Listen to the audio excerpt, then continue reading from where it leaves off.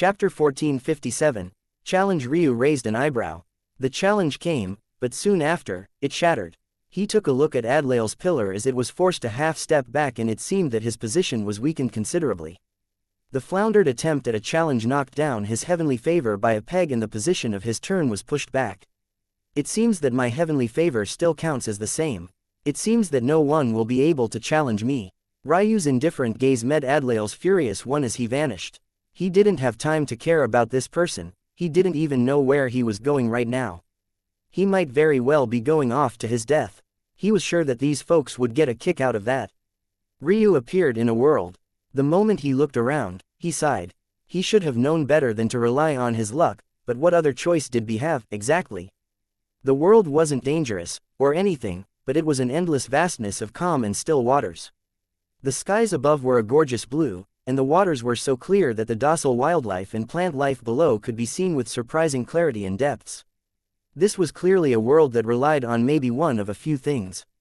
It could be tranquility, peace, and it would likely also have some large relation to water, all things his own Tao had nothing to do with, let alone with it being so weak. Under normal situations, who the world was created for the sake of was meaningless to him. His Tao could see through all things, so he would be able to figure out the essence of the challenge without issue. Now, however, Ryu took a breath and calmed himself.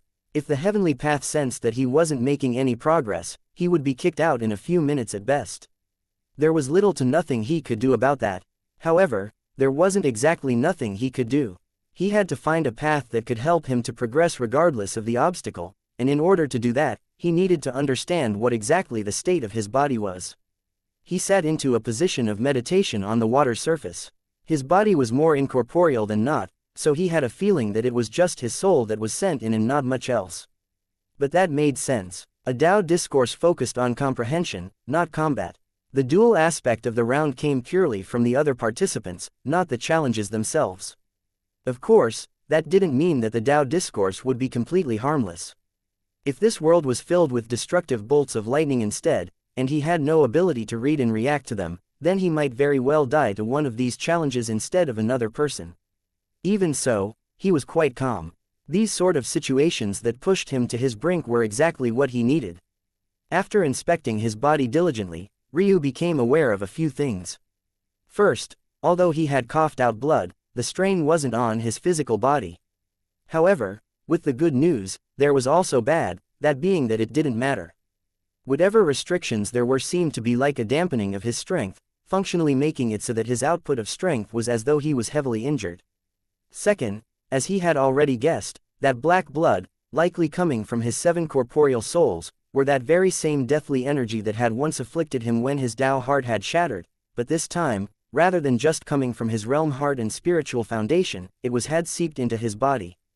All of the organs that represented his 7 spirits were covered in web-like black veins, pulsing with that dark karmic energy. His 3 souls were also impacted, his birthed soul showing the most obvious results as it was pulsing with an eerie black light different from its usual clear and uncorrupted black. His spiritual sea had gone from a clear, reflective, obsidian and oil-like black, to a black more reminiscent of thick, acrid smoke. The ultimate result was that his Tao was shoestrung and hampered. If he could get rid of these chains, it would return. But he tried to circulate a drop of embryonic chi to see what would happen and observed that it actually had some position effect. At the very least, the pain in his body receded and the pulsing black veins, well, pulsed a little bit less. At this rate, I'll need about a month to deal with it. This was just a guess on Ryu's part.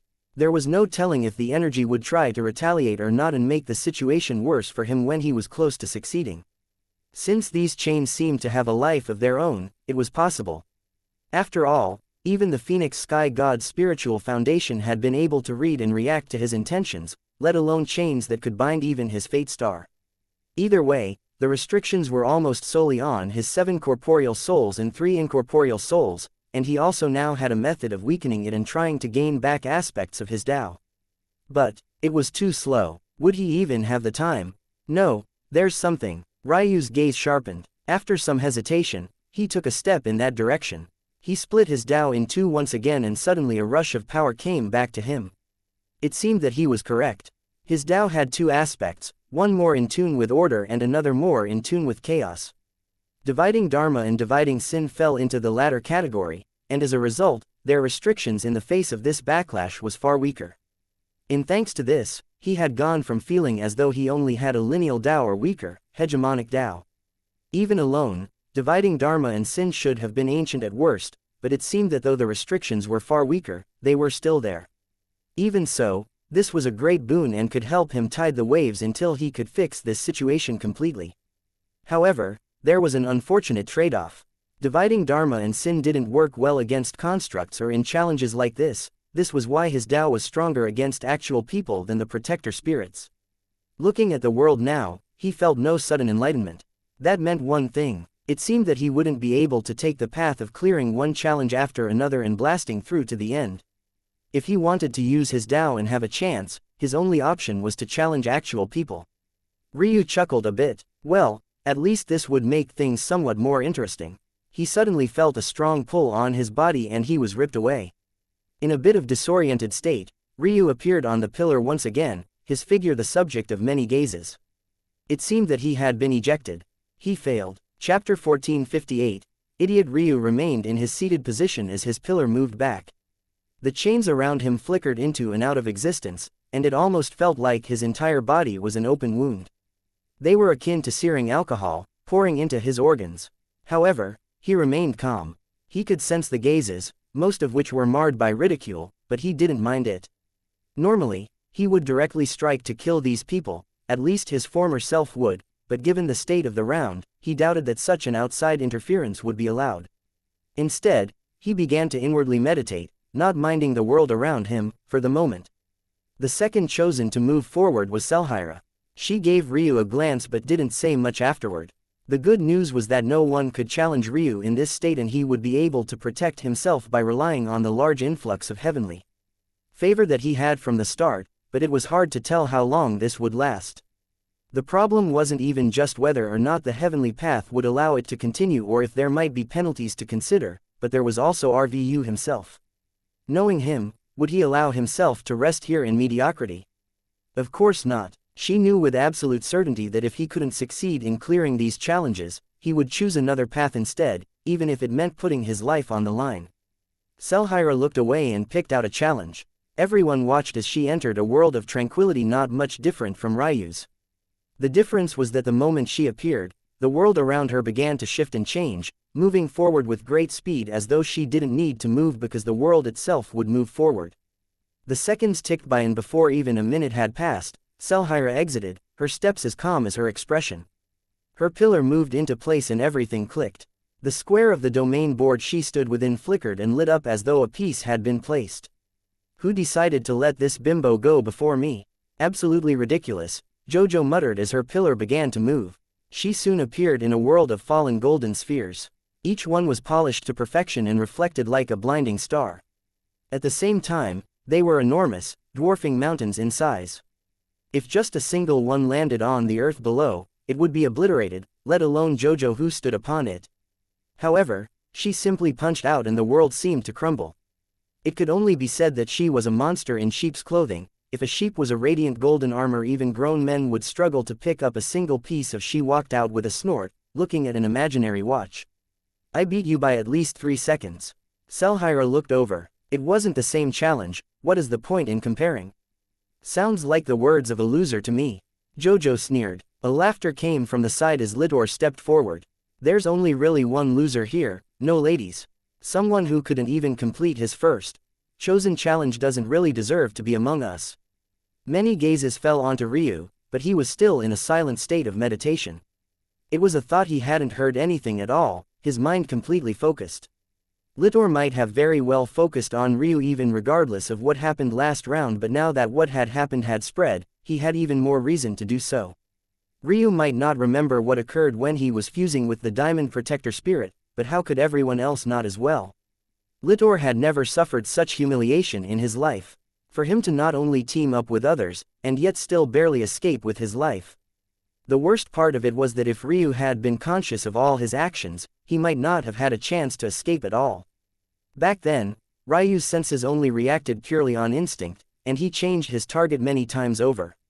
So long as you weren't foolish enough to continue attacking him, or unlucky enough to be locked onto him for pursuit, your chances of surviving were actually quite high. And yet, even with all of that said, there wasn't a single person here aside from xianxia, Jojo and Adlael who hadn't suffered at his hands, and the grudge they all possessed as a result was quite deep. Which of them wasn't a genius amongst geniuses? How many of them had never faced adversity in their lives, let alone have such a close shave with death? It was unacceptable. xianxia unconsciously almost said something, but when she remembered she was supposed to be made at Ryu, her lips pouted slightly. Not that anyone had a chance to see it beneath her veil. Trash, Litor said coldly, his pillar finally locking in place as he made his choice. However, just when he was about to enter his challenge, his pillar rumbled and a pressure descended. At that moment, Ryu's pillar shot forward even though he stayed in silent meditation. He didn't even open his eyes as his pillar and Littor's faced off. Litor's expression darkened, his gaze flashing with a dangerous light. Ryu didn't attack xianxia or Jojo, but he actually dared to attack him in this state. Are you angry about my words? Litor said with a laugh. Just die with that anger, then.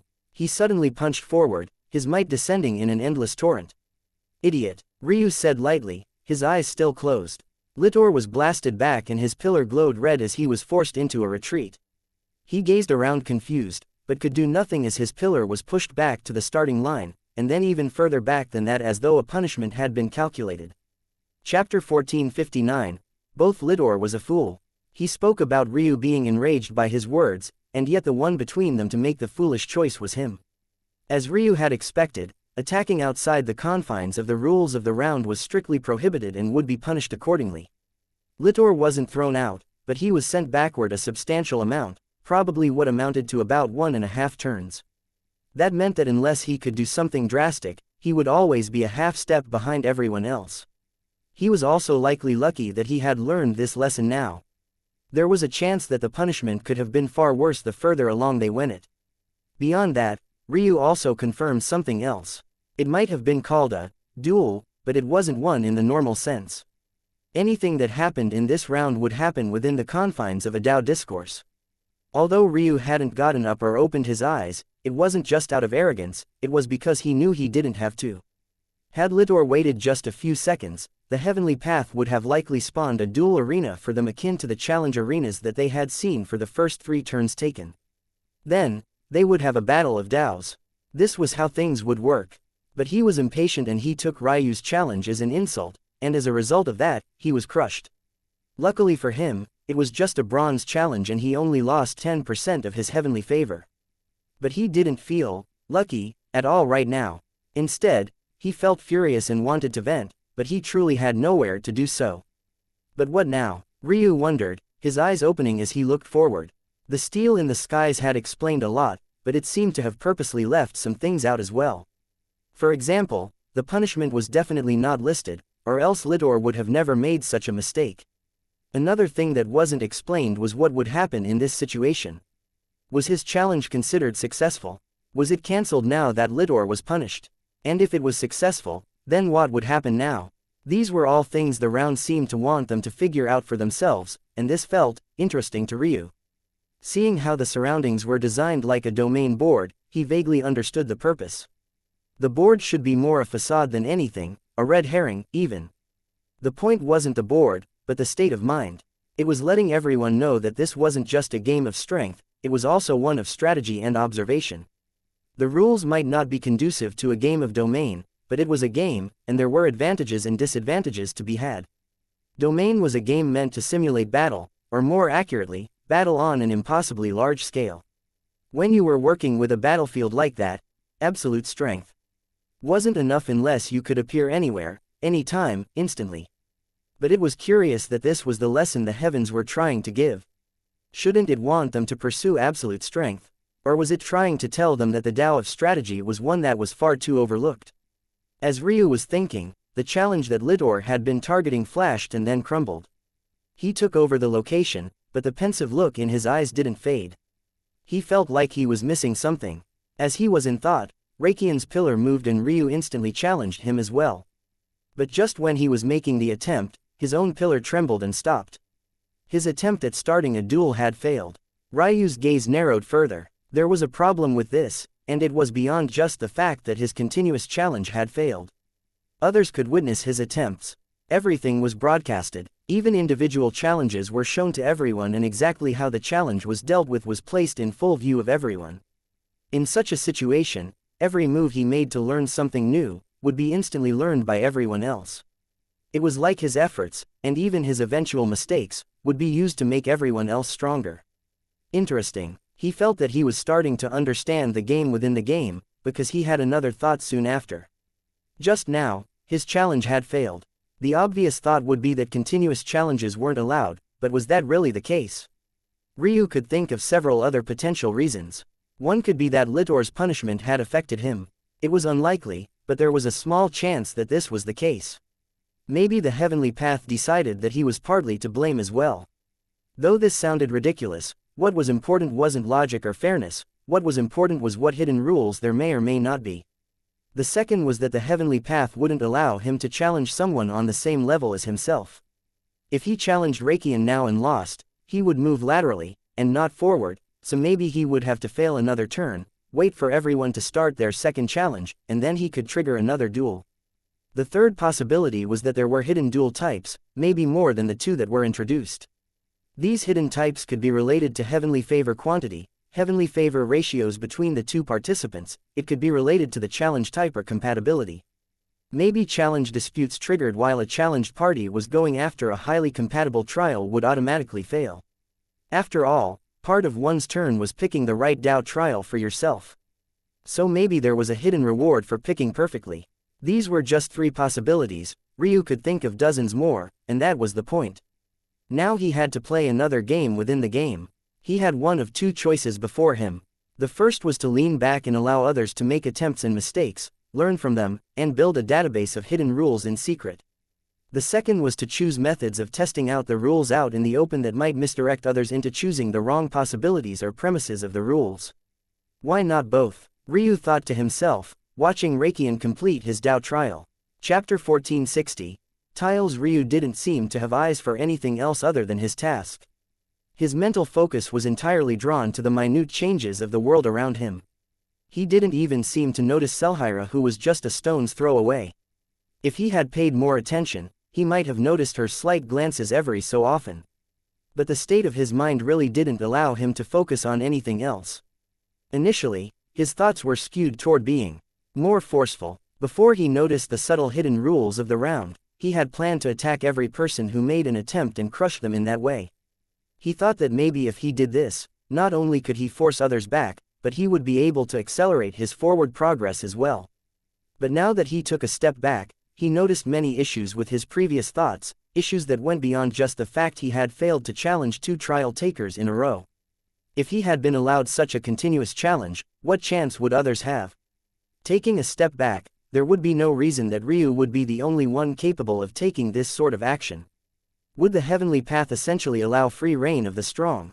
A more cynical Ryu would say yes. The heavens were cruel and uncompromising. It only wanted the strongest to flourish.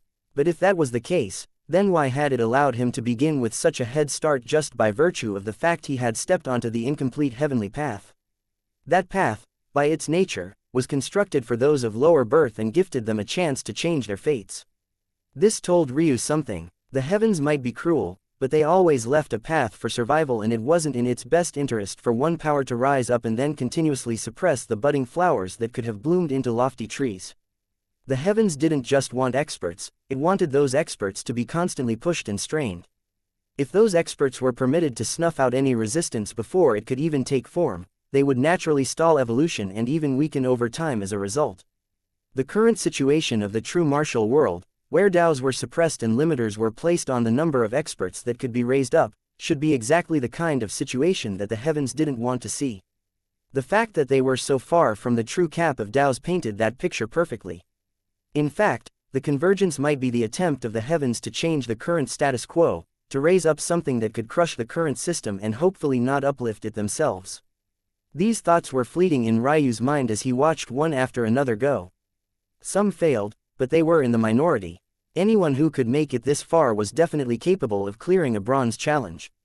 What was more interesting was how much effort they had to put in, and that was where the variability was quite wide.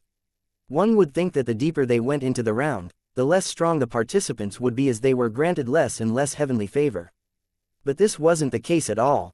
There was a roller coaster of performance levels. Some didn't surprisingly well, almost matching the performance of the three immortal deities. Some were clearly holding back in Ryu's estimation, and there were some who performed quite terribly, all things considered.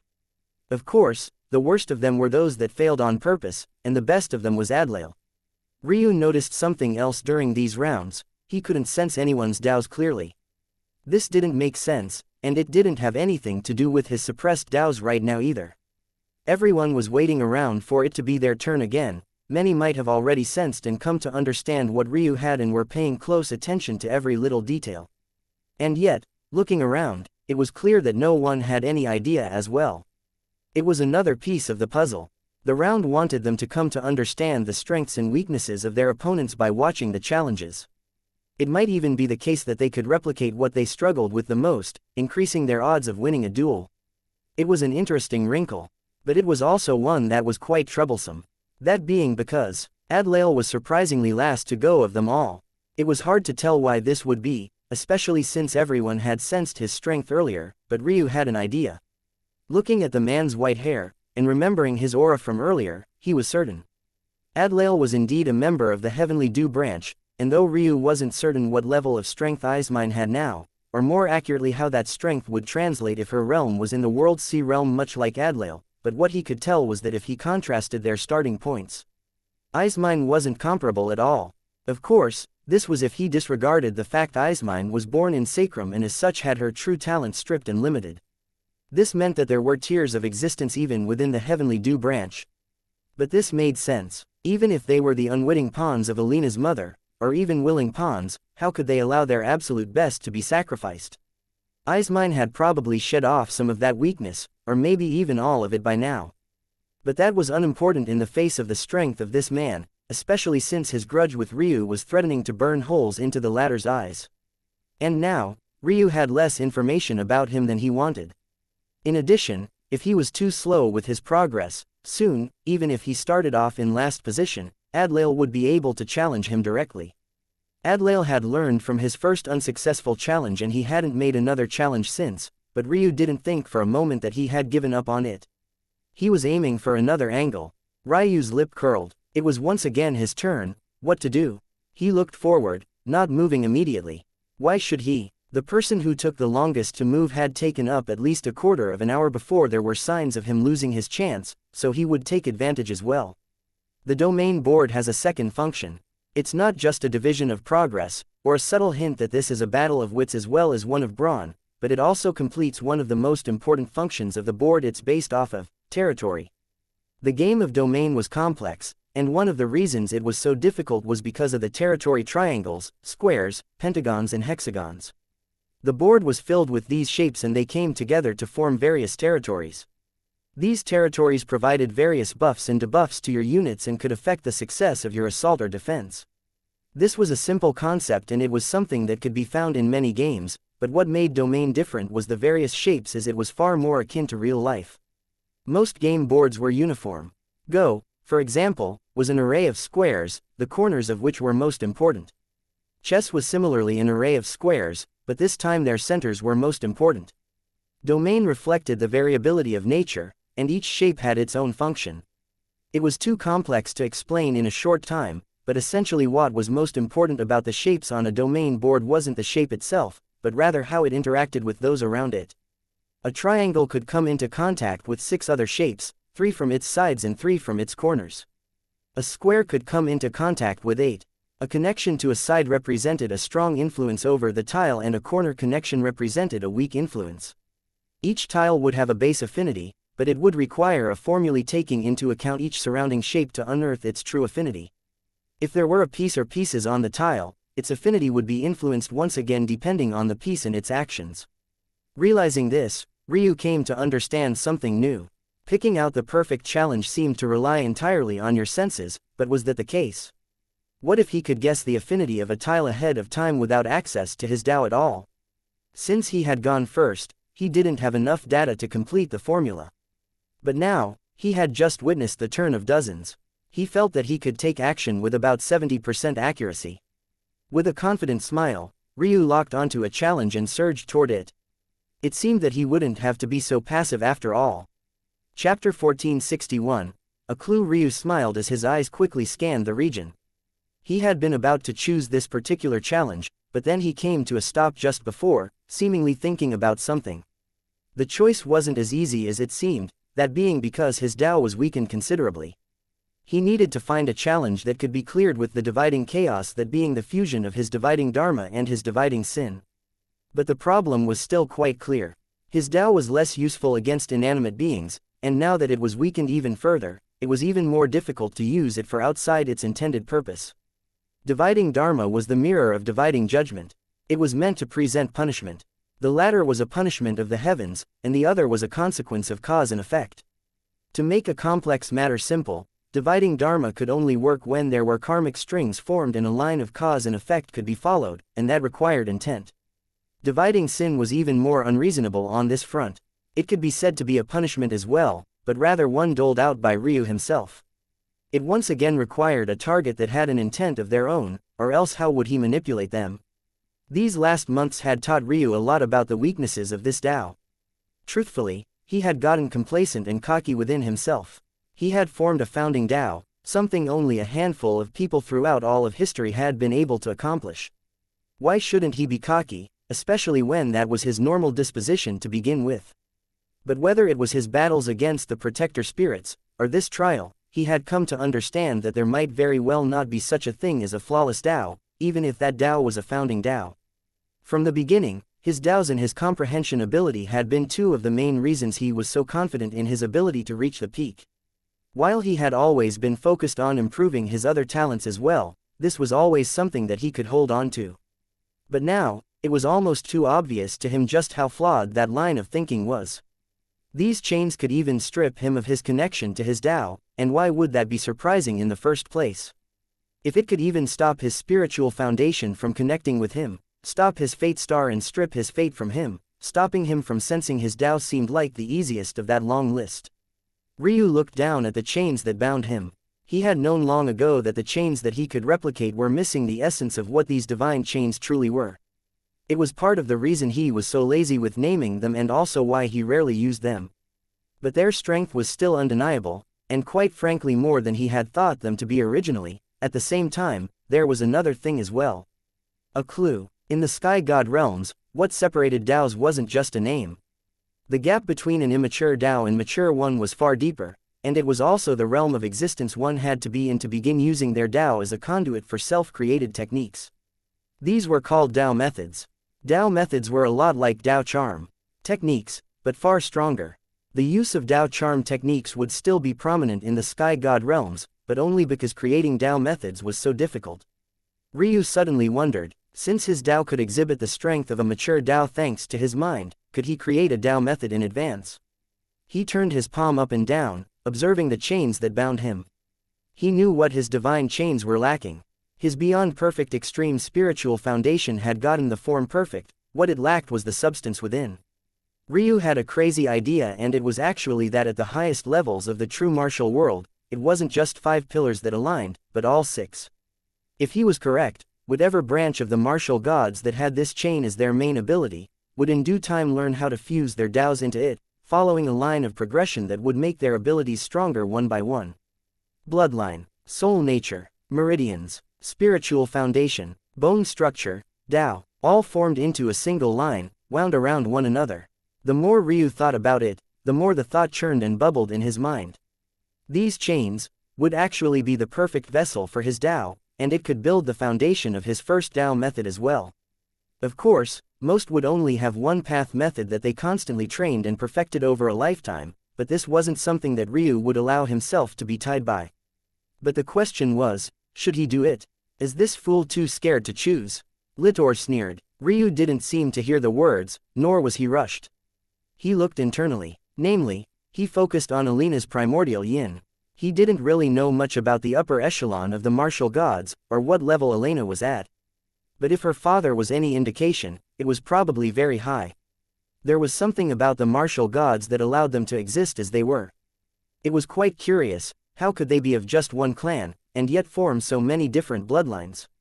Looking at the chains wrapping around him, Ryu felt that he understood, even if, albeit, an inkling. The Holy Wing clan of Sacrum had been known for their wings. They weren't real wings, but rather a manifestation of power that took shape. They didn't walk around like human birds. Rather, they only appeared when they fought. What Ryu didn't know was that the Holy Wing branch of the martial gods was a weakened corner of one of its top 3 strongest branches, the Divine Wing branch. But that information wasn't an important distinction to him at the moment. What was important was that in the past, he had thought the Holy Wings to be akin to an immortal rings. He knew that this wasn't entirely true now that his scope was much broader, but it wasn't entirely false either. What was more important than any of that, though, was his comprehension of the fact these manifestations, the Holy Wings, the Divine Wings, or these divine chains, each had a unique ability to hold spirituality. This was the best word that Ryu could find to describe it, and he felt that it was a secret that might be able to fix the weakness of his Tao. But he knew that he couldn't do it all in a single step. Even trying would be foolish. Much like his lineages, which would have taken trial and error to figure out if not for his bone structure, his Taos were much the same except far more complicated in his opinion. However, Ryu still felt that it was a bit poetic. A chain for his Tao of dividing chaos. Wings for his Tao of dividing order. There was really only one question. How would the martial gods react to this? The moment he thought of the question, he laughed. The timing of his laughter, due to his speed of thought, was barely after Litor had finished. What would the martial gods think? Why would he give a damn? Ryu clapped his hands and chains began to surge out from him. At the same time, his soul connected with Alina's primordial yin. He caught the vague outline of a pair of wings and he latched onto it. Immediately, Ryu realized that he was being too casual with his thoughts. He could feel a strong suppression against his actions. It was immovable and suffocating. And yet nothing against his cosmos fog. The resistance shattered as Ryu's cosmos fog flooded the chains in the wings, severing them from the greater bounds of existence and from the karma and fate that bound them. The process was far easier than Ryu thought it would be. His bone structure shouldn't be so strong yet. But he understood why this was a moment later. The chains were as bound to him by karma as they were to any martial god. Since his very birth, it had been tying down his fate, changing the course of his life. In a way, he had more of a right to control these chains than any junior of the Divine Chain branch. Since they had taken so much from him, he would start collecting that now. As for the wings, they were his wife's. By dominating Alina's primordial yin, they were as much his as they were hers. Who would dare to interfere the matters between a husband and wife? Chapter 1462. Ash. What happened next was unlike anything the juniors here had ever laid their eyes on. The complete heavenly path, the flawed trial of the heavens, the very location that they were certain that even Tao Lord, sovereigns and gods alike could never directly interfere in, quaked. In the white expanse of the land they were in, dark clouds suddenly formed and boomed. It was a sound so loud that it was impossible to properly describe, so much so that even these prodigies of the various heavens felt their minds collapse as their ears began to breathe. Their entire souls were consumed by fear, by inadequacy, by a willingness to drop down to their knees and obey. Ryu looked up from his seated position and shook his head. Idiot! As soon as he thought this, a pressure even more overpowering than that descended. It crushed the clouds and destroyed them to their last wisps of misty waters. The booming crackling of lightning arched through the skies, but it didn't make it very far at all before fizzling out. Ryu somewhat understood what had happened, which was why he had said what he said. The martial gods were very used to taking control of matters of fate, whether that be their own or that of their targets. This sort of power had given them a great deal of control over what they could do, even to the point that they could seal away a talent like Ryu. But this came with its own drawbacks as well.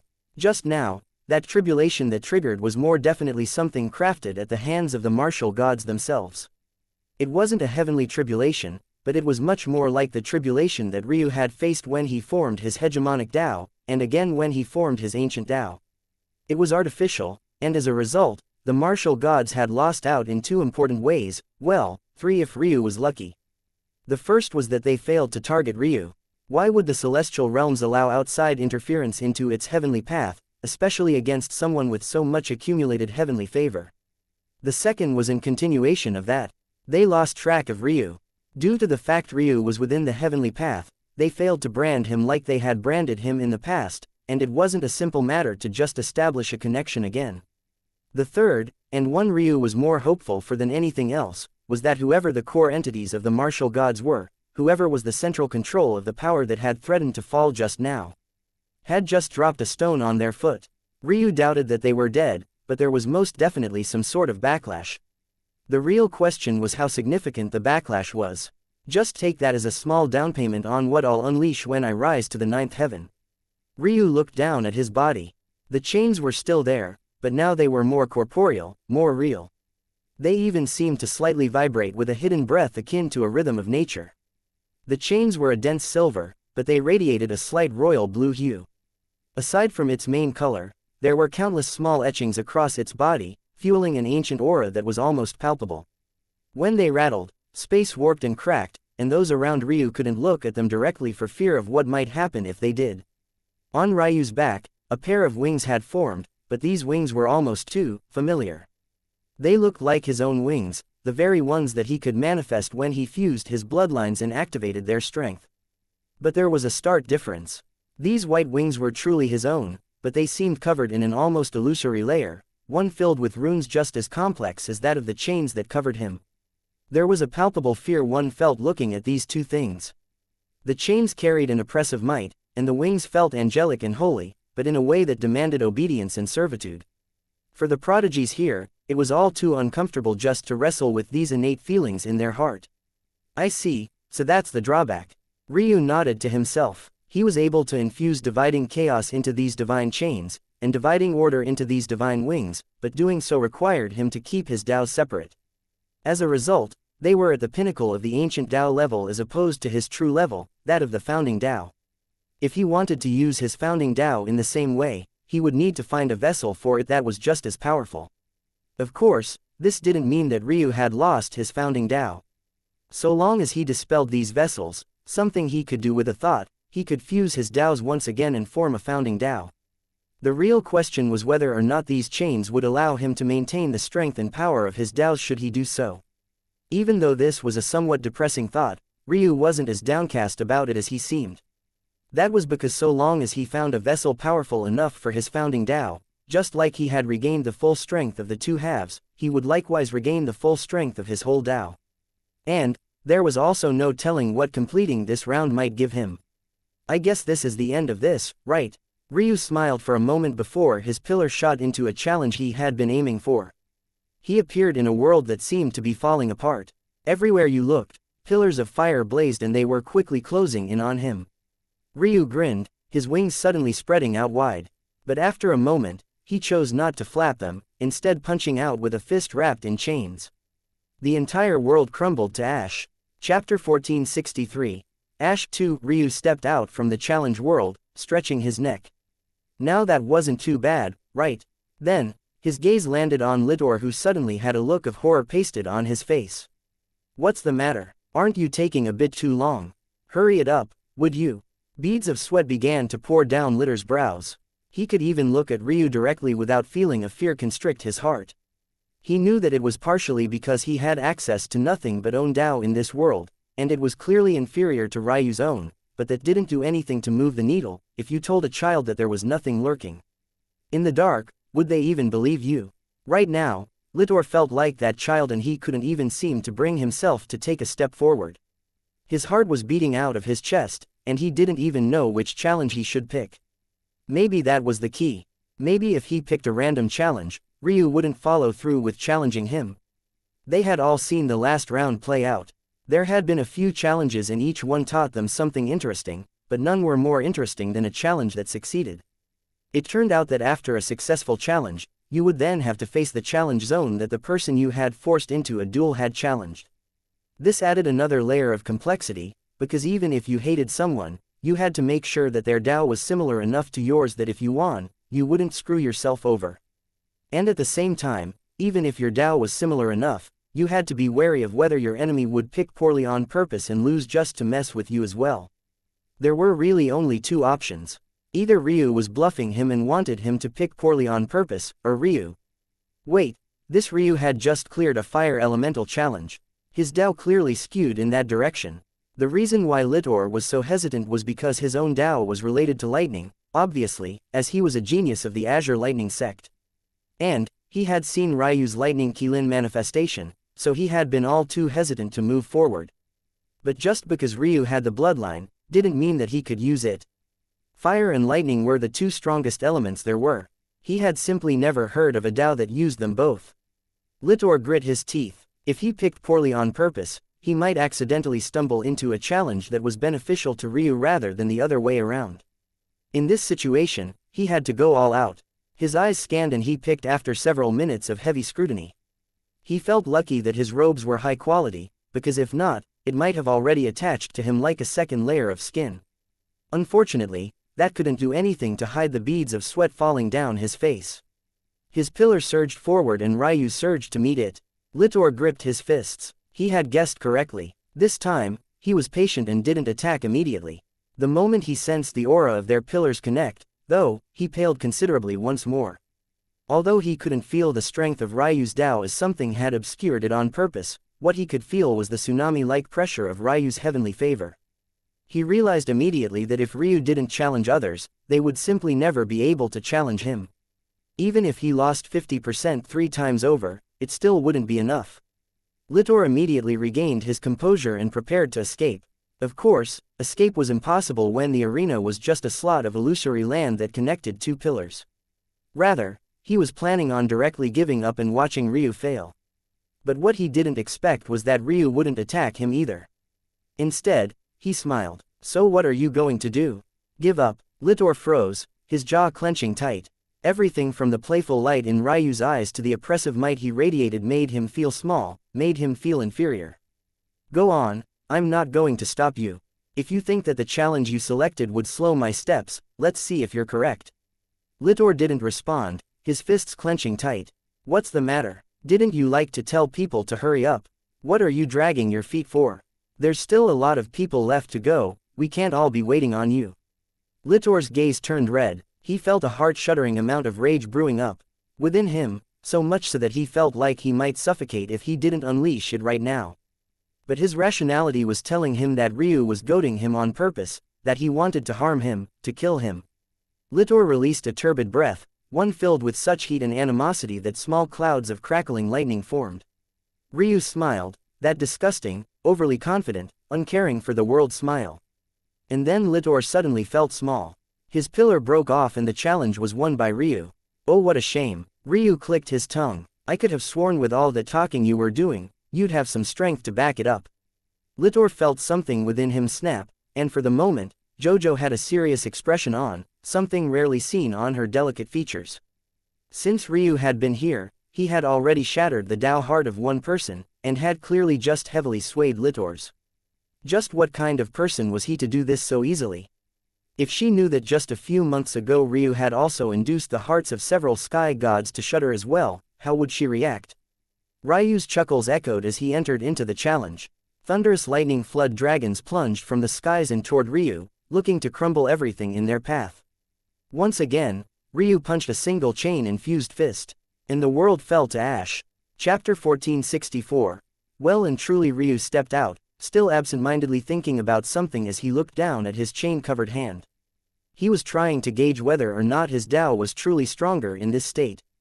Of course, having a method of using your strength, rather than just blasting it at everything, had its benefits.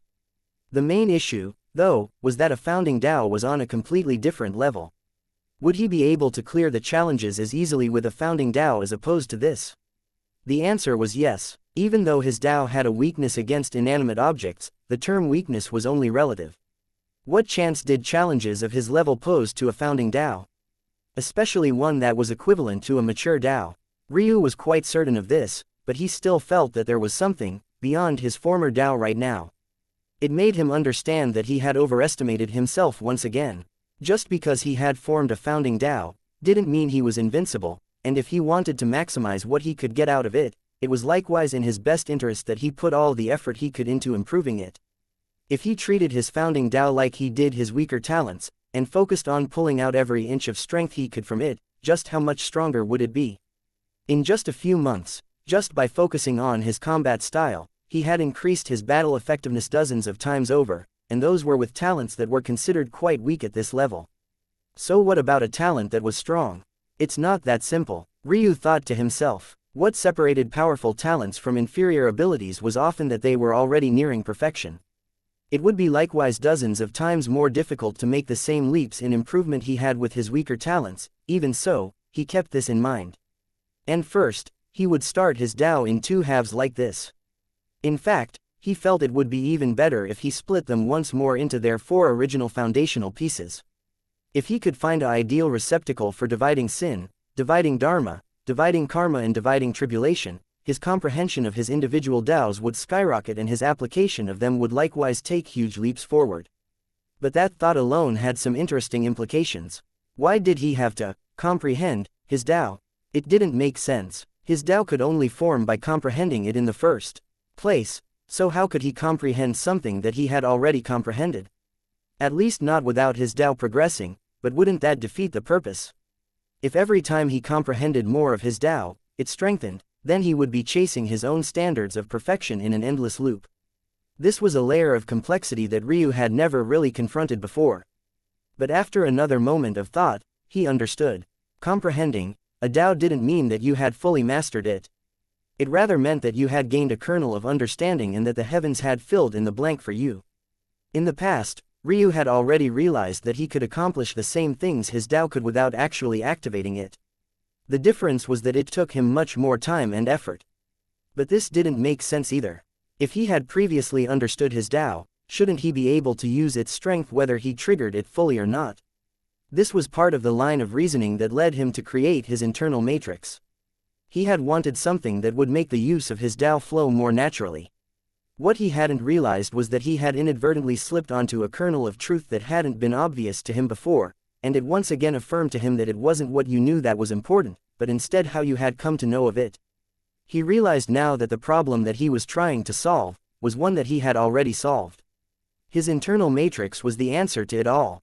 So long as he continued to strengthen his soul, the output of his Tao would always be extremely powerful. The feeling that his Tao had matured even while it was still in an immature state. Maybe that was the sign of his success. From now on, his Tao would always exhibit a tier 1 beyond its current condition because of his successful endeavor. Ryu almost wanted to laugh again when he thought to this point. He had almost stressed himself out with yet another path he had to grit his teeth and walk to the end of, but for once, he already had the answer. His aura changed and a flicker of a white flame danced between his brows. It pulsed with a radiant light and the auras of his divine chains and divine wings shifted. Then, he looked up. He seemed to finally notice Selhira's gaze on him and he grinned. She snorted, a sound that came out far more adorable than he thought it would, and looked away. But that only made the laughter he was holding on to echo. The echo was just as grating on the ears for everyone else as it had been the first time Ryu laughed, but this time, there was no sudden change to the situation, no heart-rending pressure, just the endless, undying confidence of a man who stared adversity in the eyes and came out on top regardless. The geniuses present all felt a weight on their shoulders sink them down. Selhira couldn't help but look toward Ryu again. When she first met him, he wasn't this bright, he wasn't this cheery. She didn't know what had happened in those few months he had disappeared, but the chilling wind he usually gave off had vanished, but he also hadn't suddenly become soft either. He was just, well and genuinely Ryu Tatsuya. Chapter 1465, Failed. The round became one of horrors, at least for the others. Surprisingly, Ryu began a series of continuous challenges that made others afraid to even move forward. It turned out that the rule that you couldn't challenge twice in a row was nothing more than a facade. The reason Ryu had failed to challenge twice in a row in the past was because Litor was foolish enough to get punished even before the challenge even began. The real rule was simple. So long as you succeeded in your duel and the challenge that followed it, you could continue to challenge others. And so, Ryu continued to do so until he realized that it was well and truly not worth it, at least not for now. What was the point in challenging others when they had hardly moved forward? His pillar was bouncing back and forth to the left and right rather than actually moving forward. The only benefit really was the heavenly favor, but his own was so large that it hardly made a dent. At the same time, every time he accumulated more heavenly favor, the pressure on him would increase as the backlash of the chains would increase. Though, that didn't matter to him much.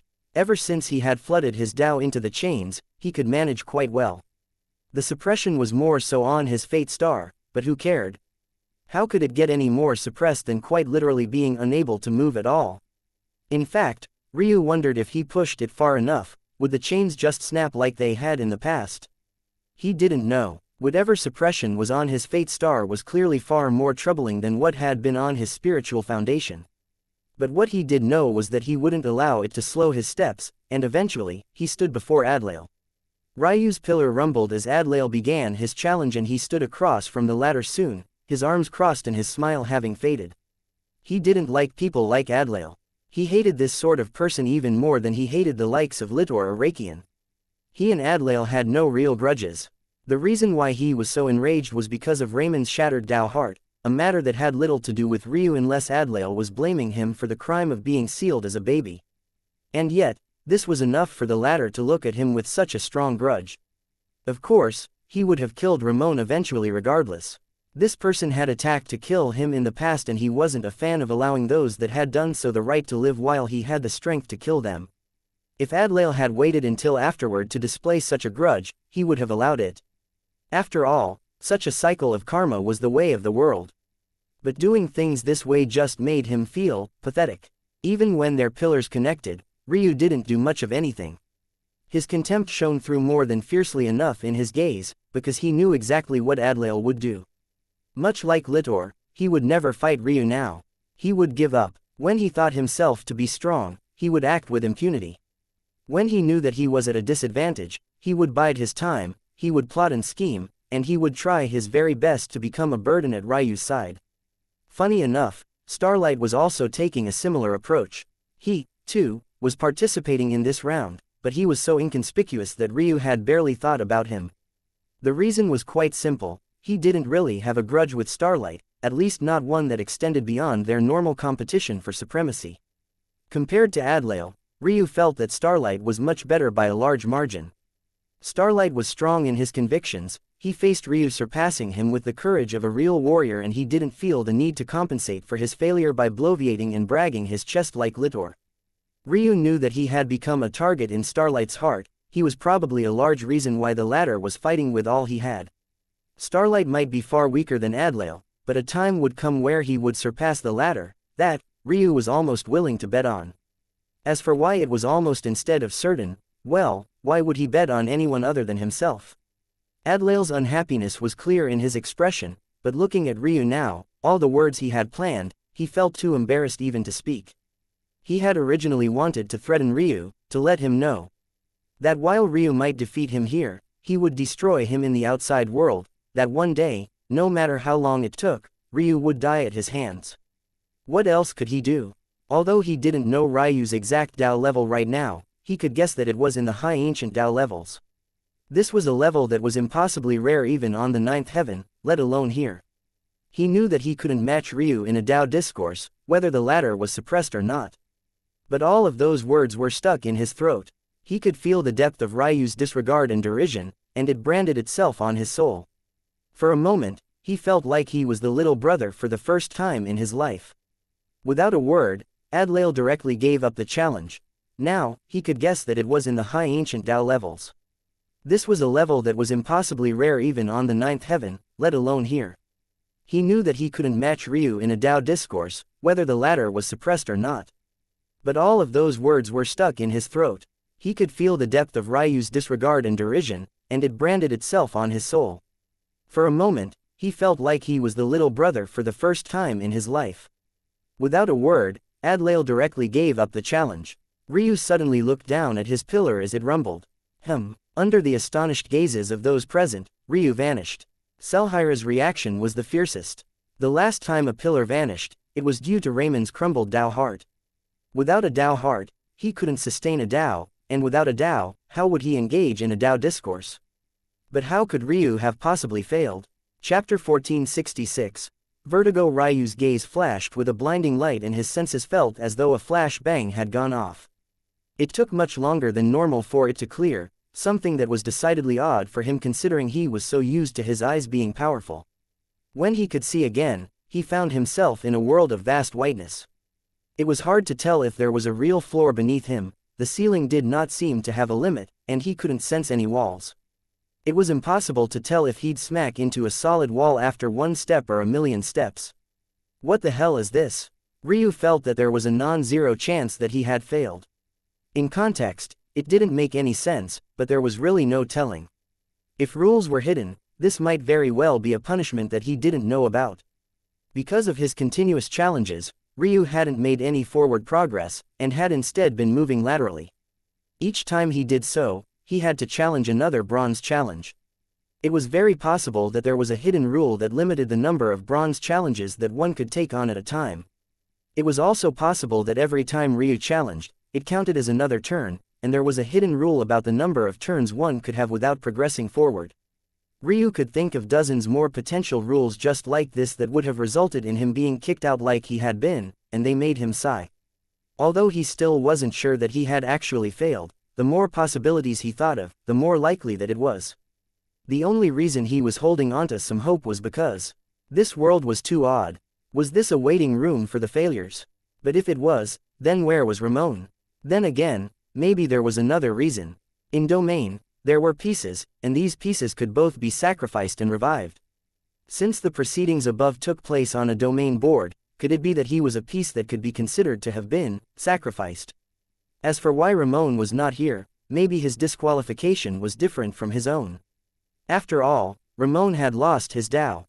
Entirely, his ability to participate was in question. If he was a piece that could be considered sacrificed, then revival would be contingent on someone other than himself, meaning. Ryu's thoughts came to a stop. He had absent-mindedly taken a step forward and a bout of vertigo made him sway. A seasick-like feeling came at him in waves and he almost collapsed. What the hell? In that moment, he felt as though his brain had been grabbed by two hands, and then sent into a tailspin within his skull. How could taking a single step make him feel like that? It was like his inner ear was completely disoriented. He forced himself to come to a stop and wanted to take a seat for a moment. But he found that even when he tried to lay down on the ground, just the act of bending down made him want to throw up. He was a cultivator of great power. He could step across hundreds of kilometers with a thought, and as someone with a spacetime soul nature, odd parallels, disorienting planes and sudden jumps and changes in speed were all things he was highly resistant toward. In fact, the new, self-created combat style he had formed for himself relied heavily on this. Never did he think that he would run into such a thing. He hacked and wheezed, his guts threatening to spill out, but then he remembered just how long it had been since he had eaten something. His stomach was completely empty, there was not even much acid to spill out and he ended up coughing at the air, a thick lump forming in his throat. Son of a bitch. By this point, Ryu was truly speechless. What the hell was this? He had already cast away the idea that he was some sort of sacrificed pawn, at least mostly. There would be no reason for this world to be like this outside of the heavens being sadistic. Unless, of course, there was a method of walking out of this world and the reward for doing so was a chance at revival. Even though this was semi-reasonable, Ryu did not believe that this was what was going on here. It was more likely that this was a separate world entirely, at least 60% likely. But why was he sent here? He tried to take a deep breath, but even the act of contracting and relaxing his diaphragm caused another bout of vertigo. It was like just trying to control his body in this world was asking too much. The good news was that, at the very least, the strength of the vertigo was much weaker. If he made his breaths more shallow, took it slower, and most importantly did not move, he could limit the dizziness to a minimum.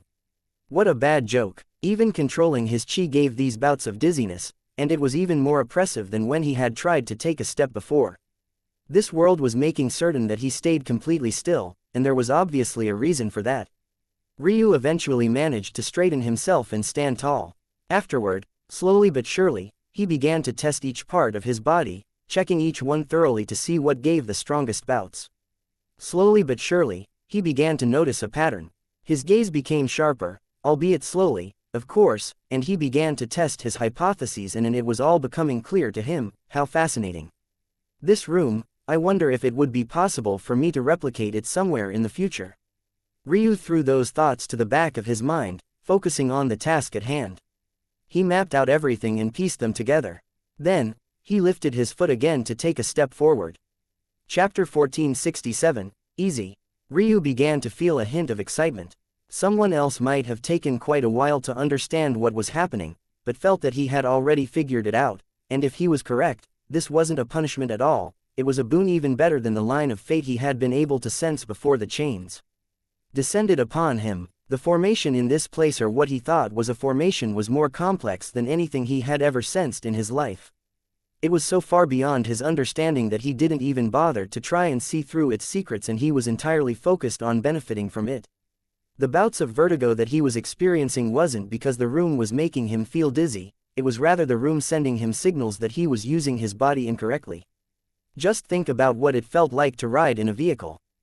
The purpose of motion sickness was the signal that told your brain that your senses were experiencing something that your body wasn't. That sort of cognitive dissonance was the root of motion sickness, and it could even be said to be an evolutionary quirk of those that had sharper senses in general. It didn't need to be explained why sharper senses were better for an individual, but what was important here was that this room was amplifying that inherent sense millions of times over. To make a long story short, it was like Ryu's senses were constantly relaying back to him that what his mind was commanding his body to do wasn't exactly what his body was doing. It took a small little imperfection, stacked them up, amplified them, then relayed all of that back toward Ryu. The number of flaws like this were so numerous that even when Ryu was trying to just take a single step, his body almost shut down completely. It seemed that according to this room, he wasn't even walking properly, let alone fighting, circulating his chi or vital chi properly. Ryu began to focus on causing minor changes to his gait as he walked forward. With the origin flame, he was able to remember every feeling and sensation perfectly, and every time he made a small change that lessened the feeling of vertigo, he never forgot it. Even as he walked forward, he found that chi began to move around him as though he was becoming in tune with the heavens. But the closer he got to that feeling, the more he felt a different discomfort, one separate from the original vertigo. He came to a stop and sighed. Nothing could be easy for him, right? He had already made such a large advancement in just a few seconds. He had planned to flawless his gait, then his run. After he did that, he would work on using his vital chi alongside that. Once he had his body perfectly in line with itself, he would then try to get his chi going properly, and then take things one step from there. If he was able to do that, every one of his movements would be in tune with the heavens. This was a bit of the strength that forming a cosmic seed would give you. But for context, if he had gotten this room from the moment after his awakening, he would have gained some of the strength of a cosmic seed realm expert from the very beginning. Ryu had learned of a bone structure that could be perfectly in tune with the heavens before, vaguely. It was a true origin grade talent, one known as the heavenly harmony bone structure. From birth, those born with this bone structure were able to battle leagues beyond their cultivation level just based on this one ability alone. As an awakening realm expert, they'd be able to defeat divine vessel realm experts already after having just completed a single rite. The gap between them and everyone else at the start was that wide. Of course, the benefit of being in tune with the heavens would begin to decline after entering the cosmic seed realm, as everyone else began to slowly gain this strength as well. But this was only one ability of the bone structure, and it also didn't take into account the improvement of said bone structure as its owner strengthened as well. This room was giving Ryu an opportunity to mimic some of the effects of that bone structure. Using his perception alone, unfortunately, Ryu sighed, rubbing his forehead. He had just become a child of chaos. Although it was only at the initial success, the benefits were there already, albeit suppressed in this round due to the focus being entirely on Tao. His child of chaos constitution was interfering with his ability to benefit from this boon. How could he be in tune with the heavens when his body was literally formed to reject the heavens? If he kept pushing and succeeded, he would actually go backward. His alignment with the heavens would cancel out his child of chaos constitution, and he would then just become normal. At least that was what he speculated. He couldn't be certain. But the feeling of discomfort was clear and obvious. The moment his alignment reached a certain level, it began to push against his constitution, and the clash was already starting to weaken them both. And that was just with him fixing the rhythm of his gait. The alignment would definitely grow far stronger once he began to line up far more important things with the will of the heavens. Nothing can ever be easy, huh? Ryu fell into deep thought. There had to be a way out of this. This room was either based on a timer, or he had to walk out of here. If it was the former, it was fair enough, but if it was the latter, wouldn't he be stuck here forever unless he could resolve his two halves? His immediate go-to was his bone structure once again. It had helped him out of a countless number of ruts just like this one. But How could he separate himself from the fate of the heavens themselves? Especially when it was at the heavens that had bestowed this bone structure to him in the first place. Chapter 1468. Muscle Memory. Ryu's frown deepened, a look of deep contemplation on his face. He realized now that even using his mind in this place had quite some effect on him, but for him to not have noticed the vertigo meant that his mind was already working on a scale of near perfection. That was at least some good news. He didn't know how he would fare if he couldn't even think straight without being sent into a tailspin. Even so, that didn't really help him with his situation. If anything, the fact his mind was so close to perfection just meant that he had even less room to make improvements to the rest of his body. It was no wonder he had entered the threshold so quickly. He had only barely just begun to fix his gait, and yet the energies of the world already began to resonate with him. Wait a moment, Ryu frowned. There was a very obvious question here. How was his mind so close to perfection? No, more accurately, how was it that it had come so close to perfection without him noticing first? Just subtle changes to his gait had made it so that he could feel the energies of the universe swirling around to his cadence, to his own rhythm.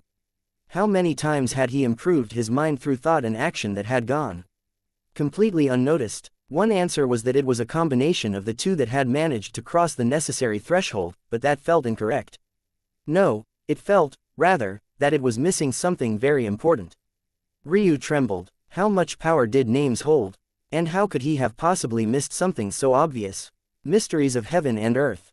The answer was within his eyes. How was it that pupils had such a large impact on his comprehension ability?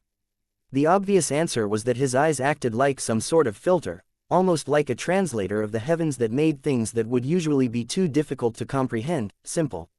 But Ryu knew that this wasn't the exact truth, or rather, it wasn't the whole truth. The eye wasn't some separate organ, it was part of the body. And the so-called pupil was just a hole, with extra steps, allowing things into it. The actual eye had countless little fibers that extended into the brain, connecting with it, and then the brain would make its own interpretations of the information brought forth. It could be said that a pair of heavenly pupils weren't just the pupils themselves, but also the alterations it made to the mind. As for why pupils could be stolen without also swapping out your brain, it was because once a connection was made through those fibers, the changes would naturally progress. This was why after stealing a pair of heavenly pupils, those thieves would often spend months to even years, keeping their eyes covered in darkness as those changes took place.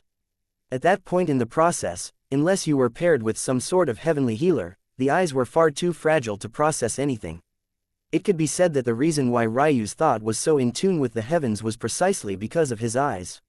And the only reason the attunement wasn't perfect wasn't because of something he was lacking, but rather because his eyes were still sealed. If he had to guess, if his eyes were unsealed right this moment, he would be able to perceive the change immediately and everything would snap into place. But that led back to the very first question. Why was it that he couldn't perceive this? And he knew the answer. The answer to this question was the very same as his first. All of the subtleties of the word around him, the moving shapes of universal energies and the gorgeous tapestry that they laid out. They had always been there. They had been there for so long that he hadn't even been able to tell a difference between the real world and what he could see of it. All of it was being filtered through his eyes from the very beginning, or more accurately, they were his eyes, like a perpetual transmit that was cast over the world. His eyes were akin to a child of order constitution concentrated into his pupils. But then what did that mean for him? In this situation he was currently stuck in, what good were his eyes that were still sealed away? Well, why was it that his eyes seemed to advance every time he made a cultivation breakthrough? In fact, why was it that after his breakthrough into the cosmic seed realm, and then the world's sea realm beyond that he was finally able to enter his inner world again and notice that his wives had vanished? It was because his eyes needed this attunement, they needed this sort of harmony with the heavens to finally complete their evolution, to take that final step and finally be unsealed. And he bet that once he completed this, the moment he stepped into the sky god realms once more, his eyes would return to him. And right then, Ryu Tatsuya would well and truly be back. That just left one last question, a new one that he had formulated as he finally came to this conclusion. How could he take that step? How exactly could he take this comprehension and transmit it into his eyes instead? Ryu thought for a long while, not quite having an answer. In theory, everything lined up. But how was he supposed to transmit something that his body was doing into something his eyes? They weren't even quite connected. The only way he seemed to feel that this was possible would be if he rewired his entire brain such that what was filtered through his eyes could be conveyed directly into his muscle memory as well. But there was no precedent for such a thing, and he even had a feeling that it bordered on ridiculous pseudo-science that would sooner get him killed than give him a solution. Wait, muscle memory. Chapter 1469. Martial forms. Ryu's gaze became so fierce that he directly ignored the vertigo that came from his sudden movement.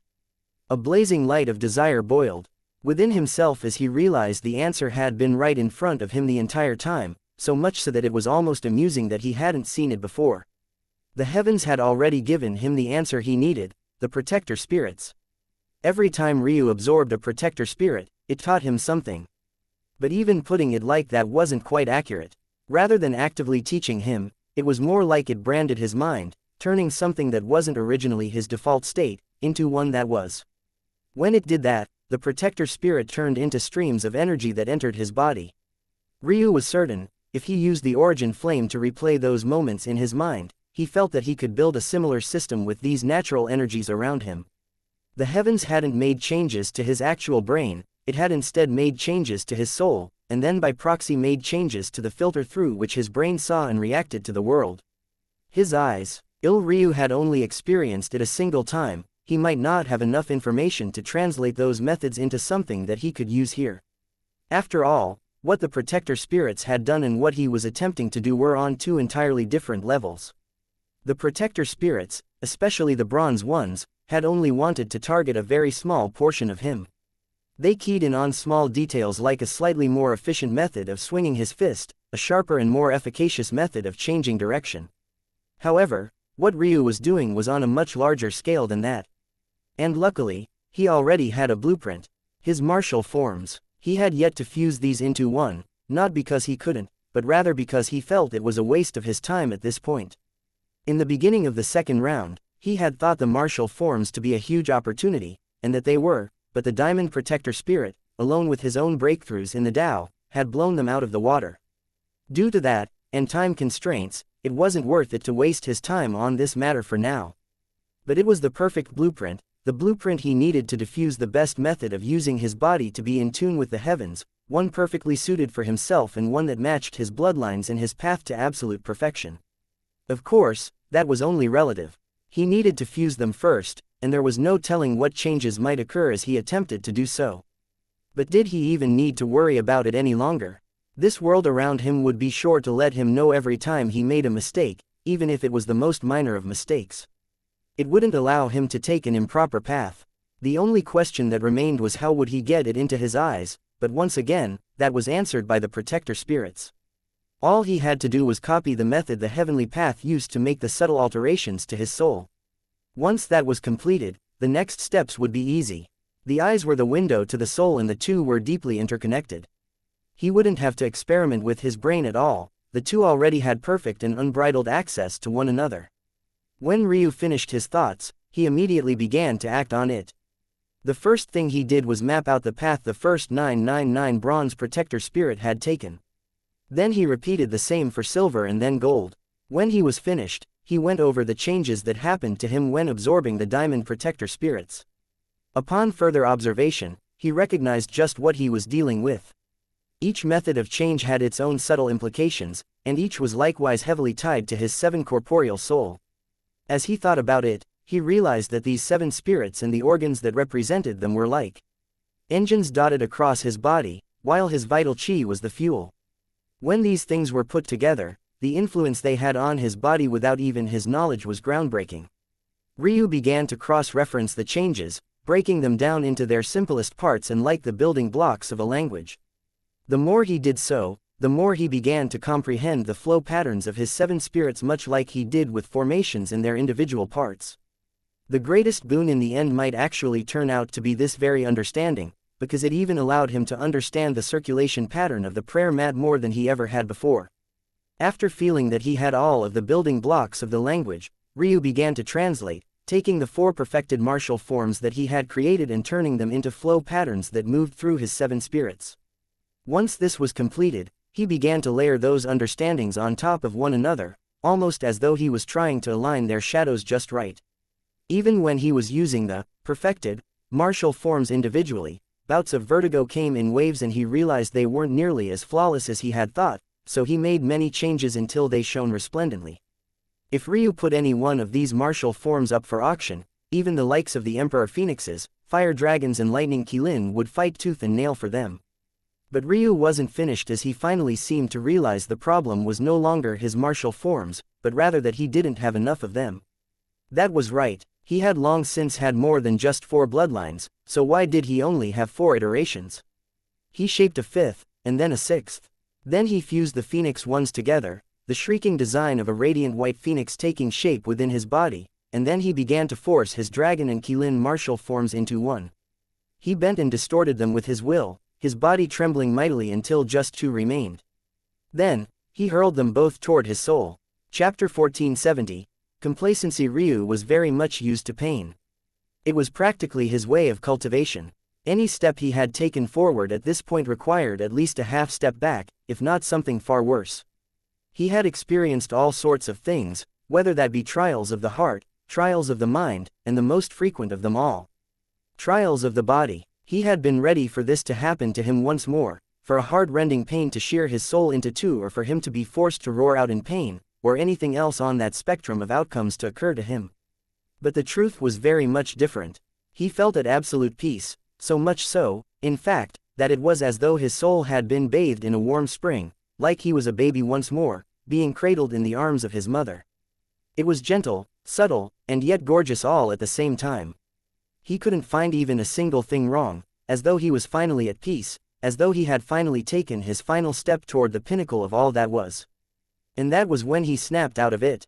His gaze turned sharp as he looked around. All around him, the vast expanse of whiteness was still there, endless and without defined borders. Just what had that feeling been just now?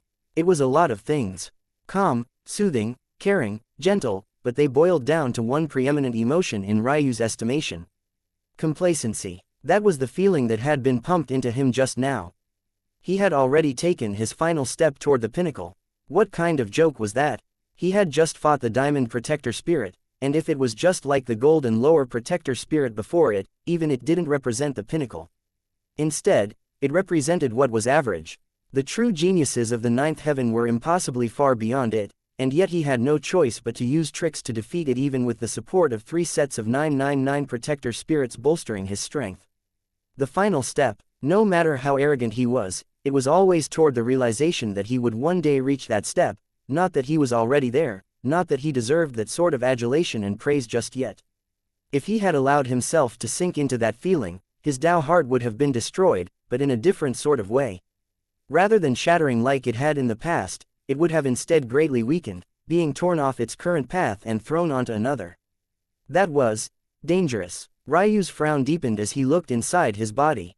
In this world, he had no way of telling if his eyes had grown sharper once again. How could he tell when there was nothing more than expanse of whiteness? Within his spiritual sea, though, he could vaguely feel a hint of something new. That uncomfortable nudge within him had vanished, and when he took a step forward again, the world changed. Golden runes danced and a swirl of power surrounded him. When he walked, when he breathed, even when his heart beat just a single time, it was like a dense rhythm, pulsing and beautiful. It was hard to tell just exactly how much more powerful he had become, and he was surprised to realize just how uncomfortable it all was. It wasn't his body that felt uncomfortable. Every movement he made was absolutely perfect, and it didn't lack in any way. He had never felt more healthy in his life, and the feeling of vertigo had vanished completely. Instead, it was his mind that felt uncomfortable. He could tell. The strength of this ability would be dependent on where he was. If he was on the 9th heaven, of course the ability would be far stronger, as there would be stronger laws to weave under his net of control. But, likewise, if he was on the 1st heaven, it would weaken considerably. This wasn't too bad, as this was what happened to all those that relied on their talents for their strength. The likes of Ramon and Adlael were most definitely far weaker in the 6th heaven than they would be on the 7th, same went for Jojo or Selhira.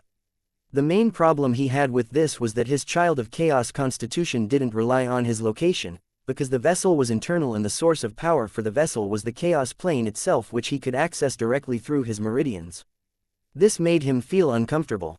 He no longer hated the heavens, but he had come to like having the control of his abilities in the palm of his hands. It wasn't just about satisfying his own vanity either. Once his child of chaos constitution grew to power, it would suppress his child of order constitution depending on the region. That would cause an imbalance, similar to what he was feeling now. Of course, this wasn't the strongest his child of order constitution would be, as it was reliant on his eyes and his cultivation level. But Ryu knew that there would only be so much he could mitigate this risk in the future. Unfortunately, this wasn't a problem that Ryu had the ability to fix. He racked his brain for a moment, but eventually shook his head. He was being too greedy, expecting everything to be perfect immediately. That was never how his path of cultivation had worked, so why would it start to work like that now? Plus, this was far better than any gift he had ever been given before. Even under a soft estimate, his strength had increased by at least 100-fold. Even when he stepped onto the seventh heaven, he shouldn't fall behind those that would regain the maximum access to their talents. Now, he only had one task left. He had to get out of here. Chapter 1471, Out to Get Me. Ryu shot forward with blazing speed. As he moved, the world of white began to twist and warp as the golden runes around him grew more and more dense. Just by perfecting his running form, he had gained at least a 10% addition to his speed. Whether it was the recruitment of his muscles to explode forth at once, or the stabilizing of his core in maintaining an upright posture, or the smooth transition from ground to forward momentum, the springiness of his calves and Achilles up to the perpetual motion of his arms. Everything was absolutely perfect. A running coach might shed a tear watching him, and the heavens seemed to continuously praise him as a result. Bang! Ryu suddenly came to a halt, a large number of swirling golden runes spinning around him, layering upon one another in a complex formation and then suddenly sinking into his body. Ryu raised an eyebrow when he saw this. He actually felt his cultivation bump up by a small level, so he would get rewarded for being in tune with the heavens by the heavens cultivating for him. How ridiculous! Someone born with that bone structure would be an absolute monster at this sort of pace. They might enter the sky god realms before they were even 10 years old. That sort of pace was something Ryu couldn't even keep up with. Ryu could tell that he had lost quite a bit of efficacy from the attempt to help him cultivate. The heavenly favor had been neutralized by his chaos chi, and there didn't seem to be a workaround for this. Even so, if he relied on just this and now his embryonic chi at all, he felt that he could reach the middle world sea realm in about a month or two. That pace was absolutely ridiculous. Even geniuses of the seventh heaven like Jojo and Selhira spent years in individual world sea realm stages. Ryu would have never been that slow thanks to his embryonic chi, but just the fact this ability alone had helped him like this was world-changing. It was like he could translate his comprehension ability directly into cultivation speed, and that was something that would truly put the world on notice. Ryu shook his head and looked around. As expected, he was once again the treasure room, but this time, he was absolutely certain that it was the final treasure room. It seemed that he had been too paranoid before. The heavens hadn't punished him or disqualified him at all, instead they gave him a one-way ticket to a round all on his own. They might as well have gifted him strength on a silver platter. Of course, Ryu knew that this wasn't true. That round, to anyone but him, would have been nothing more than a hellscape. It was truly that bad. If not for his heavenly pupils and his breakthrough in creating his own cultivation method, he would have been stuck, completely unable to move. If even thinking gave him those terrible bouts of vertigo, how would he even figure out the purpose of the round? It would have turned him into a vegetable before he could even realize that it was an opportunity. And even if he did realize that it was an opportunity, so what? How would he have been able to logically find a way out if even thinking would make him want to vomit? It could be said that Ryu had lucked out, and he had come out far stronger on the other side as a result. And now, he was being rewarded again for being rewarded. These days truly weren't bad to him.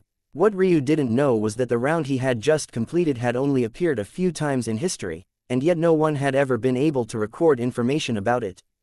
The reason was simple: everyone that had ever entered it had died. There was no time limit to the round. It was either you managed to walk out, or your life would be forfeit. The heavens weren't nearly so kind. Ryu, though, wouldn't have cared even if he knew, and that wasn't just because of his arrogance either. Who would be able to focus on something so depressing when there was a mountain of treasures before them? For as far as Ryu could see, God treasures like the walls, each one sitting on their own little pedestals. The weakest of them were Lord treasures, and yet they were in the minority.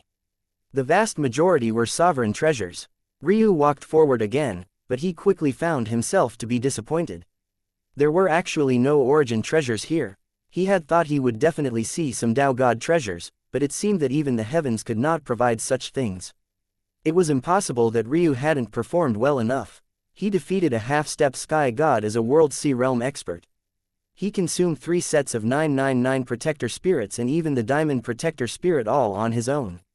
He performed so well in the 3rd round that the heavens created a new test for him, and even that he had passed as the only Sim in its history. That meant only something. The heavenly path simply didn't provide a chance to exchange for origin treasures. Ryu shook his head. This was a great shame. He had little concern now, but there was something still lingering in the back of his mind, and that was his beyond perfect extreme spiritual foundation. He had stumbled upon Infinity Mist, and had managed to complete his origin flame, but he still needed many more rewards of similar level to finally break it free. Unless he did that, he wouldn't nevertheless think about entering the Sky God realm. Although those lines of fate he had gained had disappeared, he still knew the path ahead for his chaotic silk meridians. If he didn't break through with both of his spiritual foundations, he could be forced to lose one. Ryu shook his head. He was fine, he was a ruin master. If anyone could locate those treasures, it was him. Just as Ryu was thinking this, a message appeared in the skies. When he read it, his lip twitched. These fucking bullshit heavens. I swear I should have never given you the benefit of the doubt. You're plotting against me after all. Chapter 1472. Unexpected details. Ryu shook his head. The heavens were giving him a choice. Either he could pick 5 treasures from any of the given god treasures here, or he could receive a divination of fate that could be used to bring him toward exactly what he needed to perfect one thing. Ryu assumed that this, one thing, was meant to be a limiter on what he could ask for. For example, he couldn't just ask to perfect his path of cultivation itself. He actually didn't believe that the heavens would stop him from asking such a thing of it. The problem was how much quality the response would have. Someone might jump at the chance, but Ryu, as a ruin master, understood better than anyone else what it truly meant. One thing, translated in this context, wasn't about quantity, necessarily, or at the very least, not directly. Rather, it was a hidden warning about the breadth of the requests heaven would allow. One of the most poetic and enigmatic lines of all cultivation was as follows.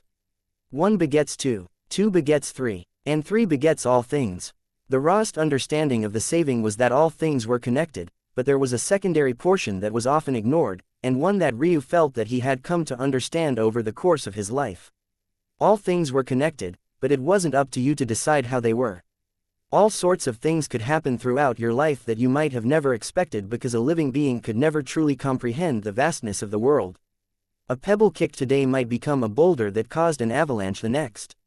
The fluttering wings of a butterfly might create a storm thousands of miles away, and one seed of cultivation planted now could become far more broad and all-encompassing in the future. It was the heavens giving a subtle warning. Start small, and you might receive a great many things in return. Start too large and you would miss the forest for the trees. The heavens would never leave a message as crude as, pick one thing. The only explanation was that there was a far deeper meaning to it, and it was yet another test. Even though he saw through it easily, Ryu still felt that he was being screwed over. The heavens might be able to divine exactly what he needed and where exactly to go to get them, but he would likely still have to risk his life to do so. And yet, on the other hand, he could pick out 5 god treasures. It was clearly dangling this matter in his face. He could practically imagine the warriors of heavens up above getting a good chuckle out of this ridiculous farce. Did these bastard heavens even understand what it meant to be able to pick out 5 god treasures? There were dozens of lord treasures here, hundreds of sovereign treasures. Even the whole of the 8th heaven might not have this many accumulated treasures across all of their powers. A single pinnacle power might have a total of 5, and yet the heavens were giving him an opportunity, right here and now, to match them with ease. He spotted a defensive treasure just now, that even without his input, was indestructible against attacks of beings below the transcendent realm, and that was at no cost to himself. If he chose it, he could literally slap a perfect sky god across the face and they would be able to do nothing to him. As he grew more powerful, the treasure would likewise become more exaggerated. Just upon stepping into the sky god realms, he would be immune to any attack beneath the omniscient realm at only a small cost to himself. At that stage, he would be able to block dozens of attacks as he attempted an escape. And why would he need to worry about escape when there was another treasure here that could forcefully teleport either himself or any enemy beneath the transcendent realm away? With his spacetime soul nature, he would even be able to raise it a level and do the same to transcendent sky gods. The idea of being able to forcefully teleport a sky god away without them being able to resist was absolutely ridiculous. Being able to teleport yourself away sounded like enough, but what if you happened to be fighting over a treasure with a sky god, in which case you teleporting away would mean losing the treasure? This might be a situation that Ryu would find himself in very soon, since he needed to find more origin natural treasures for his beyond perfect extreme spiritual foundation. And yet, he would only be able to choose one or the other. If detecting treasures was his problem, there was a perfectly good compass treasure right there. It could lock onto any natural treasure beneath the Lord Realm within 1,000 kilometers, and it could even become the center of a confusion array that could fool the eyes of any beast beneath the Lord Realm for long enough for you to snatch it. Ryu missed the ability to just be capable of casually detecting treasures like that. He truly missed his wife. Of course, there were treasures here that could likewise increase his offensive capability to an insane degree. It felt like the heavens had whipped out their cock and started pissing all over him, because in the distance, he secretly saw a pair of great sword staffs. Just how rare were sword staffs as a weapon, let alone dual-wielding them on top of that? What blacksmith would waste their time forging a pair of identical great sword staffs aside from himself? And yet, there they were, too. Sovereign-grade great sword staffs that also radiated an aura of time and space. He could make them as light as a feather, as heavy as a black hole. He could use them to amplify his control of space even more than the spectral wind wings allowed him to, and they could multiply his layered usage of space with incomparable ease. The best part was that they came outfitted with 2 domains, one for each. One was a time domain that could freeze even a perfect sky god in time for an entire second. Against someone of his level, he would practically be invincible with this treasure. The other was a space domain that could be used as both an absolute attack and an absolute defense. He could form spatial shields that could block even the attacks of false sky gods casually, or he could use a charged attack that could kill a false sky god just as casually. The worst part was that that wasn't even the only one pair of greatsword staffs present. There was another pair, but this one was wreathed in fire and lightning, one a gorgeous sapphire blue and the other a beautiful ruby red. At that point, Ryu was certain. The heavens were doing this on purpose. They wanted him to pine for these treasures, and they had even perfectly picked out these treasures for him. Maybe some heavenly messengers had even forged these weapons specifically for his sake. Even so, the reason Ryu was so frustrated and irritated wasn't because he was deliberating on what to do. Instead, it was because he had already made his choice and he was annoyed that the heavens were testing him. No matter how much he changed, that part of him would never change.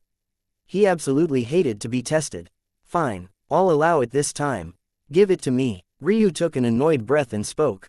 Enlighten the path of the beyond perfect extreme spiritual foundation for me. Specifically, I would like to know what treasures it needs to allow it to enter the sky god realms. After some deliberation, Ryu decided to make it as short and concise as possible. The matters of his beyond perfect extreme spiritual foundation already roped in a ton of highly contentious materials. Just the first 2 cosmic seeds it had formed both used 2 of the greatest treasures in all of existence. So while he was feeling a bit reluctant, rather than asking for the heavens to lead him down the path of true perfection, he instead went for perfection through the cosmic seed realm and into the world sea realm. Essentially, Ryu was asking for the location of the relics he would need to release the cosmic chi sea and form his world sea. What he received, though, was something more comprehensive than he thought he would. For a moment, as he watched all of those beautiful relics around him vanish one after another, he felt that he had narrowed down his scope too much. But after a while, he shook his head. This was perfect, and this was a truly worthy exchange. The first thing he received was a perfect roadmap to each natural origin treasure. Not only did he suddenly know all of their locations, he was even given several methods of entry that he could use, what dangers were associated with them. There were even some clues on how he might survive, though these last tips were far vaguer than the others. If he felt the danger was too great, the heavens actually provided a roadmap to relics of slightly lesser value that would still allow him to complete his task. In fact, he even had the decision of using fewer natural origin treasures and breaking through prematurely. These details. Chapter 1473. So similar, this was far more than anything Ryu could have expected, and the best part of it was that he didn't need to worry about this suddenly vanishing from his mind like his previous rewards. That was because this was raw information, but that also told Ryu something else. In all likelihood, this information only painted things as they were now. If he dragged his feet too much, or took too long to take action on this current information, what he had now would become more and more inaccurate. Ryu shook his head when he realized this. The heavens were really trying their best to screw him over, but there wasn't much he could do about it. At the same time, it made sense that this information wouldn't just continuously update at his leisure. For every update, it would take another analysis of fate, and after a couple times, the amount of energy that would cost would far outweigh the rewards Ryu deserved. Even so, just the fact that the heavens could just take a peek at everything across existence and pick out exactly what he needed in a flash was fascinating. He began to wonder if he had really made the right choice. Had he been too selfish? Should he have asked the heavens to find Ailsa and Yana? It hadn't even crossed his mind because the wording designated something that would help his cultivation, but what if he had twisted it a bit to suit his needs? After all, Ailsa was his life partner, a true cultist fairy. Technically, wasn't she a help to his cultivation too? This thought stuck with Ryu and he felt an uncomfortable feeling in his chest. The reason this thought had suddenly come to him was because of the data he had received. Some of the locations weren't even in the true marital world at all. Some were in the abyssal plane, some were in the true nether plane, but there were also some on smaller worlds as well. The heavens had actually given him multiple choices on how to progress forward, and among those choices, there was the chance to gain origin treasures from weaker worlds, and then find a way to upgrade them. What was important to Ryu wasn't this. He felt that the effort to upgrade origin treasures was even more difficult than just finding them, so there was no point. He might as well aim for the real thing immediately. The main reason he was harping on these so much was because of one obvious thing. The heavens had scanned the entirety of existence. If Ailsa and Yana were out there somewhere, and not flung onto a completely different timeline, then the heavens would be able to find them in an instant. Ryu took a breath and exhaled, shaking his head. He knew he was being too emotional about this. With how long those two had spent in his inner world, they were far more powerful than he was by now. If they were really in a location that could be easily accessed and reached, they would have long since come to him. It wouldn't be up to him to save them. Even by conservative estimates, Ryu believed that they were at least true sky gods. He simply didn't have the strength to overcome something that they could not. This said, there seemed to be plenty of other things he could have asked about, his fate star being one. But Ryu felt that he was already on the path to breaking free. In addition, his spiritual foundation was seen as so important that even though his fate star was already sealed, the martial gods chose to take a step further and end his path of cultivation anyway. There was a not insignificant chance that raising his spiritual foundation to the ends of the world's sea realm might actually be an impetus to break his fate star free.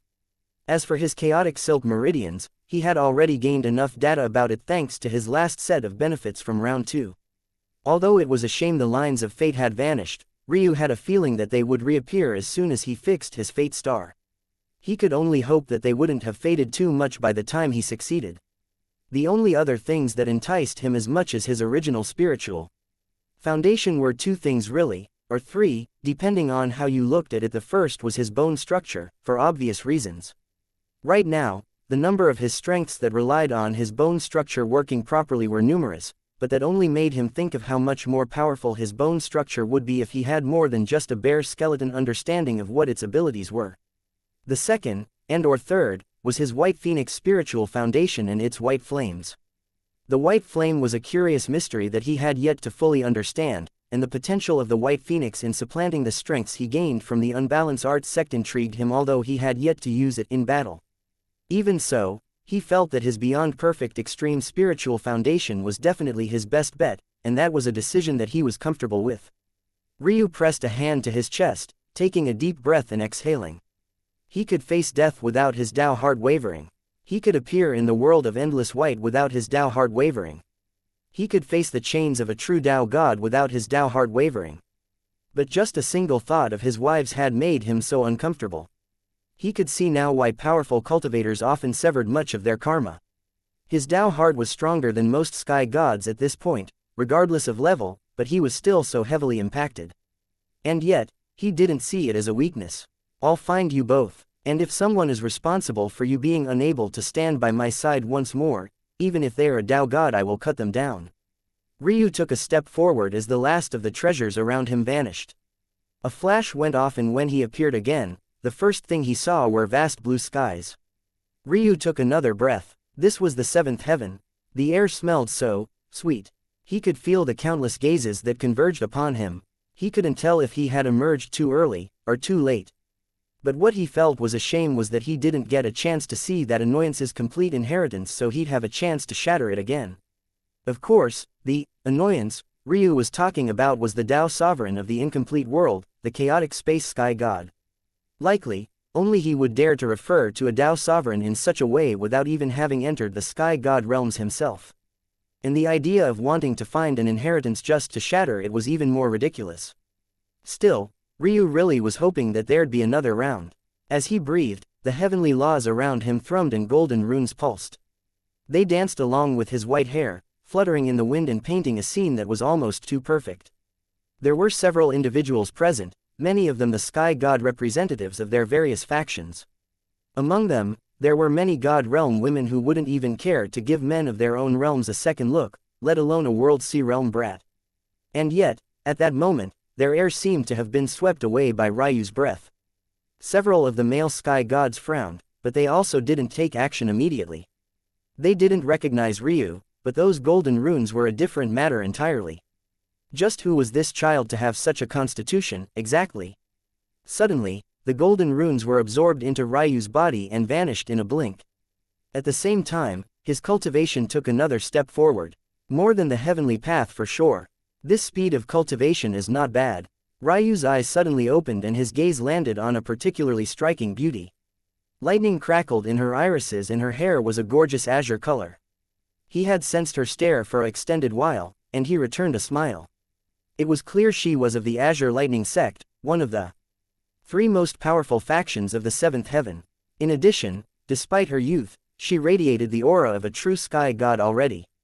Impressive, indeed. Ryu believed she was definitely not more than 1,000 years old. The seventh heaven sure does have his share of fairies. The sky god, one known widely as Fairy Azure or Fairy Lilac, was startled. The embarrassment of being caught by a junior made her blush slightly. She looked away, but by the time she understood what she had done and tried to force herself to look back, Ryu had already vanished, a pair of translucent wings appearing to his back as he tore into the void. "Where do you think you're going?" a voice boomed. They didn't want to rashly take action against Ryu, but that didn't mean that they would allow him to casually leave either. How could they not have questions? "You want me to stick around and play politics with you all?" "Unfortunately, I have things to do. You can ask your juniors how I embarrassed them when they come out." Fairy Azure's heart skipped a beat. Those words, "You can ask your junior how I embarrassed them when they come." Why did they sound so similar to that man? She blushed once more, even more profusely than the first time. Chapter 1474. Natural. As Ryu moved, his mind flashed with several thoughts. He knew that Primus likely already knew where he was, and he also knew that even though he had yet to show himself, he was likely only a thought away. He didn't believe that the barrier between the sixth and seventh heavens would be something that would stall Primus. He had to lose him. The reason for this was simple. As amazing as it sounded to drag a half-step Tao god on adventures and have a perfect sheen of protection, there were several issues with this. For one, these areas weren't places that even Tao gods could ignore.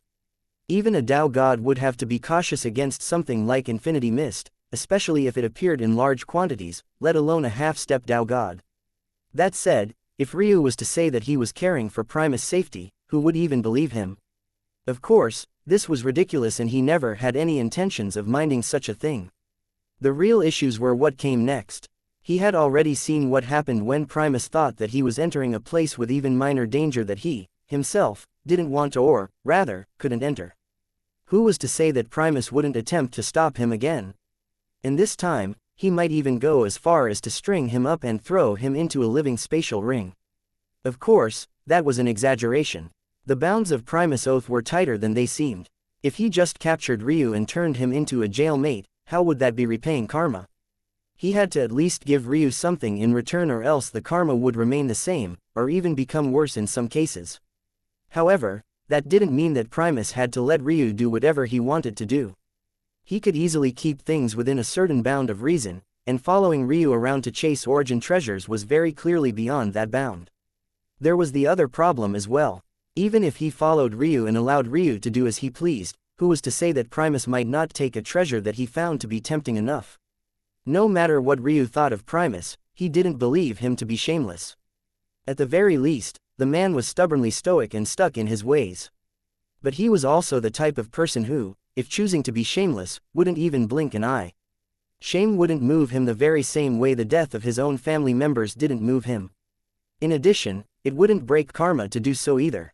Just imagine, if Ryu had such a treasure right before him, and Primus theoretically followed along, then all along the way Primus would have had to protect Ryu from Tao God level threats.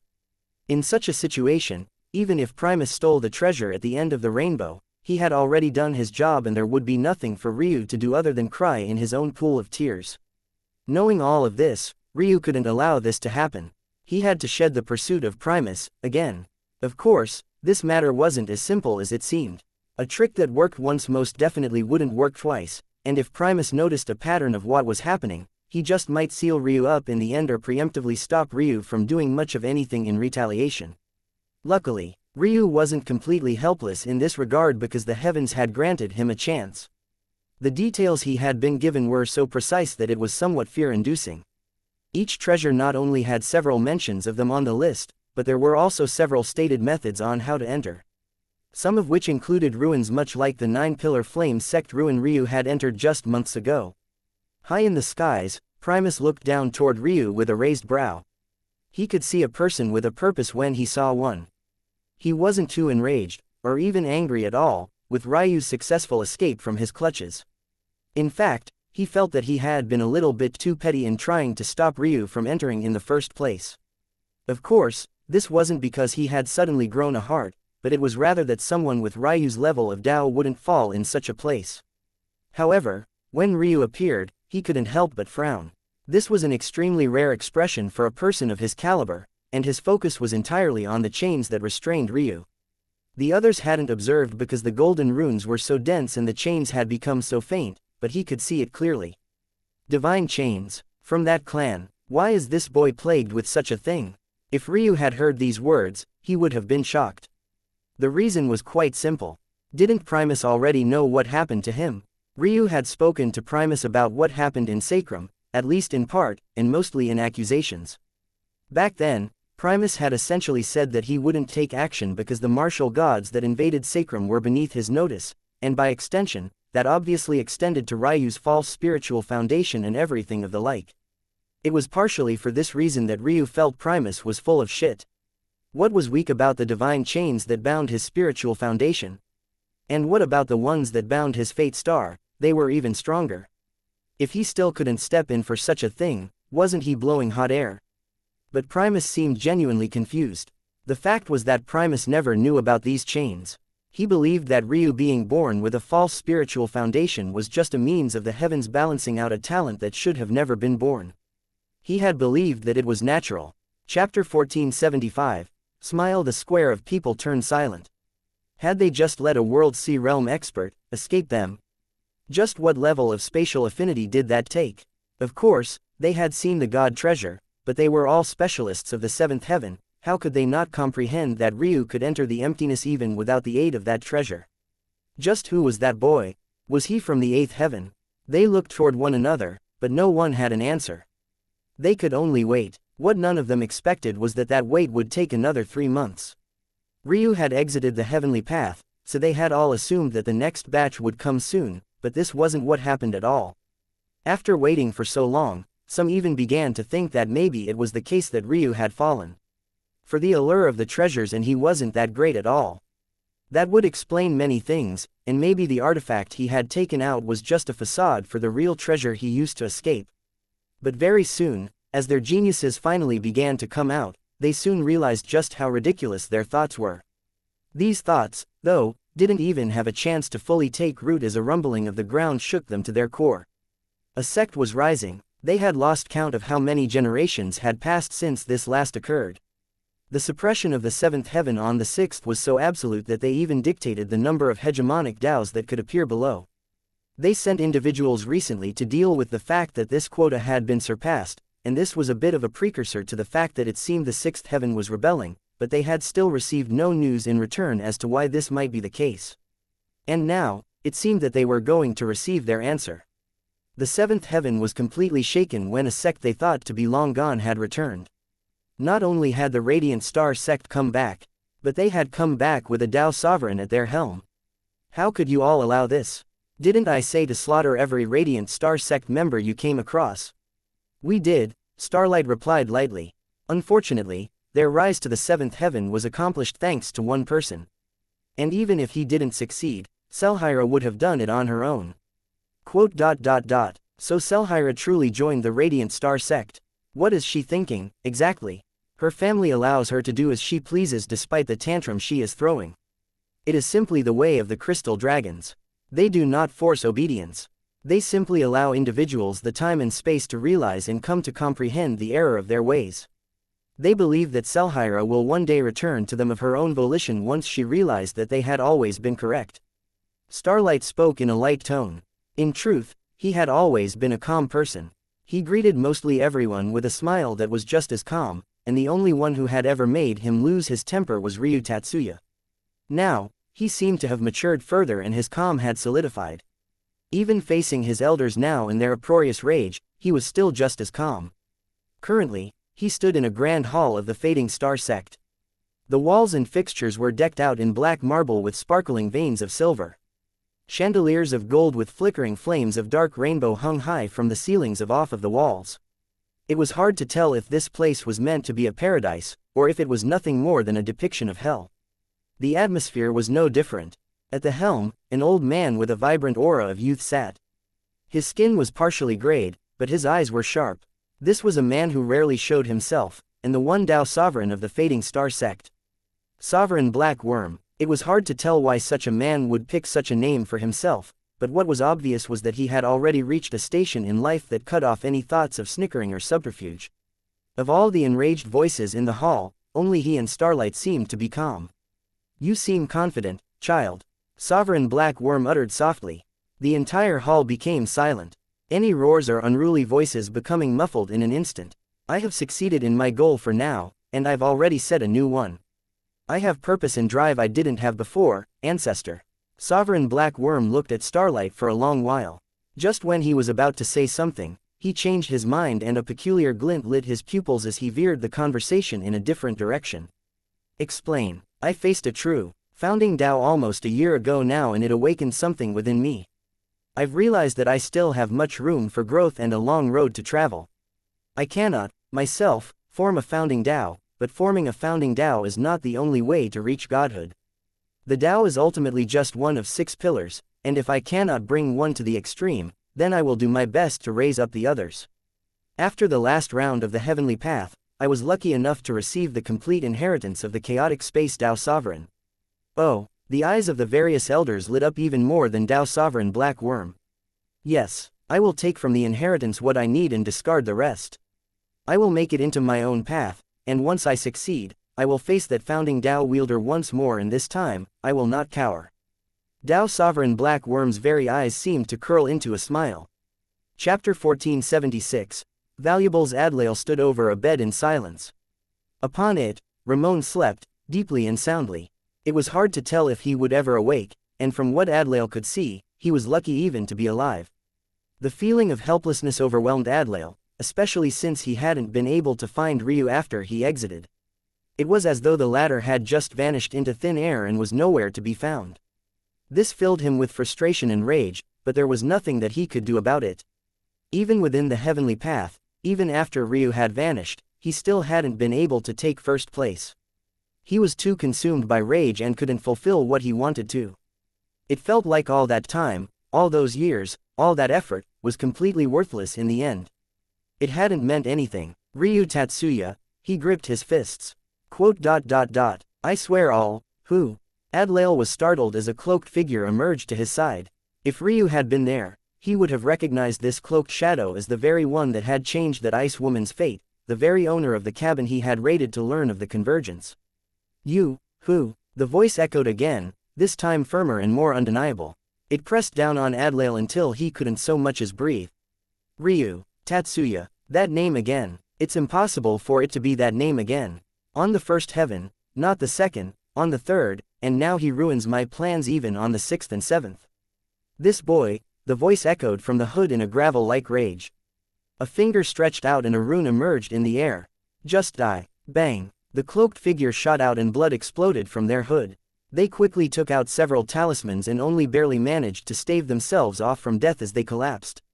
However, they could do nothing about their fading consciousness. Adlael stood in shock, not knowing what to say or do. Did he know who this person was? He did. It was part of the reason that he had felt such a wave of fear all of a sudden. This person was the very same master that had raised both himself and Ramon, but they were also the reason why he and Ramon had begun to grow apart. Adlael had been old enough back then to see through what was happening, but Ramon wasn't, and the latter's respect for their master only seemed to continue increasing while Adlael's own continued to plummet. But what could he do against such a powerful existence but accept the cards that were dealt to him? There was truly nothing else to do. But to his shock, this person that had ruled over his life for so long, this person that had controlled every aspect of his being from the moment he was a child until now, was dead. No, they weren't dead. Instead, they were heavily injured to the point of falling unconscious. The fear in Adlael's heart bloomed. He should help, he should prepare a bed for them and assist them to recover.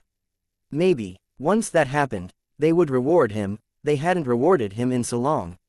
That desire to be loved, to be praised, to just see a grin seemed to take deep root within Adlael's heart, and he wanted nothing more than to have a master that treasured him the way he hoped to be cherished.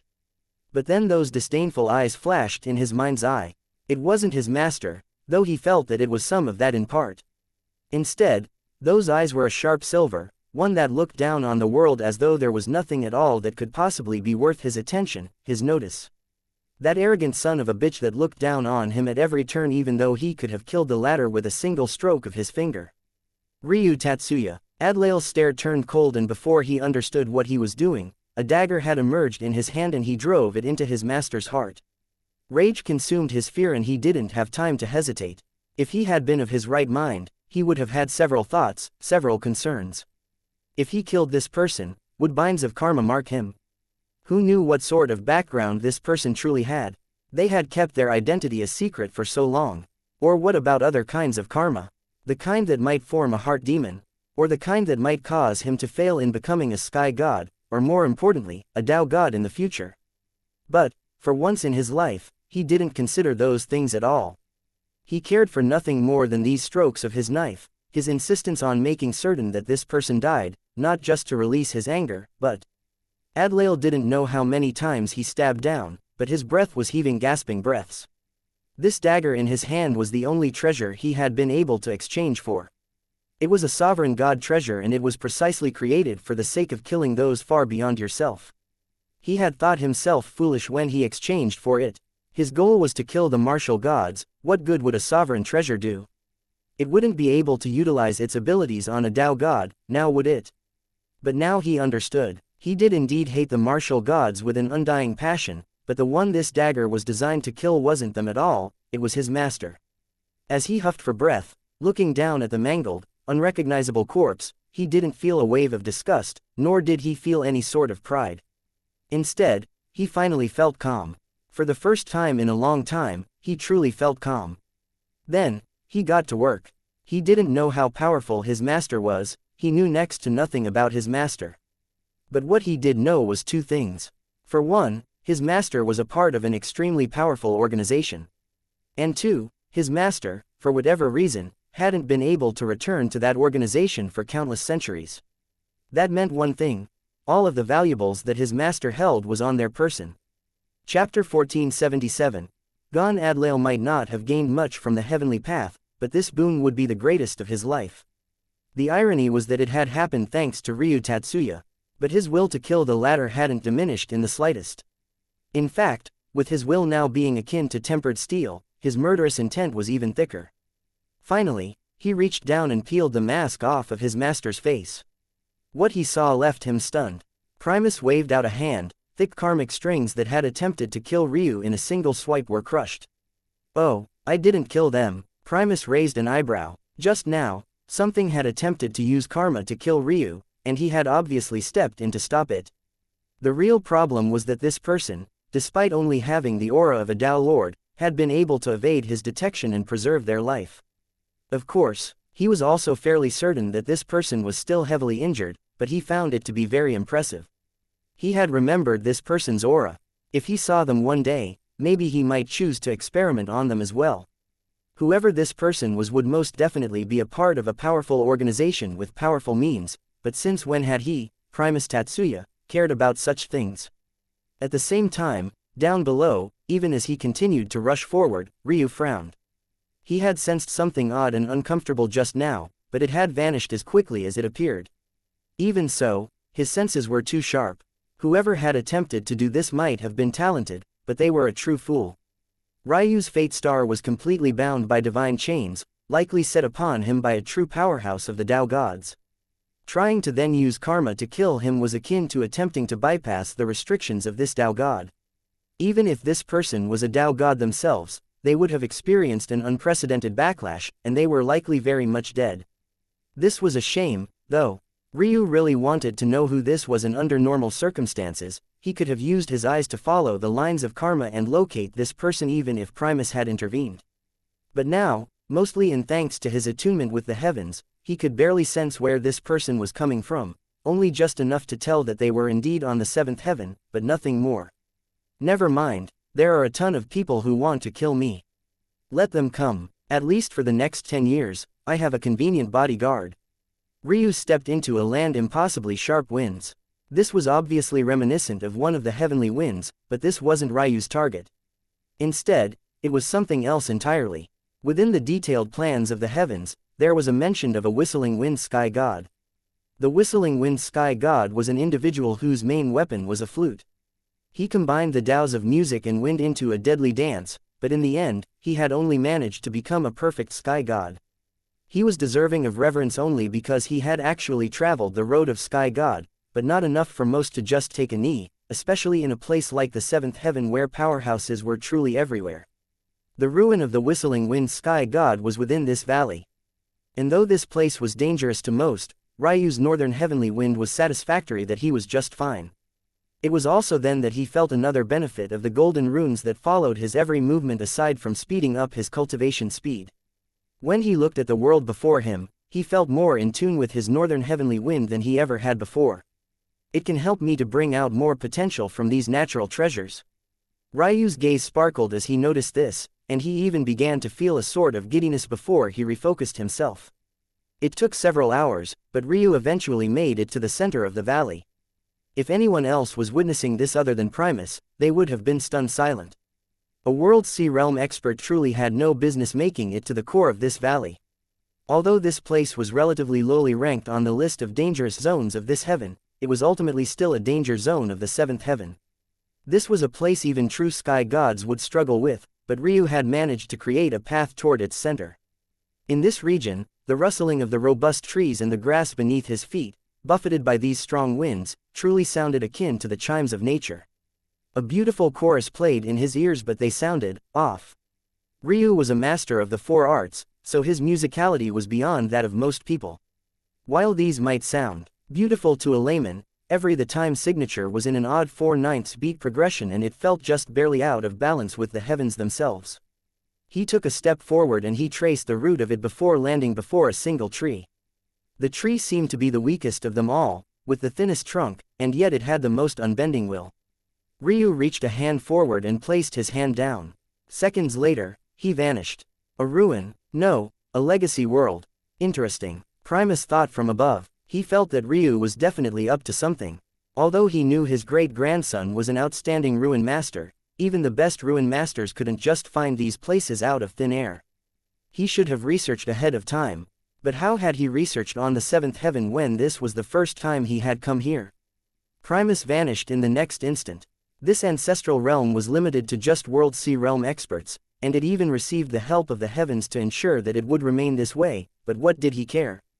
Could a perfect sky god, even with heavenly intervention, stop him? But when he entered the legacy world, Ryu was unexpectedly gone. Chapter 1478, Abyssal Moments ago. Ryu entered the legacy world with a sharp look in his eyes. He knew that he didn't have much time, and that elusive countdown began to tick the instant he stepped into this place. Worst part was that he knew even if he managed to succeed, that timer would start up again. From now, until the moment he gathered up his last treasure, he was on a pressured time run, one where he had to evade Primus to the best of his ability.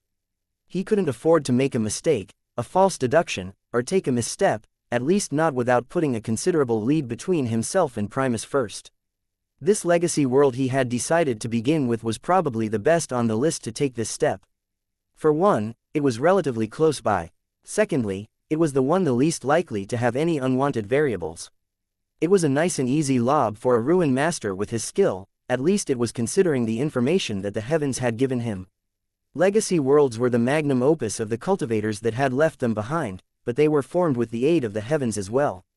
While much of it was reliant on the strength of the cultivator, to allow a world to exist in a plane of its own for so long after one's death wasn't something a normal individual could do. Thus, legacy worlds were located on a very plane of existence, one that Ryu had quite some intimate familiarity with, the abyssal plane. They were then anchored down to specific locations and left for future generations to find. These worlds, though, were prone to collapsing. They couldn't exist indefinitely, and usually, after the treasure or legacy was claimed, the world wouldn't last long afterward. This was what happened with Ryu's grandmother's world. Many had ended up dying because they were stuck in the world long after Ryu had already claimed his inheritance. This also made legacy worlds easy to use for one particular matter, entering the abyssal plane.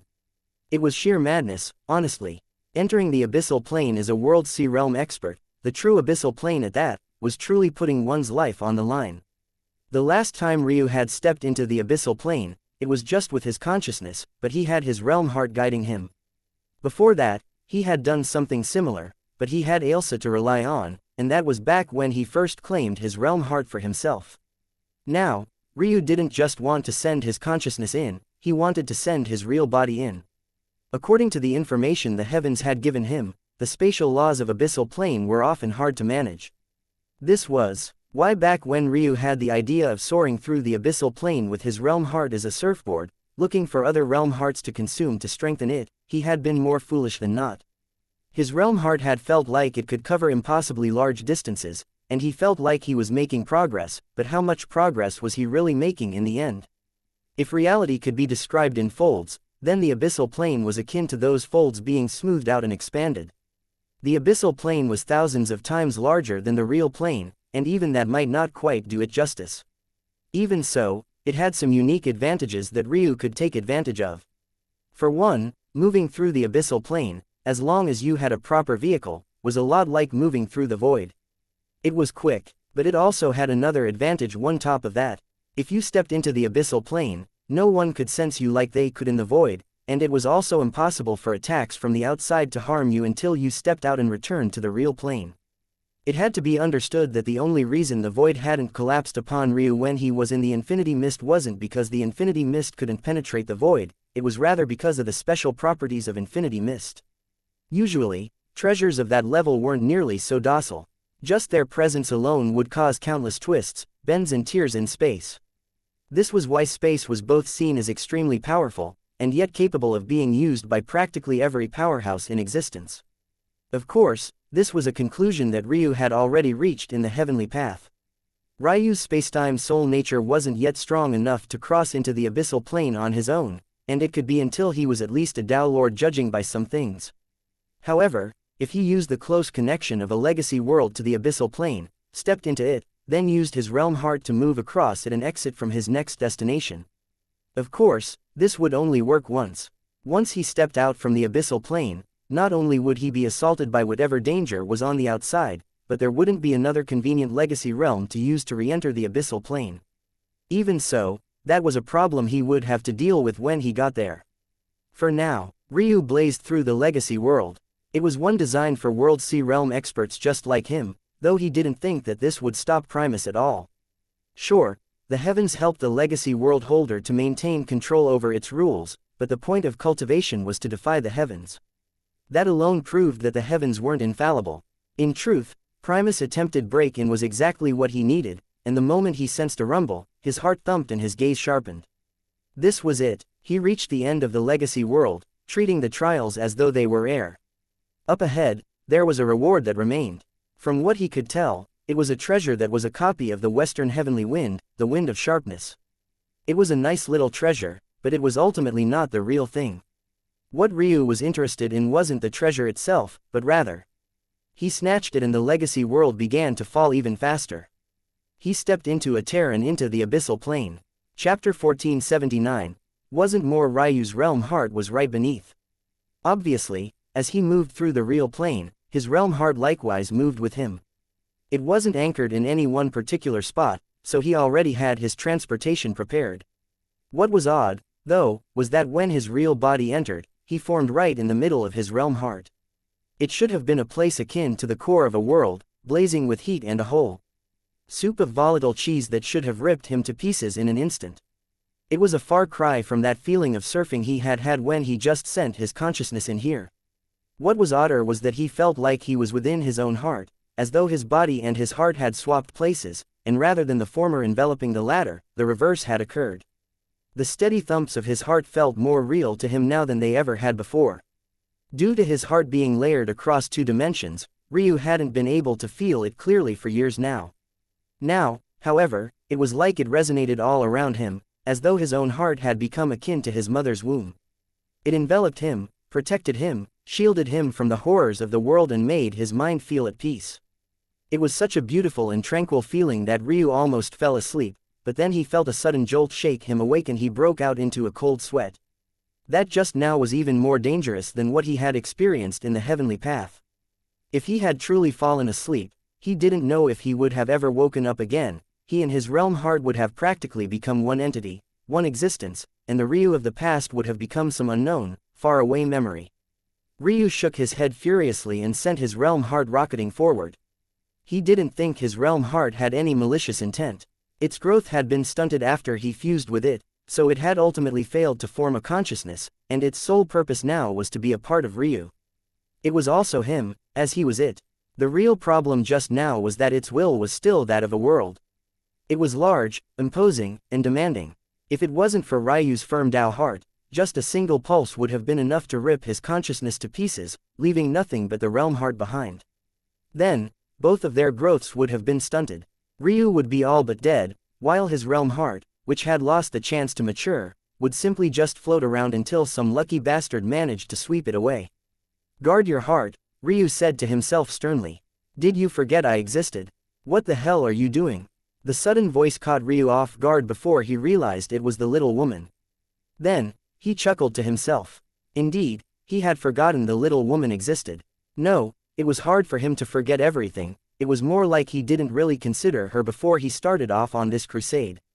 During the heavenly path, she was sealed away and he couldn't sense her. Now, however, she was obviously free and clear. The reason she was so anxious and silent was because of Primus, but when she saw Ryu enter the abyssal plane, she was truly left speechless. She thought he had a death wish, until she realized this annoying brat actually had a realm heart. I'm treasure hunting, was all Ryu said. He didn't have time to deviate his attention. He didn't have a margin of error here. The location of that wind elemental perfect sky god's legacy world was extremely close by to his target by abyssal plane standards. And with his realm heart guiding him, cutting his way through would take no more than a few minutes. Suddenly, Ryu stopped. He looked around and didn't see anything special. There were stars off in the distance, some of which might very well be spiritual foundations, but there was nothing here. That made sense. After all, if he could sense anything here, then it wouldn't be so safe to be in the abyssal plane, now would it? The reason that he was so confident in this method was because of the way the heavens provided him the location. The heavens obviously wouldn't direct him like a human would. A human might give him some landmarks to reference, or if they were a true fanatic, they might give him a star chart. The heavens, however, saw all things and were all things. When it provided directions, it did so with such precision that Ryu's head spun. It provided not just a star chart, it provided a void chart, an abyssal chart, a chaos chart, and as though all of that wasn't enough, it left a tiny strand of fate in his consciousness that could adjust those charts with the orbits of the worlds and stars, and could let you know when you had reached your destination. Due to that, Ryu was able to find the exact pinpoint location, even within the abyssal plane, within a margin of error that was infinitesimally close to the smallest measurement in existence. Ryu took a deep breath. His life truly refused to be easy. On the other side of this, there was a treasure that could blast even Tao gods to smithereens if they were not careful, and yet he had to go. He chuckled to himself. He looked up and found his beyond perfect extreme spiritual foundation had appeared above him at some unknown time. Or maybe, it had always been there, radiating that delicate blue and silver color. Well, come on then, let's play with death.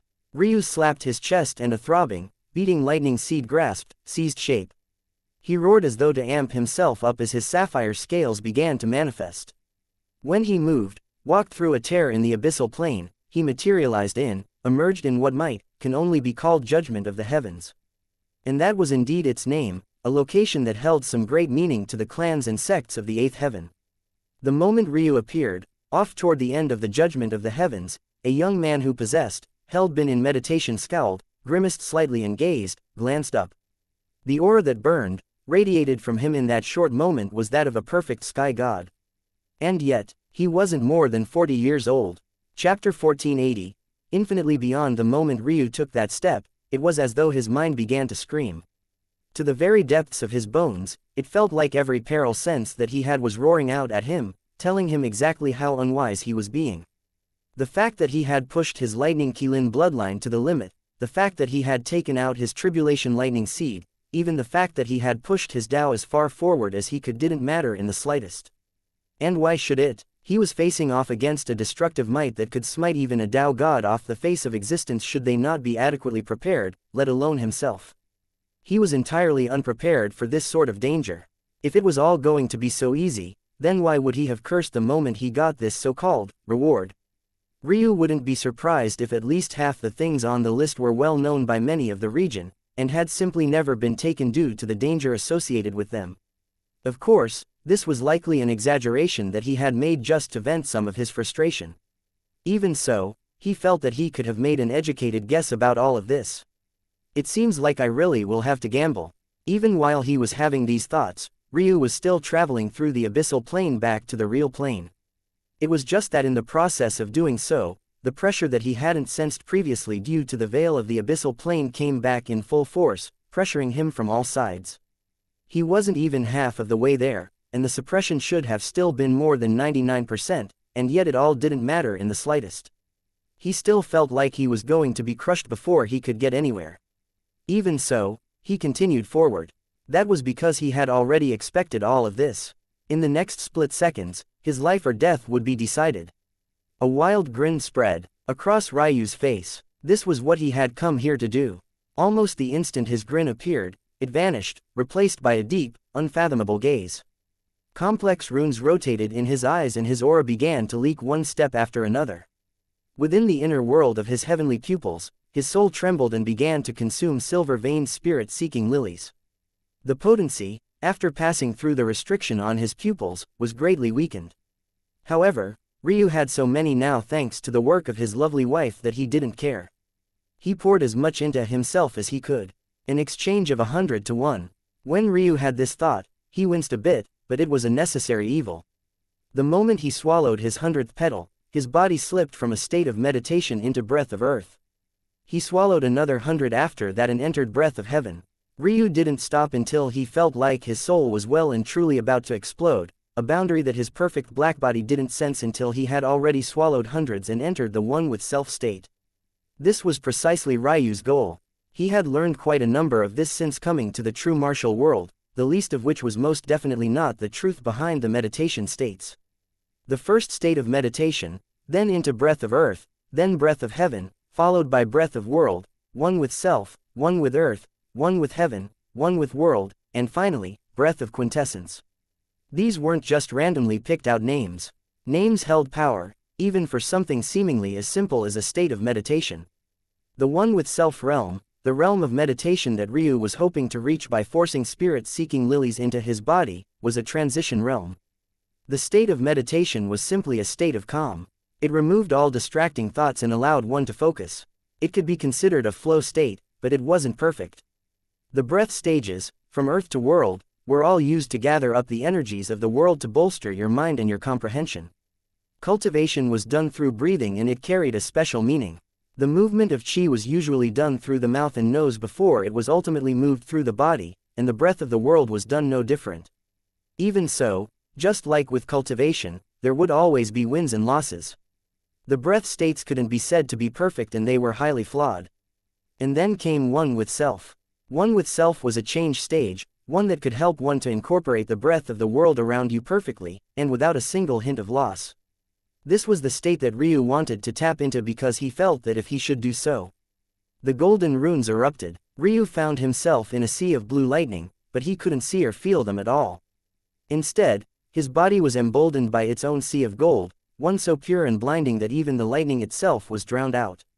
He was simply standing in place, but the lightning that touched upon him flashed and broke down into its constituent parts, before it was then absorbed into his body. He could feel his lightning Qilin bloodline thrumming with pleasure, and the world itself seemed to be at peace. There was nothing but tranquility in the depths of Ryu's eyes. He could see a serene charm in the world around him, and he had no other intention but to take it in. He had entered one with self before, but never had he felt it so clearly, and he understood why that was. One with self only allowed one to take in 100% of the breath that you could withstand, without any wastage. Not everyone was created equal. And now, with his child of order constitution, his ability to do so was limitlessly beyond what it had once been. Chapter 1481, Hurry. Ryu didn't actually believe that child of order was so much better than his heavenly pupils. They were ranked number one for a very good reason. But with his eyes sealed, he was certain that the feeling wouldn't have been nearly as transcendent without it. The second facet was the fact he was in the true martial world. The breath of his world and the breath of sacrum were on two completely different levels. They couldn't even remotely be compared. This was, without a doubt, the most potent one with self state that he had ever entered. But he didn't have the time to enjoy it. The meditation states drained focus even faster than your normal state of focus would for obvious reasons. The spirit-seeking lilies would mitigate this somewhat, but because Ryu was putting in so much effort to be attuned with this lightning so that this sea of judgment would treat him as one of their own, the help he gained from the spirit-seeking lilies was being swiftly crushed. In his optimal estimates, he felt that he had 3 minutes. In those minutes, he not only needed to take the treasure at the core of this land, but he also needed to start the next leg of his journey. That second part would be the far trickier of the two. He was already in the core of this world. He had appeared here on purpose to save time, even though it would be far more dangerous. He had to be cautious and couldn't stretch out his spiritual sense, so he could only rely on his eyes. The problem with using his spiritual sense in this place was twofold. It was either his spiritual sense would be shattered and impact his soul, or he could protect it like he was protecting his body now. It seemed obvious to do the latter, but if he did so, his focus chi drain would be exponentially worse. Let alone 3 minutes, he might not even have a few seconds. There, Ryu's eyes finally locked onto what he was looking for, but he felt his heart skip a beat. It was a beautiful, oblong egg. Its surface was smooth, but it was also transparent. Within, there was what looked to be a Qilin, folded up and silently absorbing the lightning in the surroundings without the slightest care. It took Ryu only a moment to dismiss those thoughts. This wasn't a real Qilin, not in the sense that it was flesh and blood. Rather, it looked to be an elemental spirit of sorts, the strongest sort of lightning elemental spirit, one that would take the shape of the heaven's chosen rulers of lightning, the lightning Qilin. This is troublesome. Ryu's gaze flashed. It was one thing to take a treasure.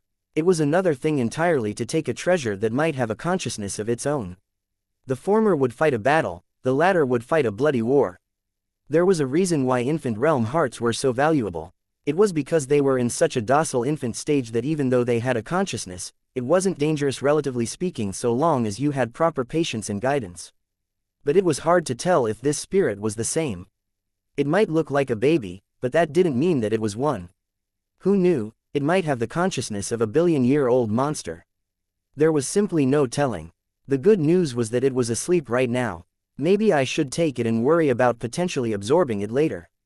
Ryu's mind spun and his inner matrix began doing a series of calculations, but he felt that this was too far beyond him. His internal matrix was only as good as his soul is strong. This threat level was too far beyond him for him to confidently decide on anything. He took a glance at his tribulation lightning seed. By this point, it was brimming with power. He had lost count of how many times it had broken through, and in its current state, it was already no weaker than what one would expect from a fragmented sky god lightning Qilin. When Ryu saw this, he put it away and felt as though his body took a huge shock. But he grit his teeth and endured. He felt that his body could take it. However, if he had let it grow any stronger, he would have ended up crippling himself. He actually didn't plan on using this lightning strictly as it was intended. Once he was out of here and in a safer training environment, he would pour its energy into his bloodline to strengthen it. Although he uttered that the lightning seed was as strong as what one would expect from a fragmented sky god lightning Qilin, that was only with one with a bloodline at Ryu's current grade. Ryu, obviously, wasn't satisfied with just this. Seeing that one of his goals was completed, Ryu took a breath and reached out. "Are you crazy?" the little woman practically shrieked.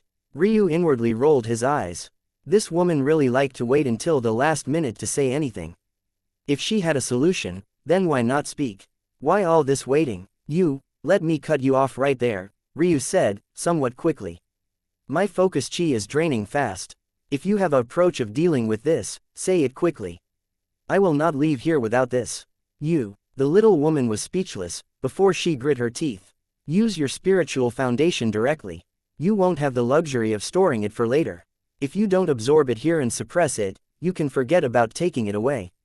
That's a true lightning spirit. It's more attuned with the lightning element than even fairies and fae, it's destruction incarnate.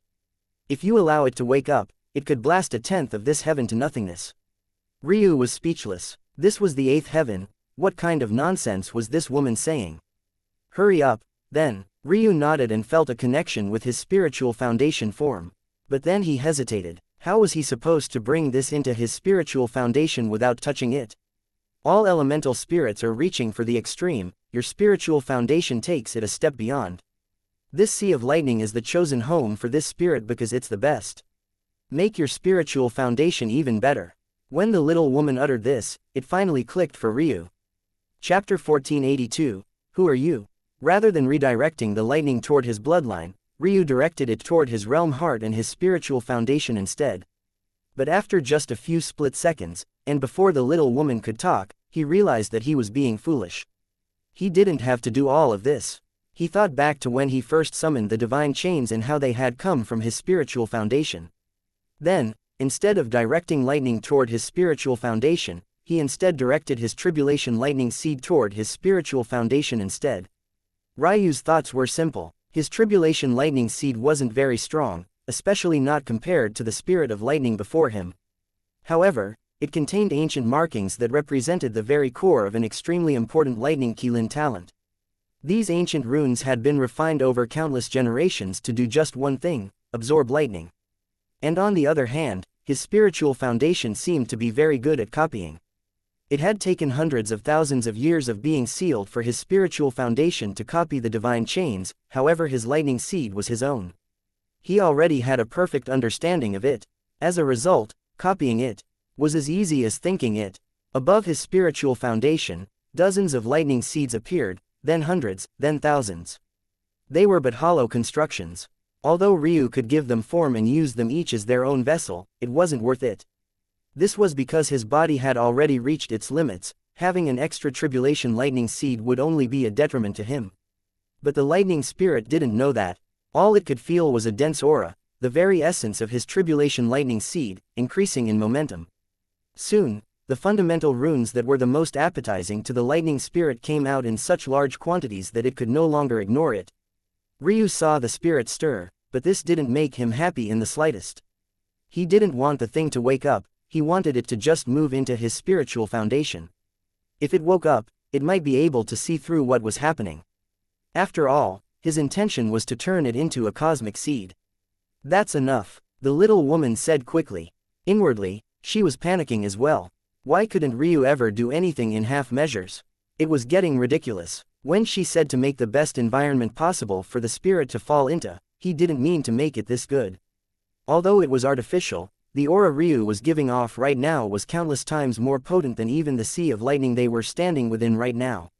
When a good thing became too good, the spirit wouldn't just naturally drift toward it, it would salivate and rush toward it. The former would be done gradually and the likelihood of waking up for a spirit was next to none. But if it was the latter, the result would be obvious. Now touch it, it shouldn't resist. Ryu acted quickly. He didn't really question the little woman, mostly because he had already had the intention of doing so and he had his own fail-safes. But to his surprise, the moment he did it was as though he was guzzling water into a funnel. The spirit disappeared instantly, appearing within his realm heart. Soon, though, Ryu understood what was happening. Lightning always followed through the path of least resistance. He had made his spiritual foundation so appetizing that rather than moving through his body, the instant he touched it, it had already shifted through the planes. But that made him shudder as well. Even he, as a person with an extraordinarily high spacetime soul nature, couldn't shift through the planes. By his calculations, it would take until he was at least a Tao Lord before he could do that even with his talent. And yet, the spirit had done so with such ease. He understood he couldn't let it just float around. If he did so, then, Ryu soon understood that he was worried for nothing. Gazing upon the spirit within his realm heart, hovering above his spiritual foundation, it was so utterly and completely docile. It didn't move, it didn't shift, it didn't even crackle with lightning or attempt to lash out. It was like it had been completely and utterly subdued. Ryu's brows shot up, however he didn't have much time to consider how his spiritual foundation had done what it did, because the sea of lightning began to scream out of control. That was when he understood. The little woman had said that the spirit picked this environment. That meant that the spirit wasn't the source of this lightning at all, it was actually something else, something even more unruly. Without the spirit as a conduit for the largest and most violent lightning strikes, the entire region would soon become hundreds of times more dangerous. Single quote. Damn it. Ryu began to carry out his retreat plan instantly. His body shifted and the glowing golden runes pulsed as he shot into the distance. He could feel his focus chi draining even faster now, but he didn't really have much of a choice. It was either this, or, well, die. The pressure should have been diminishing the further out from the core he went, but instead the opposite was happening. Because there was no longer such a large, insatiable funnel, the realm was gradually intensifying instead of weakening. As Ryu zipped by, his gaze narrowed as he sensed someone approaching. However, obscured by lightning, and not daring to release his spiritual sense, he couldn't see exactly who it was. However, he was relatively calm. That was because if even his void spiritual sense couldn't handle this environment, there was any other talent that he knew of that would be capable of it. From his estimation, only someone who both had an exceptional lightning soul nature, and had a spiritual sense of at least the Tao Lord realm, could endure it. Of course, the odds of such a person being here wasn't exactly low. If there was any place such a person would come, it would be here. But Ryu had a feeling that this wasn't what he was facing. Who are you? Chapter 1483. Ryu heard the question but he didn't have any intentions of stopping. What a joke, his existence was on the line right now, did he have time to converse idly with this person? The youngster looked quite young, but it was impossible to discern without his void spiritual sense. He could very well be an old monster, but Ryu had to pretend to be just the same. His saving grace was that he had come out from deep within the region. Because of that, only a fool wouldn't be wary of him, especially since it seemed that he was the cause of the change to the region. But there was a weakness in Ryu's attempts, his speed. For someone who was supposed to be a powerhouse, he was simply moving too slowly. Even though he was throwing everything he had toward escaping this region, and he had no choice but to do so, to the eyes of an expert like the young man, he was practically doing a snail's crawl. This was part of the reason why the young man hadn't yet escaped. He felt that he was still capable of dealing with the situation here before even saying his velocity was 1,000 times that of Ryu's wasn't doing it justice.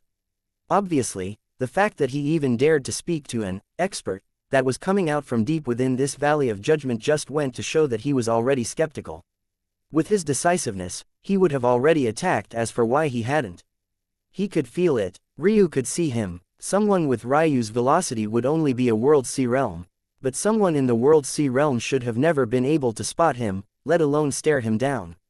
The second reason he didn't take action immediately was because of the golden runes floating around Ryu. It was clear to him in an instant that Ryu wasn't relying on a treasure like he thought. Those runes were the natural occurrence of a constitution. He didn't believe that a treasure could replicate such a thing. But that just made him more confused. Even a heavenly injured sky god capable of going so far into the valley shouldn't have been so slow. Just what was going on? Suddenly, Ryu vanished. The eyes of the man opened wide. Lightning spirit body. In an instant, like a flash of lightning through a rod, Ryu appeared outside of the valley. But the moment he did, he coughed up one mouthful of blood, and then another. He could feel his consciousness waning, but he bit his tongue hard, forcing himself to remain awake.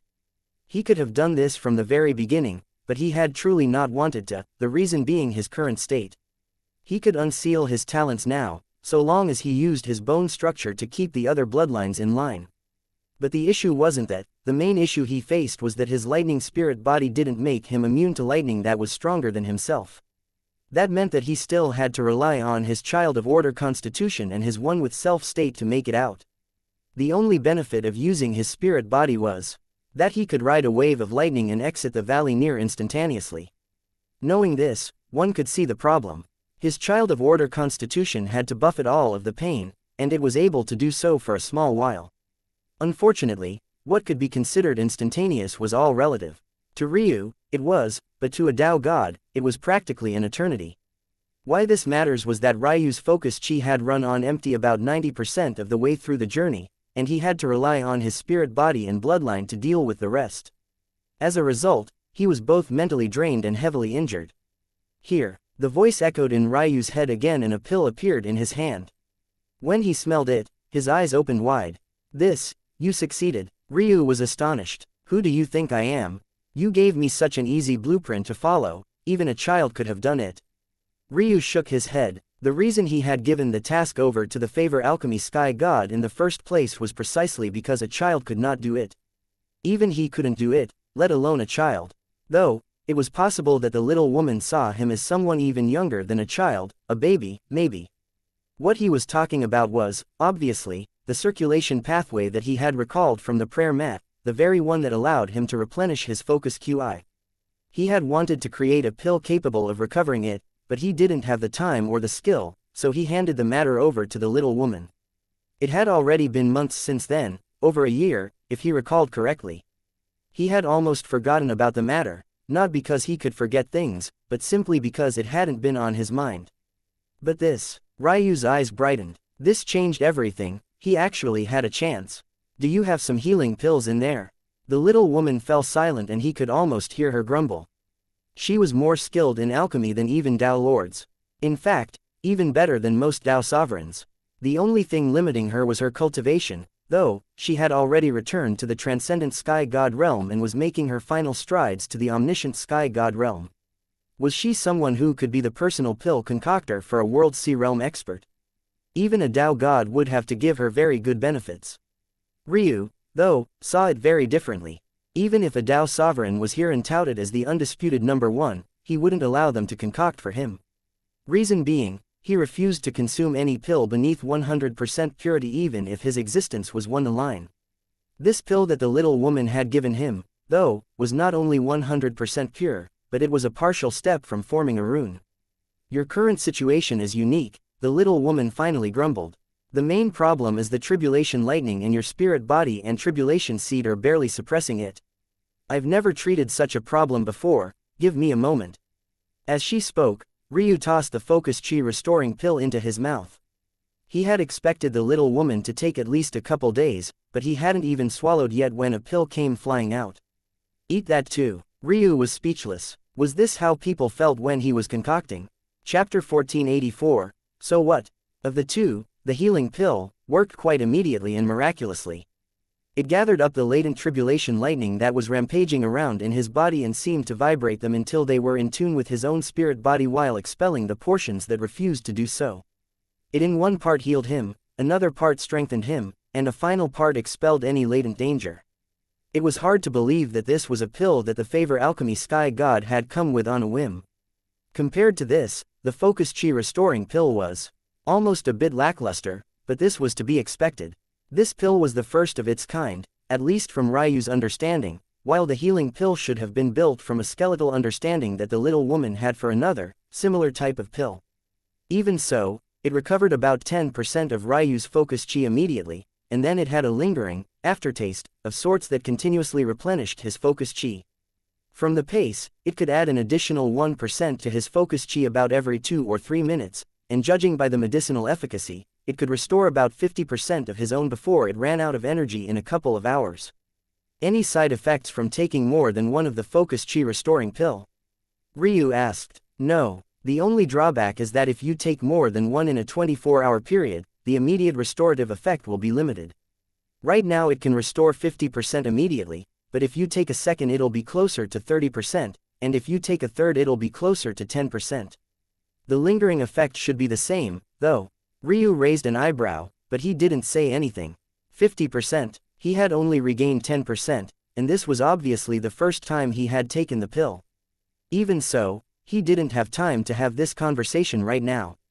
He took a step forward and began to move. From his understanding, it wouldn't take that youth more than a few hours to make it out of the valley. A few hours head start for him, especially since he was on the 8th heaven, was next to nothing in face of a sky god. He couldn't cut through space as wantonly as he could on the 6th heaven. In fact, he couldn't even step into the void currently, at least not without the help of his spectral wind wings. It also didn't help that the unstable energies in the air, caused by the tribulation lightning, made space far more unstable. But he had already planned for this. In fact, this would only help him in his estimation, that was because it would be far harder for Primus to track him. Damn it, Ryu had only just had these thoughts when his eyes spotted trouble. He had already shrouded himself in his void spiritual sense, but he didn't know if it was nearly potent enough to continue hiding from the little woman's pressure descended and shrouded Ryu as well. Ryu exhaled a breath. This little woman was being surprisingly helpful recently. Honestly, most of his plans didn't take her into account, at least because he was used to weathering danger on his own. In the far-off distance, several auras were approaching with quick speed. At the same time, the sky god youth who he thought should take hours to come out of the valley appeared in a flash, smashing into the ground in a slightly sorry state, but compared to Ryu he only suffered a few charred marks. Everyone was here for the same purpose, obviously, and that was to understand what was happening in the valley. But, the only person who knew that Ryu was likely to be responsible was the sky god youth. Knowing his luck, though, Ryu knew that he would be the one targeted. That was because when he swept his senses over the youth for the first time, he realized just how young he truly was. He was closer to 10 years older than Ryu as opposed to 20. There was no way he was an unknown character in his world. If these approaching powers would interrogate anyone, it would be him. Seeing this troubling situation, rather than panicking, Ryu actually grinned. What was a troubling situation to others simply looked like a pie in the sky to him. His true destination wasn't far from here. He had picked out a route of progression through the various treasures that linked with one another so that he wasn't wasting too much time traveling. The unstable space in the surroundings made for the creation of all sorts of treasures, but the treasure in Ryu's eyes was the volatile space itself. His eyes glowed and he deployed the sightly eyes formation once again. The formation took root with greater speed than Ryu had ever seen it do so. This was both due to the nature of the unstable energies that were around, and the fact that Ryu had kept the size down to just him. This formation was created to a standard of a fragmented sky god thanks to Ryu's internal matrix. And thanks to the unbalanced mantra and the wild energies, so long as he kept it on a small scale, he was completely obscured. Between these two groups of people looking for him, he slipped right by them both. No, only one group was looking for him, the others focused their eyes on the sky god youth. No matter what kind of background this youth had, was his prestige worth more than a treasure in this kind of place? The youth wanted to blast by those present and continue chasing after Ryu, but he was, respectfully, stopped by his seniors that wanted to ask him some pointed questions. Ryu didn't even look back as he slipped into the surrounding forest. The landscape was gorgeous in a way he had never seen. The elements of space and lightning combined to create all sorts of wondrous sights. Ryu saw a tree with roots and branches, but no trunk, as though air itself was holding up its enormous canopy. He saw a tree that had roots and a trunk, but branches that were entirely made of lightning frozen in time. From time to time ripples in space would suddenly manifest like whirlpools in raging waters, and at other times seemingly vibrant earth elemental plants would randomly spark with lightning. It was clear that this sort of place was as dangerous as it was beautiful, and it also seemed to explain why the youth was the only one in the valley, or at the very least, the only one that seemed to survive. The valley wasn't the only dangerous place here. Even reaching the valley was a journey through hell. Ryu wasn't fazed, though. His control over space might be far weaker on the 8th heaven, to the point that even shrinking the ground was difficult, but his senses over space hadn't dulled in the slightest. And when one understood space as deeply as he did, understanding how the lightning would react to it was another easy stroke. There it is. Ryu smiled as he located another legacy world. You've actually come to my lands, child. Ryu froze. An overwhelming pressure descended around him from all directions and it threatened to crush him entirely, and yet he could tell that this person wasn't trying to pressure him at all. Instead, they were simply talking to him, even a glimmer of astonishment seeping into their voice. This voice, this tone, Ryu recognized it all too well. The chaotic space sky god. You've gotta be kidding me. If Ryu was in a more comedic mood, he would have definitely slapped his forehead. Although he could feel the pressure, he was already used to ignoring the pressure of big shots. The real reason he didn't move was because he needed every inch of his body focused on what his next action would be. He didn't believe that this was actually the land of the chaotic space sky god, or more accurately, not this stretch of earth in specific. Rather, the Tao Sovereign should be referring to the 8th heaven itself. That meant that this idiot had somehow sensed him just because he stepped foot on the 8th heaven. Ryu realized now just how much he had undervalued sky gods. Much like with space, and to a smaller extent on time, when you reached a great enough level of strength, peering into and controlling karma just came with the territory. Although Ryu had never accepted the chaotic space sky god's inheritance, how many times would a Tao Sovereign witness his legacy being crushed instead of happily received? Ryu's karmic ties with this Tao Sovereign were already strong enough for the latter to do this. The pressure was increasing, and Ryu could feel that this was because the Tao Sovereign was sending more and more of his attention in his direction. He was running out of time. Ryu's gaze flashed with coldness as the dim divine chains that surrounded him suddenly pulsed, solidifying. He moved fast, his arms reaching out and his hands grasping at air before twisting and pulling hard. Invisible lines of fate seemed to be grabbed, twisted, and shattered in an instant. Go wait patiently somewhere in a ditch, I tend to hold a grudge, Ryu growled before he stepped into the legacy world. The faint hum of a chuckle echoed in his ears. How fascinating. I, though, won't be making a move against you, child. My chosen will. Ryu didn't have enough facial expressions to show his utter contempt toward these words.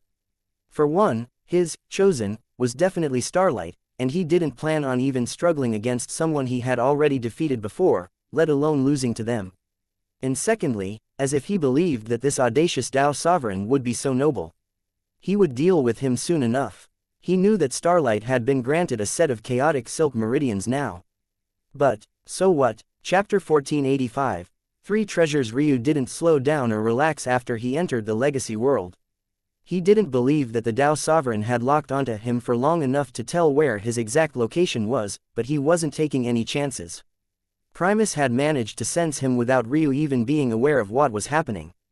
Of course, Primus was also the stronger of the two, him being a half-step into the Tao God realm, and there was also likely some factor to play in the fact that while the karma between himself and the chaotic space Tao Sovereign was strong, it couldn't be stronger than what he held with his great-grandfather, but even so, Ryu had already learned not to underestimate Tao Sovereigns once today. He wouldn't make that mistake again so casually.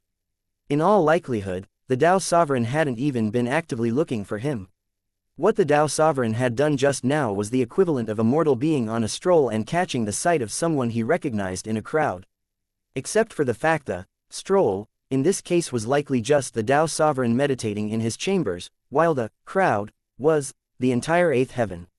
If he had been actively looking for Ryu, instead of just casually noticing his presence, he would have locked onto Ryu long ago, and he might have been able to do it so subtly that Ryu wouldn't even notice. Luckily, Ryu's next destination wasn't the 8th heaven, but he did have several other locations that would be. This left him in a bit of a bind. Just how would he handle this situation moving forward? If that Tao Sovereign just sensed him popping in and out of the 8th heaven as he pleased, just what kind of problems would that cause for him? What if he got curious and wanted to both understand how Ryu was doing it and why? The thoughts swirled around in Ryu's head like a raging torrent and his jaw steeled. It was no wonder people had such a hard time shattering the current ruling structures of the true martial world. You couldn't even proceed secretly or hide. What a farce. It is possible to avoid that sort of detection, Most powerful factions would give such methods to their young so that they can't be targeted ahead of time to pull out the weeds. But I just do not understand. You have a half-step Tao god as an ancestor. No, he is close enough in your lineage to be your grandfather, your great-grandfather at worst. Even if your relationship with him isn't the best, he couldn't have possibly left nothing behind, right? You'd be underestimating his shamelessness, Ryu sneered. The little woman fell into silence, not knowing how to respond and most definitely not wanting to say something doubtful of a half-Tao god. Those kinds of people could hear mere mention of them when you didn't have adequate protection, let alone an insult like that one. She had her own protection, but she could not give it to Ryu. In fact, it was for his own good since they were traveling together like this. The Tao sovereign that was targeting him at least didn't seem to be outwardly hostile, while his great-grandfather was still looking to protect him as well. However, if she unveiled herself, the problem would be more than what her words could describe. She hesitated for a moment and then shook her head. Ryu felt something pressing against his soul. He raised an eyebrow, but ultimately let it in. Absolute domain. Didn't you already give me this technique? I told you already that the technique is a holistic one. Less than a technique, it's more of a battle style. Even battle style might not be enough to properly describe it. Even if you wanted to breathe properly, this manual would teach you how to. The purpose of it is not to align your movement with the stars, but your every action. In this, you aren't one of my people. You struggled even if you understood just the movement aspect of it. It didn't make sense to release the rest of it to you. Did I? Ryu's lips quirked into a smile. He did struggle for a moment, but that time was minimal. He even managed to change the style of use of the technique just a small measure, making it better suited to himself. Could that really be considered struggling? But after a moment, he felt that the little woman was actually quite serious. This technique has been with my family for countless generations. Any changes and alterations that could be made, have already been. While your method is ingenious, the most impressive part isn't its novelty, it's the fact you figured it out on your own. But ultimately, your use of it is still too crude. While I couldn't interact with you in the heavenly path, I could still observe what was happening. You need to put more effort into utilizing this technique. Like I said, it's more than a technique, you should almost treat it as though it were a way of life for you. If you only use it as a tool, then you won't get anywhere. Ryu thought about this for a moment, but it was only a moment. He didn't like the idea of putting in that kind of exertion for an external technique designed for a completely different people to use. While the little woman had been quite covert about it, she ultimately spoke too much and he was quite sure that she wasn't human. That made things quite odd because he had never heard of her race before. There was even a point when he thought that she might be one of the branches of the martial gods since their clan was made up of so many. He no longer thought that, but that only made her even more of a mystery. Ultimately, though, his decision had nothing to do with the woman herself. No matter how she described it, it was ultimately a technique, and if his use of it wasn't as great as she wanted it to be, then the exertion it would take to get it there was beyond the effort he was willing to put in. But, and why did you send this to me just now, then? This portion allows you to conceal your karma using the same methods. It's more complicated than the version you know and essentially uses the stars as a confusion matrix of sorts. Though he asked, Ryu already understood. As for why she would give this to him despite feeling that he couldn't even grasp one portion properly, that was obviously because she had witnessed the changes to his mind. Although she likely didn't know exactly what had happened, she likely had her guesses. Regardless of what she knew, she likely had a firm enough understanding that this sort of task was the kind his mind was the very best at. Good enough, Ryu thought after a few minutes. The base of the technique didn't change. The hardest part was still memorizing the star maps, but he had already accomplished that. He just had to shift his thought process around their use and then. He felt his mind shrouded by a sort of heavy curtain. He still existed within the world, but it was as though he was stretched across the stars, making his precise position extremely difficult to find for someone who didn't have an intimate understanding of the technique he was using. He realized that this crushed two birds with a single stone. Whether it was Primus or the Tao Sovereign, they would both struggle to find him. Of course, he still refused to underestimate these sky gods. He had to keep moving to maximize his chances. The next month was grueling. Ryu lost count of how many times he had brushes with death. In return for his efforts, he collected 3 more treasures. To add to his lightning elemental spirit, he gained Gaia Essence, a seed of darkness and a seed of light. Gaia Essence was a kernel of concentrated and pure earth chi. When used for its normal purposes, when in contact with any object that contained earth chi, it could elevate it to a new level. For example, it could turn graphite into diamond in an instant. This same principle could be scaled even up to god treasures if enough time was given. It was a treasure the likes of which blacksmiths all over would wage bloody wars over. The seeds of darkness and light were opposite and opposing one another, and both of them almost took Ryu's life, but none more than the seed of life. One would have thought that a treasure as gorgeous as the seed of light would have been the easiest to retrieve. But when the fastest object in existence surrounded you with blades, well, Ryu had lost more than just a single layer of skin. It had made the Valley of Judgment look like a joke. Now, however, Ryu stood in the realm of another beautiful treasure that seemed to be even more deadly. A rainbow swirl of wind sat in the midst of a hurricane, radiating some of the most gorgeous colors Ryu had ever seen. He was certain that he had teleported to the center of this realm. How'd he end up here? Ryu took a deep breath. Here we go again. He took a step forward and exploded forth. Hopefully his northern heavenly wind would start doing some heavy lifting. But when had things ever been so easy for him? As Ryu did this, a legend he didn't know he was creating was beginning to spread. Chapter 1486. Keg. This rainbow-colored wind elemental was something that Ryu didn't recognize. He hadn't known that such an existence could flourish until the heavens pointed him in this direction. This rainbow wind was known as true heavenly wind, and it was a point upon which all four heavenly winds converged. However, it wasn't as simple as just taking up this wind and suddenly gaining four heavenly winds. Each of the heavenly winds embodied their own path, whether that be of storm, of natural wind, of sharpness or of healing. The true heavenly wind, though, embodied the chaos of wind and focused on one word: change. In the real world, wind was unpredictable, and it was at the center of weather being so unpredictable. Even a Tao god could likely not predict the weather more than a set time ahead without risking being entirely wrong. This was simply the way of wind. Ryu found this curious, though. The northern heavenly wind was known as the king of wind. It could help its owner to meld into the tides of wind and become akin to a blowing leaf in the air or akin to an ancient, unmoving tree even in the midst of a storm. What he wasn't to understand was which of these would win out. The rainbow wind seemed to have the obvious advantage, but honestly, Ryu wasn't so sure.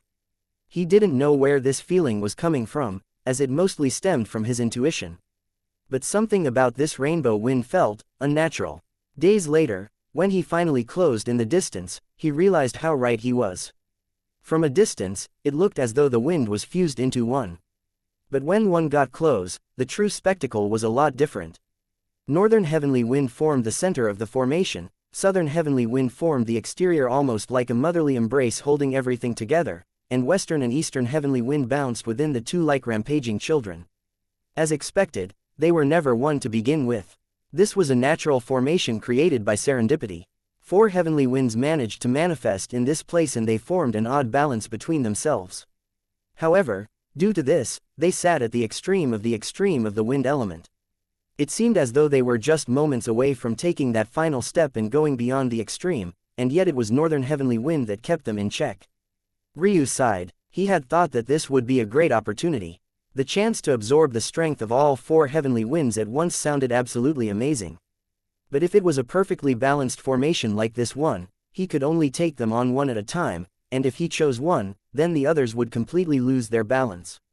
The destruction that would be wrought here would be impossibly far beyond what he had experienced in the Judgment Valley. Ryu had already made his choice. He had chosen the northern heavenly wind every step of the way, and nothing would stop him from doing it again. However, the northern heavenly wind was also the hardest to take in this situation. If he took one of the others, the arrangement would at least stay stable for a short enough while that he might be able to escape. But the northern heavenly wind was the very core of the formation. There was no going back if it suddenly vanished.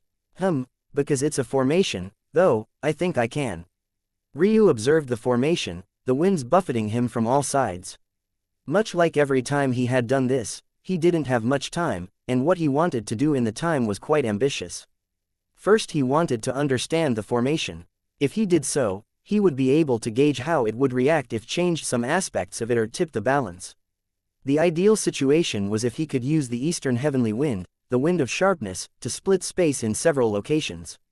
Then, instead of using the next legacy world to arrive in the abyssal plane, he could do so directly from here and avoid danger. What he was thinking sounded simple, but it was practically suicide. Just trying to understand a chaotic arrangement like this one was begging for death. But Ryu's gaze had already begun to glow. At that moment, a pair of divine wings appeared to his back.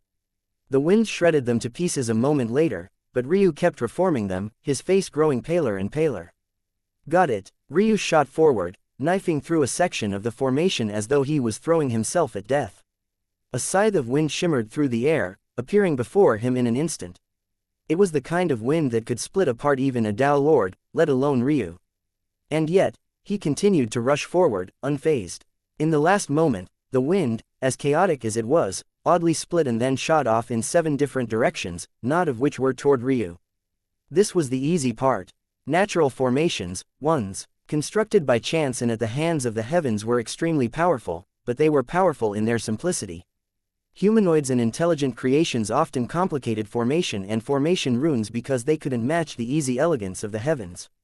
As such, even formations as potent as this one were relatively easy to understand so long as one wasn't distracted by the pomp and circumstance on the surface and delved saw through to the very core. Even so, predicting how heaven itself would react to a change in equilibrium of this arrangement would be as difficult as forming such a natural formation yourself. Something that was nigh impossible for most. Bang! Ryu pushed on a side of the northern heavenly wind, tipping its structure to one side by just 3 degrees. And then all hell broke loose.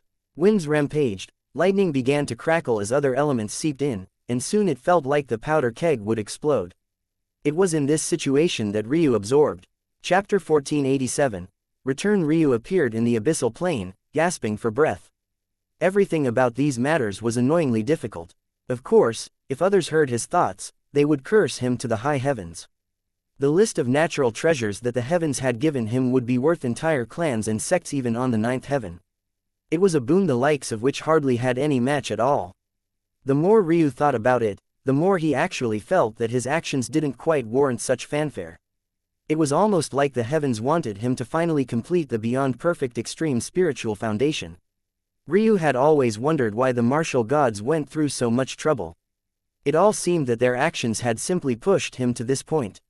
Maybe he would have never maximized his talents if they never interfered with him in the first place. After all, there was a point in his life where he thought sacrum was all there was. Of course, Ryu felt that no matter what, he would have eventually found the true martial world.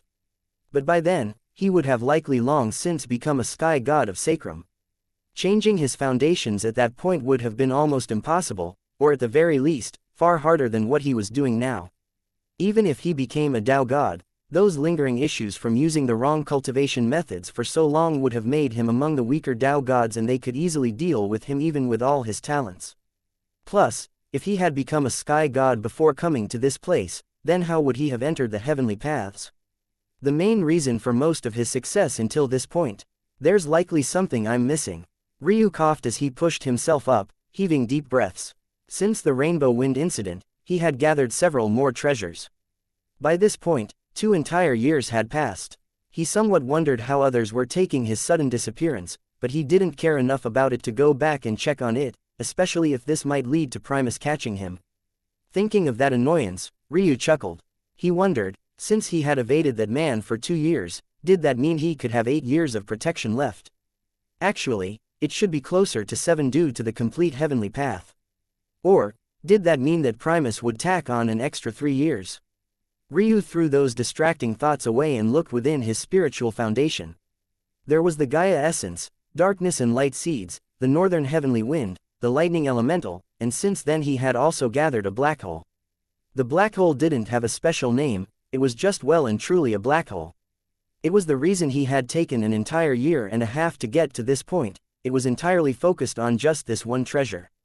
The problem with collecting a black hole was that he couldn't even get close without dying.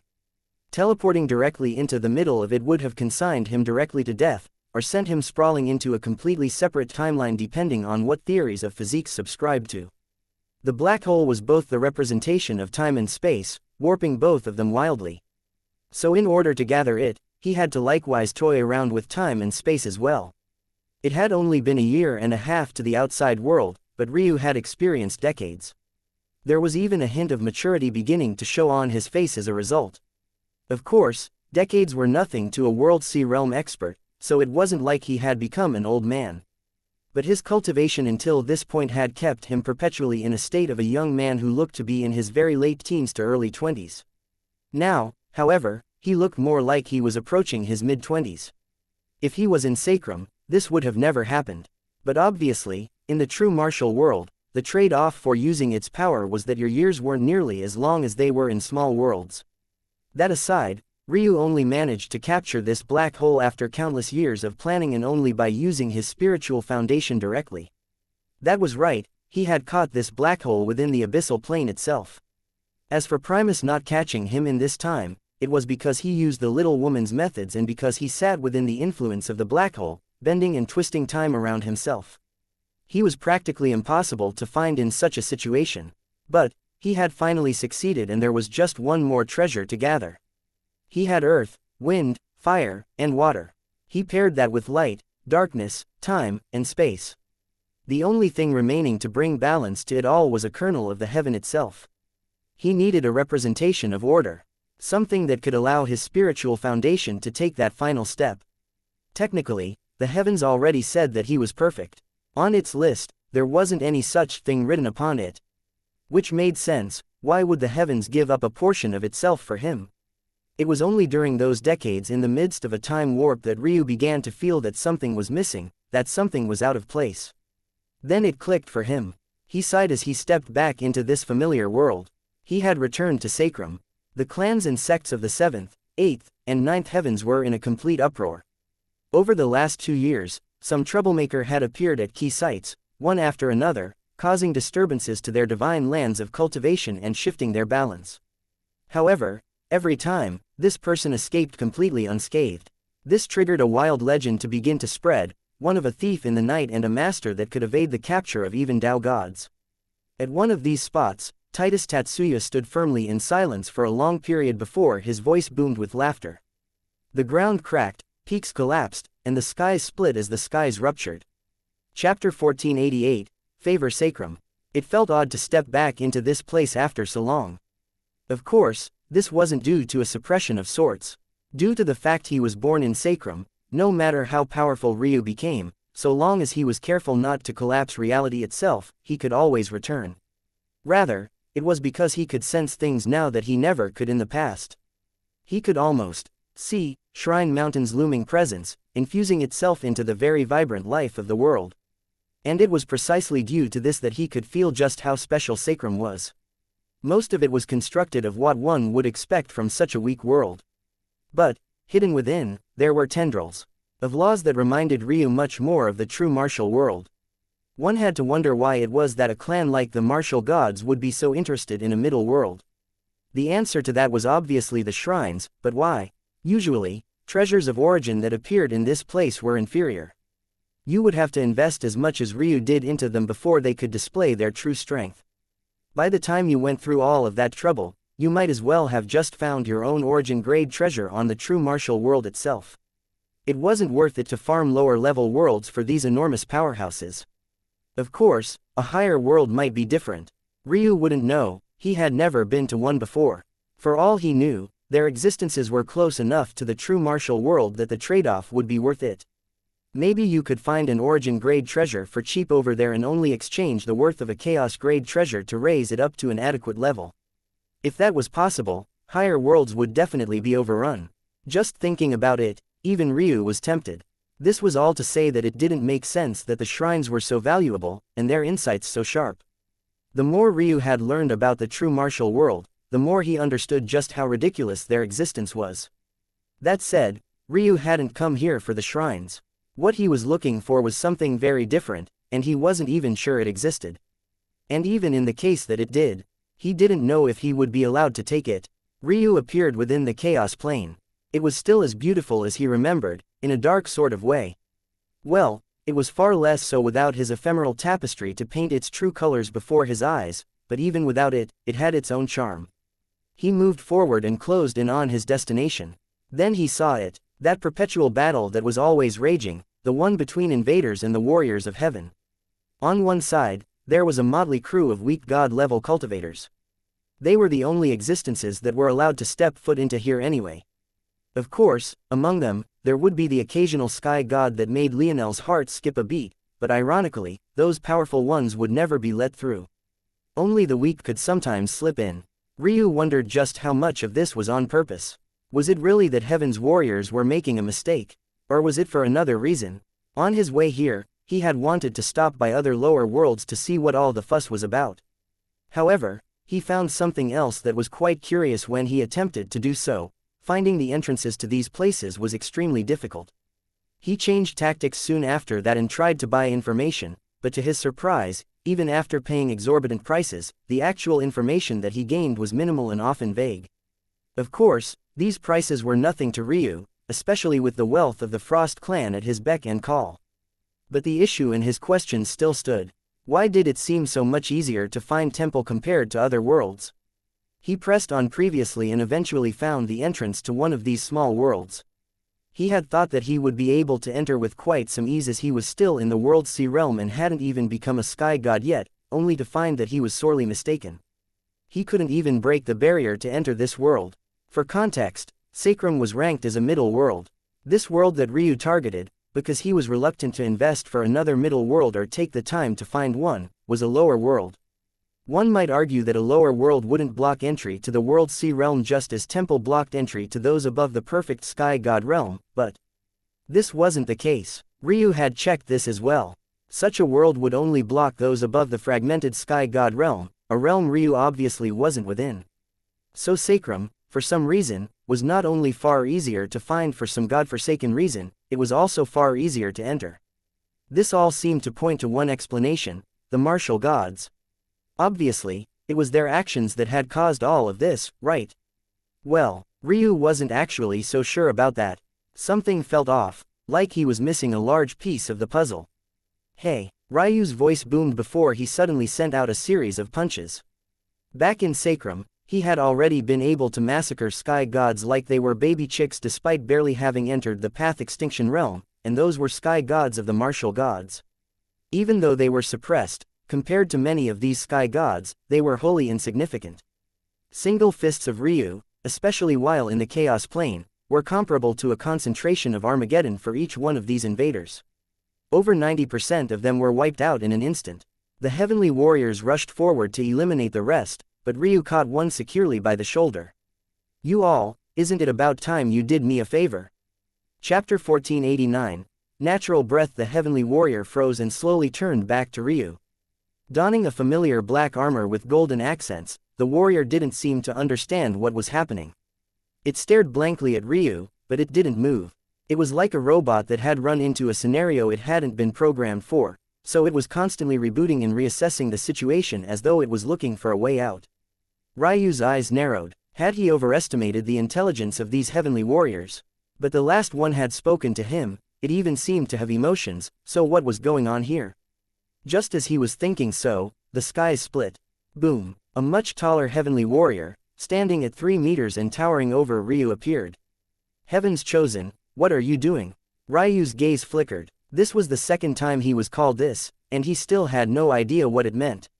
If he was such a heaven's chosen, why'd these fools allow him to be a cripple for so long?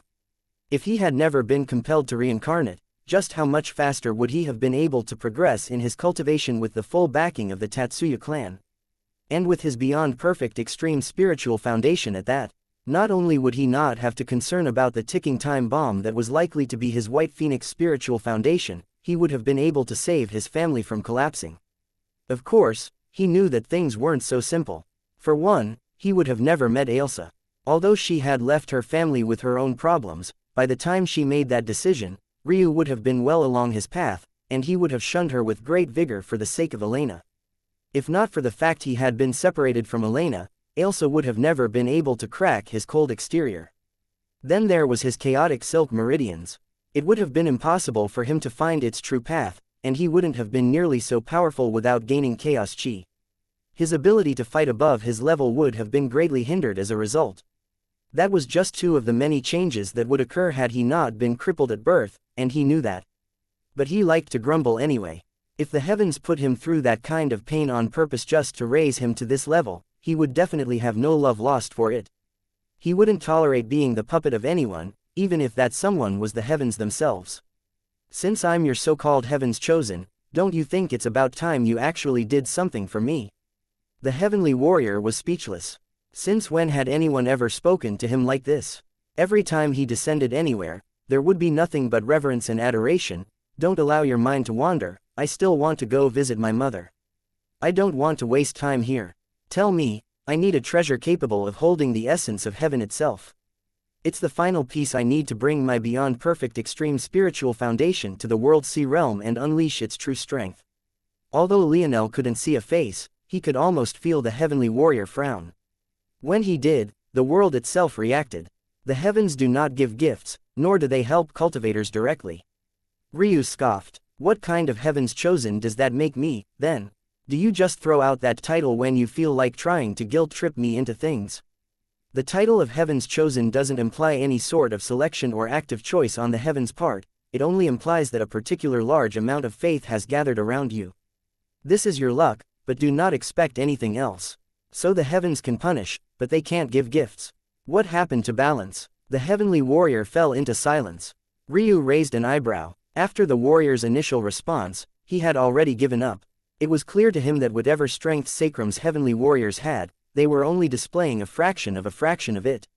For some reason, they didn't send out their best to wipe out these invaders in a single bound, and they also seemed to restrict themselves to the chaos plane for another unknowable reason. He thought about what it might mean to try and kill one of these guys. Maybe if he killed enough, he could convert their essence into what he needed. But he felt that it would be greatly inappropriate to do so. These were the people that were protecting his home.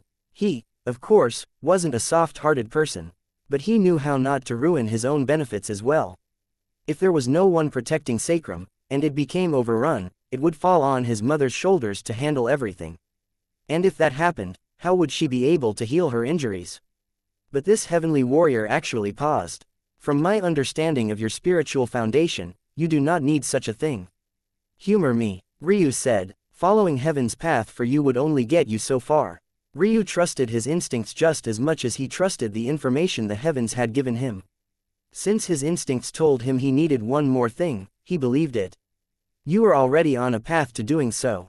You have Shrine Mountains will on you. Ryu frowned. He was gazing for something deeper than that. You have left your world, and now you look down on it. Yet you return to it for help. Ryu's frown deepened when he heard this. He didn't look down on his world, he simply acknowledged the reality, and that was that it was weaker than the true martial world. Reach the state of natural breath first, then you can consider such things. Ryu's brows shot right up. Chapter 1490. A while longer Ryu didn't know what to say when he heard these requirements. The realm of natural breath was the very limit of the natural enlightenment realm. In the sacred realm, it was paired with the sky god realm, but in the true martial world, the standard that he truly wanted to reach, it was on an entirely different level. Even Tao gods might not reach such a standard.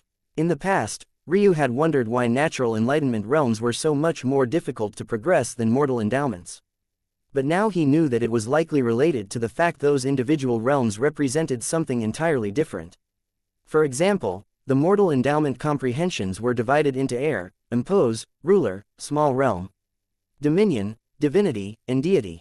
However, the last stage, the deity realm, also known as the god realm, was further divided into 9 pieces in the true martial world.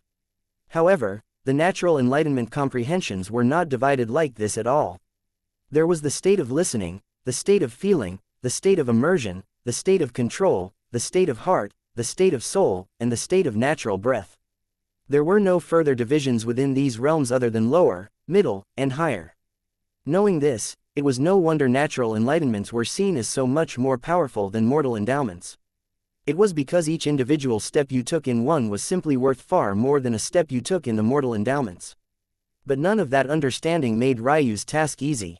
How was he supposed to do any of this? The worst part was that even if he succeeded, he wouldn't even be able to use that comprehension to strengthen himself, he would have to sacrifice it to his spiritual foundation.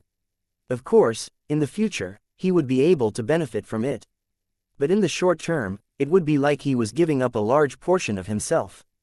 That said, It wasn't as though he could use a state of natural breath, natural enlightenment right now anyway. Any attempt to do so would drain his focus chi in an instant. But that only made the task of the heavenly warrior all the more ridiculous. Ryu wouldn't be surprised if he was near the topmost of all of existence in terms of comprehension. It would be nigh impossible to find someone who could match him. And yet, even he felt that this task was impossible. Was he supposed to wait until he finally became a Tao god to unshackle his talents? That was unacceptable. Ryu took a breath and closed his eyes, exhaling. He was chasing perfection, that was why he was here. He knew that it was a long shot, but he had come here regardless. However, sometimes, you couldn't afford to chase perfection. His chaotic silk meridians technically already weren't perfect. They had a good vessel, but not the absolute best. Should he sit around moping about that as well? His talents were pawns in his success, not the king. That would be him and it would always be him. He had already decided within the heavenly path. Rather than dragging his feet, trying to push his talents to the top, he would scratch and claw for every advantage that he could pull out of them. If he succeeded in pushing them to the top, great. Even if he didn't, so what? He would still reach the pinnacle of that mountain. Nothing could stop him, not even his own talent. Ryu's divine heart fluttered, and he took a step and vanished. The heavenly warrior watched him leave, his expression still hidden beneath the knight's helm. In the end, he didn't say anything either and simply vanished as well. Ryu had a bright smile on his face when he saw his mother again. She was in a deep state of meditation and under the protection of several formations, so he couldn't get close, but it all still brought a smile to his face. There was something about seeing family that made his heart lighten. Himari opened her eyes, her head tilting. She, of course, recognized her son. But she felt that something was off, something was different. Subconsciously, she raised a fair hand to her cheeks, wiping it across. She looked down at her hand with some astonishment. Why was she crying? After some hesitation, Himari waved a hand and the formation vanished. Without the filter, she looked quite pale and even a little bit sickly. She had planned to meditate for centuries, millennia, even. This was the way of sky gods of Sacrum. Time passed almost fleetingly to them, but it had only been a handful of years, and Ryu had already come back, far more powerful than he had been in the past. Mother, Ryu swept his mom into a big hug, enjoying her warmth. Himari was stunned again, and her tears fell faster. It was an odd scene, her expression was just the same, and yet her tears fell on their own as though controlled by their own mind instead of her own. Himari looked up, still wondering if this was truly her son. No, this had always been her son, her real son. Not the one scarred by a single lingering incident that left an indelible mark on his life, but rather the son she had birthed, the young man filled with curiosity and hope toward the world, with eagerness to face anything that would come so long as he had a sliver of a chance. Ryu found his head buried into his mother's bosom, not out of choice, but rather because his mother was much stronger than himself and had taken his head to be some sort of soft plushie. Himari cried harder, and Ryu could only smile bitterly and allow his mother to hold him as she pleased. The smile on his face was as bright as it could be. Mother, I brought something to heal you. Stop crying already, I'll drown. Don't tell your mother what to do, little dragon. Stay here a while longer. Ryu could only acquiesce. Chapter 1491. Pesky fly. Ryu didn't know how long passed, but his mother did eventually let him go. Finally, he was able to take out what he had prepared. He knew that he would be returning to his mother's side, so how could he not remember her ailments? Himari had made it quite far into the sky god realms, but that didn't mean that Ryu was helpless, especially since he had the treasures of the Frost clan and the little woman by his side. In the years he was away, the little woman managed to make it to the omniscient sky god realm and was already striving for the Tao Lord realm. It turned out the environment of the black hole was a tonic to her rather than being toxic. In fact, it was also in part thanks to her that he was able to succeed in the end. While it made him curious about who she really was, he was far more interested in how she could help his mother. Due to his foolish actions, his mother had given up quite a bit of her lifespan. And, because she was at the standard of the true martial world now instead of sacrum, her lifespan was likewise shorter as a result. Every year counted, and he couldn't allow her to stay like this for long. Luckily, she hadn't actually ended up transferring the lifespan to him as he hadn't needed it, ultimately. But one couldn't just casually pool their life together into a drop and then suck it back up as though nothing had happened. After understanding the situation, the little woman had constructed a pill perfect for the situation. The result was near instant. Rosiness returned to Himari's cheeks and her aura flourished. To Ryu's astonishment, her aura likewise continued to rush forward like a tidal wave, entering the transcended sky god realm and even soon knocking on the door of the omniscient sky god realm. This could only mean one thing. His mother's insights into her Tao were far beyond what her current cultivation realm dictated. In all likelihood, she was only restricted by the environment here. There wasn't enough qi, so much so that even a healing pill had allowed such a result. Ryu didn't think twice and simply handed his mother all of the cultivation treasures of the Frost clan. Little Ryu, this is inappropriate. Ryu watched his mother's brows scrunch up and her lips press into a thin line. He knew that look all too well. She wasn't happy at all. However, he solely laughed. You don't need to worry, I have much more treasures than this. I don't believe you, Himari uttered with a narrowed gaze. It seemed that she might bend Ryu over her knee if he said just one more ridiculous thing.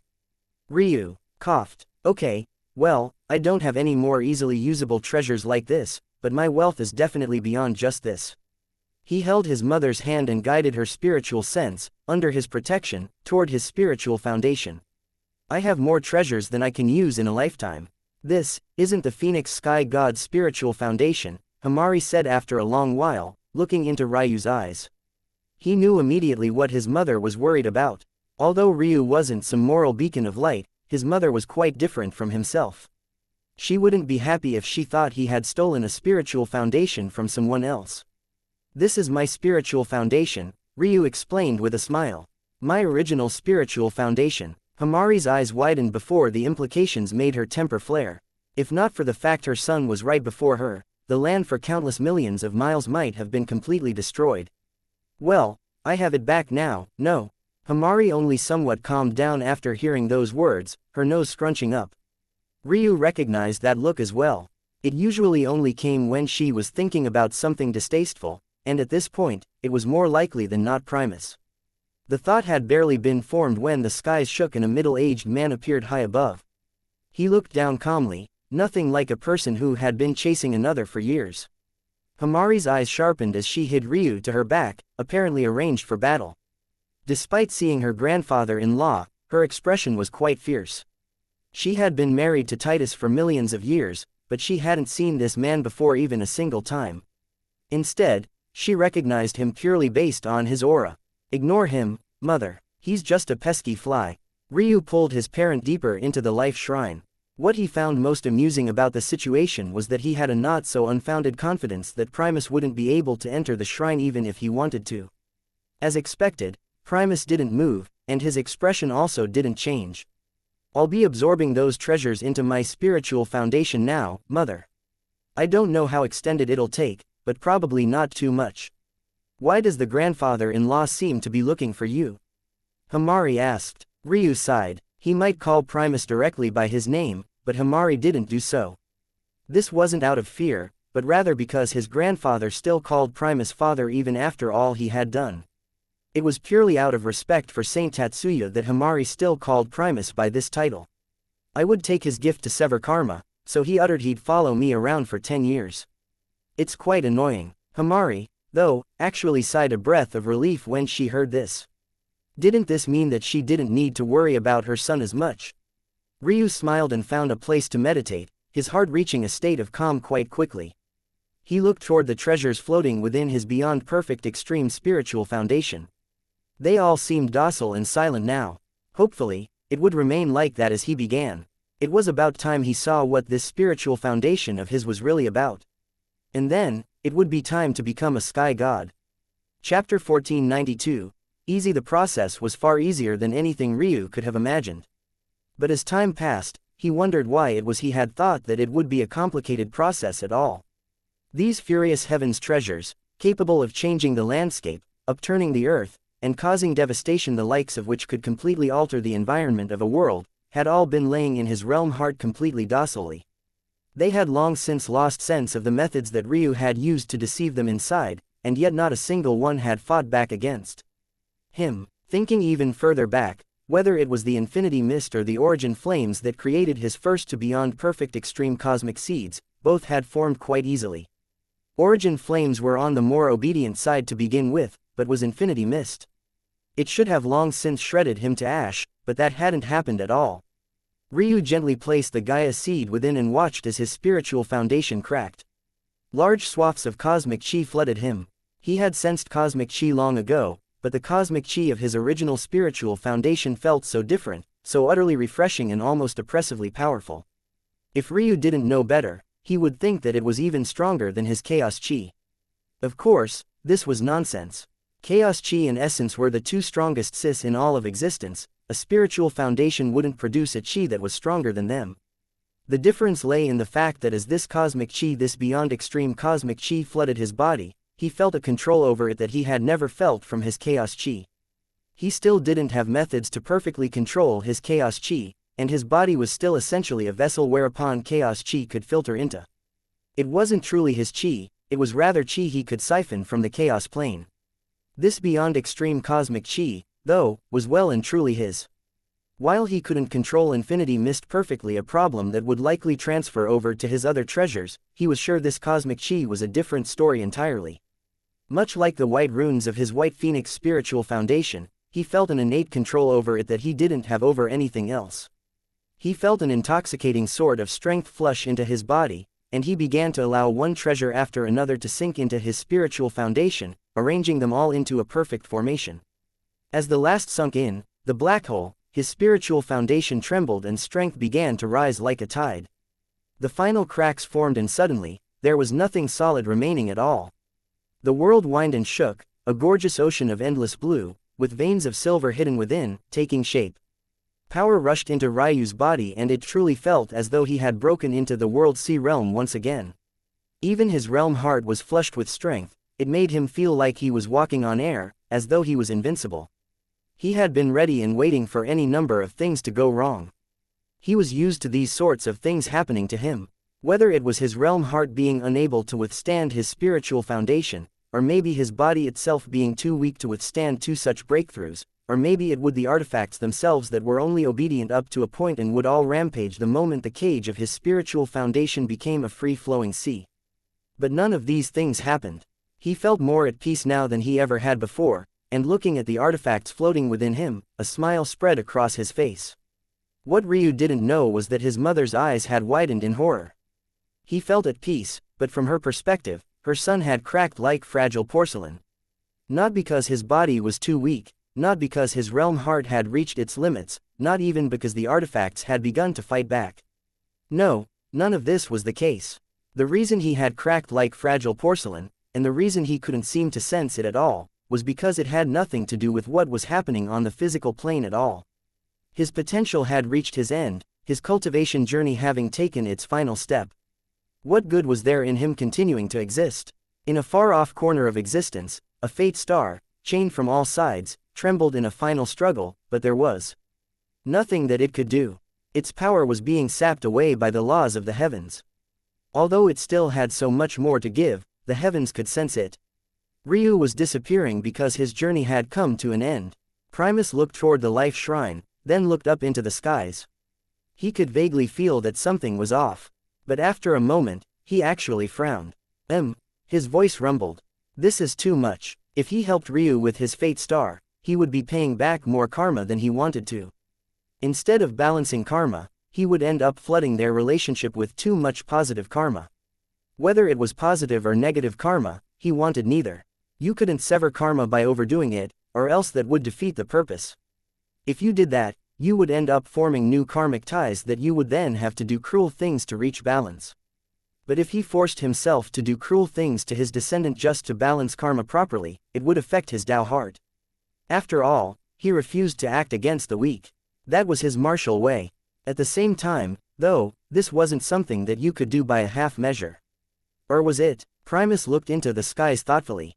Actually, what's most important is my mentality, now isn't it? A confident and almost menacing grin spread across Primus' face as he vanished. Chapter 1493. Give a damn. Primus appeared high in the skies, facing off against a fate star that dwarfed him in size. To say that he was a speck of dust before it wouldn't be an exaggeration at all. The density of silvery light was so blinding that it was difficult even for him to look at it directly, and that was even after it dimmed considerably. Even so, he reached forward and grabbed a chain link as thick as a world. Almost the instant he did, he felt something assault his very Tao heart. Cute, he sneered to himself. I suggest you come personally, or else I'll shatter your little contraption with a single squeeze. Do you think that's possible? A voice echoed from nowhere, and yet everywhere at once. If one didn't know better, one would think that it was the star itself that had spoken. But this was quite far from the truth. Rather, it was the owner of the chains. Someone like you who would seal away an infant in their mother's womb because you fear what they might become as weak. I do not believe you could form any technique that could pause my steps for even a moment, Primus replied. There was silence for a long while before a response came. Then do it, Primus. Sneer became a wild grin as his claw snapped downward. Dragon's claw. Crack. The roar of a dragon echoed through the depths of space even when Primus didn't open his lips. It was as though his movements alone could evoke the will of the ancient beast, reverberating through reality itself. The chain link shattered, a fluctuation rippled, and though it quickly calmed, nothing escaped Primus' senses, not in the depths of battle. An uproarious laughter echoed. If there was a child you should have crushed in their mother's womb, it should have been I, Primus Tatsuya. Primus' arms stretched out and an overwhelming strength billowed forth. He grabbed forward again and another chain link shattered, then another in quick succession. 3 attempts, and 3 successes. For every chain link that shattered, the entire length of chain would crumble and then dissipate, unable to maintain its strength. Ryu's fate star, which was still struggling to turn, began to struggle even fiercer even as it slowly dimmed. The fire dragons want to stand in opposition to the martial gods. I would suggest you think about this very carefully. Primus' gaze flashed, not with hesitation, but with fury. Who dared to speak to him like this? Come and say those words while standing before me. We'll see if you dare to speak them a third time. Primus' hand ripped forward and 2 more chain links trembled. The voice suddenly chuckled. Is there a need for all of this? At this point, it doesn't matter if I dissipate the chains at all. He's reached the end of his potential and the heavens consider his dead. Even if the heavens reverse their decision, the dissipated fate won't suddenly return. The potential he was promised upon birth has dried up and he'll be lucky even to become an omniscient sky god. He should also be the one who formed the founding Tao I sensed, correct? Without the backing of his original fate, and with such a Tao anchoring him, he might not even make it to perfect sky god. What use would he be to you? But you insist on becoming enemies with me for a cripple. The words sounded truly amused. The dimming of Ryu's star wasn't just some cosmetic change, it was a visual representation of his potential being sapped away. Ryu was born to be the luckiest man in existence. He would have had all the talent, and the heavenly favor to match it. He might have truly reached the pinnacle he sought after given enough time, and that time span would have likely been far shorter than anyone else had used to reach that stage in all of history. But now, all of that potential was being eaten away at. Even before, this was why he was so unlucky. He kept stumbling along his path because his fate star and the luck he was promised was locked away, while he kept reaching forward toward the potential he was promised. But now, although he wouldn't be so unlucky as his fate star could finally move again, his future potential was still mostly cut off. One didn't just need talent to reach the end, they needed luck. The more talented you were, the heavier that luck needed to be, or else you would end up like the little woman, having all of that talent and yet stopping at the transcendent sky god realm as her life was expunged. For Ryu, who had a founding Tao, he might not even reach as high as the little woman before reaching the end of his lifespan. It also most definitely didn't help that this ordeal would take a huge portion out of his lifespan as well. You couldn't just straddle the edge of life and death lacking losing some life. Putting all of this perspective, it made Primus' efforts seem laughable. The Tao god even assumed that Primus was doing all of this for the sake of familial love, something he found even more amusing. However, Primus' grin didn't vanish. Do you think I give a damn? Silence fell. You talk about as much as I would expect from trash. If you desire to say more, come here and face me. If you're too cowardly, then stay where you are and shut your mouth, or else in the future, I'll make sure the name of the martial gods holds no weight at all. Crack. Primus shredded apart chain link after chain link, and eventually, the balance was tipped. Ryu's destiny star roared with life and finally began to rotate. At first, it was slow, but when it snapped its first chain on its own, it began to move faster and faster until it released a radiant light. In the life shrine, Ryu's smile hadn't faded, and the cracked ceramic that was his body began to reassemble itself together again, solidifying once more as a flood of revelations returned to him. Those lines of fate. Chapter 1494. Guarantee. Ryu looked into his body and felt that those lines of fate that he had thought had vanished due to the divine chains of the martial gods had come back. It seemed his rewards hadn't just disappeared after all, they were just heavily suppressed. Even so, Ryu sighed. He had spent decades within the influence of the black hole. Due to his spacetime soul nature, this hardly bothered him. And he was likewise still able to make great progress in his cultivation, at least in terms of comprehension. But that didn't change the fact that that amount of time had truly passed.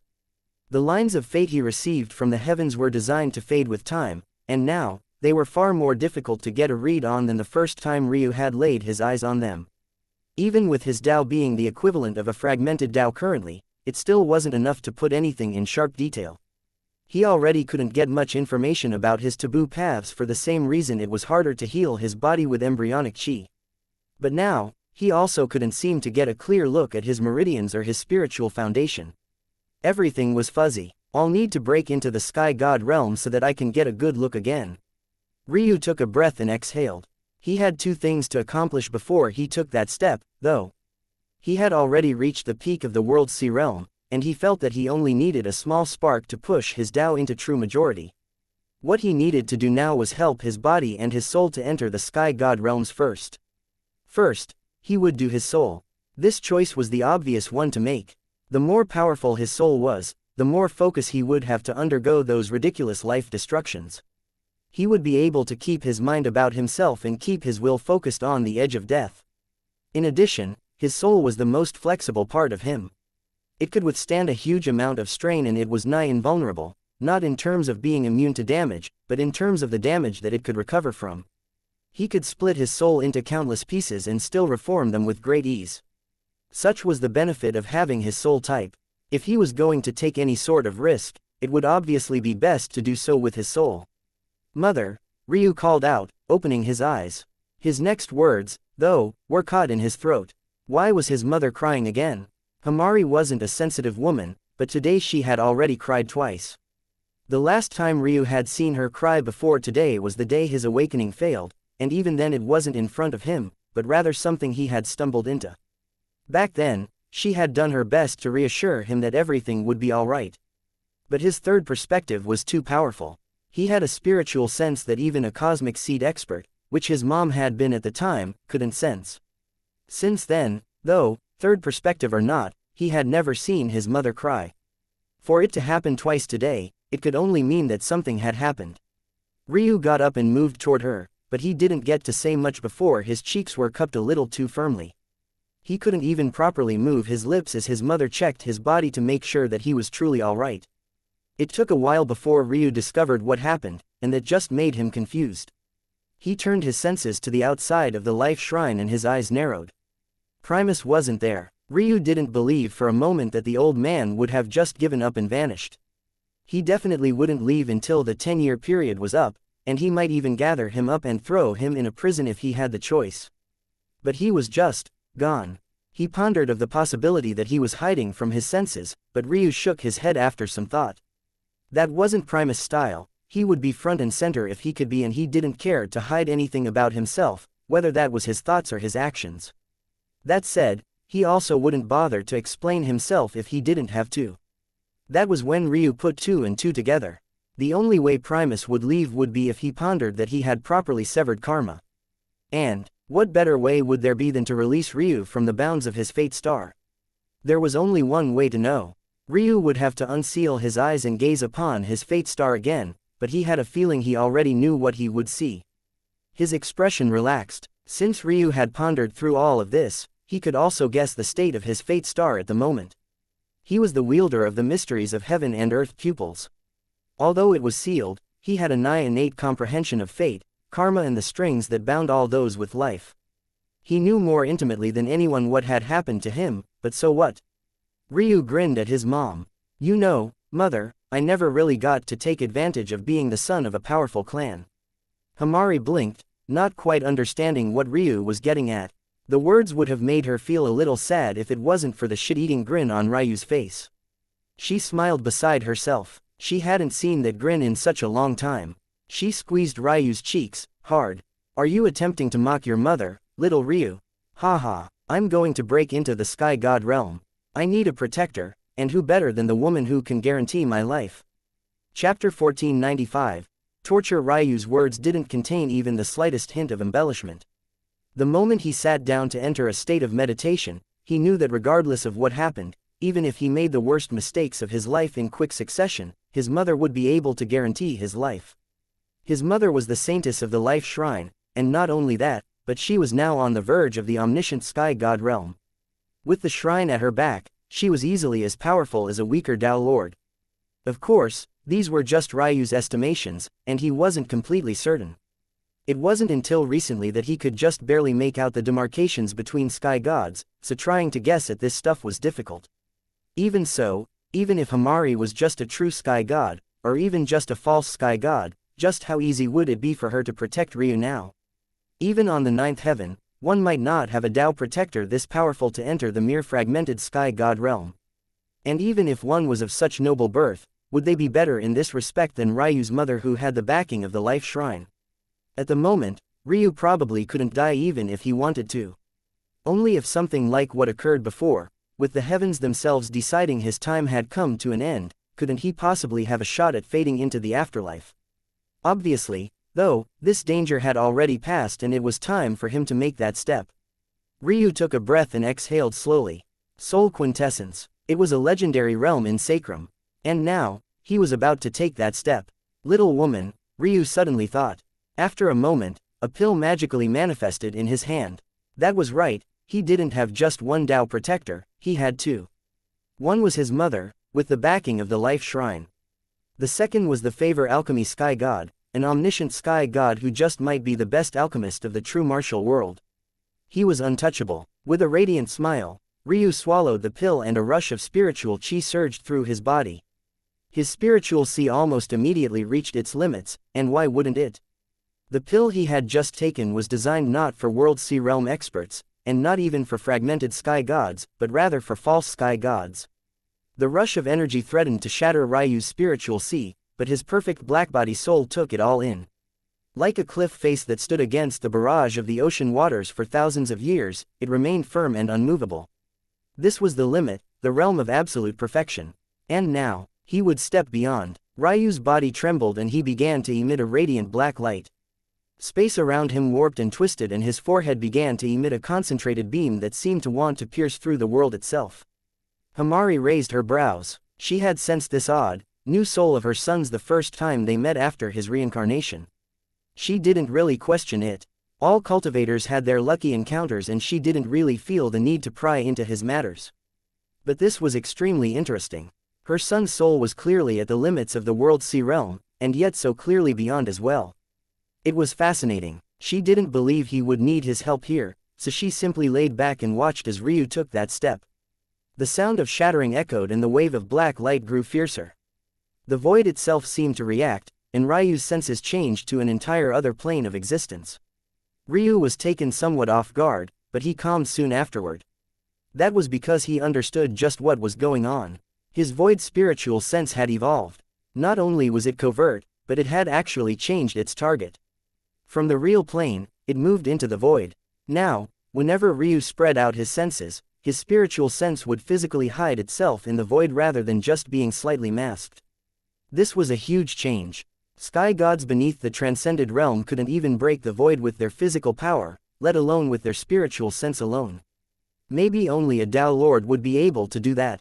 That meant that Ryu's spiritual sense would be entirely undetectable to those below the Tao Lord realm. But that was the smallest matter of importance, in Ryu's opinion. He had felt his eyes sharpen just now, and he could almost taste them unlocking. His third perspective could do the same thing, and he was pretty sure that only a Tao god would be able to sense it. What was more startling to Ryu was the fact his spiritual chi could now freely enter and exit the void. This wasn't just a matter of senses, but he had naturally acquired the ability for not only himself to move through the void, but even extensions of him. He could imagine the kind of flexibility that would give him in battle. He felt that the powerhouses he would be able to overcome would be on an entirely new level. Ryu knew that there was likely more to gain from his soul now, but this wasn't the time to care about such things. Instead, he wanted to keep up this momentum. He hadn't focused on cultivation in years, all of that bottled up energy was now rushing out at once and he wouldn't fall off of the wagon now. Almost immediately, his body shattered. Himari's pupils trembled, but she maintained her calm. She could easily tell the difference between death and a life destruction when she saw one. After all, she had undergone life destructions as well. Although she looked dainty and frail, it was the blood of the lightning Qilin that ran through her veins. Now, though, she understood why Ryu wanted her to look after him. What better energy could there be to use to recover from a life destruction than life chi? She waved a hand and large pools of life chi rushed formed. Ryu's body became saturated with almost more energy than he could use, but his mother's eyes were sharp. Since her little boy wanted to tease her, she would teach him a little lesson and help him at the same time. A gorgeous smile bloomed across her cherry lips. Himari had let her husband handle Ryu's training when he was young, but that wasn't because she couldn't or that she was too soft to put her baby through such things. No, it was rather that the two of them had decided that Ryu should at least reach awakening before she started to torture him. Her smile became even more beautiful. Chapter 1496, 9 Life. Destructions. Shit. Ryu could feel what his mother had done immediately. He couldn't even divert his focus to deal with it either. Why would he have any defenses up against his own mother? He was entirely focused on the task at hand and he had no measures to deal with the situation. It wasn't exactly dangerous, and Ryu had planned on doing something similar himself, but it was difficult to force it like this. Whenever a life destruction was completed, in order for it to be a success, one needed a large amount of resources. These resources, while the body was in a destruction state, would be absorbed and then used to reconstruct it. Obviously, this energy would likewise be used to strengthen the body. This process of deconstruction into your smallest parts, followed by reconstruction with a larger amount of energy, was how body realm cultivators made the final steps toward the sky god realm. The success of your life destruction then counted on two factors. The first was how thorough your destruction was, that being how small you could blast the pieces of your body into. How well one did in this phase was essentially down to two factors: how strong you were in relation to your body and your willpower. The first factor decided how powerful the outward blast was initially. The more power you had in relation to your body, the more thorough the destruction would be. The second factor, though, left those that didn't with a chance. The first felt contradictory. The more powerful you managed to make your body, the more difficult it would be to complete a destruction, and thus the less thorough your destruction would be. However, that was where the second factor came in. If you had the willpower, you could lengthen the destruction process, sending out pulses of energy again and again until your body was thoroughly destroyed. Or, you could even use an external source to destroy yourself. This would make the process much harder on yourself, but it would be worthwhile in the end. Ryu, obviously, didn't need to deal with this. He had more power within himself than he even knew what to do with. A single careless blast of primordial chaos chi was enough to rip his body to shreds. What was left, then, was the second phase. This phase was dictated by only one matter: how much energy could you withstand? Ryu, obviously, as this was his second life destruction of the 9-pillar flame sect's taboo path, could consume a great deal of energy. In addition, his comprehension of the 9 pillars, especially with the help of his quasi-mature Tao, increased his capacity further. His comprehension of the 9 pillars was equivalent to a fragmented sky god of the sect, but he was still firmly yet to enter the god realms. On top of that, he had his bloodlines that were quite difficult to satiate on top of his bone structure, which felt like a bottomless abyss. And yet, his mother brought him to his absolute limits instantly. The beauty of life destructions was that improper or incomplete foundations could always be made up for in future life destructions, so long as your will was strong enough. Ryu's mother had clearly seen through flaws that even he had, but he wasn't surprised by this in the slightest. Ryu knew from the beginning that his first life destruction wasn't perfect. After all, he had done it hastily and the treasure chosen weren't optimal either. The reason he had never panicked about it was because he knew what his mother was doing right now. His foundation was imperfect. Fine, just fill it with energy until it had no choice but to become perfect. Luckily, Ryu was prepared. Another reason he had insisted on breaking his soul through first was so that he could handle this situation with ease. He was truly an anomaly. Not only did he have comprehension of the 9 pillars beyond what even the 9-pillar flame sect's experts would deem reasonable, he had a soul that was already comparable to a false sky god, even though it had only just broken into realms that should have been equivalent to fragmented sky gods.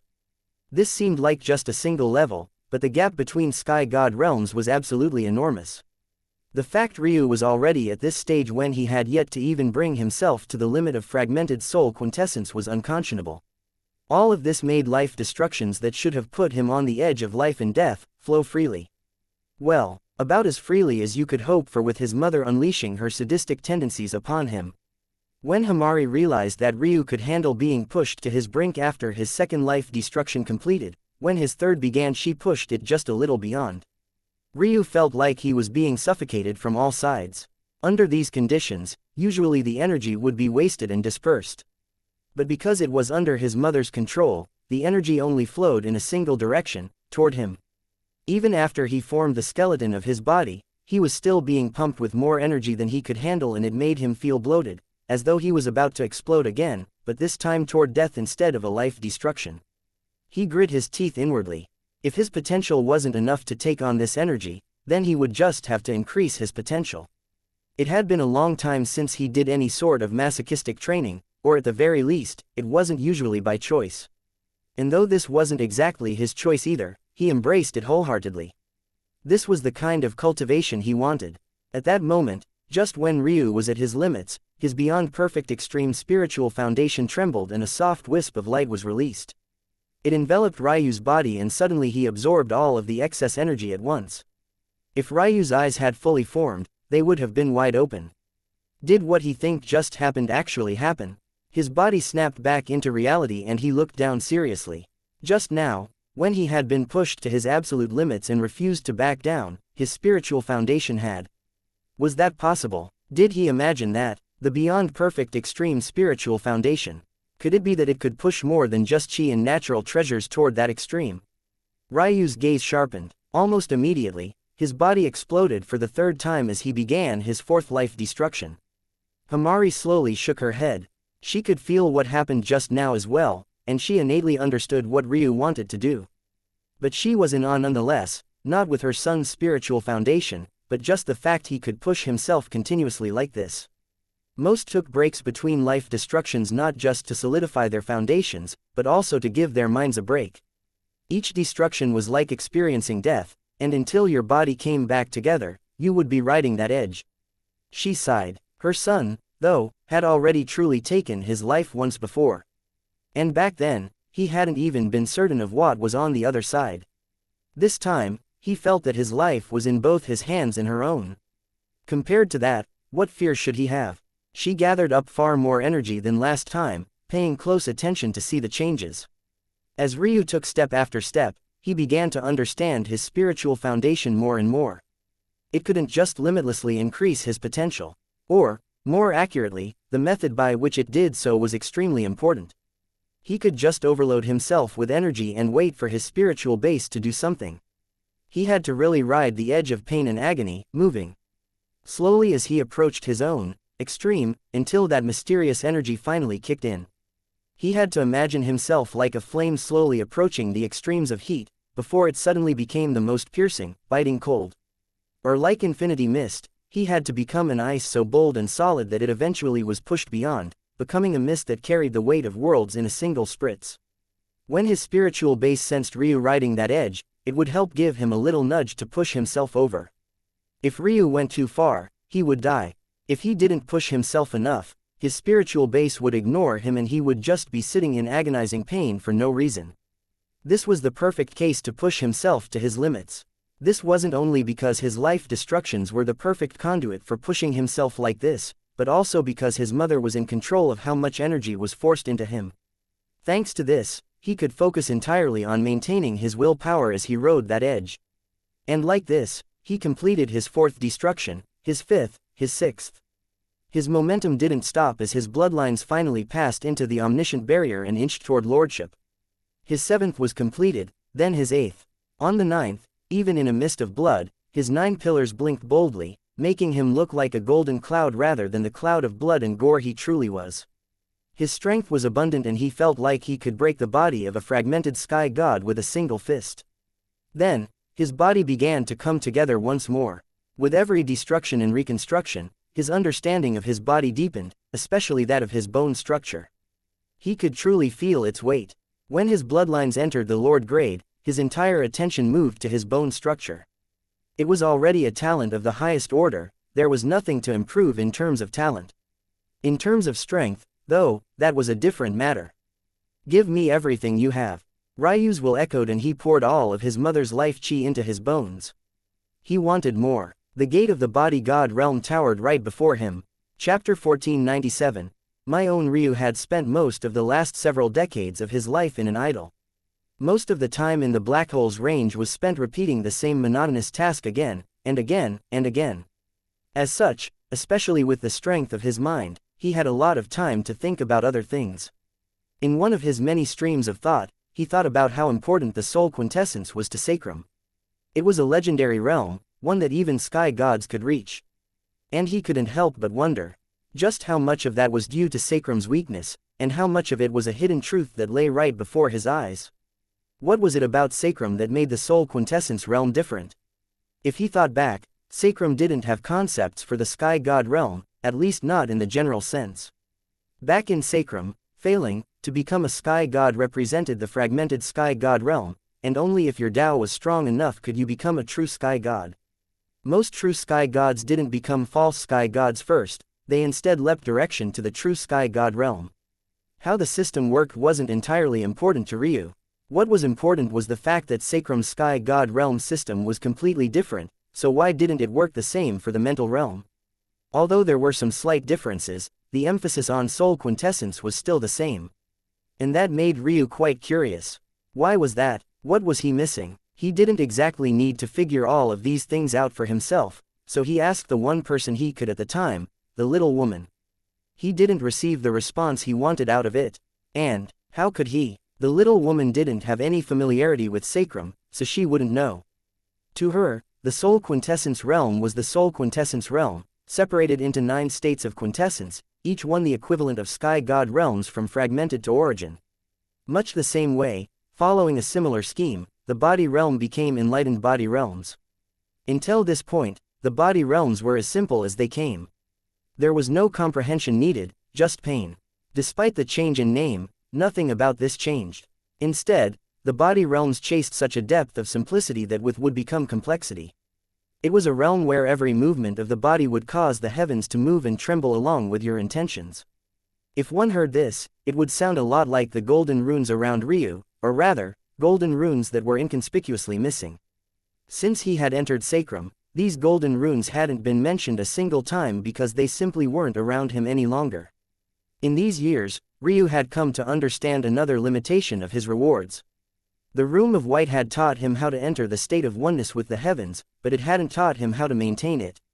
As time passed, his body would change in countless unknowable ways, his strength would grow and he would have to learn to control it, his chi would evolve and gain different properties, even as his comprehensions evolved, the laws around him would manifest in different ways, meaning he would have to move at a different cadence to be in tune with them. Ryu had realized this immediately, and he didn't have an immediate solution. But when his lines of fate returned, although they were blurry, it felt like his thoughts had clicked into place. If he wanted to maintain that oneness with the heavens, he would have to do something that would allow him to rely on himself and not an external treasure like the Room of White to improve himself. Right now, he could feel that path more clearly than he ever had before. Soul quintessence. It meant perfection, the very essence of it. But perfection of what was the question? Enlightened body. It also represented perfection, but down a different path. One pushed across layers of complexity, the other through layers of simplicity. To enter soul quintessence was to take your soul and allow it to grow. Spiritual chi became spiritual quintessence. And what was it the quintessence of? It was none other than a representation of your path itself.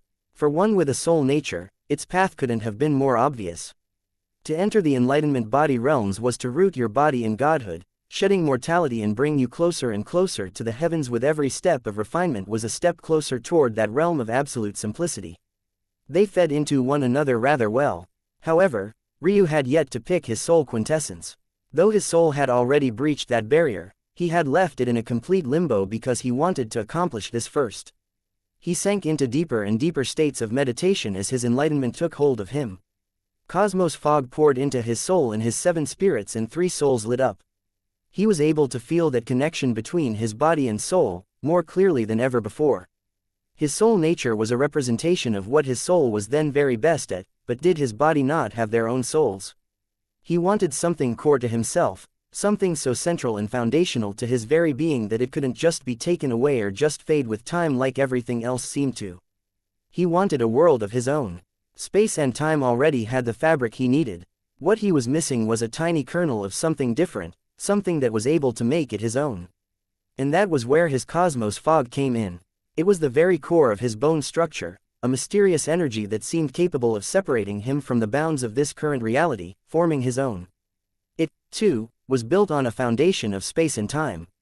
It was, after all, this sort of comprehension that had allowed the heavens to grant him his bone structure in the first place.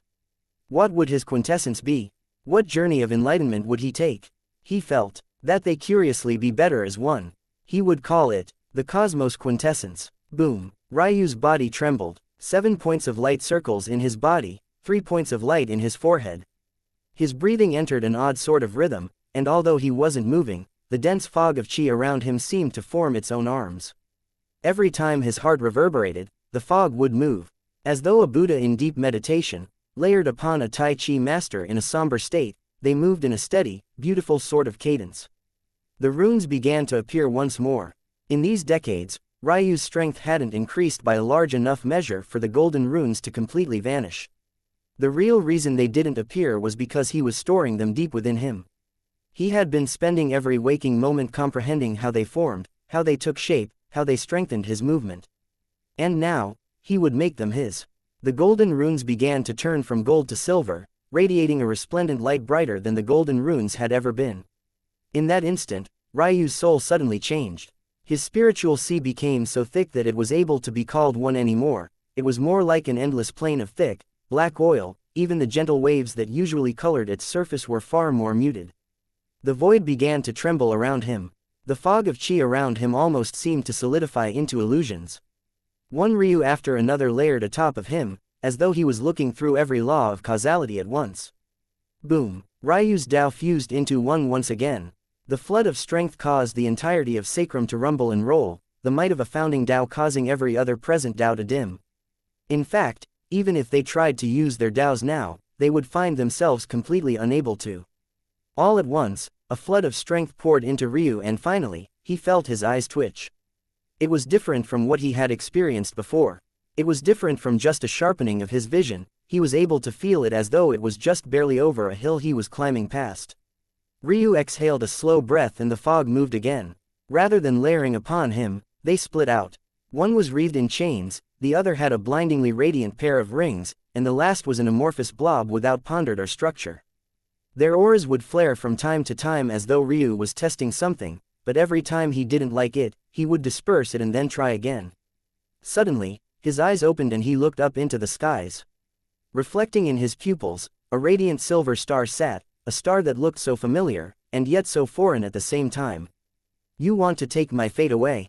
Okay, I'll make my own. The divine chain and divine wings shattered. Their two foggy constructs fusing into the amorphous blob that suddenly became a small, rotating star.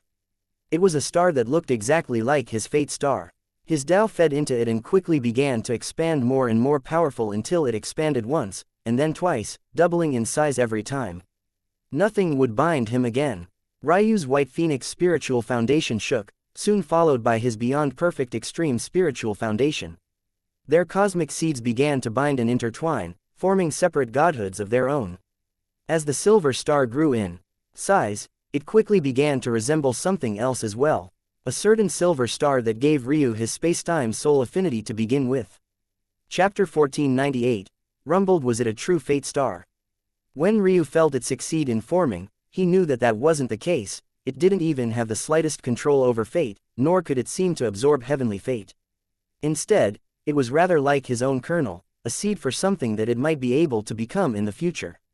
Ryu's cosmic seeds weaved together, intertwining and forming the solid foundation of a godhood. And then, his Tao flourished, growing stronger and stronger. In that moment, it all clicked for Ryu. His beyond perfect extreme spiritual foundation was odd. It was an existence which, rather than relying on his own Tao to flourish, instead seemed to need external items. This wasn't how cultivation was supposed to work, and he had been thinking about what it could mean for his spiritual foundation to work like this. Even so, he had followed his instincts, not to mention the path the heavens had laid out for him, and chosen to trust it.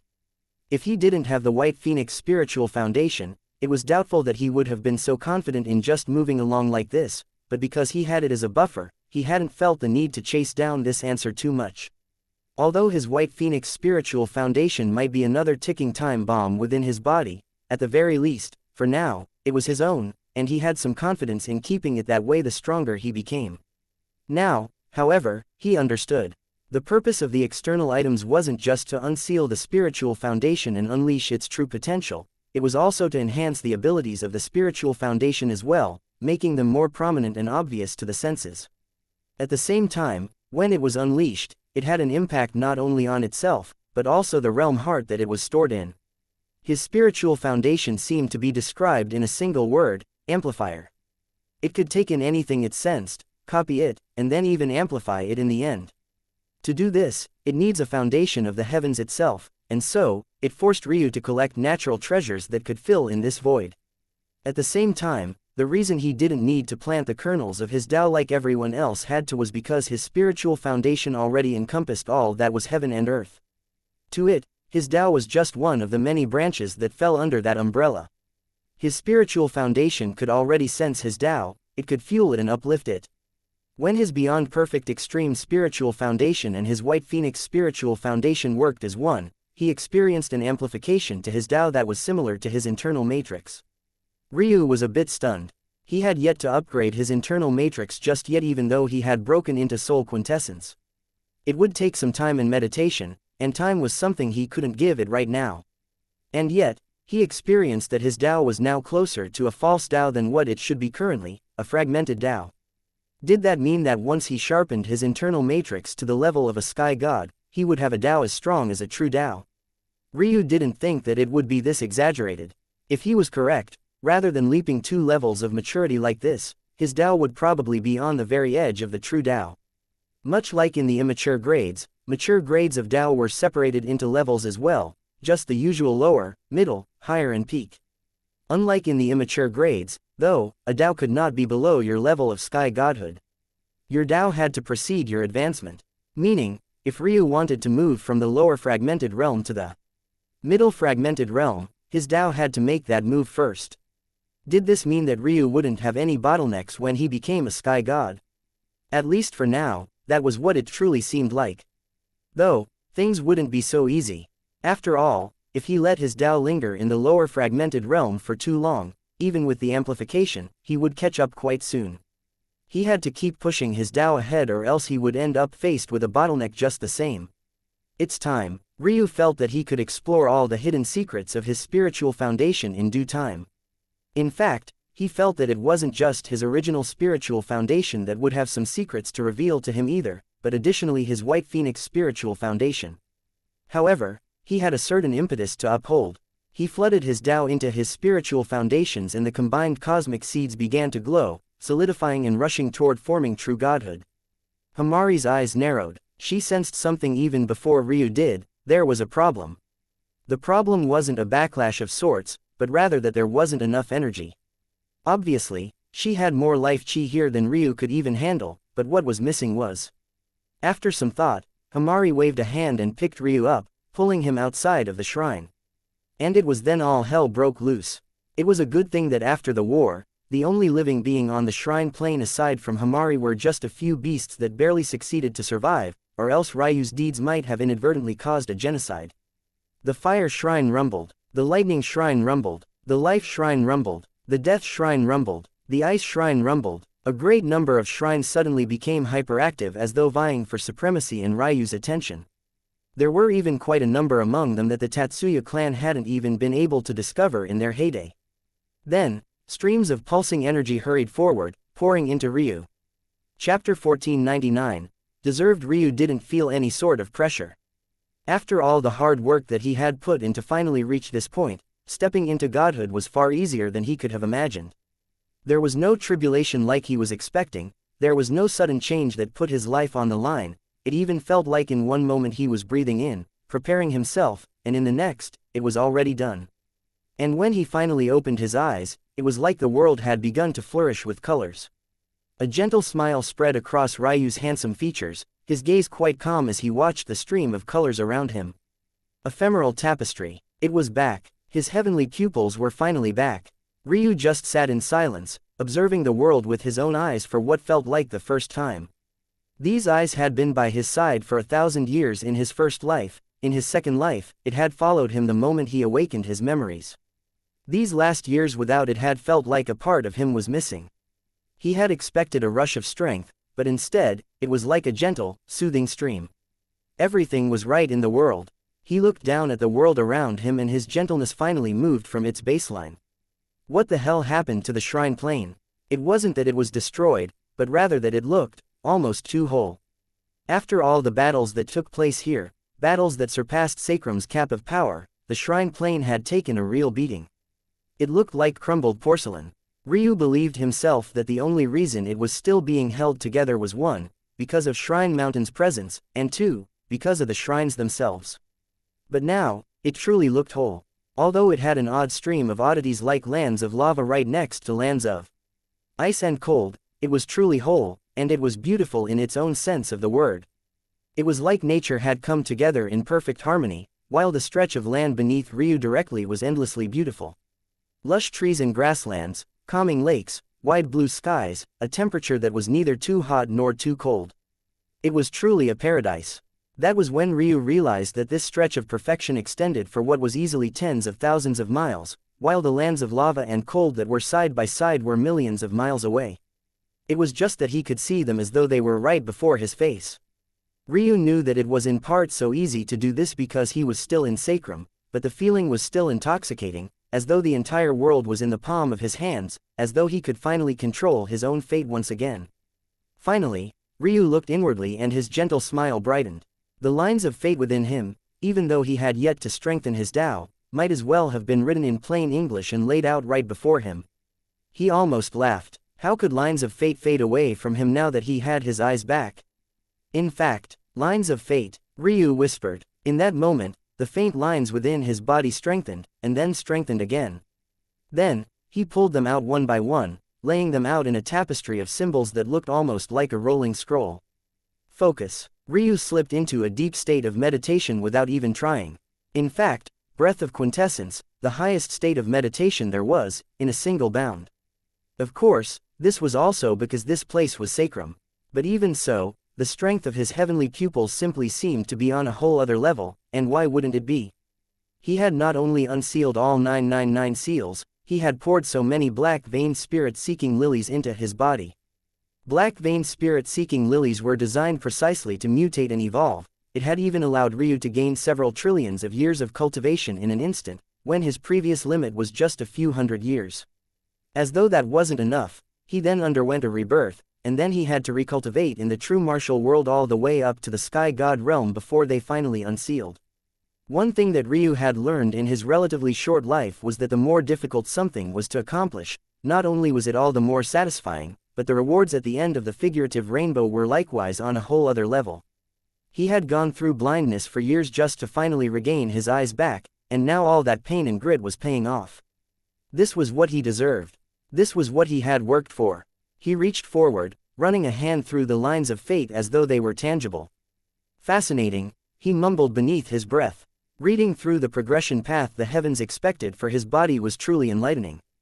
Before, he could only see up to the fragmented realm, his current realm. But now, he could see all the way up to the omniscient realm before things began to get somewhat blurry.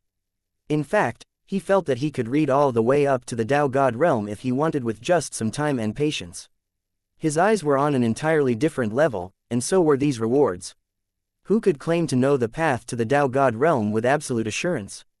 Even a Tao God couldn't do such a thing for their disciple, and yet here it was. Of course, this wasn't a guarantee to reach Tao God, it was just a roadmap. Whether Ryu could accomplish what the heavens set out was one matter, and whether he wanted to follow it was another entirely. For one, Ryu had already deviated from the path, taking his bone structure and his soul, then fusing his body realm and mental realm cultivation into a new and oddly intertwined path that fed off one another, wasn't in the heavens' plan for him. In this regard, he had already stepped off the path of the heavens, but he didn't want to take a step back either. He quite liked this path of his and he felt it had more potential than what was being shown to him here. With this new path of his, not only had he succeeded in crafting a vessel that could finally take on his founding Tao, he was able to make that feeling of oneness with the heavens permanent. Ryu took a breath and fluttering silver runes formed around him like migrating butterflies. It was a truly beautiful sight and one that left him at even more peace. That said, that didn't mean that he would ignore the suggestion of the heavens. There were great insights here, ones that he could use to help and refine his path further. What was interesting, though, was that there was nothing in these lines of fate about his taboo paths or even the white runes of the White Phoenix. But he understood this as well. Whether it was the taboo paths or the white runes, both existed outside the purview of the heavens, so the heavens obviously couldn't give him advice on their use. However, when it came to the true uses of his spiritual foundation, methods of maximizing the use of his realm heart and his beyond perfect spiritual foundation, or ways to implement and use his chaos chi and its own branching abilities. This was all knowledge that Ryu would greedily consume. Chapter 1500. Dead Man Ryu wasn't sure exactly how strong he was now, but he was sure that he had significantly closed the gap against 8th Heaven geniuses, especially since the weight of his Tao counted just that faintest bit more due to the fact he had a vessel to use it now. Honestly speaking, the only thing he was lacking in were the techniques to maximize his strength. Anything that he had learned previously would obviously be useless now, and even if he was still in the World Sea realm, if he was honest with himself, it wouldn't make a difference. For a long while now, Ryu had lacked techniques to use. Aside from Absolute Domain, and some general methods of the Radiant Star sect's core materials, he had nothing else to use aside from his own power and skill. The final time he had learned a Tao charm technique, he hadn't even stepped foot into the true martial world yet, it had truly been that long. He wondered if the gap between him and those geniuses might no longer be just a case of his raw talent or power output, but in terms of their technique foundations. He contemplated about this problem for a fair bit, and by that he meant a few minutes, before he placed it to the side. Even if he wanted to find some techniques suitable to him, where would he do so? The Radiant Star sect was a good bet, and he felt that there was maybe a reason his Tao was so perfectly suited to the shape of a star, but Ryu was pretty much still the very identical Ryu, relying on the Radiant Star sect wasn't in his blood. Of course, he would return after he was done here, and of course, he would use their techniques. But what he meant by rely was that he wanted his own techniques, his own methods to use his power, his own strength so arrogant bastards like the chaotic space Tao Sovereign couldn't try and lead him by the nose. Well, the initial step toward that end is understanding myself, Ryu thought simply. The initial thing Ryu did was summarize what the lines of fate did tell him about his skills. First was his bone structure. He had already deviated from the path the heavens intended, but that didn't faze him. Paying attention to this anyway would tell him more about its hidden abilities. Unsurprisingly, the boundless cosmos bone structure tended toward a domain-type ability at its very strongest. The cosmos fog was a perfect method of cutting an area off from the heavens and forming up your own. The boundless cosmos bone structure's best path, according to the heavens, was to synergize with his spacetime soul nature and form a region of time and space that was all his own. In mentioned region, the bounds of reality would be far more in his control. The progression path was quite simple, and that was just to strengthen his body. The stronger his body became, the stronger his bone structure would be, and the more imposing his cosmos fog could act toward the heavens themselves. Ryu found it a bit interesting that the boundless cosmos bone structure seemed to be encouraged to step out of the bounds of the heavens, while his taboo powers were punished for doing the same. The reason wasn't all that hidden, though. Everything described was just a temporary measure, there wasn't any permanence to it and nothing that separated him from the heavens completely. Ultimately, his bone structure, while following this path, would still be firmly rooted in this reality. This was obviously not the route Ryu wanted to go. When he initially learned about his bone structure, his first contemplated was toward that fanciful dream of his of forming the 10th heaven within himself. His bone structure seemed to allow a chance to do just that. However, there were still some clues within this path. For example, using his cosmos fog more like it was an inheritance than a bone structure would be an interesting application method. That would give his cosmos fog some structure that would not only allow it to be more powerful and effective, but also lessen the amount he had to use to achieve the identical result. If he had had this, then his ability to trick Primus would have been far easier. Thinking of Primus, Ryu sent a glance into the skies. He truly was not there, and what was more interesting was that now that he could gaze upon his fate star whenever he wanted, it was not without chains and spinning normally. Aside from that, its bright lights had dimmed considerably and it looked not much different from any other fate star in the endless skies. Ryu was easily able to put two and two together.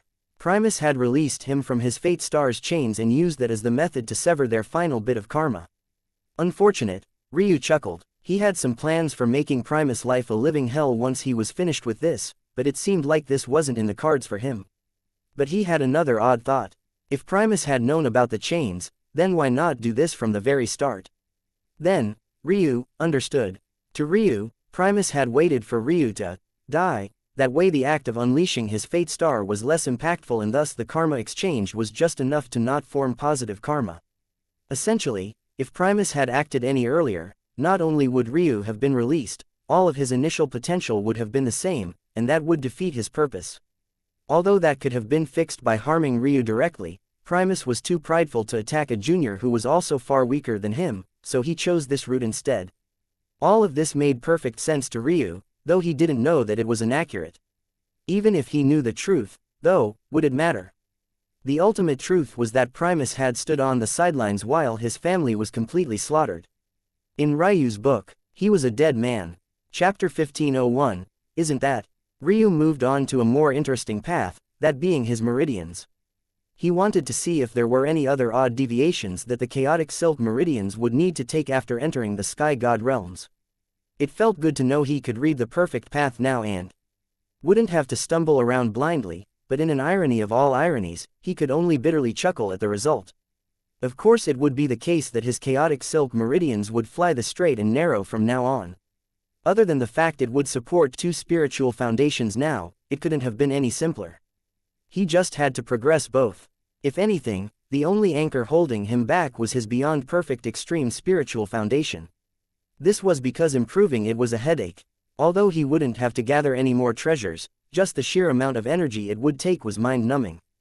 By the time he was ready to enter the false sky god realm, he would probably have to have absorbed as much as one would have to in order to enter the true sky god realm. And from there, it would only get worse. Of course, that didn't include the White Phoenix spiritual foundation either, so just to become a false sky god, Ryu would have to gather the average energy of someone closer to a perfect sky god. This is just asinine. My talent isn't even certainly better than those of the 8th heaven or higher, and I'm sure they don't have to go through this much trouble. Ryu chuckled at himself and shook his head. His talents were great, but they had yet to synergize like those of the 8th heaven and above had. Due to this, not only was he not 100% confident just yet in having surpassed them, their progression was also leagues simpler than his own. Perfect. Just how I like it. I love getting kicked, heavens. Keep it coming. Ryu was in a great mood, honestly. None of what he was reading fazed him, but when he caught sight of something else, his heart skipped a beat. Embryonic essence, the words echoed in his ears and he subconsciously knew that it was referring to his second pair of meridians, a pair that he had honestly ignored outside of its ability to heal him. He cross-referenced what he was perusing with what was coming from the beyond perfect extreme spiritual foundation and he settled into a certain understanding. Indeed, the beyond perfect extreme spiritual foundation was able to form a second pair of meridians for you based on your first. However, it couldn't do this with just any pair of meridians, or at the very least, you would need to bring a pair you had to an extreme first. Ryu, obviously, didn't have to put in so much effort. His chaotic silk meridians were already at that level, and so he gained his second pair immediately. What was interesting, though, was the fact that this second pair of meridians, the embryonic essence meridians as the heavens called it, had never existed before. This was odd because Ryu was fairly certain that there was a counterpart to his chaotic silk meridians that granted use of essence as opposed to chaos chi. So he was wondering why he acquired this pair of meridians instead of the natural selection.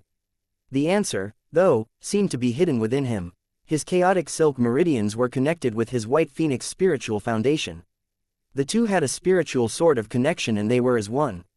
Even now, his embryonic essence meridians hadn't connected with his white phoenix spiritual foundation, and was only connected to his beyond perfect extreme spiritual foundation.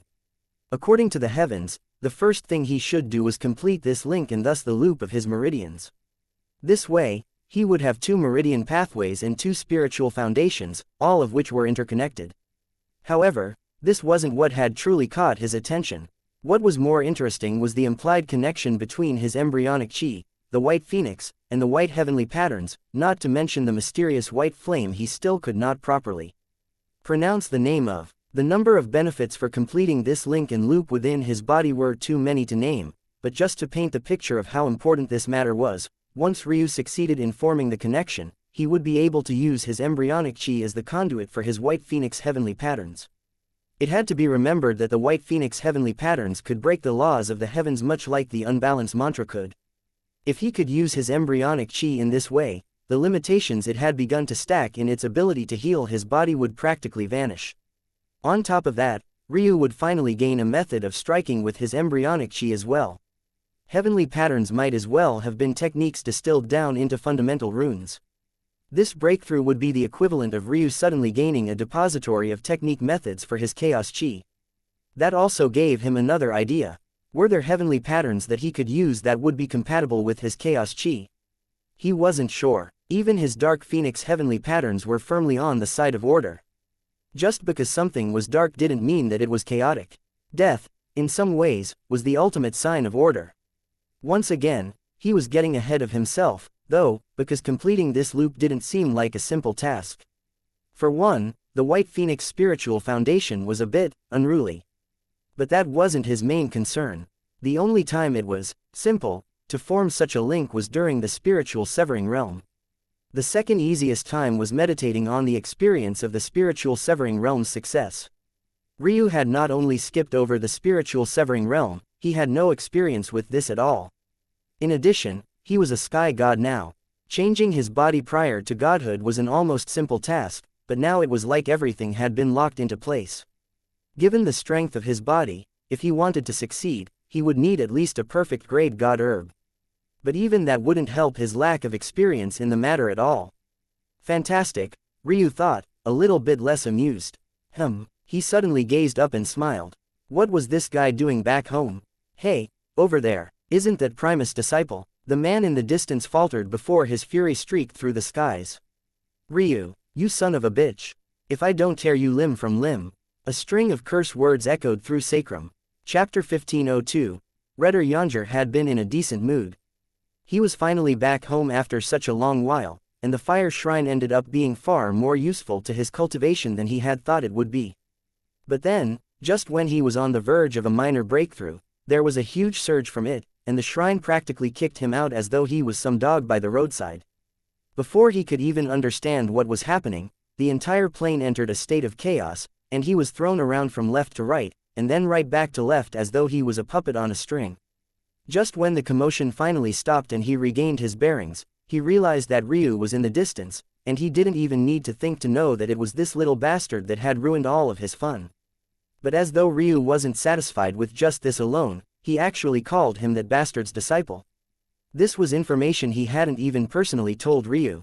Instead, it was all because he had stepped into that stupid trial and let that stupid, sadistic bastard get a hold of him to sever karma. Fuck him, fuck Ryu, fuck this whole Tatsuya family. He roared and made a move, but to his shock, when Ryu retaliated something he had already expected, the strength was far beyond what he was expecting it to be. As usual, Yanger was controlling his strength. One would think that Ryu would show a little bit of courtesy for that and provide some kindness in return. Ryu did nothing of the sort. Yanger's eyes widened as Ryu's fist seemed to phase through his own, colliding with his chest like a speeding meteor. Yanger was sent flying backward, his body arching and the back of his clothing setting on fire. Before he could even crash into the ground, though, he phased through and into the void. It wasn't under his own power at all, but rather that of Ryu's. The feeling of weightlessness and disorientation hit him in waves, and it only got worse when he suddenly found himself in the chaos plane. Yanger's eyes opened wide. How had this happened? One couldn't just casually teleport a person around as they pleased, especially when that person was beyond yourself. Xianxia was already an omniscient sky god, and that minor breakthrough he was about to make earlier would have put him well on the way to stepping into the next minor level. Transcendent sky gods could already attack those hidden within the void, so sending one that was already past that level into the void without their consent was nigh impossible. He could already tell that Ryu had somehow broken through to the sky god realm in just a few short years, but this wasn't enough. It wasn't nearly a punch collided with Xianxia's face, and he was sent crashing through a planet, his body bowing and rebounding like the plucked string of a lyre. All of his thoughts vanished, and the only thing he could remember was rage. His eyes flashed open, and a current of flames shot out from around him. Was it shameless to use his fire pupils on someone 3 cultivation realms beneath him? Yes. Did he care? No. Ryu shot through the flames as though they weren't there at all, causing Xianxia to be shocked one more time. What the hell was another strike to the face? Xianxia knew they were fists. He would recognize a knuckle even if it hit him at Mach 2500 and only for the briefest instant. Though, this situation wasn't even much different from that exaggerated example. And yet, each one still felt like a slap. Looking up, and meeting Ryu's eyes, he grit his teeth. This son of a bitch managed to get his heavenly pupils back, it was no wonder. With those broken pair of eyes, even if Ryu was of weaker talent and weaker strength, if he restricted his power to Ryu's level, even if Ryu couldn't harm him, he would still toy with him like this. Fine, fine. Since he wanted to play games, he would show him what it truly meant to be a perfect sky god. Come die, you prick. The flames retreated into Xianxia's body, and he closed his gaze while placing a hand behind his back. If he was going to be shameless, he was going to be shameless to the very end. Ryu's fist appeared before him again, and it phased through his defenses. Now, though, Xianxia could see it. Ryu was quite literally manipulating the lines of fate, not to change the future, but to change what Xianxia could see. He was practically giving Xianxia access to a small bit of his abilities, but rather than helping Xianxia, this was confusing him. This was a self-created ability of Ryu's in a fusion of lines of fate and fate reversal. The latter formed the connection with the opposing party, and the former showed them what he wanted them to see. Xianxia still couldn't see through it, but he didn't have to. The instant before Ryu's punch hit, all of those possible realities would have to choose one real one. Under no circumstances, when he was restricting his strength, he wouldn't be fast enough to react to that instant of time. But now that he was being shameless, who the hell cared? Bang! Ryu was compressed flying back. It's my turn now. Xianxia wailed on Ryu from all sides, beating him black and blue. However, at some point in time, Ryu's chuckles began to ring out, causing Xianxia to pause for a moment. When this guy becomes such a masochist? Suddenly sensing something, Xianxia's head snapped up. In the distance, a familiar white-haired beauty moved through the skies. Shit, was all Xianxia could say before he was frozen in place.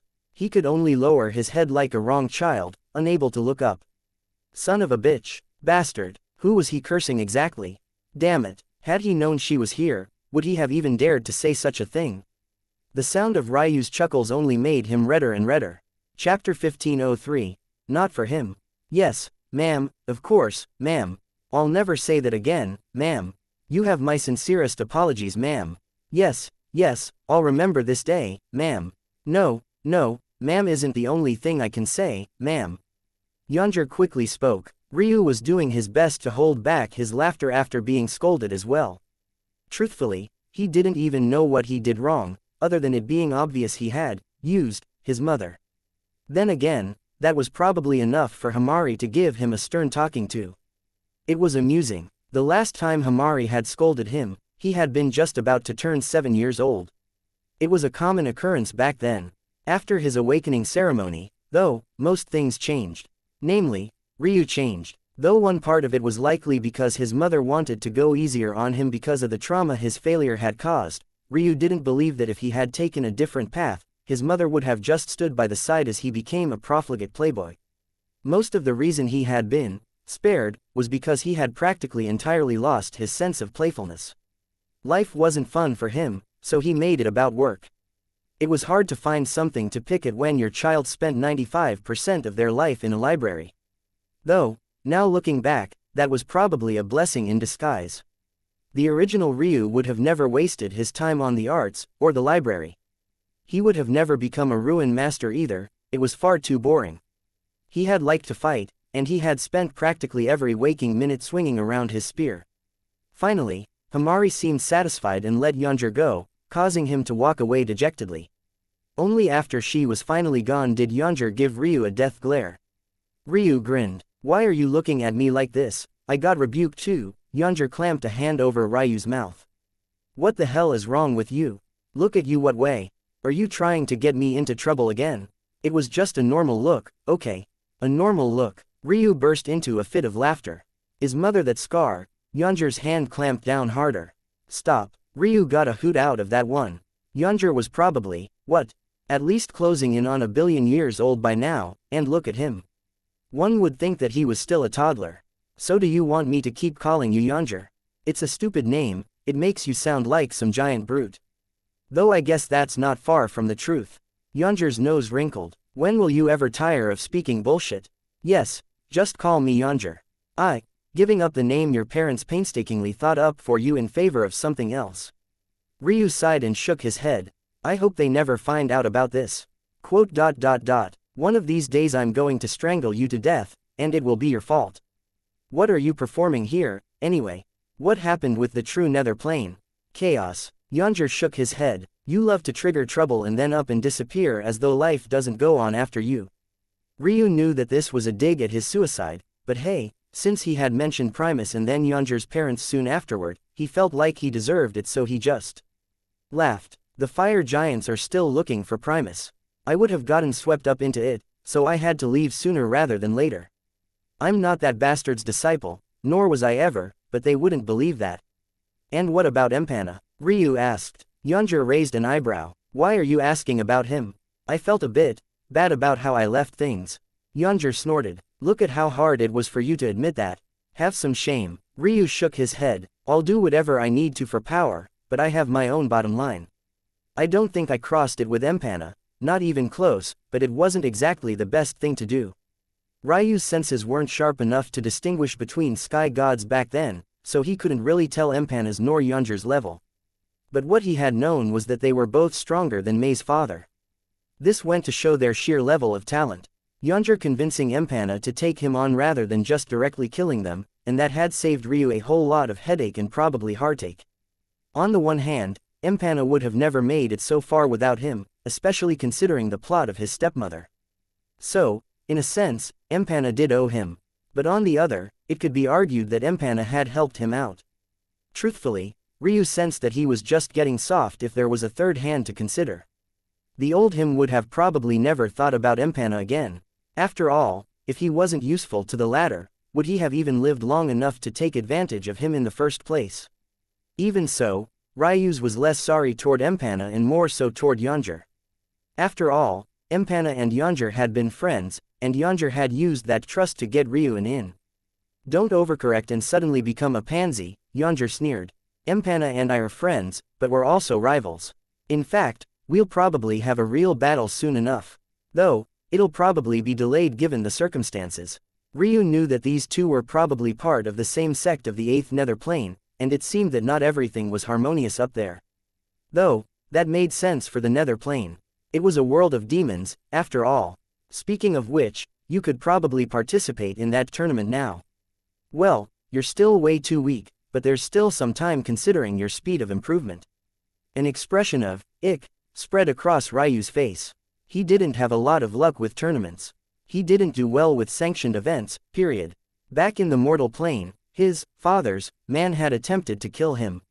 On the pedestal plane, Patriarch Ember had tried to interfere and take his life. On the 6th heaven, he had been pushed to participate in that event to begin with. In the incomplete heavenly path, the Tao Sovereign had snatched away the inheritance he had already rightfully earned. All for what, exactly? Because he had the audacity to win. He adored to fight, but tournaments definitely were not for him. He was too good at pissing people off. Chapter 1504. Intention, what's with that look? Xianxia's brows raised. Don't tell me the great Ryu Tatsuya is afraid of a little competition. Ryu shook his head. Annoyed by inconveniences, is more accurate. I don't have the time to throw myself into danger. just to offend people whose heads are far bigger than their guts. Xianxia understood what Ryu meant, but he was still surprised by it. No way the Ryu he knew would turn down something like this even if he knew what the outcome would be. Would Ryu definitely win? Xianxia didn't believe so, he hadn't even met the minimum requirement to participate yet. Though, technically speaking, there wasn't really a minimum. It was more like a, if you're not foolish and don't want to die a premature death, you won't even attempt it if you're not at this level, kind of thing. However, what was Xianxia's guilty pleasure if not making Ryu's life a living hell? Have you given voice to your Sky God title yet? Xianxia asked with a grin. Ryu's eyes narrowed. Did he have a Sky God title? Yes he did. He knew what it was, and it floated around in his mind just when Xianxia asked. Just the thought of it caused the skies to split and the ground to rumble. The clouds above looked as though a million-mile blade had suddenly run through them. Of course, this didn't mean much. This was Sacrum, and there was no one in Sacrum, not even Primus himself, who had extra faith in this land. Ryu's feats were simply too outstanding, while Primus hadn't even made his presence known in this land in trillions of years. Xianxia's grin widened. Tisk, tisk, tisk. It would be a real shame if you missed out. Just how disappointed would you be in yourself? A once-in-a-several epic opportunity vanishing, merely like that. Oh, the humanity. Just get to the point, Ryu said, pinching his brows. He was beginning to have too good an influence on this man. He was almost as annoying as him now. No rush, no rush. Xianxia wrapped an arm around Ryu's shoulders and stretched a palm out around the boundless skies before them. Let Big Bro paint a beautiful picture for you first. Ah, a Sky God title, it's the oh so often forgotten, and maybe even worthy of being, seventh pillar of cultivation. Some even believe that unlike the other pillars that are equivalent in value, the value of a title is beyond the other six because it represents not just itself, but a culmination of everything you are and aspire to be. Ryu sighed inwardly. He knew all this stuff, but he already knew there was no point in interrupting Xianxia. The asshole might even restart from the beginning and accuse him of not listening. So, he merely let the man proceed since he really was interested in what was happening all of a sudden. Quote, The choosing of a title is about as difficult as it is important, though. Just how many experts have existed across all of time and space?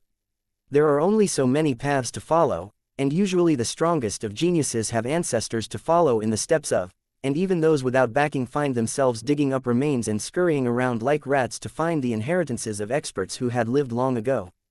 Xianxia gave Ryu a pointed look, causing him to shake his head again. He was an esteemed ruin master. When had he become a scurrying rat now? He would remind Xianxia that he owed his life to him, or else how else would they have made it out of that trial so easily? But once again, he remained silent, a fact that made Xianxia extremely happy. While he continued to talk, though, Ryu felt that he was correct. Although he was doing his best to annoy Ryu and drag this out, his words held some value. There were only so many paths to follow and the heavens only had so many Taos. Although the 7th, 8th and 9th heavens had added artificial caps to the Taos lower heavens could use, the fundamental truth was that there was a limit to the Taos the heavens could manifest at once. There were only so many elements, only so many laws of the universe, only so many principles and fighting styles to follow. Ryu had absorbed extra protector spirits than anyone in the complete heavenly path. During that time, he had seen the same aspects of his muscle memory over, and over, and over again. If one took it a step further, it wasn't even merely the name itself. Not everyone was a ruin master like Ryu, and not every ruin master was also a master of linguistics like he was either. Most people didn't pick out the best and most special characters, or had to sift through thousands of languages before. They found the perfect combination for them. As a result, what did that mean? It meant that what was most important behind a god title was its intention. There were probably trillions of languages in existence, and a mind-boggling number of word combinations between them. Someone might even think themselves clever and try to combine multiple languages into a single title. But none of it would matter. Even if two sky gods had completely different names, so long as the intention behind it was the same, they would clash. And once that happened, one would either have to swallow up the faith of the other, or deviate their path to avoid dying. Given that there were only so many paths, and thus only so many intentions a person could have, the difficulty of this matter was far greater than the thought Ryu had given it in the past. His god title was definitely grand and imposing, and it carried his will to rule above all. But was he really the only one to ever have such grand aspirations? And now that you comprehend some of the history, there's only one thing left, the difference between voicing your god title and not. Chapter 1505. Voice, your god title can exist in two states, one that acts as a confirmation to yourself and the other that acts as a confirmation to the world. Before the Tao Lord realm, the gap between individuals who stand on either side wasn't enormous. However, upon reaching the Tao Lord realm, the difference between those that have voiced their god titles and those that had not become as vast as an endless chasm. One would assume them to be of two different god realms. Ryu raised an eyebrow. This, he didn't know. In addition, at this point, the grade of your title becomes of invaluable importance. Ryu frowned. The grade of your title. Honestly, he had never thought about it. That was because he always felt that a god title was inextricably linked to your Tao. In fact, he wouldn't be surprised if most had a god title and a Tao title that were one and the same. Dividing Heaven was his Tao title, a worthy name for a founding Tao. Ah, don't be confused, lil bro, big bro still has much more to explain, Xianxia chuckled. The grade of your god title is linked to the grade of your Tao, but there is a range. In addition, the grade only really matters if you become a Tao Lord. Those that become Tao Lords, their weakest Tao level is that of a Dominion Tao. Though, most would have hegemonic Taos. You need at least a hegemonic Tao to gain a Lord grade title, though there's a small possibility of gaining a sovereign title that would boost your chances of entering the Tao sovereign realm in the future. Likewise, there's a very small chance that someone with a Dominion Tao might be able to snatch a Lord grade title as well. The same is true continuing onward. You have the best chance at a sovereign grade title if you have an ancient Tao, and an extremely small shot at a deity grade title. Finally, with a founding Tao, you have the best chance at a deity grade title, and since there's been so few with such a level, normally, anyway. Ryu sighed. He knew that the other shoe was going to drop at some point. When could things ever be simple and easy for him? Xianxia grinned. I knew it. Just look at the snotty look on your face. You have a founding Tao, don't you? This is just perfect. He laughed so hard Ryu thought he might piss his pants. At this point, Ryu was speechless. Where was the clamor? Where was the shock? Where was the adoration? This is not the reaction you should have when you find out someone has a foundation Tao. How many years had it been since the last one was formed? You probably couldn't even count it normally. You had to group the years up into generations and count on a scale that only founding clans would comprehend. And yet here this man was, laughing it up and having the time of his life. Woo, Xianxia wiped tears from his eyes. Normally, you really might have calm sailing ahead. Unfortunately, you're a asshole who's accumulated far too much bad karma. I just want you to know that you deserve this. In a century from now, the title steel will appear in the abyssal plane. It's an opportunity for people to change their fate and it's said to be the one treasure capable of birthing a founding Tao. Xianxia burst into a fit of laughter again. This time, he could only hold his stomach, keeling over. And because he had an arm around Ryu, he brought the latter down with him. By this point, Ryu was very much not amused, but Xianxia's grip was too strong for him to pull out of despite the fact his body had undergone the equivalent of over 80 life destructions. Finally, Xianxia stopped laughing and wiped away more tears. It's said that the title steel can not only help with voicing your title and increasing the chances of you picking up a title beyond your Tao grade, but if you pick appropriately and it resonates with your Tao, it can likewise give you a path toward improving your Tao. This is because rather than fighting against yourself, the title steel pits you against those of your own generation.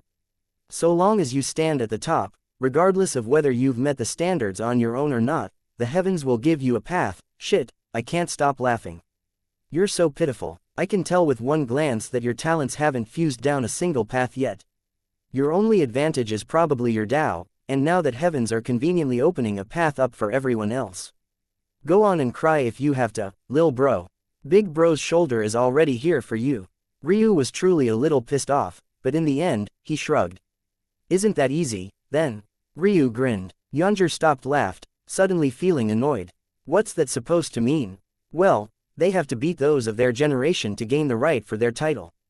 And, Xianxia's eyes narrowed. That means if they don't beat those of their generation, they're out of luck then, no? What are you trying to say? Xianxia's gaze turned dangerous, but Ryu's grin only became wider. If I kill them all, what chance would they stand? Xianxia fell into silence. Do you even understand what doing that would entail? Forget whether you would do it, do you have any idea what the fallout would be? A lot of angry old bastards with a foot in the grave, Ryu nodded as though it was only a matter of course. I thought you wanted to avoid trouble. Also, you sound dangerously close to the martial gods right now. Avoid trouble? I'm not scared of trouble, I just don't like unnecessary inconveniences for little to not worthy rewards. But this is a worthy reward. What would the gaze on their faces be?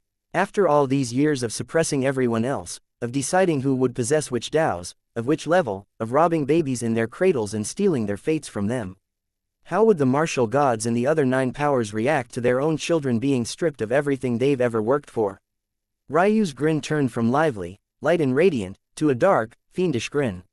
Rage he had buried within him bubbled forth. The day I voice my god moniker is the day I'll crush all of their futures. Chapter 1506. Heart versus Conviction. Xianxia didn't say any more. He didn't know why he wasted his time to begin with. Those big clan and sect youths were anything but innocent. Even so, Ryu's eagerness to do it had thrown him off to some extent. You've misunderstood me, Ryu said after his murderous intent faded.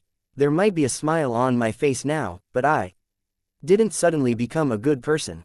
Ryu looked off into the distance. Once I become strong, I have no intention of gatekeeping who can and cannot become powerful. If my descendants are too weak to maintain the strength I built on their own, then they weren't worthy of it to begin with. Though, I will, of course, give them probably the greatest advantages of anyone else. But that doesn't mean that I'll clutch my pearls as I'm making my way up the mountain. Ryu looked at Xianxia seriously, the distance suddenly seeming much less interesting. I'm telling you now, but though you've made it to become an omniscient sky god, your temperament isn't firm enough yet. Are you trying to lecture me?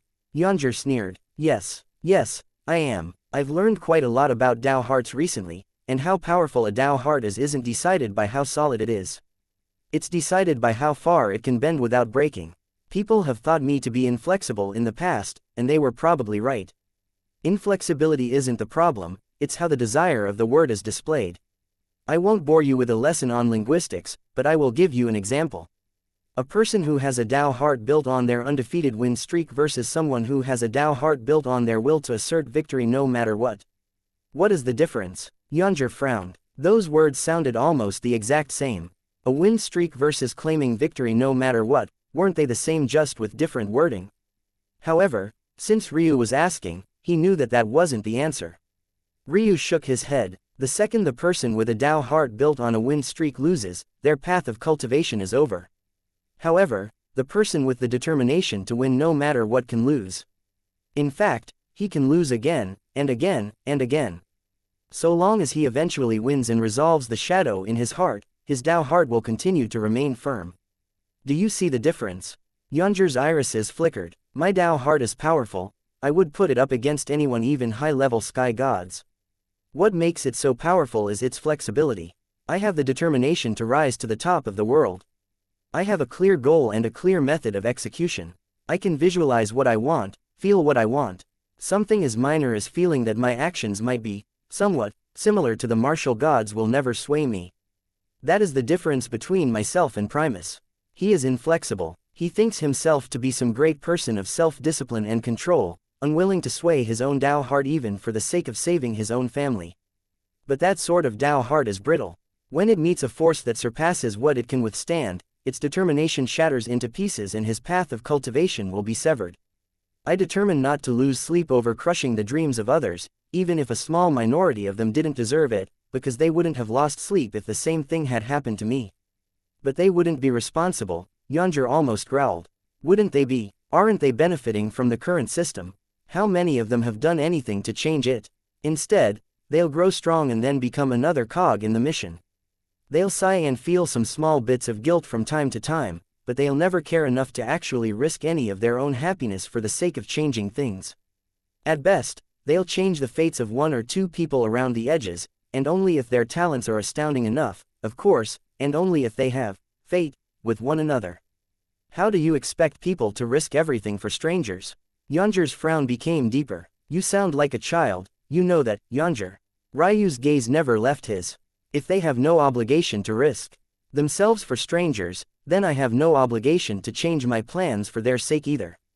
Aren't they strangers to me as well? That's not the same. Inaction and action are not the same things. Ryu laughed. Isn't it? Inaction can often have even more devastating effects. Why don't you ask my Tatsuya clan? At least none of you were tortured for millions of years on end. Are we ranking levels of oppression now? What a novel pastime, Ryu chuckled. You're infuriating. I'm realistic and won't be changing for anyone, Ryu corrected. Don't take anything I've remarked the wrong way. I truly do not care if they have the heart to help out the less fortunate or not. I could care less. I determine make my own way up that mountain, and I don't need their pity. But when I'm taking action in the face of their inaction, don't paint me out to be the monster just because they have hearts of gold and convictions of shit. Yonjur and Ryu's gazes clashed. In the end, Yonjur shook his head and sighed. Try not to die, lil bro. It would be a shame if you didn't even get there after all this bloviating.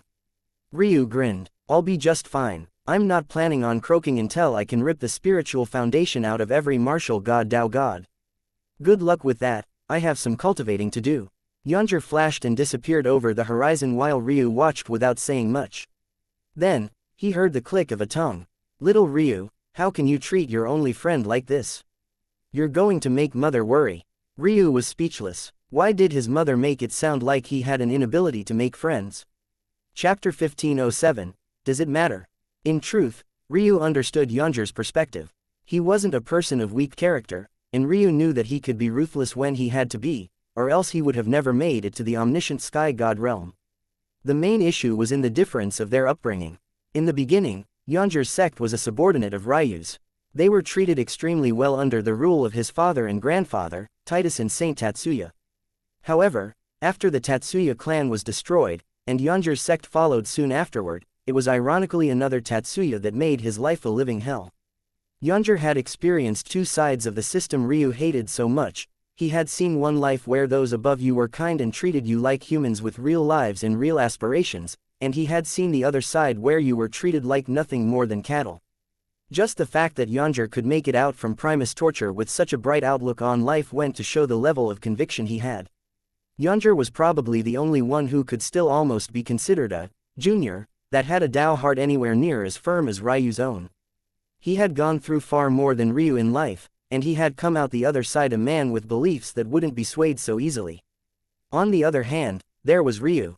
He had been that person at the top of the world, and before he failed his awakening ceremony, his father had ingrained into him the way a ruler should treat their subordinates.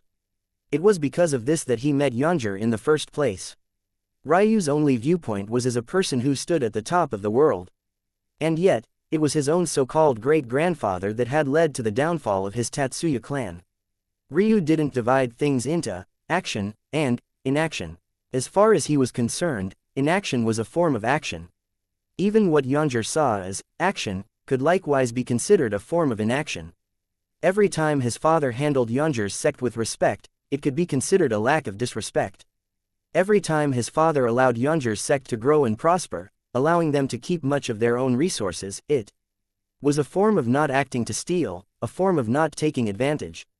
The so-called line between activity and inaction could be easily twisted with a few swaps of words and language. For Ryu, who had millions of possible translations of these worlds in his mind, these words didn't hold any water to him. What held weight, what held importance, was what always had the intention. He didn't care how much of a bleeding heart these people had. In fact, if they had such a thing and still did nothing, they might even be worse than their crueler counterparts. As he had said, he wouldn't lose sleep over it. What do you think, mother? Ryu asked. Himari appeared by Ryu's side, looking at her son's side profile with an inquisitive gaze. She could tell that Ryu wouldn't change his mind even if she uttered something. This little boy had always been stubborn like that. Are you sure you want to hear mother's opinion? Yes, let me change my words. Are you sure you care to hear mother's opinion? Ryu laughed. I admit it won't change much. But I'm still curious. Himari smiled, pinching Ryu's cheek before wrapping her arm around her son's. Mother's opinion is a bit unconventional. Is mine not? Ryu asked. No, I would say that your opinion is how most people would react. If there's an unconventional opinion, it would probably be more like Yonjur's. In this cultivation world, very few can turn the other cheek. Ryu thought for a moment and then nodded. Indeed, although most wouldn't have it as thought out as he did, their beliefs would likely be closer to his own than Yanger's. But that was why it was so important how you came to a conclusion, rather than just the objective conclusion itself. Or else everyone would have a Tao heart as solid as Ryu's. As for my opinion, I just believe there's no real point in talking about any of this. Ryu's brows raised. There's no objective morality, and anyone who claims to have an idea is speaking nonsense. If you go down to the mortal planes and observe them, you'll find that many of them follow gods that give them what morals they should follow. However, what gods could they be following when we exist? No sky god cares to gather faith from mere mortals, it's not worth anything. Instead, it's their fellow mortals who created gods for them to follow, leading them by the nose and making money to live lavish lives off of their backs. On the one hand, a major group of people gained conviction. They believe in an afterlife, they believe in karma, they are diligent with their actions, disciplined and kind where they can be. However, at the top, there's usually a handful of villains. Those people are truly vile, or are they? Yes, they're breaking the rules of morality, but didn't they set the rules to begin with? So who's to say? There'll always be some in the handful who have more belief in naivety than others, so they'll continue to follow the rules and bring in a new flock. They'll be aware of some of the horrible things their counterparts do, but they'll hide them or ignore them because they believe it's for the greater good of their faith if their image remains pristine. So tell me, who is morally correct? Ryu didn't answer. In that mess, who could decide? On the one hand, a major mass of people gained a reason to live in a belief in something higher than themselves. Their lives were objectively better. But on the other, it was all built on a facade with one group that sneered at it and another group that tried their best to uphold it. One would hope that an objective answer could come from the heavens, but the heavens were just a bundle of laws of reality. What lessons could it give on morality? Ryu suddenly laughed. What is it? Himari asked. I didn't know Mother was such a nihilist. Are you teasing your mother? A dangerous light flashed in Himari's eyes, but the opportunity was too good to pass up. So, Ryu cleared his throat and raised a finger, putting on a serious expression.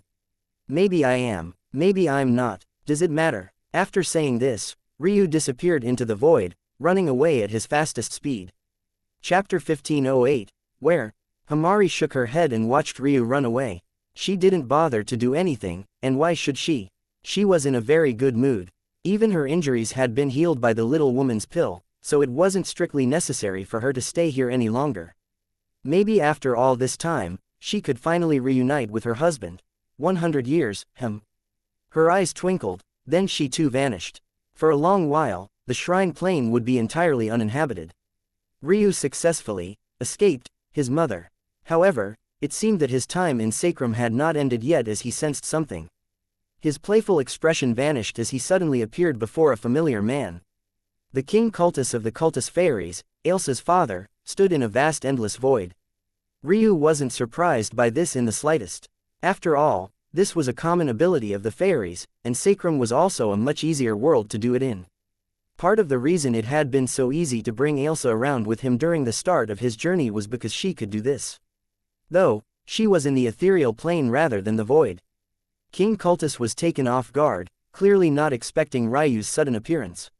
He had sensed the commotion, much like everyone else of Sacrum had. But rather than ignoring it, he had actually come, his heart weighed down by something unspeakable. While he could hide from everyone else, though, it was impossible for him to hide from Ryu, and the latter sensed him almost immediately. Ryu didn't say anything as he observed the man. It wasn't a secret that there was no love lost between these two men. Ryu was hugely unsatisfied with his actions, but the straw that broke the camel's back wasn't how he had treated Ryu, but rather how he had treated his daughter. Ryu's choice to stand up to the martial gods for the sake of his mother was exactly that, his choice.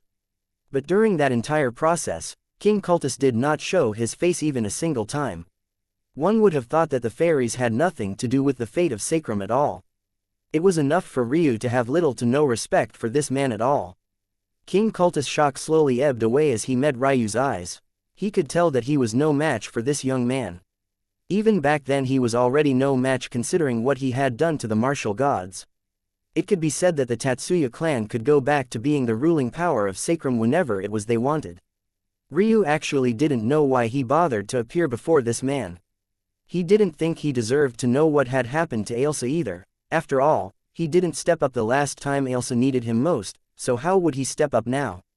Maybe it was just a petty desire to make sure this man knew that he was superior, and his nonsensical attempts to keep him and Ailsa apart were worthless before him then, and they certainly were worthless now.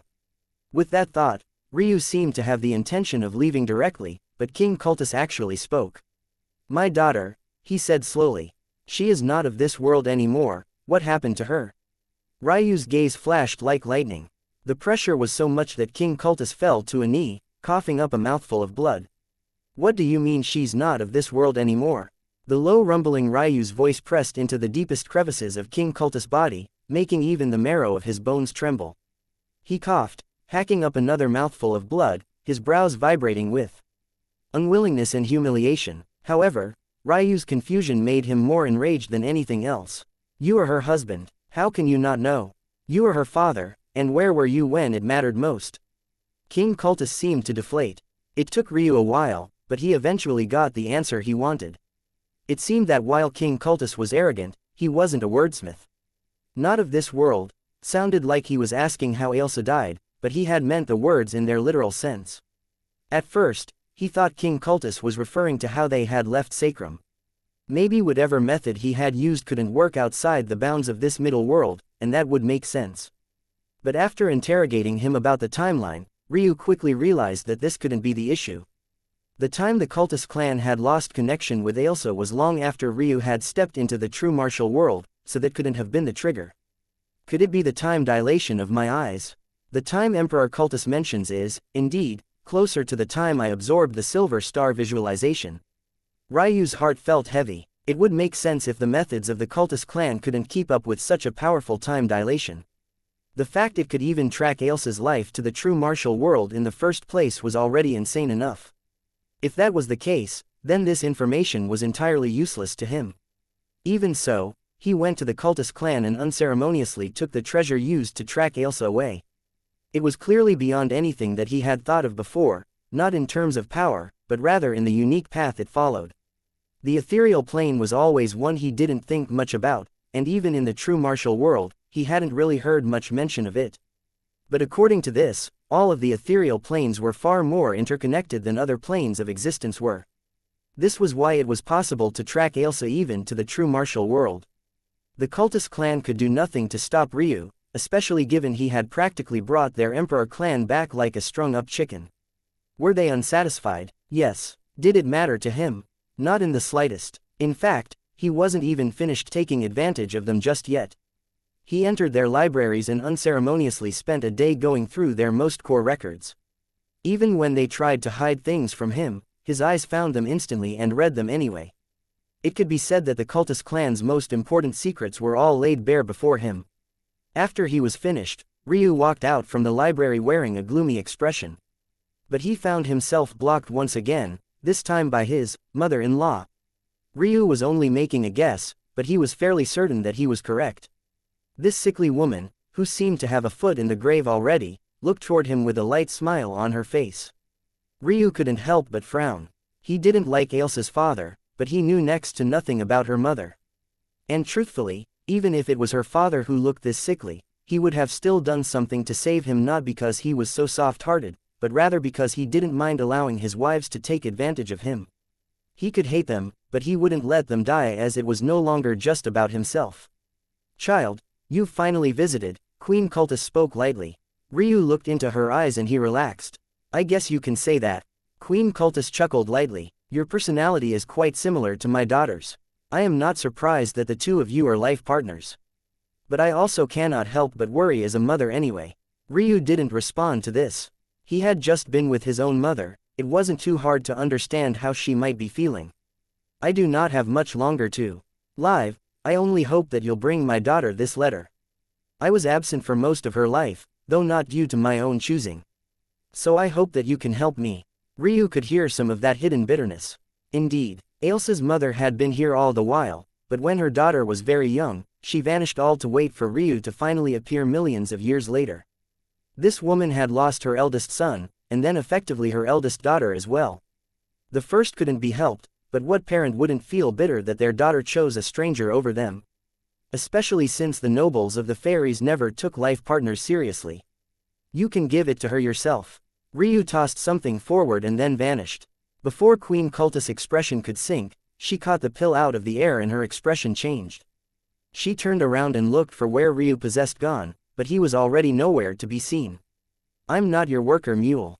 You cannot just order me to concoct pills for you on command. I have a life. Do you? Ryu asked, sending his senses into that tiny golden moon world.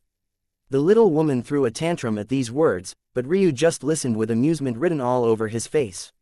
Let's obtain to something more serious. According to my calculations, after getting my hands on this treasure, it's impossible for it to be a simple matter of time dilation, at least not given the time. So what happened? What does another world mean? The little woman fell into silence. Ryu remained only mumbling to himself and spoke to the little woman out of habit. After all, he had spent decades under the influence of that black hole. He had to perform something to pass the time, and that ended up being teasing the little woman. So, he didn't notice when she fell into silence. But he definitely listened her reply. The title steel only appears once every several generations. It's such a powerful tool, so why haven't the 9 powers taken control of it yet? Where perform you think it proceeds after the battle is complete? Chapter 1509. Speak of duty. Ryu didn't quite know how to respond to this. He had just learned about the title steel, and it wasn't a prominent, deity-like treasure in his mind like it was for everyone else just yet. So he hadn't even put 2 and 2 together until the little woman spoke. Even so, she said it like it was common knowledge, but Ryu highly doubted that this was the case. If anything, it was likely that only a small number of people were aware, while the rest just assumed the title steel was brought out by the 9 powers whenever they so fancied. The idea, though, that there were still some powers outside the control of those 9 clans and sects made Ryu's heart palpitate. He didn't think that there was a huge shift in power like there was in Sacrum. Tao God should truly be the limit of cultivation. However, that didn't mean that there weren't worlds more powerful than this one. Their heavens had a limit of 999 founding Taos. What if there was a world with higher limiters than that? Or maybe, what if all heavens had the same exact limiters, but the difference was that they actually filled their quota while they very much did not? There were only a handful of founding Taos in existence in the true martial world, nowhere near the limit. It would be interesting to see what a world packed to the brim with such existences would look like. He wondered, could it be that the actions of these powerful clans were making their universe weaker than it should be? And if they knew that there were other worlds, why would they do something as stupid as limiting their strengths like this? The way those 9 powers acted, one would think that they already stood at the top of everything, and now they were just maintaining their power. But if they weren't, then weren't they too stupid? The thoughts swirled around in Ryu's head until he realized that there was a convenient person to ask right here. Quote, Are they stupid? These were the only words Ryu could come up with. He had so many questions, but in the end, they all distilled down into that single thought. The little woman was stunned before she suddenly sputtered with laughter. She laughed so hard that Ryu thought that he might end up hurting himself. Now that he thought about it, this was most definitely the first time he had heard this woman laugh, at least in such an earnest manner. It was quite beautiful in its quirkiness. Though, the longer she laughed, the more Ryu wondered if it was because of the way her laughter sounded that she had made a concerted effort not to toot his own horn, but he was quite a witty person. He didn't believe for a second that he had said nothing amusing in the last several decades. But this was what brought her over the edge. The little woman's laughter sounded like the cross between a silver bell, a fairy's whistle, mixed in with the honk of an elephant's trunk. It was shocking how something could simultaneously be so beautiful and yet so jarring at the same time. The longer she laughed, the more certain Ryu was that she had just been holding back. It was like decades of pent-up humor had rushed out all at once, drowning her in a pleasure that made her grab at her belly. It wasn't until several minutes later that she managed to calm down, gasping for breath. She slowly came to realize what she had done, and her face blushed with shame. Ryu grinned. Don't let me ruin your fun, please, do continue. Shut up, the little woman snapped. If you wanted me to call you a little elephant instead, you should have just told me. Stop it. Okay, little Dumbo, Ryu. The little woman was so exasperated that tears began forming out of the corner of her eyes.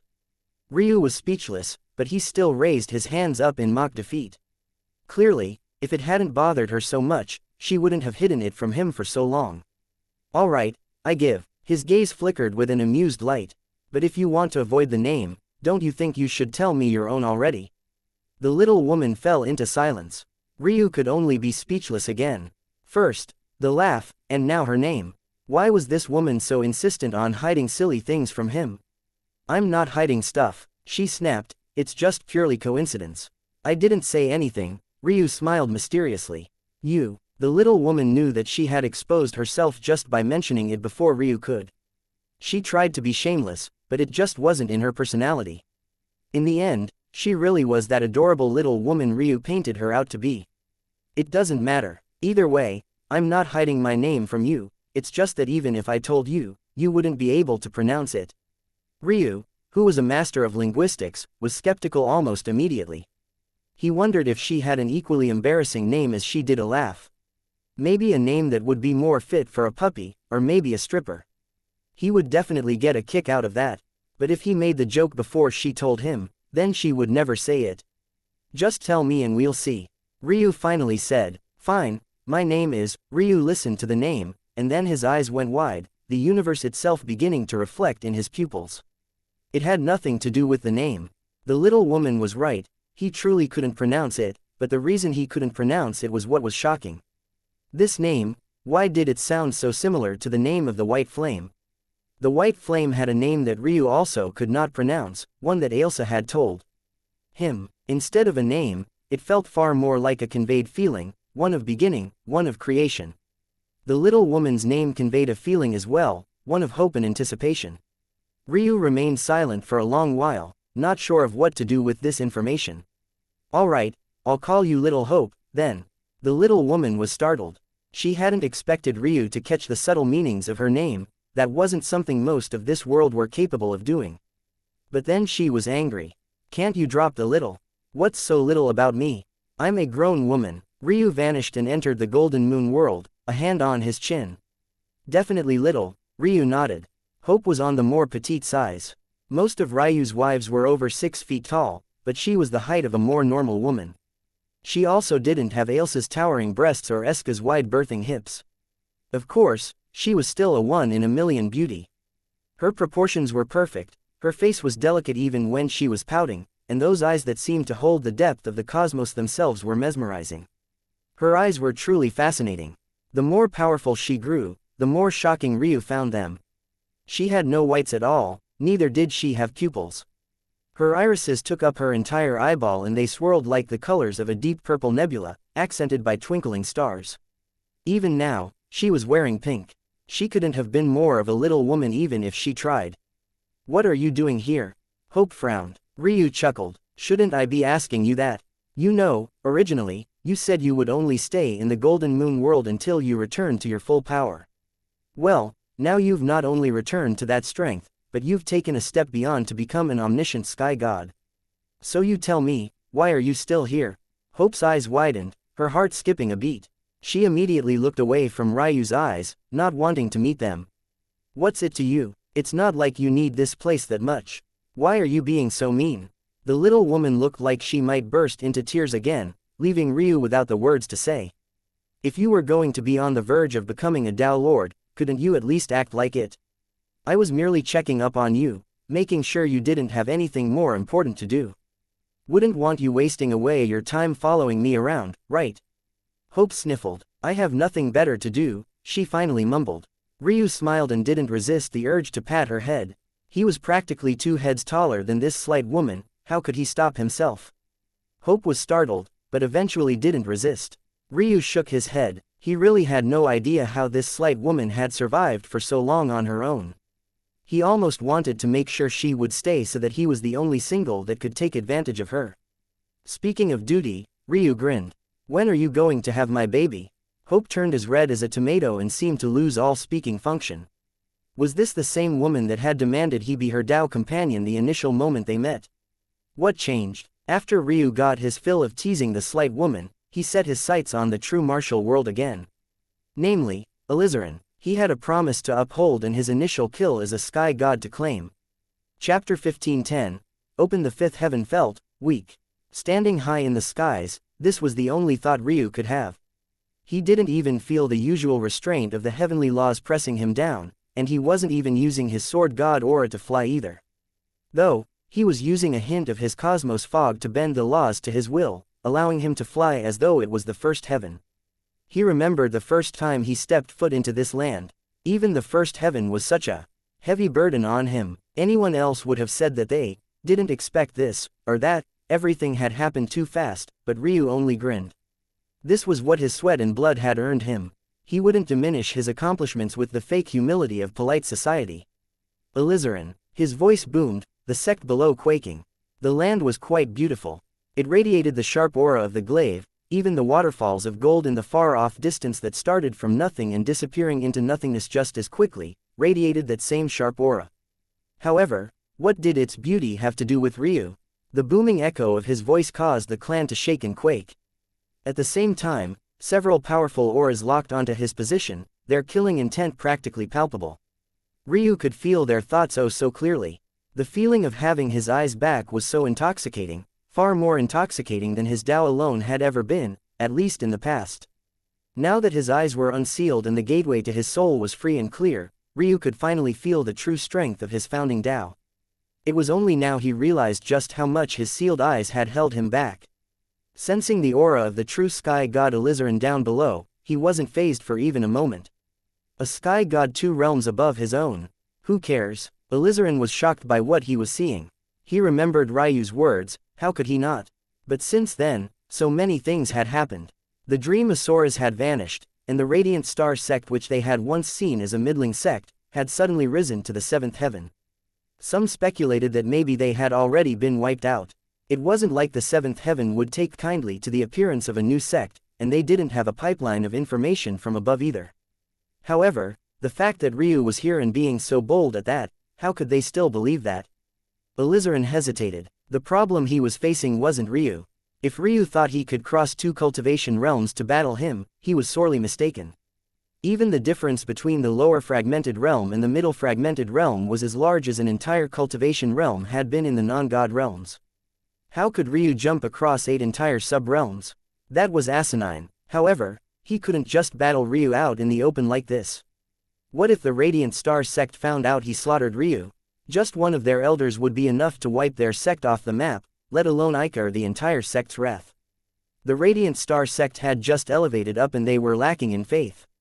Due to this, they were among the most vulnerable of the 7th heaven sects and clans. In this moment of crisis, they wouldn't permit anyone to easily step on their prestige, or else they would be all but finished.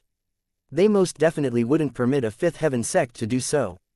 Alizarin's expression became green. What was he going to do? Are all those of the Sky Clan cowards? I know exactly where you are, why haven't you appeared before me yet?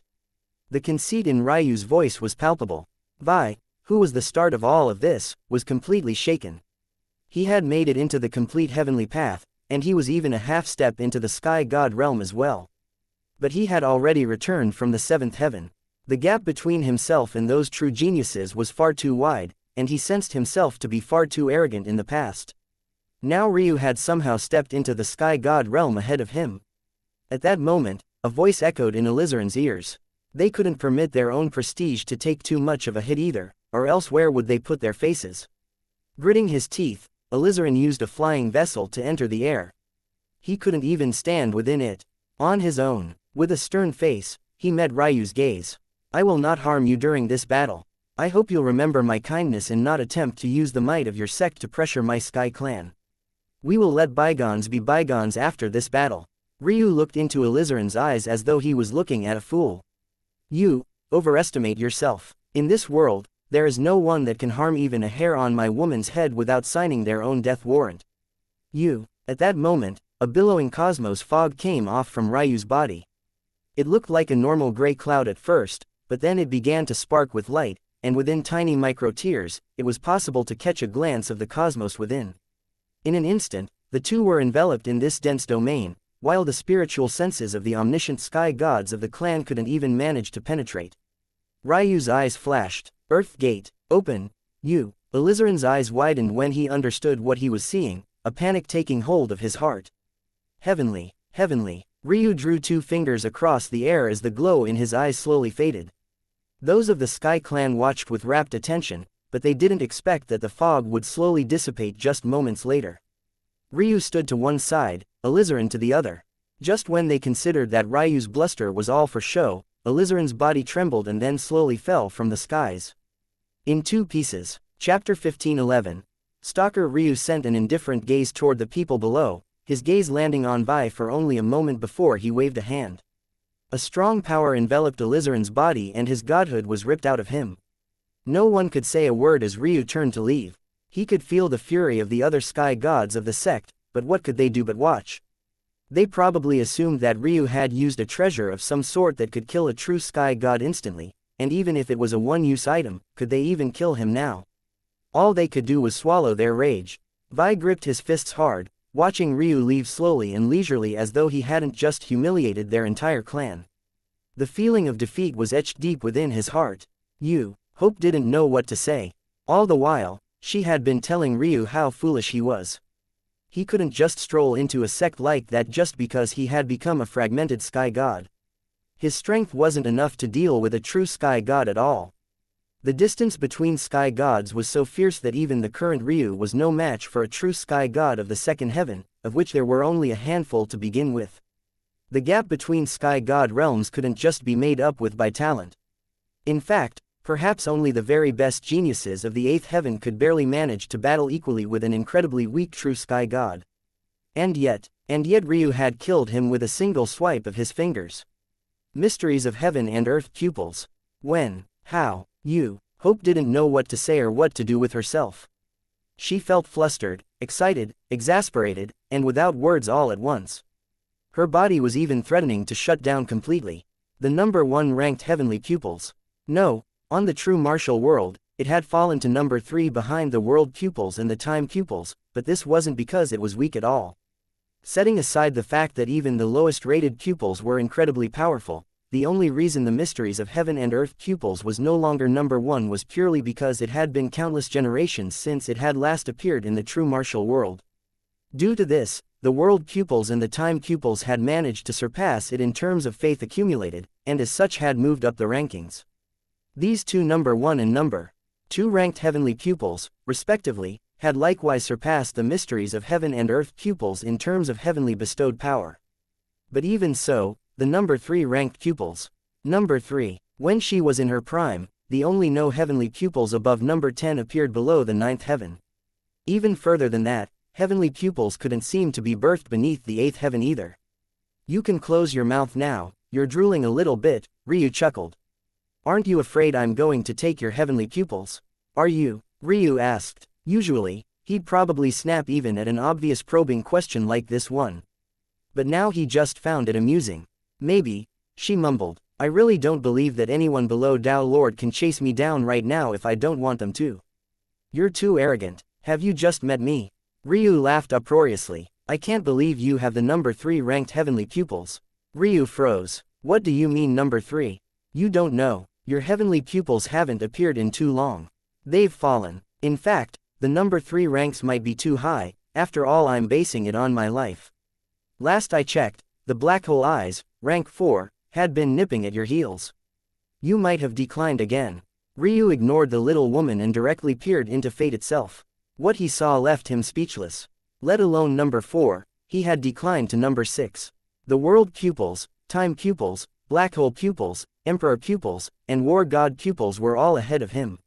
In fact, right now, he was tied with the truth pupils and it could be said they practically shared that 6th spot. That made him sense particularly annoyed, because he remembered Surreal claiming she would make her heavenly pupils better than his own back then. Now she was actually close to doing it. Who the hell decided this nonsense? The heavens. Don't answer seriously when I'm unhappy. Didn't you want to be my Tao companion? You have to learn how to coddle your man's feelings. Who wants to be your Tao companion? Ryu ignored the little woman that had suddenly turned Tsunere. He also threw this annoyance to the back of his head too. He didn't have the time to care about that right now. Soon enough, his heavenly pupils would be back where they deserved, first place. His Earth Gate right now was interesting. In the past, after he used Heaven or Earth Gate, there would be a substantial distance between the moment and when he could use it again.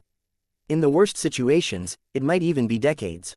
Right now, though, he felt that he could turn it on and off as he pleased, and there was no cooldown other than the karmic chi of his eyes alone. Obviously, though, and quite unfortunately, he couldn't just casually use it as he pleased. It was an annoyance, but he couldn't rely on that old man to protect him. Any use of his eyes had to be covert, and the only reason he dared to use them at all was because of the evolution of his bone structure and his void spiritual sense. Earthgate was anything but covert, considering the huge phenomena that would appear behind him whenever he used it. That was fine, though. Just slay whoever saw it, simply enough. He tossed Alizarin's godhood in his hands. It seemed that he could finally start hunting godhoods now to speed up his realm heart's growth. He looked up, his eyes narrowing when he saw a familiar beauty up ahead. This woman, wasn't she that person they called Fairy in the Heavenly Dew Pavilion? What was she doing here? Was she stalking him? Chapter 15:12. Miss Stalker Fairy Claire stood in the distance, somewhat hesitantly. She had already spotted Ryu flying through the air, and was a bit surprised by that. But more than that, she was a bit embarrassed because she could feel Ryu's gaze on her as well. He had actually spotted her long ago. This wasn't part of the plan. "Hello, Miss Stalker. Why are you following me around?" Claire froze, and her expression was practically flushed red after she heard these words. The people of the Heavenly Dew Pavilion would never believe what they were seeing even if they were present. This wasn't the Claire they knew at all. Was she a stalker? By the strictest definition, probably. The only reason she was here was that she had done a lot of research about Ryu, and she found out about his oath. If he was anything like that man, which she thought he had to be if they were related in some way, then he would definitely keep his promise. She hadn't actually been waiting for a long while, only a few weeks. Originally, she had thought that she should wait a few more years, but she was too anxious about it and ended up coming here anyway. Luckily, she had. Who knew that someone could actually progress to the Sky God realms so fast? She thought that she might have looked insane standing around here, waiting for Ryu for decades. Maybe he would never come at all. It wasn't like becoming a Sky God was an easy task. In fact, it was harder the more talented you were. But now she was kind of regretting her actions. She was already labeled as a stalker, and she felt like Ryu could see right through her. She could even react as he landed just 5 or so meters from her, a curious look in his eyes. Ryu found all of this to be quite amusing. His first meeting with this woman was when she practically kidnapped him, and since then they hadn't had any other interactions. But he had sensed her gaze on him several times, none more fervent than the moment before he entered the complete heavenly path. And now she was here. He could make a few guesses as to how and why. It wasn't too difficult to comprehend how. After all, back then, there had been many witnesses to his oath, whether by the older or younger generation. Plus, even if only the old had heard it, Claire was a Sky God herself, so these were the people she rubbed elbows with to begin with. However, the why was more curious. Looking at her nervous and flustered appearance, he shook his head. "No, it can't be. My charm isn't that great." The thought made Ryu burst into a fit of laughter. Claire seemed to finally snap out of her daze under this laughter. She grit her teeth. She was an esteemed Sky God, one of exceptionally high rank. Why was she fearing this fragmented brat's thoughts? "Titus Tatsuya, do you know him?" Ryu's laughter froze, and he was rendered speechless. This time, it was Hope's laughter that rang through his ears. She laughed so hard that she grabbed at her belly, rolling around in the grass like she wasn't an omniscient Sky God. Ryu really didn't have the words. All of this was for his father. Well, this woman was truly dedicated. That old man's not even as handsome as me, how ridiculous. Titus was a handsome man, of course. But Ryu was simply on another level. When you took the genes of his parents and then mapped it onto the perfect balance of the ice jade crystal body, this was the inevitable result. Of course, since then, his bone structure had changed, but that didn't suddenly disrupt or shift his looks at all. Plus, by then, his overwhelming talent had begun to do much of the heavy lifting. Overall, the more powerful you were, and the more talented you were, the more pleasing to the eye you tended to be. It was the way of the world. Seeing that Ryu wasn't answering, Claire was already nervously fidgeting. Could it really be that she was wrong all this time? Did they just happen to share the same last name? "Titus Tatsuya is my father," Ryu finally replied. Claire's eyes widened before her. Expression turned downcast. She had expected that it would be something like this, but she had really been hoping that this wasn't the case. In the true martial world, having children as early as Titus had, especially when he was so talented, almost never happened. It was possible, then, that Ryu was just an illegitimate child, but she knew Ryu's personality well after stalking him for so long. If his relationship with Titus was so poor, he would have never called him father. Well, good luck. Ryu patted her shoulder and flashed into the distance. Wait, Claire called out. What do you mean good luck? Ryu didn't turn back and shrugged. If my mother found out you were chasing after her man, she'd cut you into 1,000 pieces. Ryu's giggles echoed through the skies, and in an instant, he had vanished over the horizon, leaving Fairy Claire in a stunned silence. A brief sigh came from her lips. She could do all of this, but she never had the courage to stay on the 7th heaven by that man's side. Hadn't she returned to the 6th heaven, content to spend her days being called fairy by everyone she came across? Maybe if she had stayed to fight, she would have positioned a better chance. But a woman like her wasn't the kind Titus was looking for. This made it easier, though.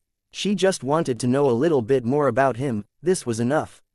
The sobs fell down Fairy Claire's cheeks as she began to slowly walk away. By the time she returned to the Heavenly Dew Pavilion, her sobs had dried, and the thoughts of romance had been thrown to the back of her head. To her surprise, there was an odd atmosphere, one not usual for the pavilion. Adlael had returned. Chapter 15:13. Luck. Ryu returned to the 7th heaven, a feat that wasn't actually all that difficult for him now. All he really had to do was take some time to draw out a large-scale formation. He didn't have the resources necessary to do it, but the black hole within him was all he needed, really. It was still an impossible task to control those treasures within him. In fact, now that they had all banded together, they were even more unruly and difficult. Before, he could just barely manage to use the infinity mist at a great cost to himself. But now, just budging things made him feel like his body might explode. It took him entering Breath of Heaven and focusing for about half a day before he could manage to take out a sliver of the force hidden within his black hole natural treasure. Luckily, that sliver was more than enough to power his formation and send him right back into the 7th heaven. He took a breath and exhaled, feeling that the air was truly just a little bit sweeter up here. But this only lasted for a moment before he broke out into a sprint, blinking in and out of the void. Goddammit! Ryu took deep heaving breaths, barely managing to calm his beating heart. He made a mental note to himself to not randomly teleport into these higher heavens anymore if he still wanted his life. On the lower heavens, from the 1st to the 6th, humans still managed to control a large bulk of the land. Even if Ryu spent years adventuring, the odds he'd run into a god beast were incredibly low. On the 7th heaven beyond, though, nature began to fight back, and quite frankly, it was winning. The vast majority of the 7th, 8th and 9th heavens were wild lands filled with danger. Only a small portion actually managed to house civilization, and they were all built around the powerhouses of a sector clan. Just now, Ryu had randomly teleported into the 7th heaven, and unsurprisingly landed in a god beast's territory. Luckily, it was just a true god beast. However, beasts were still much more powerful than sky gods of the same level. So even if this beast had been from the 5th heaven, it would have still been far more dangerous than Alizarin, let alone the fact it was strong enough to have a territory in the 7th heaven. It was truly on a completely different level. Ryu contemplated about using his heavenly pupils, but he eventually decided against it. For one, he wasn't entirely confident in killing this beast without using Heaven Gate, and he didn't know if the lack of cooldown for Earth Gate would transfer over to Heaven Gate as well. He wouldn't want to utilize it against a beast he was confident in running away from. Second, god beasts were just as intelligent as humans. If he used his heavenly pupils and they survived, it would be as good as exposing his heavenly pupils to the world. God beasts couldn't utilize the heavenly pupils of humanoids, at least that was Ryu's understanding from Sacrum. He wasn't entirely sure if it changed here or not, but this information would be worth an arm and a leg to the right buyer. A god beast wasn't above trading with humans if it benefited them. Most of them roared and didn't bother to communicate, not because they were uncivilized or incapable of speech, but rather because they couldn't be bothered to. If it came down to it, they could most definitely take that step. Finally, Ryu managed to appear at the edges of another beast's territory, causing the original god beast to give up. Smart. I was going to see if I could pit you against each other, but I guess you're at the stage where you're too intelligent for that. Ryu shrouded himself in void spiritual sense and ventured into the void. Now that no auras had locked onto him, it was a simple matter to escape detection. He should be safe now. In the past, entering the void of the 7th heaven would be hugely taxing to him, but now it was as simple as breathing. What do you think about Little Silk? Ryu asked Hope. The small guy had ventured into another cocoon for a while now. Ryu had asked his mother about it, but she had insisted on continuing to be mysterious. What Ryu did know, though, was that the current Little Silk had undergone quite a massive number of changes, and his mother had been far more forceful with her methods this time, as though she was confident that Little Silk could take some more punishment. Hope had always been quite bored in these years and had thus taken to taking care of Little Silk. Although she said that she was still busy and that's why she was staying by his side, Ryu knew that was all ridiculous. The real reason Hope stayed by his side was likely because she was curious about where he would go. Her fate was tied to his own due to the method of reincarnation that he had used, so when he had his near-death experience, she should have felt it as well. Interestingly enough, she hadn't mentioned that matter a single time. This was a far cry from the Hope that almost collapsed when she learned that Ryu's fate was chained. She'll wake up soon, and definitely be more powerful than a hooligan like you. Ryu laughed. He found that he didn't mind this small woman's company all that much. It took several weeks, but Ryu eventually made his way out of the wilderness and ventured into civilization. Well, at the very least, the outer edges of it. But sensing the chi in the air, he shook his head and sighed. His luck really wasn't all that good. Considering the density of lightning chi, this was definitely the Azure Lightning Sect's territory. If they found out he was here, how many experts would they send to chase after him? Chapter 15-14. Troublesome Ryu moved with lightning-like swiftness. Though he was in Azure Lightning territory, the truth was that he didn't feel much pressure at all. The number of spatial experts were far too few, and even those that were likely had weaker affinity than himself. Unless someone locked onto his aura before he entered the void, was actively scanning the void, or he chose to expose himself, the danger he was in was relatively lesser. Plus, he had just spent the last several chasing down treasures the likes of which even Tao gods might drool over. If he lost his life so casually now, wouldn't it be too ridiculous? However, Ryu was still in a bit of a predicament. He wasn't sure where the Radiant Star sect was. In the past, Aika had been quite arrogant, stamping down the sect right in the middle of the heaven she ascended to. But Ryu highly doubted that she could continue to be so arrogant after coming back to the seventh heaven. Granted, it would likely be less due to Aika herself, and mostly due to the external pressure from the elders and grand elders that had returned from the sixth heaven as well. Ryu wasn't too worried, though. Finding out about the first sect to rise up to the seventh heaven in several generations was an easy task. He was sure that there would be some wars that had broken out, and in a territory like this one, controlled by one of the sect's competitors, it would be even easier to find information. Ryu hesitated for a moment and chose to step out of the void. He slipped a mask onto his face and tied his flowing white hair up. He didn't very much like to tie his hair up like this, but the minor details would likely go a long way in a situation like this one. The town he approached was known as Thunder Brace City. Seeing the guards all wearing brass braces embedded with azure-colored gems, one could easily decipher where the place got its name from. Ryu didn't bother to try and sneak into the city. This was only a small, relatively speaking city in the periphery of the Azure Lightning Sect's territory, and yet it had a large-scale arrangement protecting it that even transcendent sky gods couldn't get through. Large-scale formations of that level made it impossible for Ryu to slip in by shrinking the earth or even teleporting. Entering the vacuum was likewise impossible, likely even from within the city. It was a nice wake-up call that he wouldn't be high and free now that he was on the seventh heaven, and the affairs of the eighth heaven were likely even more exaggerated than that, so he had to be cautious. The guards didn't say anything about Ryu's mask, but he had to pay double the fee of everyone else to get in due to it. Ryu didn't complain and just did as he was told. He would have backtracked, honestly, but that would have only made him look more suspicious. The wealth of the Frost clan is really not worth much up here. Also doesn't help that I gave most of those resources to my mother. If I enter a few more cities, I'll be a pauper. Ryu thought about selling his pill-making services. He didn't even consider using Hope for the matter, because for one, she was his personal alchemist, who would dare ask her for pills aside from himself. As far as he was concerned, she was half his woman already. As for the more serious reason, displaying pills beyond his level would look too ridiculous and get him targeted. Of course, the fact he could concoct 100% pure pills was already enough to raise eyebrows and bring in the hounds. But if they were on that level and useful to extremely high-level sky gods, many would directly declare war on the Radiant Star sect without a doubt. Ryu entered the large city, and it was almost as though a city of the mortal plane of Sacrum had been taken and expanded by 100 times. The buildings were enormous, the paved paths were often 100 meters or more wide, and there was a constant stream of masters coming in and out. Seeing a fragmented sky god on the streets was like running into a dust bunny in a tavern. It was common to the point it could make a person sick. Ryu smiled to himself. He missed having his eyes. Now he could freely scan everyone he came across, and they would truly be none the wiser. And then there's my handler, Ryu thought with a chuckle.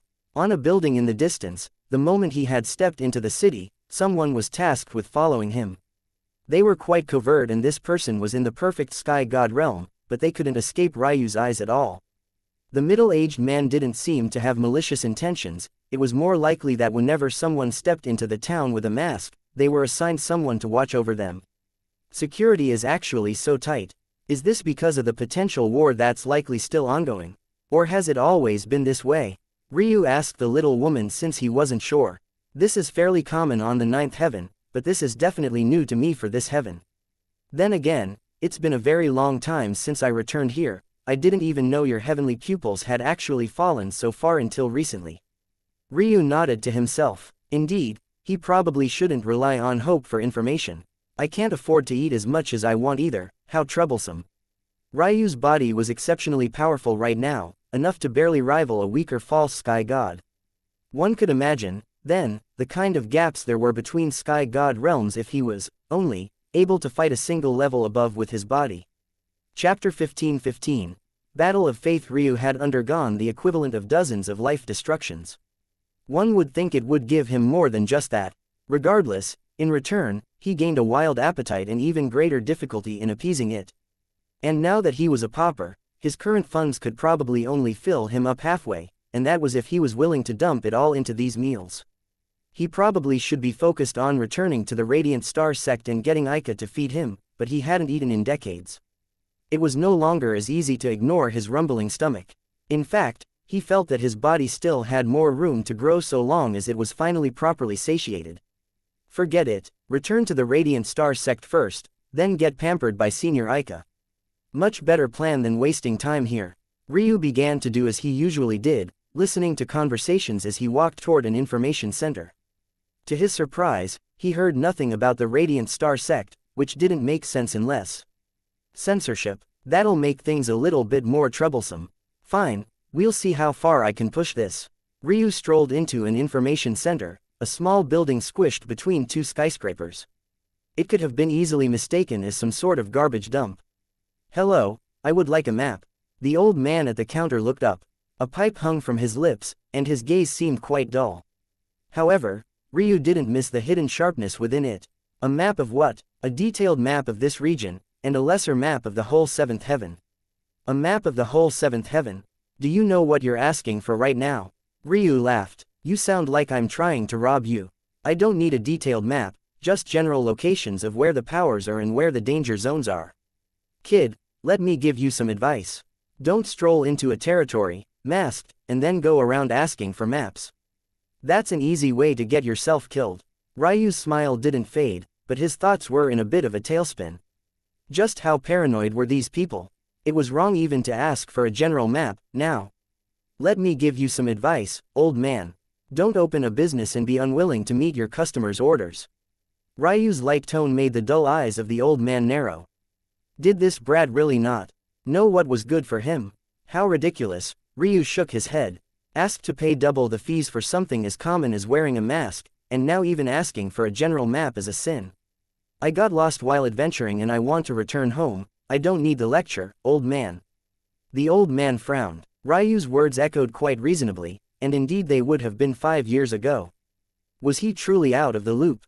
Then again, what was 5 years to a sky god? It looked like this kid just broke through, so he truly might have been in seclusion all this time.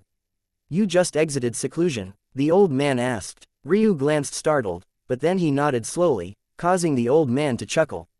Fine, fine. A new, wet behind the ears sky god appears and suddenly thinks he has the right to lecture an old man like me. I might have been stuck at the fragmented sky god realm, kid, but I'm experienced. You should listen to your elders. Stop beating around the bush, old man. What's happening that's got everyone acting like this? This isn't a charity, brat. Pay up. All that nonsense about being my elder and having advice for me, and now you want me to pay. Since you talk about it like it's such common knowledge, what are you being so stingy for? The old man pursed his lips, and Ryu eventually spun his eyes and transmitted over a fragmented god crystal. Do I look like a beggar to you? I'm not paying more than that for information you think is common enough to look down on me for not having. Fine, fine. The old man put up his hands, smiling triumphantly. What he didn't know was that Ryu was also smiling triumphantly. The world's been in turmoil ever since the Radiant Star Sect returned. The Radiant Star Sect? Oh, you're a young brat. Right, you don't know. In the past, there was the dual Radiant Star Sect. They fell from the 8th heaven in disgrace, and it was likely due to their internal struggle because they separated into the Fading and Radiant Star Sect soon afterward and became the ruling powers of the 7th heaven. However, the Fading Star Sect ganged up with, well, let's just say the Fading Star Sect caused the Radiant Star Sect to collapse, murdering the Grand Elder and Patriarch at the time. Those two men were the fathers of Sovereign Ika and Lord Wan respectively. Now, those two have come back, and Sovereign Ika has entered the Dao Sovereign realm. Ryu's gaze flickered. Now that he understood Ika was definitely a Dao Sovereign, didn't that mean she could sense him when he appeared as well? If she was paying attention, that is. It was hard to tell, but considering they were at the center of the conflict, even if she did sense him, would she have the time to come and get him in the first place? They've come back with a vengeance and have sought to reclaim their old lands. The trouble is that land has been split between the Azure Lightning Sect and the Raging Inferno Sect. The Raging Inferno Sect, wasn't that Jojo's sect, not the Fading Star Sect? Ryu questioned curiously, although he already understood why. The old man only smiled and moved on as though he didn't ask the question. This was a clear and obvious ploy by the Fading Star Sect. Now, the Fading Star Sect could easily force other sects into the conflict. Sovereign Ika single-handedly repelled the first wave of attacks, causing the tension to increase. The problem is that the Radiant Star Sect has a deficient foundation. Their junior generation is weak aside from Fairy Selhira, but the fairy was well known before the sect, and her growth can't be accredited to them. Realizing this flaw, the Raging Inferno and Azure Lightning Sect have chosen to make this a battle of faith. If the Radiant Star Sect doesn't hurry and bolster their faith well will collapse, and the sects won't have to do anything but sit back and watch them crumble. Ryu's eyes narrowed. What was a battle of faith? Chapter 15-16. Good enough. Ryu left the old man's information shack moments later, not asking about the battle of faith. He had a keen understanding of which questions he could get an answer to, versus which ones he very much could not ask without raising suspicion. The question of battles of faith was most definitely one of the latter. This was the reality, and he had to be cognizant of that. But it wasn't as though this was the end of the world. After all, he still had the little woman, and not long after he left, he asked her the burning question. In Sacrum, faith was crucial as well, but it was more illusory. However, he remembered long ago that he had learned from Surreal, that in the true martial world, faith took physical shape in the form of a wellspring of sorts. In order to truly destroy a sect or clan, this wellspring had to be destroyed first, and if this wasn't done thoroughly enough, there would always be a chance for a comeback. Although Ryu knew this, faith still felt more illusory to him than not, more like something that could cause the sky to rumble for an instant than anything else. But even when you spoke someone's name and the heavens reacted, it would usually be up to the person themselves if they wanted to smite you, not the heavens. Essentially, there was probably no one in existence who you could just die from the mere mention of, and he felt that it was likely the same for sects and clans as well. For example, he mentioned the martial gods all the time. He even cursed them, swearing to destroy them on top of that. But wasn't he still standing here just fine? He imagined that with the ways and methods of the martial gods, there were countless individuals who were cursing them every second on the second. Maybe it was because he was a native of Sacrum, a country bumpkin, so to speak, but he really found it hard to wrap his head around these matters. A battle of faith is exactly what it sounds like, but on a deeper level, it's similar to two powers changing the states of their wells of faith and using them as a grinding edge against one another. Under usual circumstances, this would only be done if there's a huge power imbalance, or if it was a last resort. Honestly, even if there was a huge power imbalance, it would be better to just send a few experts to destroy them directly. This sort of battle truly only happens in exceptional circumstances like this one. Aika is an incredible genius, and has become a Tao sovereign to boot. She's most definitely at an 8th heaven standards. These sects and clans don't stand a chance against her and can only use hit-and-run tactics while relying on their large-scale formations and resources to keep her at bay. At the same time, the Radiant Star sect is in a far weaker position. They lack disciples that can stand at the peak of the 7th heaven aside from Selhira, but the worst part is that Selhira has a huge faith of her own as she became famous long before joining the sect, which makes it hard for her feats to map onto the sects. In truth, this sort of unique circumstance where there is a sect of weak faith that can't be properly handled by its enemies is practically the only one you'll see a battle of faith in. What are the details? Ryu pressed, feeling that Hope's descriptions were far too lax and overly broad. The first phase of a battle of faith is letting everyone know you're having a battle of faith. That way, when everyone's minds are focused on it, and public opinion can sway wildly one way or another, the battle can be ended in the shortest period of time possible. Once there's a large accumulation of faith and the public is heavily engaged in what's going on, then it's possible to truly crush the spirit of the target sector clan. When the Radiant Star sect's well of faith dries up or is on the verge of collapse, everything else will happen either naturally or by force. Meaning, it's not like Aika will suddenly disappear. If it happens naturally, the Radiant Star sect name will be unable to be used without the re-establishment of the well of faith. Something that is notoriously difficult to do, as you can't just create a new one, you would have to resurrect the old one. Second, all of the Radiant Star sect's Tao techniques, related Taos, and core techniques, would all become mute and unusable. This is the most crucial point. Aika's strength would plummet to an abyss if this were to happen. She might be able to still fight if she can manage to hold off her own Tao, but if her Tao is built too heavily on the concepts of the Radiant Star sect, she might very well become a cripple. This will have obvious, cascading effects, and there will be little anyone can do to stop their enemies from crushing them at that point. Ryu's gaze sharpened. For all of their core techniques to suddenly lose strength. But then what about the taboo powers? Why did their techniques still work? Or could it be that the taboo techniques he was using now were far weaker than they had once been in the past? It was a shuddering thought, because it revealed one very crucial thing. The taboo techniques had lost their well of faith to support them, but the techniques of the 9 powers definitely did not, and they should be no less powerful if not more powerful than the taboo techniques had been at their peak. Just what level were the geniuses of the 9th heaven on, then? Well, then, that's quite the problem, now isn't it? Ryu chuckled and strolled right out of the city. The old man hadn't given him a map, but it told him enough. So, the Radiant Star sect was somewhere between the Inferno sect and this Lightning sect. Good enough. Chapter 15-17. Suffocating encirclement. Who was that? A shadow appeared behind the old man who was still rolling Ryu's fragmented crystal between his fingers. Some young whippersnapper, the old man chuckled. I don't think if that was the case you would have talked to him for so long. There's the scent of stars on him. He's from the Fading Star sect. If he was, would he be here and so out of the loop? But wouldn't he know what was going on if he was from the Radiant Star sect as well? I don't think any disciple from that sect, especially not such a weak one, would dare to appear out in the open like this so flippantly. Does he not want his life? Maybe, unless he wasn't playing the fool.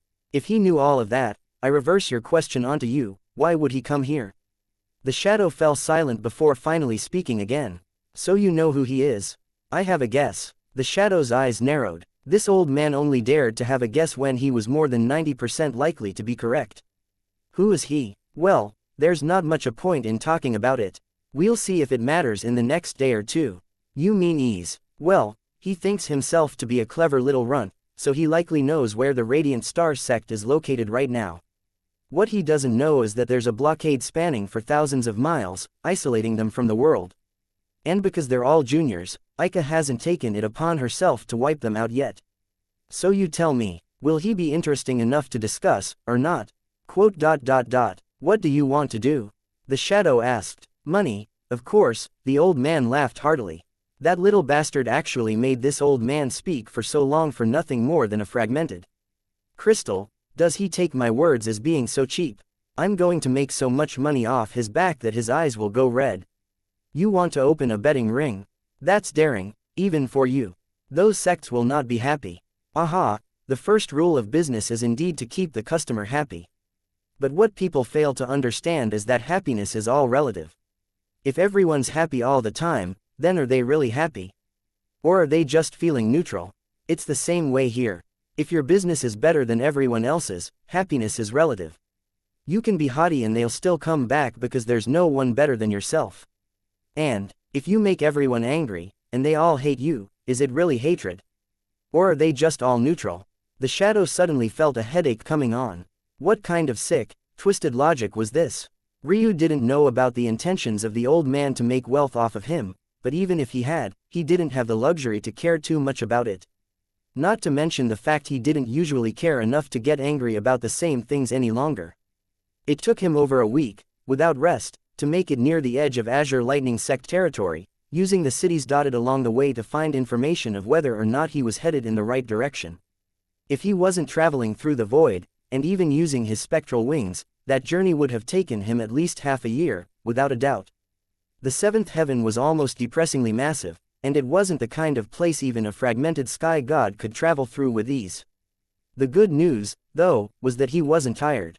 His stamina was simply off the charts, even with an empty belly. Ryu felt that it was in one part due to his body, and another part due to his new status as a sky god, not to mention his breakthrough in forming his own unique constitution. The world around him didn't just match his movements, it was eager to do so, rushing and even pushing the other energies around it out of the way so that they could be first in line. He had restrained himself while in the old man's city, but now that he needed speed, gorgeous silver runes danced around him and fueled his body with every step. He could even feel his cultivation enhancing by incredibly small increments. And then he met the first line of defense. Sensing all the exceptionally powerful sky gods around him, Ryu was quite speechless for a moment. They were being more shameless than he thought they were. This was completely brazen. The instant he had heard about the Battle of Faith, he knew immediately that the Azure Lightning Sect and the Raging Inferno Sect would do what they could to suppress them, including encirclements if they had to. But usually, this would be done more covertly. Where's the shame? Ryu couldn't help but chuckle to himself as he shot past them. Get into an all-out battle with these perfect sky gods? That would be the pinnacle of foolishness. That old man had no idea that Ryu could casually enter the void even while in only the first sky god realm, so he had no idea that things would be this easy for him. This would cause the old man to lose a bit of the wealth he was planning on making off of Ryu, but who inquired him to be such a busybody to begin with? Ryu continued to move and he was finding himself to be more and more without words. The encirclement was practically endless and stretched as far as the eye could see. It took him 3 more days of traveling just to see the density of sky gods finally whittle down a little bit, but by the end of it, he was entirely stunned. So these were the suffocating methods of these powerful sects. How noble of them. Ryu, whose personality had mellowed out quite a bit in recent years, suddenly found his gaze turning cold again. He didn't rely much on the Radiant Star sect, if at all. But he owed Aika quite a large debt of gratitude and his impression of Selhira wasn't bad either. These people were truly pissing him off. Ryu stepped out of the void when he sensed the final encirclement and spotted the Radiant Star sect in the distance, his unfamiliar aura suddenly becoming akin to a blazing torch in the night. Chapter 15:18. Ranks. The region was filled with laughs and cheer. All around the Radiant Star sect, encampments of juniors that had practically turned into miniature night scene cities had popped up everywhere. As many sky god elites as there were just as many servants, dancers, and chefs. It was as though while they were busy oppressing the Radiant Star sect, they couldn't forget to enjoy themselves, and at the same time, dampen the mood of the sect. If Aika could have just directly destroyed these people, she would have. Unfortunately, she could not. For one, the hit to her reputation for casually committing a mass genocide against so many juniors would be astronomical. Even when the likes of the martial gods acted against Ryu, they did so covertly, not wanting anyone to know about their dirty deeds. Of course, Surreal had already informed Ryu that faith worked differently in the true martial world. Being bad didn't necessarily mean you would have unfortunate faith. That said, being bad, when your faith wasn't conform with bad, could ruin you. The Radiant Star sect was ultimately a sect on the side of good. It wasn't a demonic or devil sect, so they didn't gain standing by being dreadful people. Plus, there was Aika's own individual feelings on the matter to consider as well. Even if they were a dark aligned sect, she wouldn't have it in her. As such, She could only brood in disgust and unwillingness every day. Ryu, though, could tell that these nightlife miniature cities weren't there just for show. It looked like they were all just casually enjoying themselves, but he could easily see that there was structure to them. Each one had about 100 fragmented sky gods, 6 false sky gods, and at least one true sky god. They were perfectly distributed into legions of their own and probably designed to look unorganized when in reality they were ready for battle at any moment. If Ryu wanted, he felt that he probably had a pretty good chance of just immediately assassinating entire camps worth of the legions before they even realized that something was wrong. But he couldn't do that. At least not yet. Killing so many secretly would give their enemies something to grab onto, something to take advantage of. Who knows how they might spin that story? They might even use it as a chance to impugn upon Aika's reputation. If he wanted to kill covertly, he had to first establish that he had the ability to do so and the means. Only then would it be obvious who killed them and leave no room for judgment. But first, he needed to make a statement. The Raging Inferno sect and the Azure Lightning sect both had disciple structures that Ryu was intimately familiar with, as these structures seemed to be universal. Working, outer, inner, core, inheritor, and thrones still existed in this world, although Surreal had also warned him that it didn't come with the same sort of blanket protection due to the matters of faith wells. Then there were ranks of elders as well, and this was slightly different from what he was used to. Outer, inner, and core elders, then there were grand elders, one supreme elder, and then there was the patriarch. Usually, on the seventh heaven, a patriarch should be on the younger side and be about the equivalent strength of the core elders. If they were exceptionally talented, they would share strength with the grand elders. This was another reason why the prestige of the Radiant Star sect had taken such a hit as well. Aika was part of the older generation, there was no doubting that. Technically, her position should be that of Supreme Elder. But the problem was that she took on the quasi-role of matriarch as there was a huge gap between the younger and older generations. Inheritor disciples were the first line of defense when it came to gauging a sect or clan's future, but the next and more important line was their patriarch or matriarch. The fact that the Radiant Star sect's upper management was in such shambles went volumes toward describing public perception of them currently. For the seventh heaven, working disciples had to at least be in the Tao pedestal realm, though some talented individuals would be led in as squires of sorts ahead of time. Outer disciples had to be in the World Sea realm, and inner disciples, unless they were exceptionally talented, had to be in the fragmented Sky God realm. Core disciples were false sky gods and inheritor disciples had to become true sky gods before the age of 1,000 years old. There were usually age gates at every step, or else one would fall to become elders. Outer, inner and core elders were all one level above the expected sky god realm, meaning core elders were at least true sky gods. Grand elders were perfect sky gods, though some would be a level above at transcendent and omniscient as well, leaving their patriarchs at around the lower levels of that. Of course, one would not even dare to name a supreme elder unless they were at least a Tao Lord on the seventh heaven. This was what made them all true seven-star sects. Whether it was the Raging Inferno, Azure Lightning, or Stalwart Sun sect, they were all true seven-star sects. Then how could they match up to Aika, whose sole existence made the Radiant Star sect an 8-star sect? The reason was, of course, the Fading Star sect, who was also an 8-star sect. So each of these legions has at least one core elder, followed up by a bunch of inner and core disciples, Ryu chose one at random, not caring much as his aura flared up. In the atmosphere of joy and laughter, silence fell. As expected, these people looked casual, but they were all completely ready to throw everything away for the sake of battle. Several spiritual senses swept over immediately, but when they saw a masked young man wearing robes of white and sky blue, they couldn't help but frown. Why did a fragmented sky god dare to appear here? Chapter 15:19. Scum. Ryu strolled slowly. The land beneath his feet wasn't dry, nor could it be considered lush. It carried a brittle sort of consistency to it that gave way to softness the more weight you pressed down. The trees in the region had been cleared, and the ambience of nature was suppressed by the brazenness of these encampments. Walking forward so boldly as just a single person inevitably brought many eyes on him, even more so when his palms turned over and a twin pair of daggers appeared in them. He balanced the tip of one blade on a finger, spinning the other one on his palm. His steps never paused, but his silver runes began to appear around him with every time he took.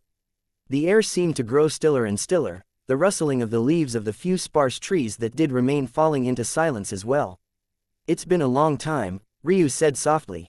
He didn't project his voice with chi, but the heavens seemed to resonate with him, carrying his vibrating tones ahead as though it insisted that the world must hear him. The core elder in charge of this encampment narrowed his eyes. He could feel immediately that Ryu wasn't a normal fragmented sky god, but did it matter? He could be the greatest genius and still not be a match for a true sky god like him. But when he looked around, he found that more than half of his outer disciples were frozen, their momentum entirely crushed as though they had forgotten what kind of backing they had. The subtle hints of Ryu's Tao fused into the heavens themselves, bearing down on their psyches and ripping at their heartstrings. Every step he took felt like it echoed right through their chests, their blood flow slowing and their faces paling. Core Elder Briza was ranked 20,083rd amongst core elders. This middling rank was one that he was very proud of, and he wore that pride on his sleeve. Watching these disciples under him react in this way made his teeth itch with rage, but he forced himself to calm down. Reprimanding them would be a hit to morale, and he also couldn't attack Ryu directly or else Aika would have an excuse to make a move. A fragmented sky god dared to appear in their midst, and yet, despite having over 50 of the same rank on their side, they hardly dared to move.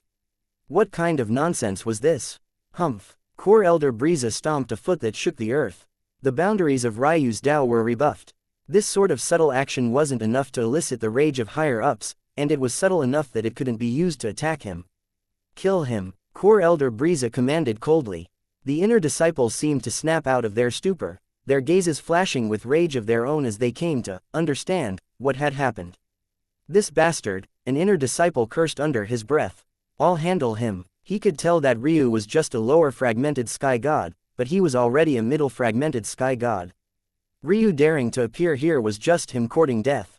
The young man rushed forward, his speed enough to cross the distance of barely 100 meters between himself and Ryu in less than an instant. Even so, it might as well have played out in slow motion in the eyes of others. Ryu pinched the tip of the blade he was balancing on his fingers, his wrist snapping forward. Poochie! The speeding young man froze, his steps coming to an immediate stop. Those behind him didn't see what happened until he suddenly fell backward, a dagger sticking out of the center of his forehead. Ryu beckoned with a finger, and as though a magnet was attached to the dagger, it flew back toward him, its tip once again balancing on his finger. "Not nearly enough," Ryu said lightly. The eyes of the youths bulged. This was the first time since they started their oppression of the Radiant Star sect that one of their own had died so terribly. Casualties were inevitable, and they had already suffered many. But this was, it felt like not a battle but an execution. The inner disciples roared in rage, a group of 5 sprinting ahead at their fastest speed. They only took a single step and yet had already closed the distance. Ryu took a step and slid out of the way of a fist, the hand he was using to palm a dagger's blade whistling ahead once, then again. He took another step and emerged to the side, his dagger balancing hand flicking its wrist again. The dagger vanished in a blink, but Ryu didn't seem to care, flicking his free wrist again as though he was controlling air. He came to a stop, standing behind the last disciple who was looking around in confusion. He could find Ryu at all and had no idea where he had gone. He couldn't believe that someone could move so fast as a lower fragmented sky god. But then a spurt of blood came from his throat at the same time as 2 of his companions had a similar spurt come from their foreheads, while the last 2 were split cleanly down the middle, falling as though they had been hacked in 2 by a great sword rather than a small, 6-inch dagger. "Still not enough," Ryu said lightly. Core Elder Briza's eyes bulged, red veins popping out. This didn't make logical sense. It had to be remembered that sky gods were a completely different level of existence. Battling 5 at the same level wasn't anywhere near as easy as it had been in the lower realms. There were plenty of examples of young geniuses falling to ambushes of less than even a dozen.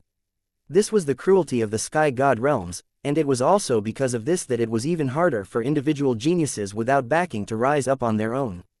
But at this point, he was starting to believe that Ryu was hiding his real cultivation. "You scum," he roared, "what is your real cultivation? Is that why you're wearing a mask?" Core Elder Briza's words made everyone's eyes bulge with the same fury. Ryu sneered, "If you want to attack, just do it. It's unbefitting a true sky god to need such excuses." Briza no longer cared what Ryu said.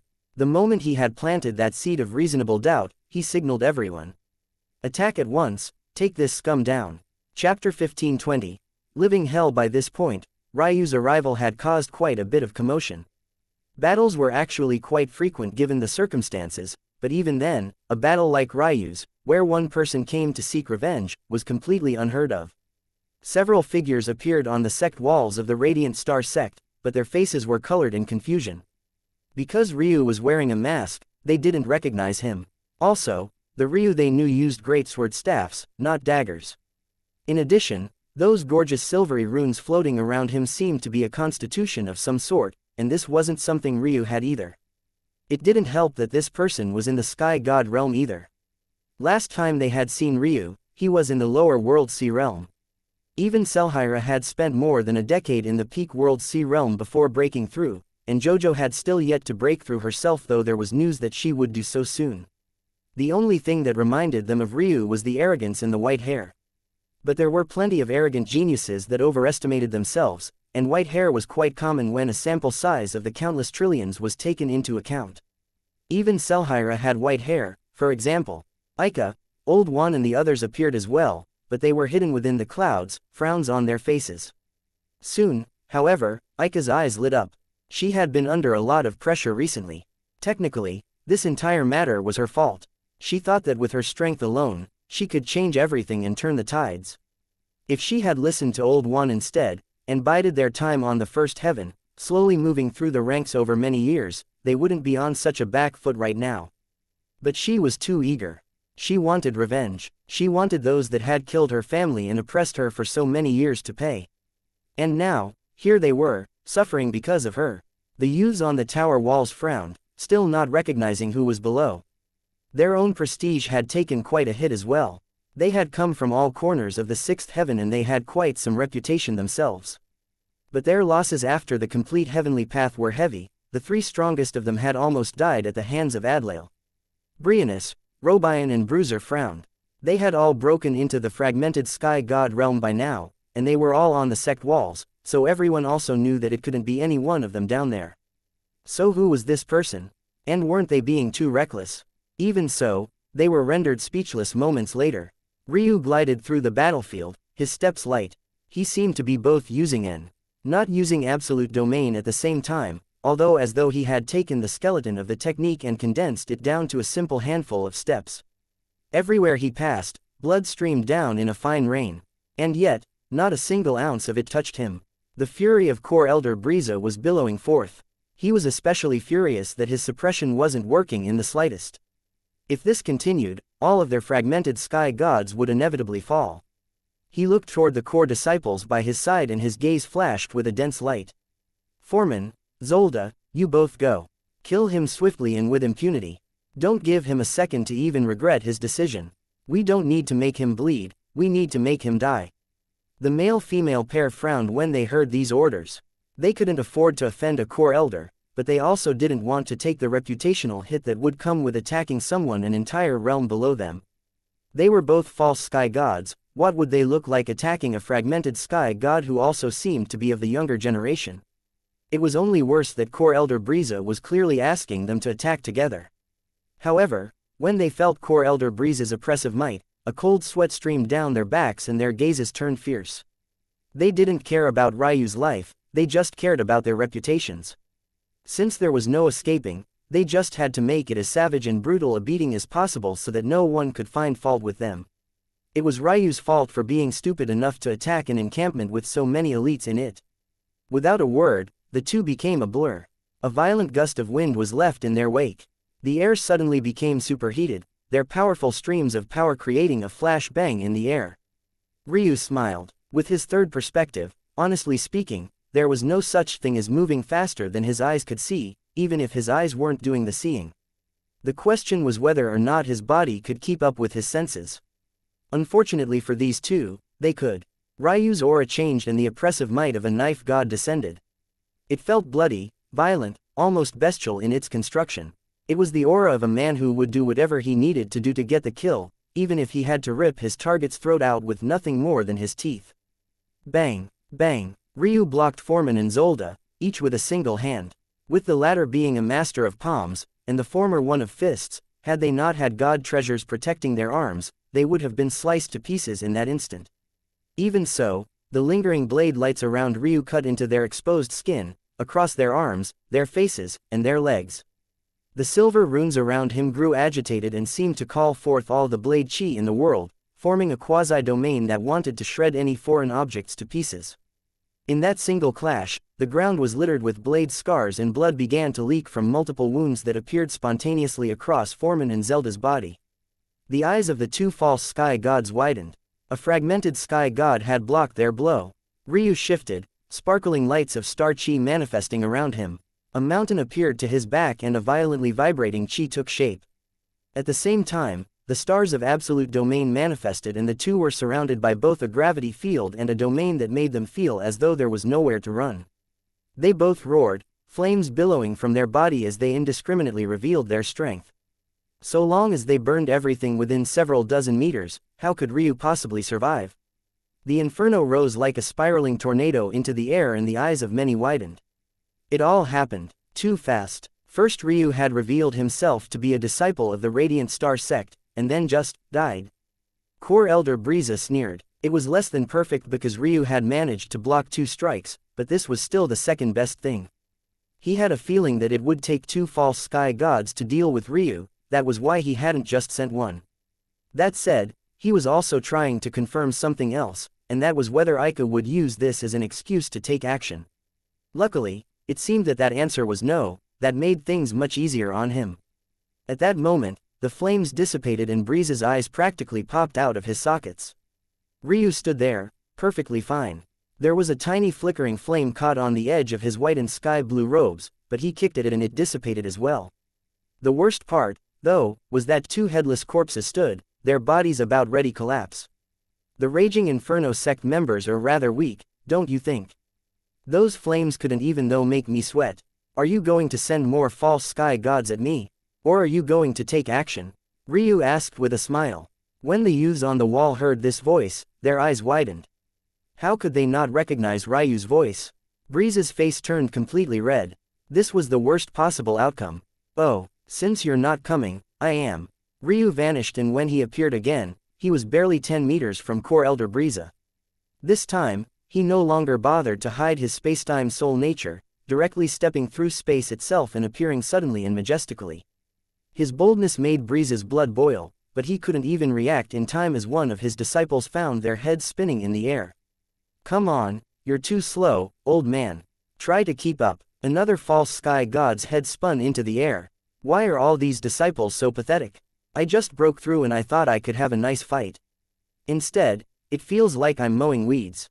Laughter began to ring out in the Radiant Star sect even as Briza roared with a billowing fury. Ryu chuckled and vanished merely when Briza lost his patience. He appeared high in the skies, sitting on a sword with his feet dangling as though he was just trying to enjoy the scenery. Tell you what, if you can make it up here without using a flying treasure, I'll hand my head to you on a silver platter. Briza had never been so enraged in his life. He was a core elder, he was revered, he was respected. When had a junior ever spoken to him like this before? He took a breath and forced him to calm down. A coward who hides his face and his name isn't worthy of my rage. You will die in due time. The words had been a bit shameless, but they were the only things he could say. Suddenly, Ryu's mask arrived flying at him, fast. It carried an oppressive aura of a sword god and it appeared before Briza in an instant. Briza snorted. What kind of joke was this? Was this supposed to scare him? He put a hand up to capture it casually, but then his expression changed. He clamped his fingers down merely a moment too late and it rolled up his palm, rebounding and slamming against his face. He took a step, then another step back, his eyes spitting fire as he glanced at the handsome man in the skies above. Ryu grinned, his charming smile akin to a second sun in the skies. At that moment, it was hard to think of him as anything but absolutely radiant. My name is Ryu Tatsuya, inheritor disciple of the Radiant Star sect. Remember my name well, whether it's the Raging Inferno sect or the Azure Lightning sect, or any enemies that might come later, I'll be sure to make your lives a living hell. Chapter 1521, wherein glares the aura of a fragmented sky god had never felt so oppressive before. Briza felt blood rushing to his head, but he froze when he caught sight of what was around him. Dead. They were all dead. His entire encampment of elite geniuses, they were all lying in a pool of their own blood. As though to add insult to injury, Ryu waved a hand and a mysterious power gripped them. They were torn to shreds as their godhoods were pulled out from their bodies. They quickly soared out of Core Elder Breeze's reach before he could do anything. He wanted to take out a flying treasure, but he froze due to Ryu's previous words. The embarrassment stalled his attempt and his feet were practically rooted in place. Ryu smiled, waving a hand as he turned toward the Radiant Star Sect. "Oh, right, I almost forgot. I challenge every single fragmented sky god of the Raging Inferno sect. I will fight one battle every hour, on the hour. Make sure to send your best, my hands are itchy. If you don't dare to, well, that's fine as well. I'll just kill them all from the shadows instead." Ryu's uproarious laughter seemed to finally unveil some of the shadows that shrouded the Radiant Star sect until this point. They felt like some of their frustration had finally been vented to a certain degree. "Senior Aika, I'm hungry," Ryu complained. Aika looked at Ryu, somewhat incredulously. The last time she had seen Ryu, he had already undergone his change. But back then, he learned about Ailsa and Yana soon afterward, not to mention entered the heavenly path and then disappeared, so she hadn't really had time to take note of it. But the Ryu of the past would have never asked her for anything, let alone said it in such a joking manner. That said, she vanished in a blink. Before Ryu could even properly react, she returned with a beast as large as a small hill. In fact, it exuded the aura of a transcended beast, leaving Ryu a bit speechless. "I was joking, you know." "Well, I'm not," Aika harumphed. "Old Juan, get to cooking." This time, it was Old Juan that was left without words. He was a dignified Tao Lord. When had he become this brat's personal chef? Even so, he too had no choice but to comply. "Where's Eska?" Ryu asked after a while. This question earned Ryu quite the glare, causing him to hold his hands up in mock surrender. He didn't expect that asking for his own concubine would lead to such a thing. "Don't you mean, where is Selhira?" No." Ryu experienced that Aika was really too amusing. Why would he ask about Selhira over his own woman? The last time he had spoken to Selhira, he had to put her in her place. He had allowed Selhira to take liberties with him for a while, and that wasn't because of her beauty, but rather because of how gentle and caring she was toward him. He had plenty of beauties around him, and he wouldn't blink an eye at needing to kill a few, let alone letting beauty alone sway his opinions. Well, in terms of being caring, all she had really done was lead him to restaurants, pay for him, and let him eat his fill. But that was enough to get into his good books. That said, being in his good books didn't mean that you could be as willful as you wanted. She ultimately wasn't his woman, and she also wasn't like Mei, who had risked her life for his sake on multiple occasions. In fact, he could tell at a glance that Selhira was hiding quite a bit from him. Yet, despite hiding so much from him, she anticipated too much. The way she acted, it was as though she could do nothing and he would eventually fall into her lap one way or another. He might be a man, but he wasn't so cheap. Aika's glare solidified, and a chuckle came from a nearby bush. Aika immediately picked up a rock and threw it hard. "Samson, you little shit." "Ah!" A scream came from the bush and Samson came rolling out, in a sorrier state than usual. Ryu laughed heartily, causing the three fellow sect brothers and sister to look at him as though they were observing a zoo animal. "Is that still Ryu?" Samson asked, his ass hanging over his head in an awkward position. "I'm still trying to figure it out," Old Juan muttered. "I think we should check if someone stole his body, just in case." Aika followed.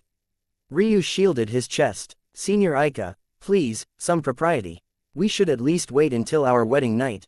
Samson and Old Juan were stunned speechless until they started laughing so hard Old Juan fell out of his chair and Samson rolled over 3 more times. The earth shook and the mountains quaked beneath their laughter. They just couldn't believe it. Finally, someone could make fun of Aika and survive. Unfortunately, they would soon find out that laughing was a crime as well. Aika rushed forward as Old Juan was trying to stand and arched his head into the ground. She rushed after Samson and picked him up by his ankle, flinging him into the distant mountain and leaving a human-shaped hole. Keep laughing, I dare you." "But he's still." Old Juan tried to bring Ryu into this, but Aika silenced him again with a kick. Ryu chuckled, finding all of this amusing, but none more amusing than Aika's blushing face.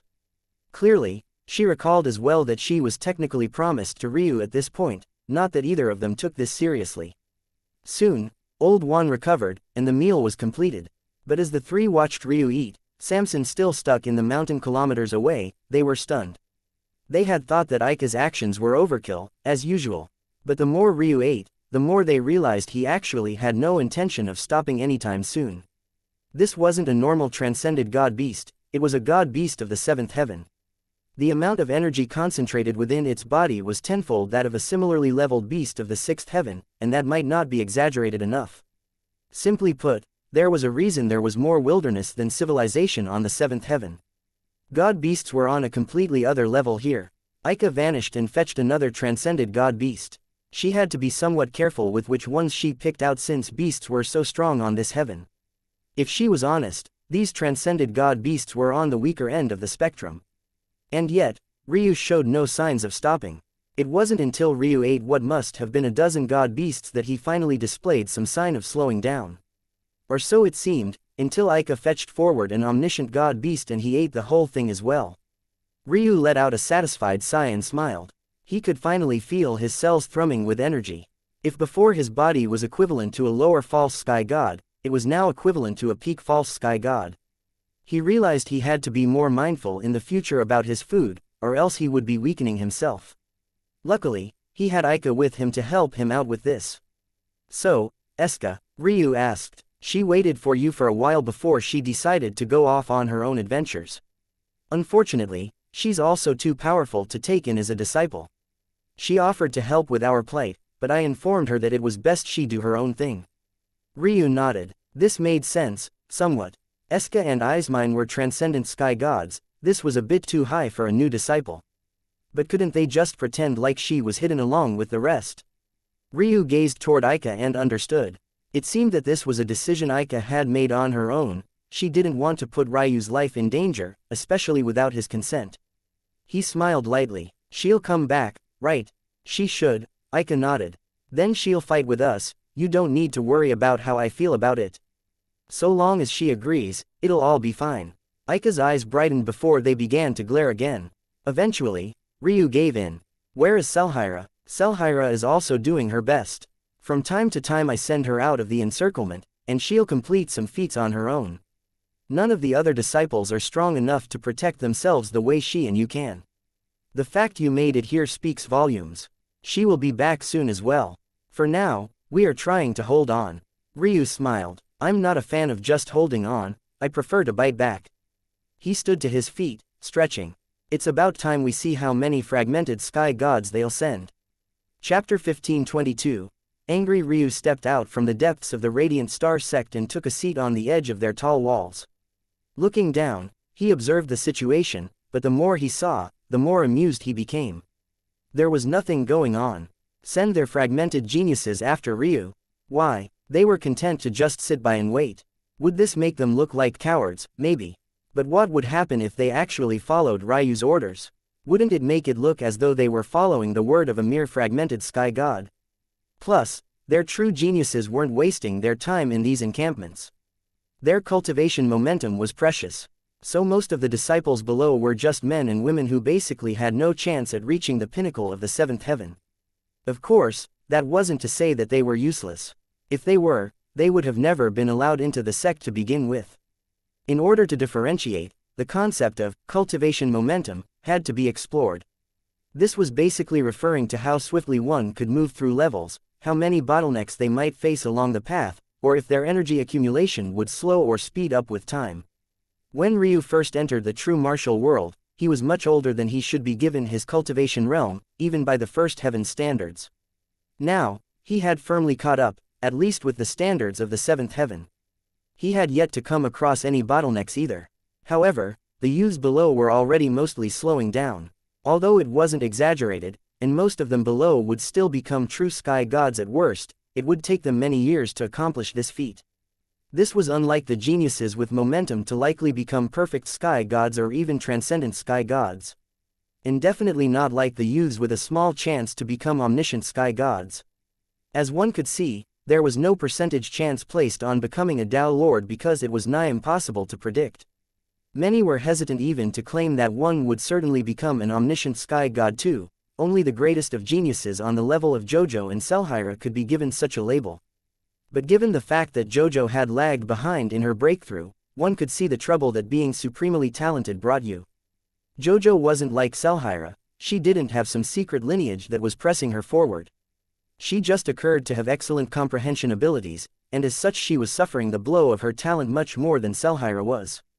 This was all to say that the Raging Inferno sect had no inclination in calling back their true geniuses, and with those that remained here, they were even less likely to put themselves forth to be slaughtered by Ryu.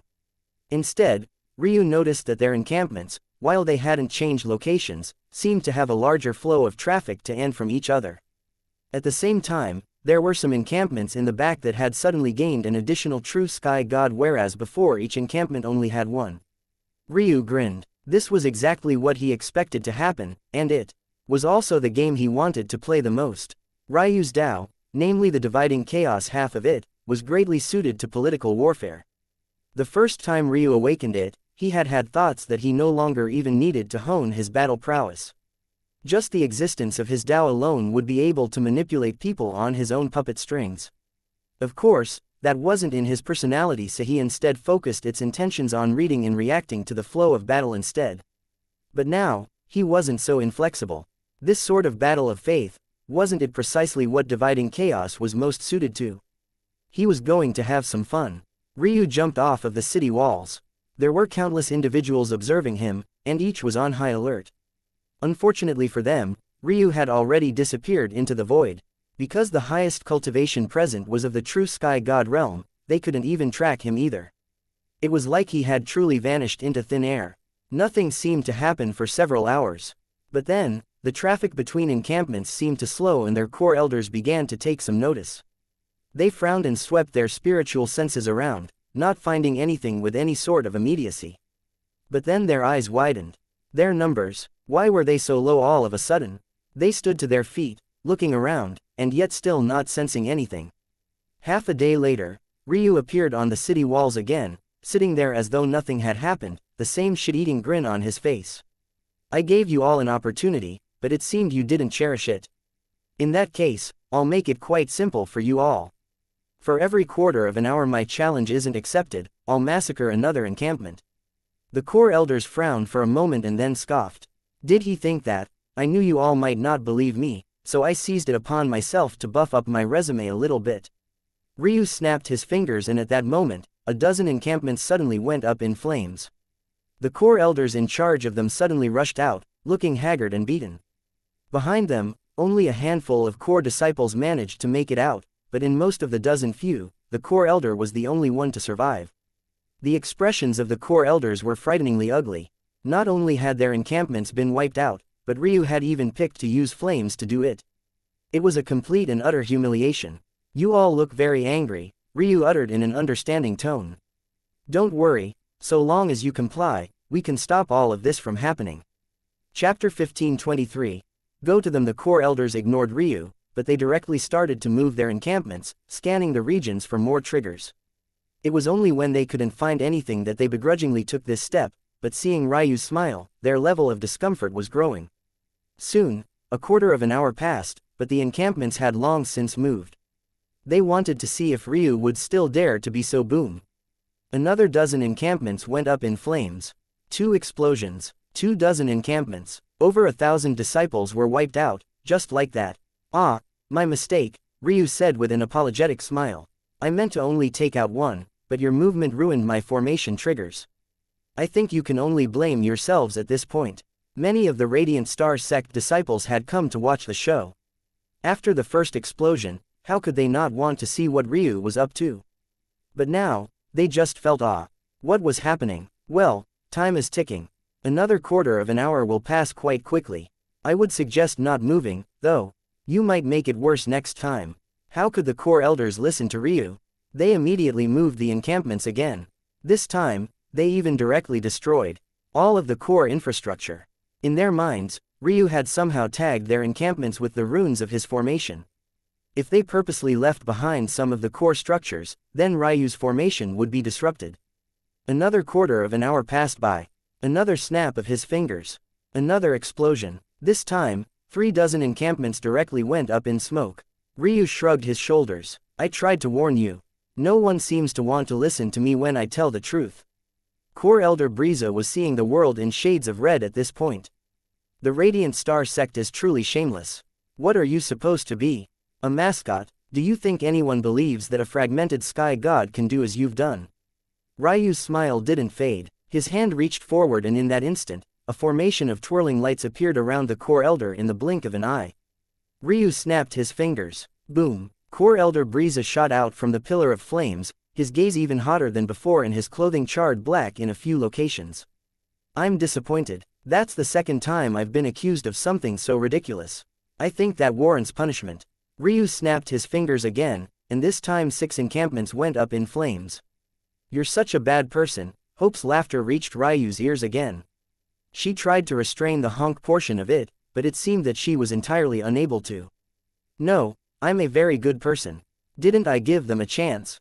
Ryu was using an offensive formation of the Unbalanced Art sect, Dozen Star Blaze. In truth, it was easier to destroy these encampments in groups of a dozen than it was to destroy one at a time. The reason it didn't matter what they did was because Dozen Star Blaze was a tracking formation that could be hidden within the void. And the reason Ryu had disappeared for half a day was because he had already set up the formation and attached it to every one of the encampments in the closest ring of encirclements. Honestly, only a fool would accuse the Ryu of relying on someone else. When the explosions happened, they clearly had his aura attached to them. But even so, he had to be cautious about letting narratives run wild. Ultimately, this wasn't just a war of who was right and wrong, it was also a war of public perception, and right now the Radiant Star sect was mostly trapped and likely didn't have the information networks of their enemies. As such, whatever they did had to be perfect and without blemish, or else it could easily be twisted. Honestly speaking, Ryu didn't care about them suddenly bringing their geniuses for him to crush. The impact it would have on the general situation was limited for a few reasons. First, the battle would happen here if it happened at all, which meant that too few would actually witness it themselves. Of course, Ryu could use a method like recording and disseminating the information, which could work. Second, Ryu was just a fragmented sky god. Ultimately, it was hard for him to have a huge impact on the overall situation even if he crushed every fragmented sky god the Raging Inferno sect had. Ryu felt that the perfect realm for this battle was probably the perfect sky god realm. If he was at that level, he felt that just 3 months would be enough to crush their faith and leave them with nothing. Unfortunately, he was a long way from that and had to take a different route. This was nothing more than a precursor. Another quarter of time passed, and he snapped his fingers again. Another portion passed, and he snapped them once again. The encampments were vanishing one after another and Ryu played them like puppets on a string. Even when the Core Elders promised that they were contacting their geniuses, Ryu still snapped his fingers a third time, then a fourth, then a fifth. Eventually, the Core Elders could only look on in despair. The entire first encirclement had been wiped out. Tens of thousands of disciples, each with potential of their own, crushed before they could even rise. Ryu shook head. It seems the Raging Inferno sect and the Azure Lightning sect are formed of cowards. I'm very disappointed. We stated they were coming. Core Elder Briza roared. Do you think it's easy to travel across the 7th heaven? Ryu chuckled. I stated every portion hour, so it'll be every quarter hour. Do you desire to make me out to be a liar? Briza wanted to tear Ryu to shreds, but he barely had a hint of rationality left. If he stormed the walls, it wouldn't be an encirclement anymore, but an act of war. At that point, any one of the sect's experts could cut him down. Anyway, since your prodigies refused to come to me, I'll go to them. Don't worry, I'll make sure to package up their corpses in a nice coffin and ship them right to your door. Ryu vanished again. This time, he would appear in the Radiant Star sect again for several weeks. But the news that came with his coming storm would make the likes of Briza shed tears of blood. Chapter 1524, What to Do? Ryu zipped through the void, his speed on another level than what he had displayed previously. As he did, he looked through his spatial devices and shook his head. He had been very good on the spatial ring front for quite a long time, but he suddenly felt that he wouldn't have that luxury for a while, not until he was able to rob some richer people than the disciples he had just killed. The Golden Moon world wasn't exactly that large to begin with, and its greatest strength could be said to be the fact it could house living things. However, in terms of size, it would be hard-pressed to be called a small ring in the 7th heaven. In addition, to To make this matter worse, due to the suppression of the seventh heaven, the size of the world had actually shrunk considerably. Due to this, although Ika had slaughtered a lot of beasts for him to take on the road, the actual number he could keep was quite limited, and that was also taking into account leaving some space for the little woman. The good news was that the spatial device could at least survive. If it was any weaker, it might have collapsed entirely when he first stepped on the eighth heaven. But now, he was in a bit of a bind. There were his eyes, of course, but how could he expose his heavenly pupils so easily? Of course, there was another problem he was facing too. Without Old Juan, how was he even supposed to be able to cook this meat? It felt like the world wanted him to starve. Let's go watch the situation. Ryu's figure continued to flash forward until he entered the range of the Raging Inferno sect. His eyes narrowed almost immediately. There was a veil around this region, and he had only just stepped through the outer ring. He wasn't found or anything, but he could feel that he was being monitored. He had a feeling if he traveled far enough into their territory, he might end up being branded and then surrounded from all sides. Ryu didn't believe that this was a formation the sect usually had activated. The sheer amount of god crystals it was likely taking to keep it active would be enough to make even a sect of this level hurt.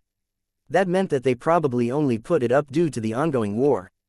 In truth, Ryu didn't think that he could just stroll into a sect of this level even if he could enter the void. It wasn't like he was the only expert with this ability, and there was no way sects of this level who had enemies everywhere wouldn't have contingencies against it. Still, he had wanted to get a lay of the land and even make some plans for the future by understanding his enemies just a little bit better, but reality slapped him in the face. This will be more difficult than I thought. Do I have a way to counter this?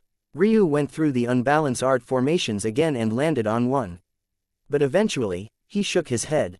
The formation was called the Shadowless Trace Formation, and it was the only true hiding type formation among them.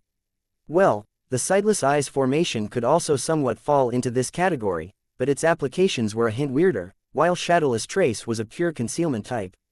The problem with Shadowless Trace, though, was that much like the other unbalanced formations, it had weird requirements to trigger.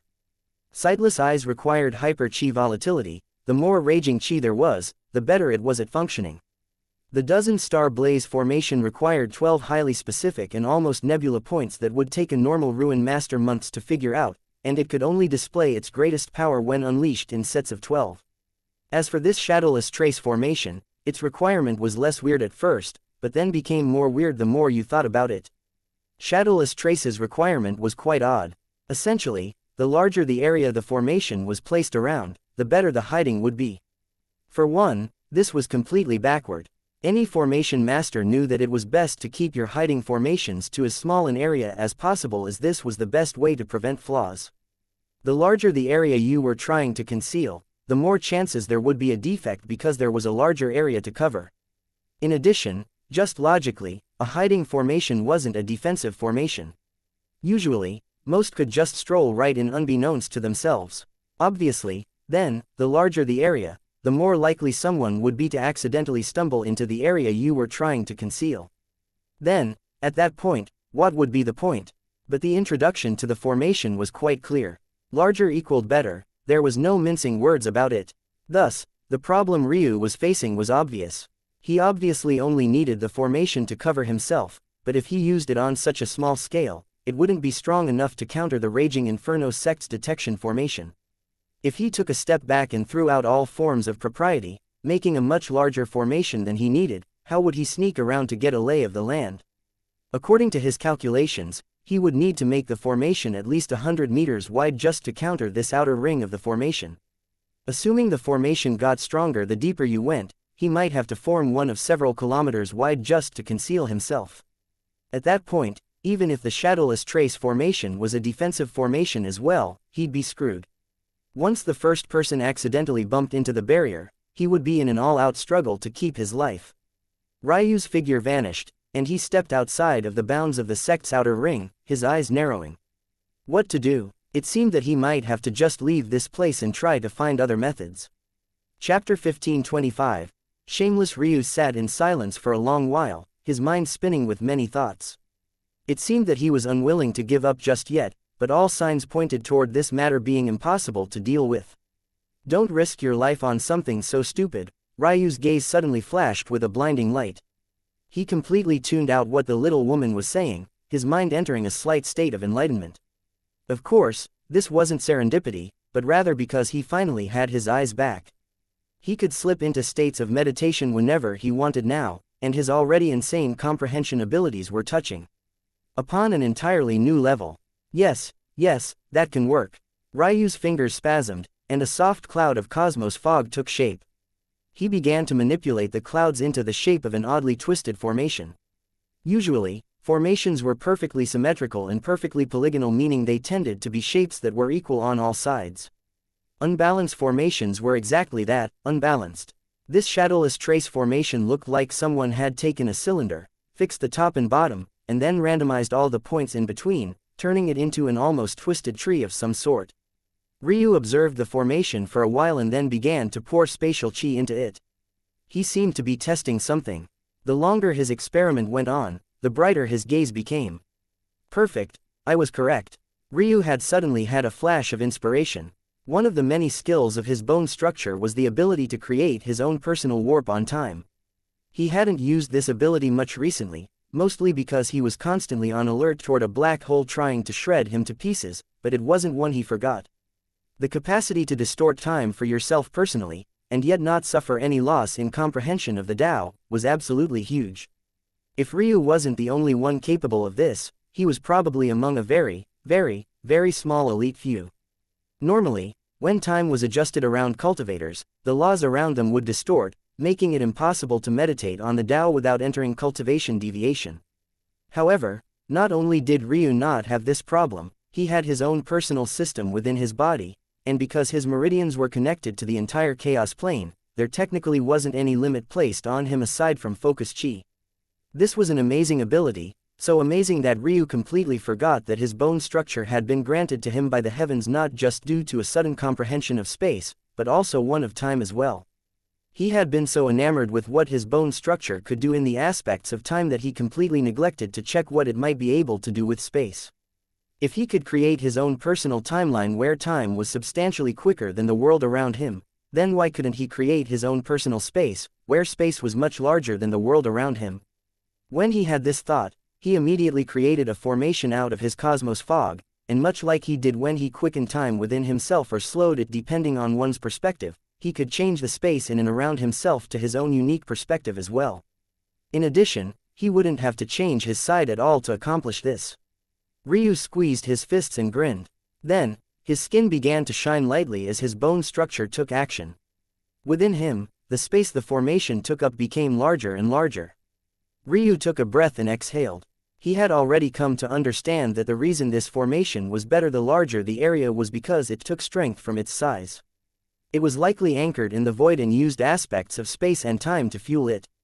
In addition, the more folds of complexity in reality that it had to take advantage of, the harder it was to see through it. Due to this odd coincidence, Ryu didn't have to apply any more energy than the cosmos fog he used up to give it substance and life. I think I can sustain this for about 3 hours. Taking into account focus chi and the drain on my cosmos fog. I'll try to keep this journey to 2 hours, though it will be difficult. Ryu had just made it to the outer ring of the Raging Inferno sect. Considering the sheer size of these sects, it would usually take days of travels to make it from one end to another. 3 hours was most definitely not enough. But it was better than nothing. Ryu shot forward, and his eyes narrowed almost immediately. The amount of silvery runes floating around him had expanded by hundreds of times. Could it be? Ryu realized that because his body was technically taking up a larger space, every one of his movements was likewise becoming more and more in tune with the heavens. As such, for a given movement, he gathered even more runes than he should have. What an unexpected find. Ryu's speed likewise increased hundreds of fold from his previous expectations, shocking him. The good news just appeared to keep coming for him. Right now, moving through the void, and using his spectral wings to boot, he was probably at the very top end of what a true sky god could manage. After some thought, he mumbled beneath his breath, "Earth gate, open." His speed skyrocketed once again, though he had an extra drain to worry about. At this point, his speed was on par with perfect sky gods. Ryu grinned. Who said the gap between sky god realms was insurmountable, again?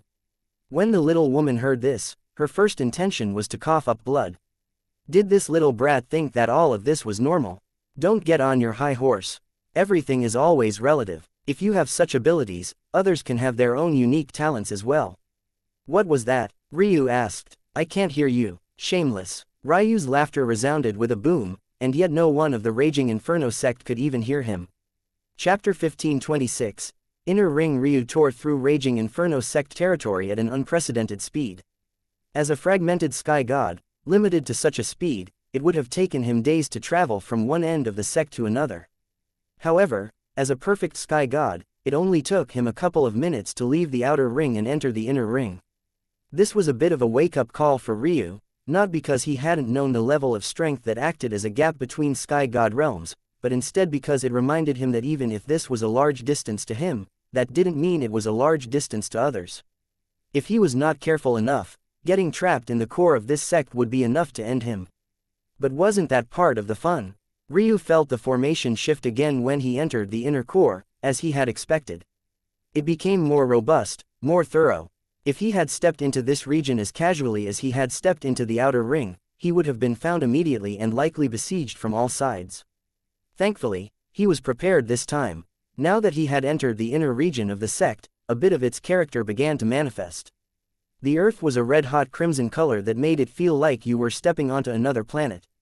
This color theme was well matched even by the leaves of the trees and the foliage of the vegetation below them, only slightly accented by muted colors like browns and blacks. He still couldn't see any sect walls, but he could sense that the elevation was actually descending, an interesting phenomena because sects and clans preferred elevation. Even the Radiant Star sect of the First Heaven had their core sect up in the clouds, and no one had batted an eye. Whether it was strategically or otherwise, it was odd to place your sect in a situation where it could be besieged by outside forces at such a disadvantage. Most sky gods couldn't fly, and that was especially on the Seventh Heaven. Even if you factored in flying treasures, most would choose to fight on the ground. How could a flying treasure allow you to display your fullest might? As a result, most of the benefits and disadvantages that mortal armies worried about, in terms of terrain advantages and anything of the like, were the same for sky gods as well, just on a much larger scale. Leonidas didn't believe that such a powerful sect would be so stupid, so he continued moving forward, slowly coming into contact with more and more people. As he did so, he was starting to understand, and he also felt he had begun to grasp why there were no walls either. The entire Raging Inferno sect was like a superheated sauna. The closer you got to the center, the more outrageous the temperatures became. Ryu could sense that if a person tried to use chi to stave off this heat and damage, it would take up a substantial amount. As much as half of your chi might be occupied by this fight alone before you even began your battle. Of course, those with strong fire inheritances like Ryu were relatively better off, but combating these fires and this heat in specific seemed to require a special sort of technique. How bold, Ryu thought to himself. Were they that confident in their technique that it was the only barrier between themselves and a full-out ground invasion? Well, other than their own military might, that is. Ryu had only just started to see members of the Raging Inferno sect. There were likely some members in the outer circle as well, but they had been too scattered for him to have a reasonable chance of coming across them. This was to say that this inner ring was where most disciples resided, even the working disciples. Yet they were able to thrive in this environment. Ryu stood for a moment, and then his silver runes adjusted. At that moment, the oppressive heat around him vanished and became part of his strength. Even so, he was still intrigued. For this heat domain to take the action of such a powerful talent of his to counter was absolutely astounding. For context, Ryu's current fire inheritance had improved along with his Dao. Thanks to the 8 trigram diagram, the improvement of his Daos and inheritances were always linked now. His fire inheritance wasn't by any stretch of the imagination normal either. It carried nature from the phoenixes and dragons, not to mention the odd white flame and even the origin flame that he had corralled now. Even if his internal matrix was disregarded, his fire inheritance should be untouchable to these working and outer disciples. He was confident in crushing even core disciples, let alone them. So how could they walk around while he couldn't? Soon, Ryu found the answer. It wasn't a technique at all, or more accurately, it wasn't solely a technique. It was a token badge each of them wore. He pondered about stealing it, but Hope's voice immediately stopped him. It's not going to work, that's what you stated last time, and aren't I here now? Hope rolled her eyes. It's not the same. Those tokens are designed to self-destruct when anyone other than their owners touch them, let alone analyze them. No crafted treasure is infallible. That's true, but they don't have to be. The formation around them does. Ryu's eyes lit up with understanding. It seemed that these badges were just superfluous to the larger formation he was already inside. If he wanted to suppress their function, he'd have to suppress the entire large-scale formation. He continued to move, trying to see what else he could understand. Senior sister Jojo is struggling with her breakthrough, that's what I heard. Lower your voice, are you trying to die? We're in the outer sect, who's listening? Ryu's steps came to a pause. Chapter 1527. Childish. After hearing the conversation, Ryu got the gist of it even though these working disciples had almost no details whatsoever. Everyone else of their generation had managed to break through, but Jojo hadn't.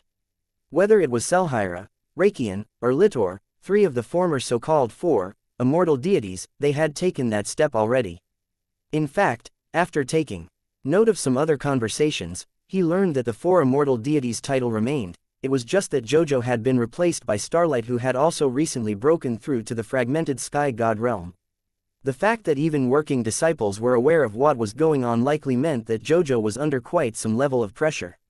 The immortal deity title was just something that those of similar stature had come up with when they were bored, and Faith didn't really fight back against it because those four were truly the most talented of their generation and several generations around them, especially Jojo and Xianxia, Litor and Reikian less so. Now, of course, Starlight was seen as having potential that could maybe even surpass Jojo and Xianxia, ever since it was revealed that he had chaotic silk meridians. Ryu chuckled when he heard this. In the past, he might have been pissed off. But now that he knew the tiers of differentiation that came with having chaotic silk meridians, he was certain that even if Starlight had the backing of a Dao sovereign, the likelihood that his meridians were on the same level as his own was slim to none. Plus, he had been able to deduce something else.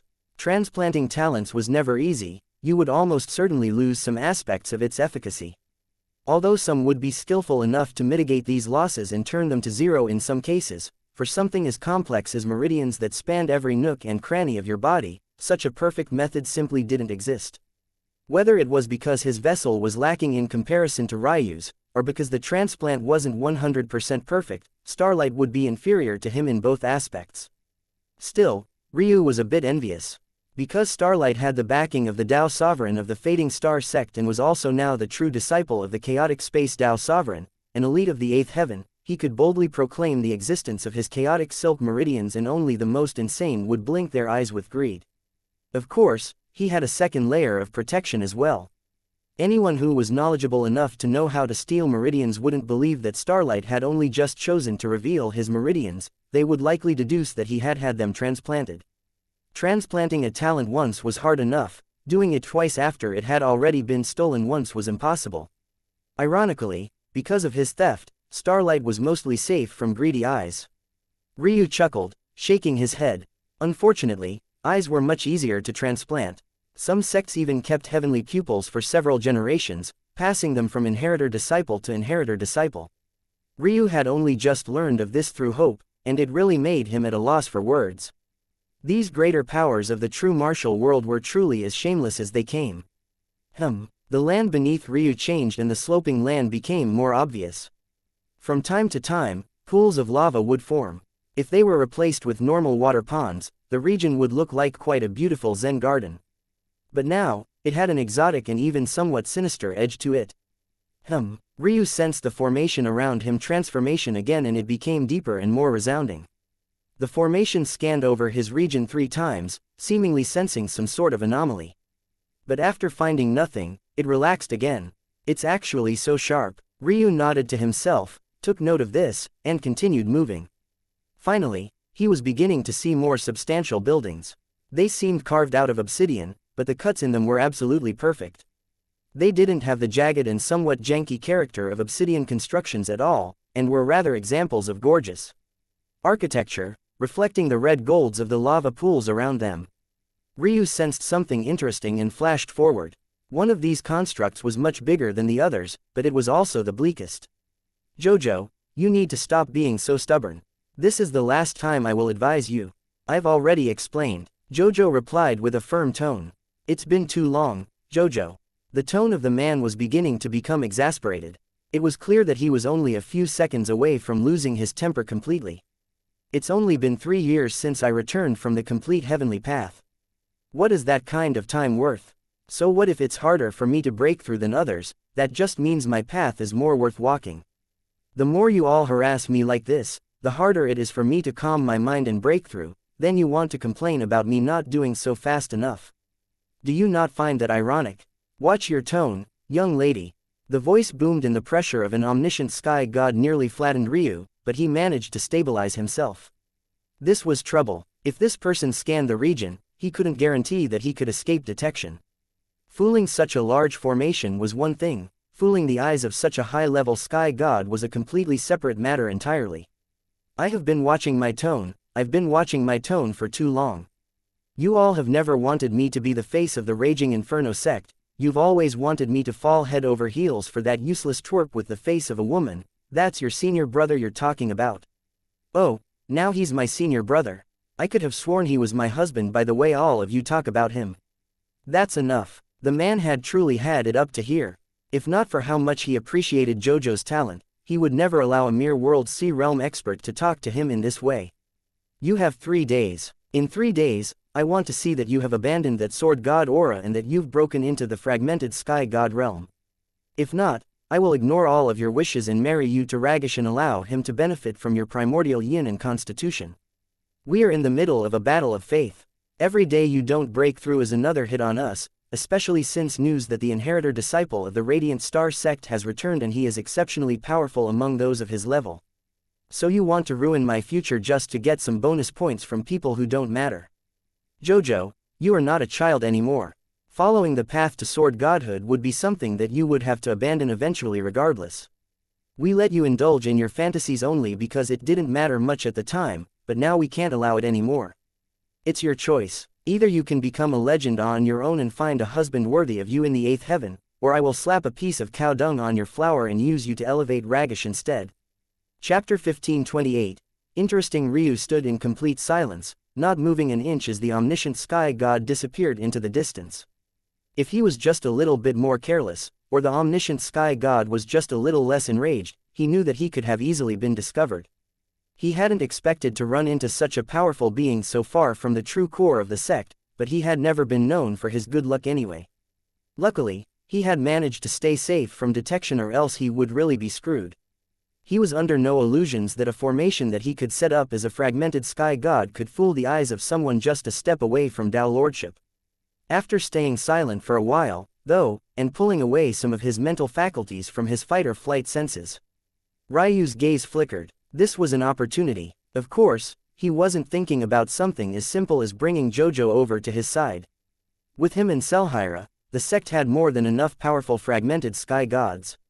Plus, even if JoJo broke through and managed to keep her sword godhood, he didn't believe for a second that she could last even a single round against him. Of course, that was a bit arrogant. JoJo's understanding of sword god aura had always been exceptional and he had learned quite a bit just from his short battle with her. There was no doubt that she knew and understood many more things that she hadn't shown, and likely also had other hidden talents that he hadn't taken into account. For the sake of being reasonable, if he didn't use his heavenly pupils, he gave her maybe a 40% chance of beating him. If he was in a circumstance where he could, though, she simply wouldn't stand a chance. Even so, he didn't give a damn about JoJo's individual power. What was important here was the symbolism, namely what she meant to the Raging Inferno sect. From the short conversation, Ryu could tell that JoJo was an important piece that they put quite a bit of importance on. Even in this outer sect, she was treated like a queen and they had even sent an omniscient sky god to speak to her personally. In Ryu's opinion, although the sect had no way to guarantee that JoJo would ever become an omniscient sky god, let alone a Tao Lord, among their current younger generation, they had likely decided that she definitely had the best chance. Unfortunately, JoJo was stubborn and was unwilling to give up her sword god aura. The sword was one of the, if not the most popular weapons of choice. The amount of fate and karmic strings pulling on this Tao were astronomical. Even for Ryu, back when he was trying to dual-wield spears, glaives and halberds, it felt like he was swimming against the tide of the world, let alone JoJo who didn't have the mysteries of heaven and earth pupils. Of course, JoJo's job was also easier than his. Ryu had been trying to use those polearm weapons in a fashion they had never been used before, while Jojo was just trying to carve out a path that slightly deviated and could be considered her own. These were two matters of strikingly different levels of difficulty, but that didn't take away from how tall the hill before Jojo was. If she gave up her sword god aura now, she would still be an excellent sword master and she would be able to enter the sky god realm as one of the most powerful juniors on the seventh heaven. However, to her, it wasn't enough. She felt she deserved to be on a higher world stage. She wasn't even satisfied with the eighth heaven. Her sword was one that deserved to be pierced through the highest hill there was. Long after the omniscient sky god had left, she sat there, clenching her fists. The fire in her eyes hadn't disappeared at all and only seemed to be burning brighter and brighter, almost as though it was being sharpened, grinding along a whetstone again and again. Ryu didn't make a move as he observed the circumstance silently. He was calculating several ways that he might use this, but the trouble was that he didn't know enough about Jojo's situation. Did she have a family or clan? Was that omniscient sky god one of her ancestors? How soon would this marriage be announced? And how publicly? Would Jojo fight back against it? Or would she bide her time? It didn't seem like she had given up at all. He would have expected someone in her circumstance to burst into tears by now. There was no one else around and she had no idea that he was observing her, and yet she just sat there in her room, her great sword laid across her lap, as her gaze remained just as intensive as it had been the first time he saw it. Ryu couldn't help but chuckle. Decent woman. After some thought, Ryu slipped away. He needed more information. Also, there was no way that the Raging Inferno sect didn't have someone or at least something monitoring Jojo. With her temper, they might have already assumed that she might try to run away. In fact, if she didn't know this, she might have already tried to do so. Ryu's dividing chaos Tao sparkled in his eyes as he floated through the sect, nudging certain interesting conversations in the direction he wanted them to go in and slowly pulling together the data he needed. Interesting, interesting. He slipped through the shadows again. Then, he hurried to rush out of the sect before his stamina was truly tapped out again. Only after he had finished doing this did he step out of the void, heaving for breaths. He had cut it a bit close, but the grin on his face painted quite a sinister future. Chapter 1529. In Name Master Ryu had learned several bits of important information. Firstly, Ragish was a true sky god. This was a bit troublesome, but it also made sense. They wouldn't be sacrificing someone as talented as Jojo at the altar of politics if he wasn't at least this good. Ragish was among the older guard of geniuses in the seventh heaven. If not for the matters of the convergence and the fact he was born too early, he would be among the so-called immortal deities as well. There were many geniuses just like Ragish and it reminded Ryu that he was just at the bottom of the sky god barrel right now. The world was much deeper than a mere Litor or Rakian. Even Adlail wasn't enough to represent all that was truly out there. Unfortunately, this made his initial plan difficult. He knew how much Litor loved Jojo. If he found out that Jojo was getting married to someone else right from under his nose, he might be impulsive enough, especially under Ryu's goading, to lay down a gauntlet even given the current circumstances. But Litor wasn't Ryu. He couldn't just challenge someone 2 god realms above him. In fact, Litor would already be considered to be at the absolute pinnacle of geniuses if he, as a lower fragmented sky god, could battle evenly with a middle fragmented sky god. This unfortunate reality made this plan useless. It would have been nice to pit these two sects at each other, though, especially since they were the two surrounding the Radiant Star sect currently. Even so, that didn't mean that Ryu was helpless. The second thing Ryu learned was that Jojo was actually an orphan. The omniscient sky god wasn't her family member but was rather her in-name master. An in-name master was a novel concept to Ryu as he hadn't heard of it before. Usually, he heard of in-name disciples, but this reversed the situation. Still, it seemed to be common on the higher heavens. Essentially, Jojo was marked as someone with great talent, but a Tao Lord wouldn't take in just anyone as a disciple. Wouldn't it be a waste of time if they raised a child up from the awakening realm and then they were unable to step into godhood? Due to this, Tao Lords would usually set up an in-name master for youths they felt had good potential. In fact, the fact that Jojo's in-name master was already an omniscient sky god before she even became a sky god just went to show the value they placed on her. Then, once Jojo showed the same level of potential in the sky god realm and managed to become a true sky god within a certain frame of time, she would be accepted as an in-name disciple to the Tao Lord. If she managed to continue showing this potential and became a perfect sky god within a properly sufficient timeframe, then she would finally become a direct disciple and receive the full guidance of a Tao Lord. After some bad news, this was actually good news for Ryu. The trouble if JoJo had family in the sect was that she would be likely to feel warmth even when all she received was cold in return. There would have been many times in her life that she was reminded that she was an orphan, even if a true blood-bonded child would have been treated the same way. This situation was the perfect example. Even if JoJo had been the daughter of the Tao Lord, she might have been treated the same way anyway. After all, this battle of faith was far too important. The eyes of the Raging Inferno sect weren't just on the trouble the Radiant Star sect could bring, but also their allies. The world of cultivation worked on benefits. Only a naive person would believe that the Raging Inferno sect would be shielded by their allies if their faith suddenly took a huge hit. It was more likely that the Azure Lightning sect, the Stalwart Sun sect, and the Fading Star sect would divide them up between themselves instead. This is why it was so important to the Raging Inferno sect that JoJo get her act together. Everyone else of the immortal deities had already broken through, and Starlight had even though somewhat replaced her in the public eye. If she lagged behind any further, people would take notice. In usual times, this could be ignored for a while. After all, cultivation was a marathon, not a sprint. But in a battle of faith, every little change could dictate millennia or even more worth of consequences. That's what made this all the more perfect. The plan was almost solid in Ryu's mind, but he yet needed to make sure he had covered all his bases. So he changed direction and began to make his way toward the Azure Lightning sect as he slowly recovered his stamina. He couldn't use Lidor in the manner he originally hoped, but that didn't mean that he was entirely useless. In fact, the fact he was so weak just may be an asset. Days later, Ryu entered the Azure Lightning sect and began to look around. He slowly gathered his information, though it was a bit harder. JoJo had yet been near the outskirts of the sect, but because Lidor had broken through in grand fashion, his status had only been elevated. One would have thought he was a core disciple. But Ryu yet managed well. At the very least, there were no random omniscient sky gods running around here. Perfect, he thought to himself. As Ryu was yet within the Azure Lightning sect, the final bits of patience the Raging Inferno sect had with JoJo seemed to have run out. While Ryu was gone, she had indeed attempted to make an escape, but it was handily thwarted. Not only was the security around her unceremoniously tightened, but news of an announcement of marriage came down soon after. Chapter 1530. Annoying hours later, Ryu pulled away from the Azure Lightning sect, his gaze flickered. It wasn't with seriousness, it was instead with an amused light. This was more fun than he had ever given it credit for, and thinking about what he was going to do made him want to keel over with laughter already. What he learned from the sect was about what he expected.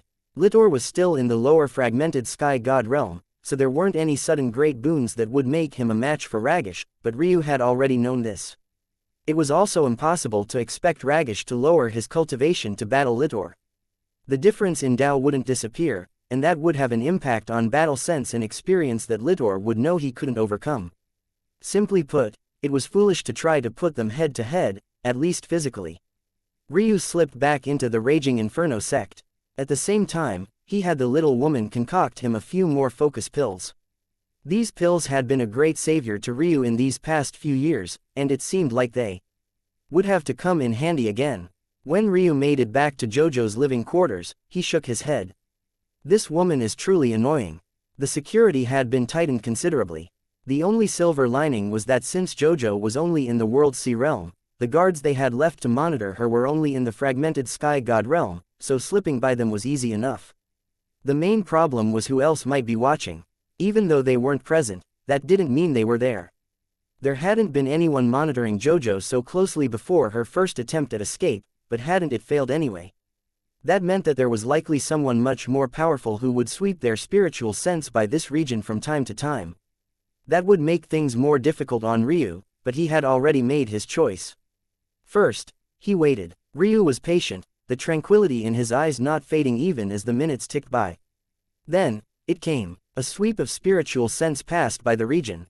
Ryu, who was a distance away, just barely managed to snag a corner of it. Okay, at least it wasn't the omniscient sky god. I think. Ryu wasn't entirely familiar with the sky god realms yet. According to the strength of that spiritual sense, it came from a true sky god, but for all he knew there was an omniscient sky god out there with such a weak soul. Of course, he knew this was ridiculous, but he made a mental note to investigate this more in the future as he shot forward, slipping past the fragmented sky gods and appearing in Jojo's living quarters. He shook his head. The woman still seemed calmed, so he could only praise her mental state. The problem was that she was also chained. Well, one of her ankles was chained, and the length of the chain gave her the free rein to move hundreds of meters in any given direction. On top of that, it was quite thin and light. But Ryu knew better than to underestimate it just because of that. Stupid woman, he mumbled under his breath, had you waited a little bit, this would have been far easier. Jojo couldn't hear Ryu at all, but she still frowned, looking around. How sharp, Ryu chuckled. He could hide from this large-scale formation, but this woman was actually sensitive enough to feel that something was off. Ryu refocused his attention on the chain, analyzing it for a long while. It wasn't too powerful, just a false god treasure. After all, they wouldn't need to spend anything more on someone who had even entered the fragmented realm. However, for Ryu, it was still difficult to deal with. Treasures were obviously far more durable than living beings. Ryu was as strong as a peak false sky god in body, at least to 7th heaven standards, but he would have to be at a true sky god level to be strong enough to shatter a treasure at that level. Plus, if he wanted to break this chain without also causing a commotion, he would probably have to be comparable to a middle or even higher true sky god. That's the only way he could do it with enough ease that it would be clean and quick. Seems I can only use Earth Gate again, Ryu mumbled to himself. Having practically no limits on using this ability was truly convenient. But first, he had to accomplish something else. After knowing Jojo's exact situation, he slipped away again, moving around the sect. As expected, he didn't hear talks of marriage even a single time. It seemed that the sect hadn't released the information just yet. Ryu smiled. What a shame, why don't I help out with that? So, that was what he did. He set off and spread the news. It wasn't that the Raging Inferno sect was planning to keep this a secret. After all, the less sudden this matter was, the better chance they'd have at it not impacting their fate. If a sect suddenly forced one of their most promising disciples into a marriage, wouldn't it be a blow to their reputation? Ryu was just helping them along. After he was done, Ryu departed the sect again and came back to the Azure Lightning sect, then began to distribute the news. By this point, the news had the Raging Inferno sect in an uproar, and even the elders were confused as to how this matter had distributed so quickly. But they allowed it. After all, this was only helping them out. The news spread far enough that it entered the hearing of various data networks even before Ryu came back to the Azure Lightning sect and began spreading it again. However, Ryu still felt that this wasn't enough, so he departed the range of both sects and even went to Stalwart Sun sect and the Fading Star sect. Chapter 1531. The Fire of Youth. Ryu ended up not entering the Fading Star sect. The risk-to-reward ratio wasn't worth it, and he felt a great sense of danger just standing in its outskirts, but his excursion to the Stalwart Sun sect went just as well as the previous two. By the time he was ready to return, over a month had passed, and the news had well and truly spread across the 7th heaven. Litor sat with a dark expression on his face. His mood had been particularly volatile in the last several weeks.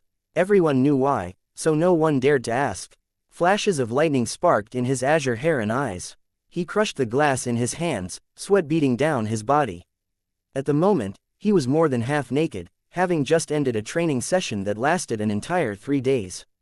His body was only a few more rounds from giving out completely, so he had tried to take a seat and relax.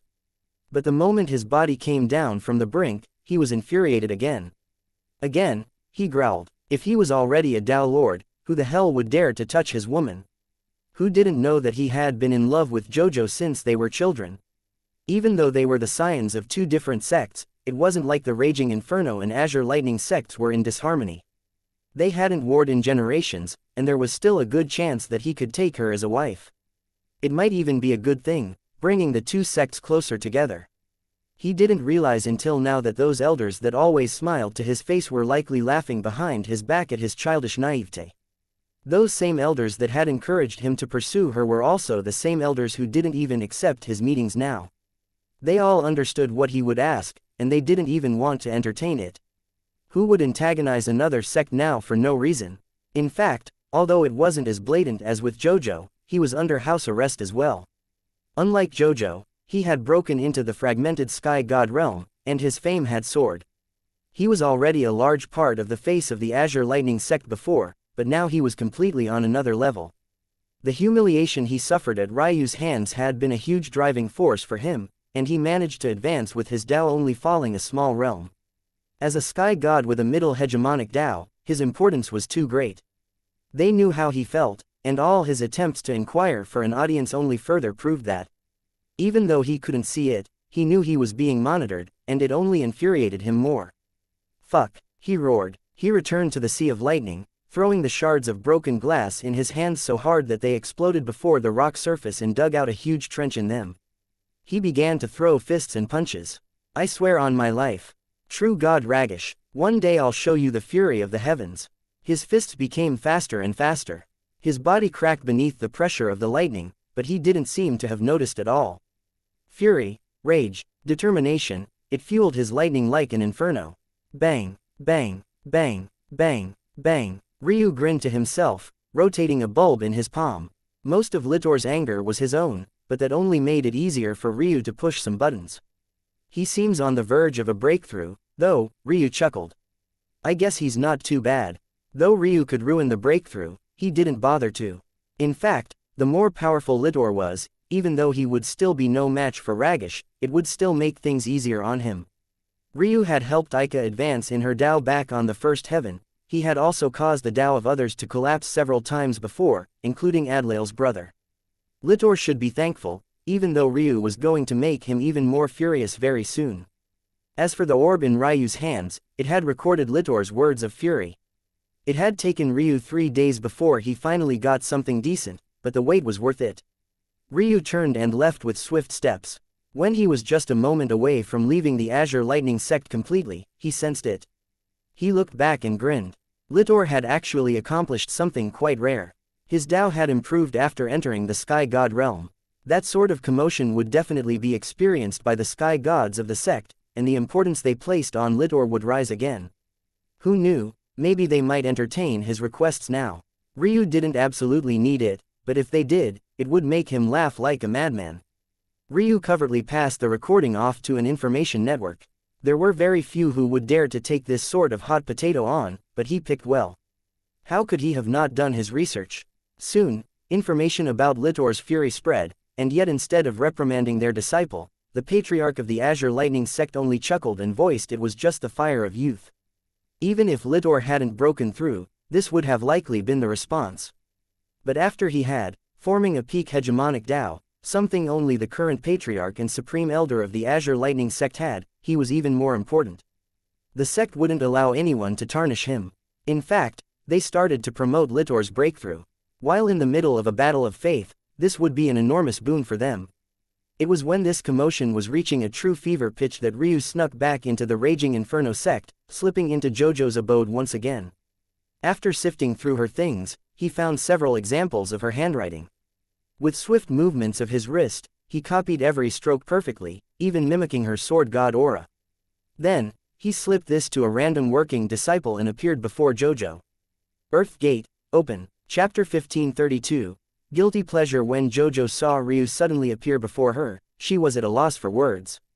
In truth, she didn't think about this man too often in the last several years, but that was mostly because she was dealing with her own difficult issues clearly. However, that wasn't to say that she didn't think about him at all. At the very least, she recognized him immediately, and that only made her all the more stunned. Ryu grinned, clutching the chains that held her down. What are you? Ryu grunted and the chain bowed and flexed. With Earth Gate, he could choose one aspect of himself to progress a great deal. In the past, this used to be done by a measurement of years. For example, back in Sacrum, he could force a progression of 100 years or so when he first unlocked this ability. But as he progressed, he gained the ability to instantly improve thousands of years, or trillions during his final battle with the martial gods. However, now, it was no longer like that. After his mutation, it wasn't a matter of years, but he seemed to be able to take an entire step up in realm. As such, though his current strength was at the peak of the false sky god realm at a 7th heaven standard, if he used Earth Gate to increase his pure physical strength, he could reach the true sky god realm. Bang! The chains finally couldn't handle it any longer and snapped under his pressure, causing Jojo's eyes to widen like saucers. What the hell had she just seen? She had to be seeing things, none of this was real. That was right, she was still dreaming, somehow, even though it had been months since the last time she slept. It just didn't make any sense for Ryu to be so strong, he had no business being able to display that kind of. She was hauled over his shoulder.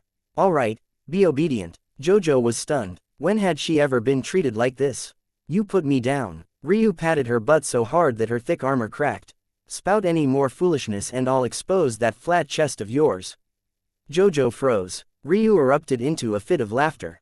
I mean, seriously, what were you thinking? If you really got married one day and your husband noticed what you've been hiding all this time, he'd return to sender.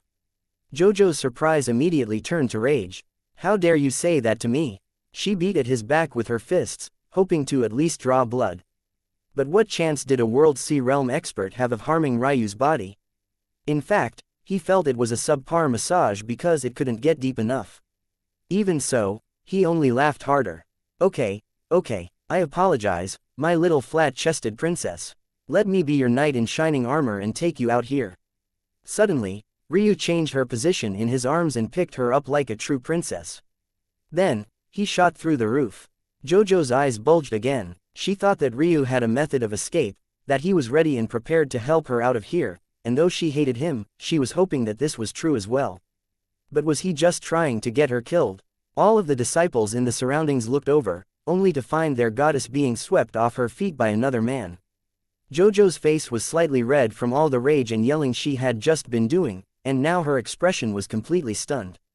Unfortunately, without the context, she just looked like a young maiden in love.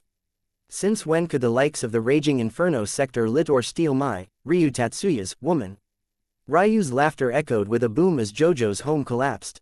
What no one seemed to notice until it was too late was that the home fell with such perfection that it looked like it had been detonated. And right then, beneath this oddly perfect detonation, a hidden formation sparkled to life. Several powerful auras swept forward all at once. Looks like I've overstayed my welcome, Ryu chuckled to himself. In these last several weeks, he had visited Jojo many times. The problem of escape had always remained as such, a problem. He needed a method to get out of here swiftly, far enough that it was impossible for them to lock onto him in a short time. It seemed like a simple case of throwing Jojo into the Golden Moon world and making out like a bandit, but how could things be that easy? Even at his fastest speed, it would take him hours to make it out of the sect's territory. In that time, the elders of the sect could choose to do a great many things. For one, they could exchange more chi stones, or god crystals, rather, to raise the formation of the outer ring to the same level as the core regions. If that happened, it would take even more stamina for Ryu to remain hidden and he might be exposed before he left. Once even a transcendent sky god managed to secure onto him, it would pretty much be over.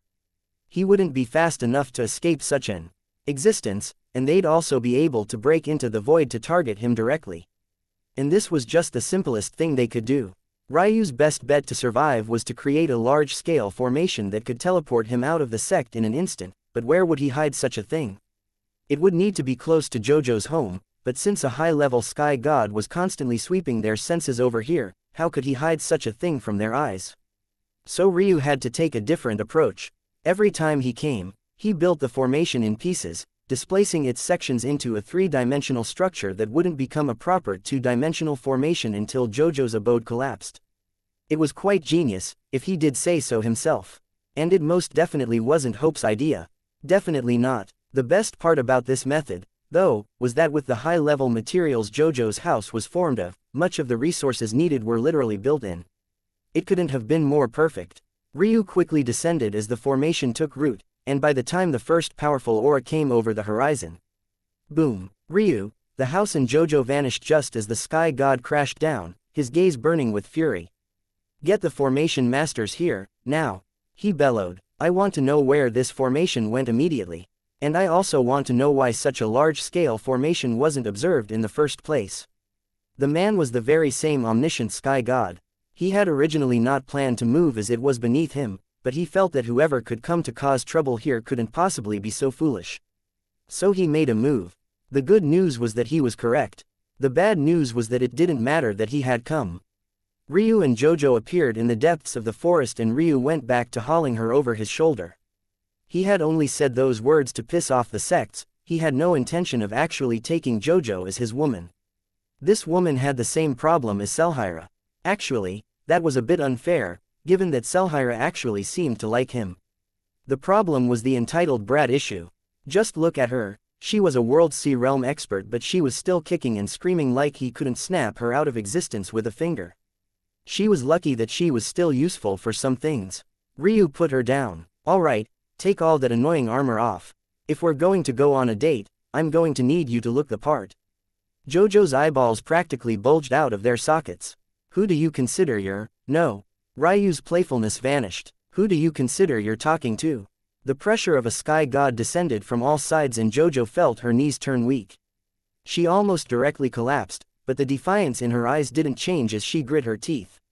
If you want to kill me, then kill me. Do you consider I'm afraid of you? Ryu's pressure vanished and he chuckled. He had seen this woman withstand the pressure of her sect and not shed a single tear. Even now, she was defiant. Maybe he was being unfair by calling her a brat. If it wasn't for the fact she liked to pretend to have towering breasts, she might be quite similar to Ryu. The difference, though, of course, was that Ryu didn't have such insecurities. Ryu raised his fingers up and with a snap, Jojo's armor shattered to pieces. She screeched, covering her body. What are you screaming about, woman? You're wearing a full body suit. Watching Jojo covering her chest when she was clearly covered up left Ryu without words. How could this woman be so confident and yet unconfident at the same time? She needed to be studied. Just rape me and get it over with, Jojo growled, standing in a half stance between wanting to cover her chest and not wanting to appear so fragile. Who wants to rape such a flat-chested woman? Ryu snorted. Here, put this on. Go change. And obviously, don't be stupid enough to try and run from me. Ryu threw a dress at Jojo. What is this for? Jojo looked at the dress with disgust. Didn't you hear me? We're going on a date. Jojo grit her teeth, but seemed to realize she didn't have a choice and went off to do as she was told. Watching her walk away in that skin-tight bodysuit, Ryu shook his head. Jojo wasn't truly flat-chested, they were just a bit small. But there was nothing small at all about that hips and that swaying. Ryu refocused himself. This was all a necessity, he nodded to himself. This wasn't for his own guilty pleasure at all. Chapter 1533. Breather, well, don't you look decent, Ryu said with a smile. Jojo was truly a beauty, and a unique one after that. Her hair didn't even look like hair, it instead flowed like a raging sea of purple-red flames. Her eyebrows were the same, seeming both quite sharp and a bit thicker than what one would expect on a woman, but it just worked perfectly for her. Her features were a little fierce, but that had little to do with her looking like a man, and much more to do with her abrasive personality. Now that she was being forced to wear a dress, one of flowing black that matched her quite perfectly, it took some of her edge off and it made it far easier to appreciate her. Now, instead of looking like a delicate bobblehead slapped onto a body much larger than itself, something that was the usual for Jojo when she wore her oversized rose gold armor, she looked like a real woman with all of her proportions in the right place. Despite lacking the charm and perfection of a sky god, Ryu couldn't deny that she was an exceptional beauty. If she managed to maintain her sword god aura and enter the sky god realm on top of that, she would easily be among the most beautiful women Ryu knew. Still, he preferred his Eska. Everything about her was perfect, and she was also the type of woman he liked the most. It was also quite easy for her to outclass Jojo since she was well into the sky god realms by now. He sighed inwardly, his thoughts drifting to Ailsa and Yana. He wanted to know how they were doing, or if they were alive at all. It was difficult to tell. Even though their primordial yins seemed to tell him that they were still around, who knew if they were simply in a world much too far off for anything to be registered. What are you trying to make me to hear? Jojo frowned, a bit unhappy with Ryu's words. She wasn't here just to be ogled by him. In truth, the fact she put the dress on at all meant that she deserved more credit for understanding her current situation than Ryu gave her credit for. She absolutely hated dresses and she felt quite naked without her armor. She only put it on because she could tell, though Ryu had said it lightly, if it came down to it, he wouldn't mind forcing her to wear it. I already told you, Ryu recovered with a smile. You want to show me off in public? Of course, let's go. Ryu gave her his arm to hold. Jojo's expression twisted with disdain but took his arm anyway. Are you really so poor with women that this is your only choice? Ryu chuckled. I get to take the famous Jojo on a date, who cares if I used some unscrupulous means? Jojo's lip twitched and she looked away as Ryu shot into the skies. Almost immediately, she spotted a city. It seemed that wherever Ryu had teleported them to, he had already thought ahead.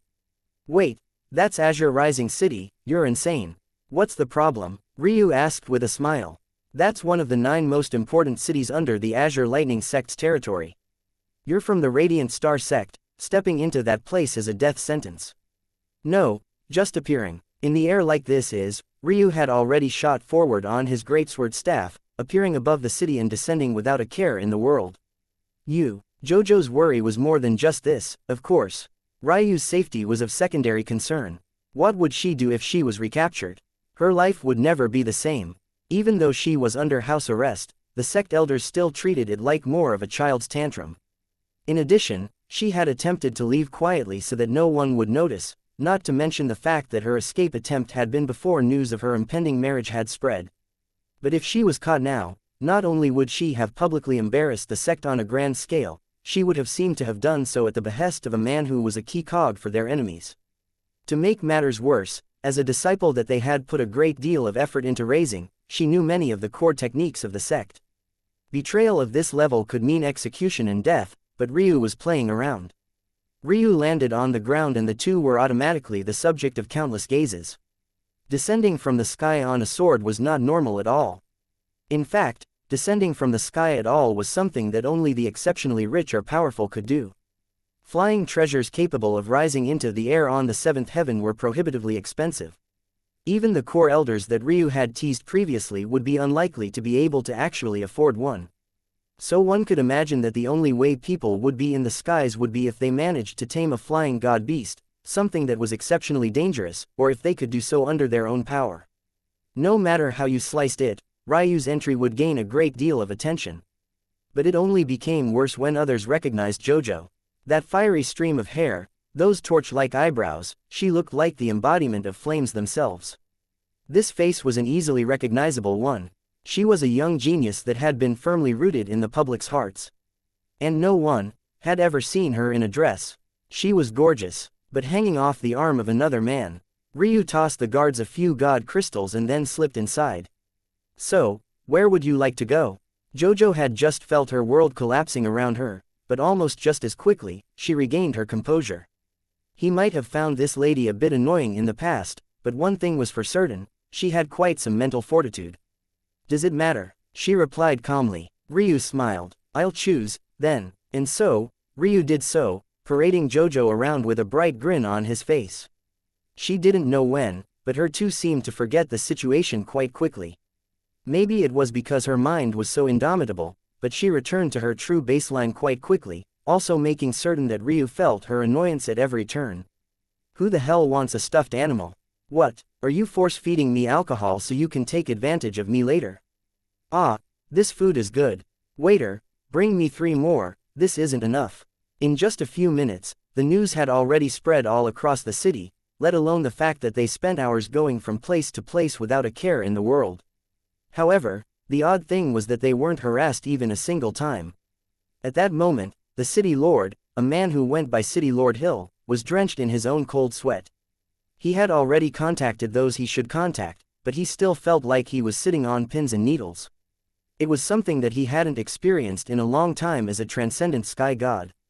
The only reason he could think of that made Ryu so bold was that Aika was somewhere nearby watching, and the idea that a Tao sovereign was overlooking his every movement made it difficult for him to even breathe. Just gathering up the courage to contact the powerhouses of the sect had left him in a puddle of goo. They'll be here soon, then it won't be my problem anymore. Sure, let's do it, Ryu chuckled. Jojo's eyes appeared to finally light up for something. Unsurprisingly, it was related to the sword. The square was quite spacious and up ahead, there were 9 pillars that stretched into the skies, each one radiating a different aura. This reminded Ryu a lot of Sacrum's armament guild, but this situation was a bit different. Rather than 9 different weapons, there were just 3. Well, there were 2 weapons, the last one was just the fist. The fist, the halberd, the sword, each got 3 pillars and there was an eager line of people who loved to test themselves against it. Against this line, Ryu and Jojo easily cut to the front. Anyone who had even a modicum of intelligence knew that these two were just a ticking time bomb waiting to happen. Come, give me a sword, Jojo remarked eagerly. I've always wanted to try out this thing, but it's never been appropriate for me to come here. Ryu chuckled. Just use your own sword. Bah, I don't want to use that thing. I'll never use something from the Raging Inferno sect again, whether it be their treasures or their techniques. Fuck them. Ryu's gaze flickered. After a moment he smiled and handed Jojo a sword he casually plucked from one of the many he had killed since he stepped foot into the seventh heaven. With a wild excitement, Jojo Swift cut a slit into her dress and rushed forward.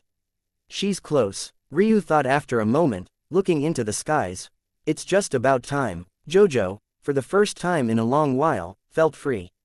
When one was trying to make such an important breakthrough, pressing appeared like the correct thing to do, when in reality you might benefit more from a deep breath.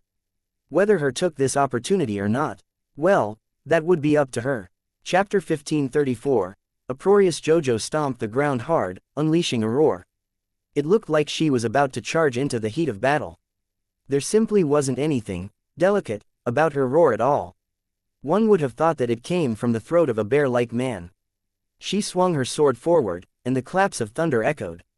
Then she swung with all her might.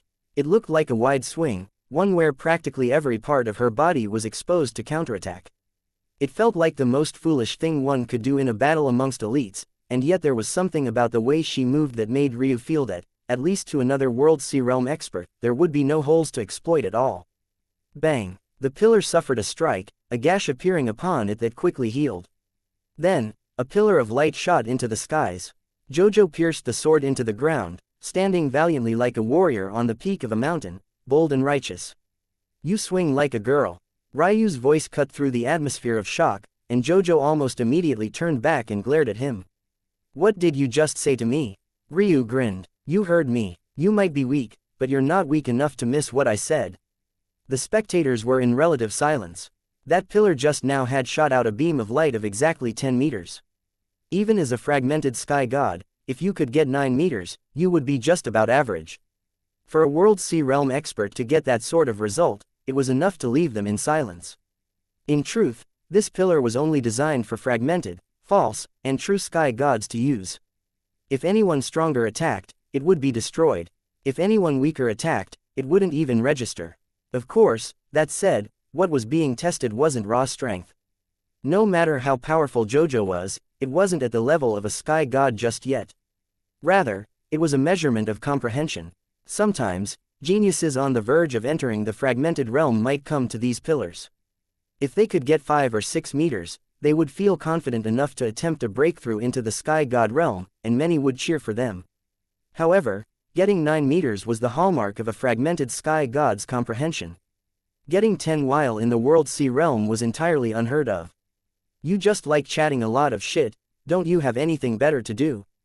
Jojo snarled. My bad, Ryu held up his hands. If the little princess is content with just this, I won't say anything more.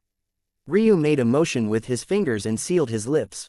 Jojo's temper was threatening to flare up again, but then she thought of something and sneered, handing the sword to Ryu. What's this? Giving up already? Ryu chuckled. No, I want to see what you can do since you're talking so much. I'm a World Sea Realm expert, and I hit at a fragmented god level. You're a fragmented sky god, right? Show me a false sky god strike. The spectators couldn't help but chuckle when they heard this. Jojo was obviously getting back at Ryu. She had spent decades in the World Sea Realm, preparing to enter the sky god realm. She already had the Tao comprehension necessary if she wanted to take that step. The trouble was that she wasn't satisfied.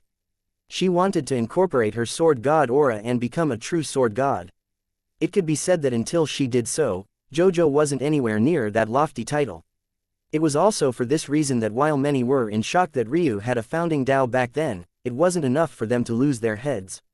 Ultimately, most people probably assumed that Ryu's Tao had taken a step or maybe even 2 down. This assumption wasn't without basis.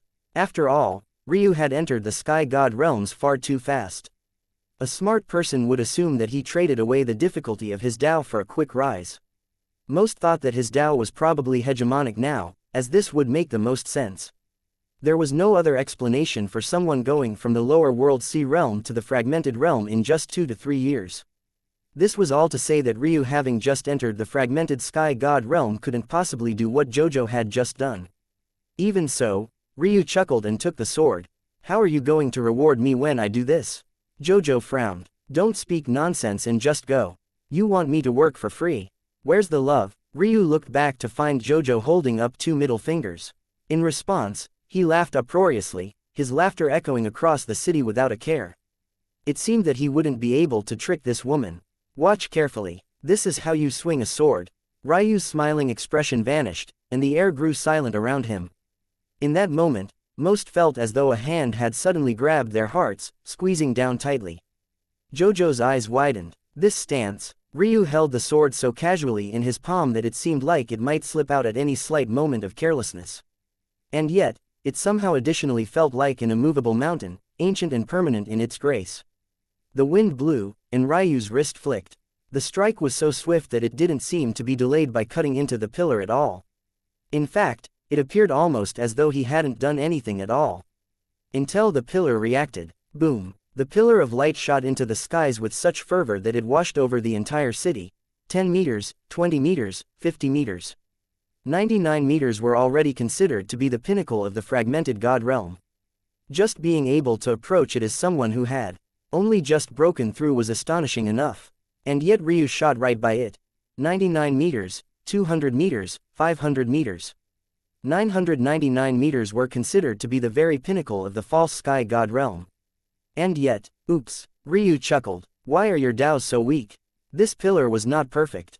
It couldn't just account for every kind of comprehension a person could have. In fact, even if one had a hegemonic Tao, you would be outside the purview of what this pillar could reliably access. If Ryu's eyes were correct, and they almost always were, these pillars were actually designed for dynastic Taos. That was decent enough, as having a dynastic Tao gave you a chance of becoming a perfect sky god in the future, or even a transcendent sky god if you were extraordinarily lucky. But such a Tao was 5 levels below Ryu's. What chance did it stand? Boom! The pillar grew to 9,999 meters before a flashbang went off across the entire city. The moment the standard reached beyond the standards of a true sky god, it could no longer withstand the tirade of forces, and the fail-safes within the pillar triggered, shutting it down until it was entirely dim. Ryu smiled. He had gone a bit overboard, but that was fine. He turned back toward Jojo, but she stood in a complete daze, her eyes having glazed over. The surrounding spectators stood in silence as well, staring at Ryu as though they were looking at some kind of monster. However, very soon, their attention was pulled away by something entirely different. Rumble. Jojo's hair fluttered in the wind, her dress flowing like a wild cape. If not for the latter's length and heft, she might have previously been exposed to the entire city. Her aura suddenly rushed upward, and a resounding sword cry tore into the skies. Ryu grinned. He couldn't say that this was unexpected because it very much was. After he showed her that path, it would be surprising if she missed it, especially considering her current state. At the moment, she wasn't thinking about breaking through at all. Her entire focus was on Ryu and their little competition. Her body was entirely relaxed, and there was even a smile hidden deep within her eyes. She hadn't had this much fun in a long while. And then the door suddenly opened. Boom! The aura of an ancient Tao rose into the skies, rising from the hegemonic grade. At the same time, it was layered by the aura of a sword god, making it almost sense like a founding Tao. In that moment, the guests had previously begun arriving, powerhouses of both the Raging Inferno and Azure Lightning sects, but they were only in time to find a mighty sword piercing through the skies. Jojo unleashed another howl and her cosmic seeds fused into one, a resplendent glow covering her body. Then she laughed, a booming laughter that sounded even more uproarious than even Ryu's own. Chapter 1535. Uproar. The uproar of Jojo's breakthrough was felt across thousands of kilometers. It felt as though the air was constantly being sliced apart by large scythes of regal blades, moving so quickly and violently that they seemed to supercharge the air itself, raising the temperature by steady increments of 1 or 2 degrees at a time. It was the kind of breakthrough that these people had never felt before, the kind of breakthrough one might only expect to see on the 8th heaven. Ryu's lip curled into a smirk. It seemed that it had all paid off. No one but he knew of this power of his Tao, and if he had had a softer temperament in the past, he would have been more like old Juan, starting off in the first heaven and diligently raising up a small power of elites that would slowly grow into a wellspring of vibrant, undefeatable talent. In a few million years, he'd probably be able to nurture an entire sect and clan worth of ancient Dao users, likely with a handful of founding Dao users sprinkled in for good measure. If that was matched with his alchemy and blacksmithing skill, not to mention his formation mastery, what chance would the martial gods stand? In truth, if he laid down his blade, he could do the same for the Radiant Star sect right this moment. It would even be easier than what he was thinking of previously because they already had the foundation of an 8th heaven sect, especially if he was able to destroy the Fading Star sect and fuse them back together. Unfortunately, though Ryu had mellowed out quite a bit, he still had no interest in this matter. What he was interested in wasn't the easiest path to rise to the top, he wanted to use his own fists to do so. While it was fun to do this once in a while, especially when there was something important like a battle of faith on the line, he had no intention of being like old Juan, plotting and scheming from that background. It could be said that this was why he loved the game of Domain so much. Plotting and scheming was fun, but lounging around and waiting for months, years, decades, maybe even generations for a single plan to bloom properly, wasn't like him in the slightest. Domain was like a microcosm of reality, and it could be quickly accelerated. This plot alone, one that wasn't even truly finished just yet, had taken him over 3 months of constant pressure and back and forth travel to execute. The worst part was he hadn't even fought a single battle, and other than some accumulation of chi that took place passively due to his new constitution, nothing else happened. Even so, Ryu thought, looking in the skies toward the temporarily floating JoJo. I should use this a little bit more often. After a grin, he looked off into the distance to find that his guests were already in range. As expected, they had sent the big wigs, but they didn't appear in public. Instead, they wanted to avoid this if at all possible. This was to 1, save face, and for 2, they didn't want to put themselves in line of fire of Aika. If she truly was here like they assumed, they wanted to be able to quickly use their own methods of escape. As such, while Ryu could sense 2 omniscient gods thanks to third perspective, only a group of perfect sky gods were swiftly approaching. This made his life far easier. This wasn't because he could handle such powerful existences, but rather because she could. Little Silk, a dancing, spiraling wind of ice and cold formed around Ryu, rising into the air and suddenly becoming the delicate beauty of a butterfly. Little Silk's wings could only be said to be a work of art. They were as thin as cicadas and looked as though the slightest touch could break them apart like fragile glass. They exuded a shimmering white, silver, and sky blue, embroidered with an almost psychedelic pattern that entranced the eyes. Ryu stepped onto her back and rose into the air. "All right, you've had your fun, let's go." JoJo gazed over to see Ryu holding out a hand. She still felt quite some resistance to this man, and she was smart enough to know that she was being used as a pawn. Now that she was a sky god, and one with such a powerful foundation at that, she no longer had to fear Ryu either. A large part of her wanted to end this farce. If she went back to the Raging Inferno sect now, they wouldn't even have the capital to punish her. They needed her, and her breakthrough had changed every aspect of their dynamic. However, was that in her personality? They had burned her once. What right did they have to partake in her ascent now? Plus, she could feel that none of this was a coincidence, even right down to her sudden breakthrough. It sensed odd that Ryu would merely come here to show her off. And if he was going to show her off, why not do so in Raging Inferno sect territory? Was it a coincidence that they had been teleported to the only place that had these pillars? Suddenly, her eyes widened. Apparently, she only realized now that there was a real beast beneath Ryu's feet. How was it possible for this bastard to do so many impossible things? Did he understand how hard it was to tame a beast of the 7th heaven?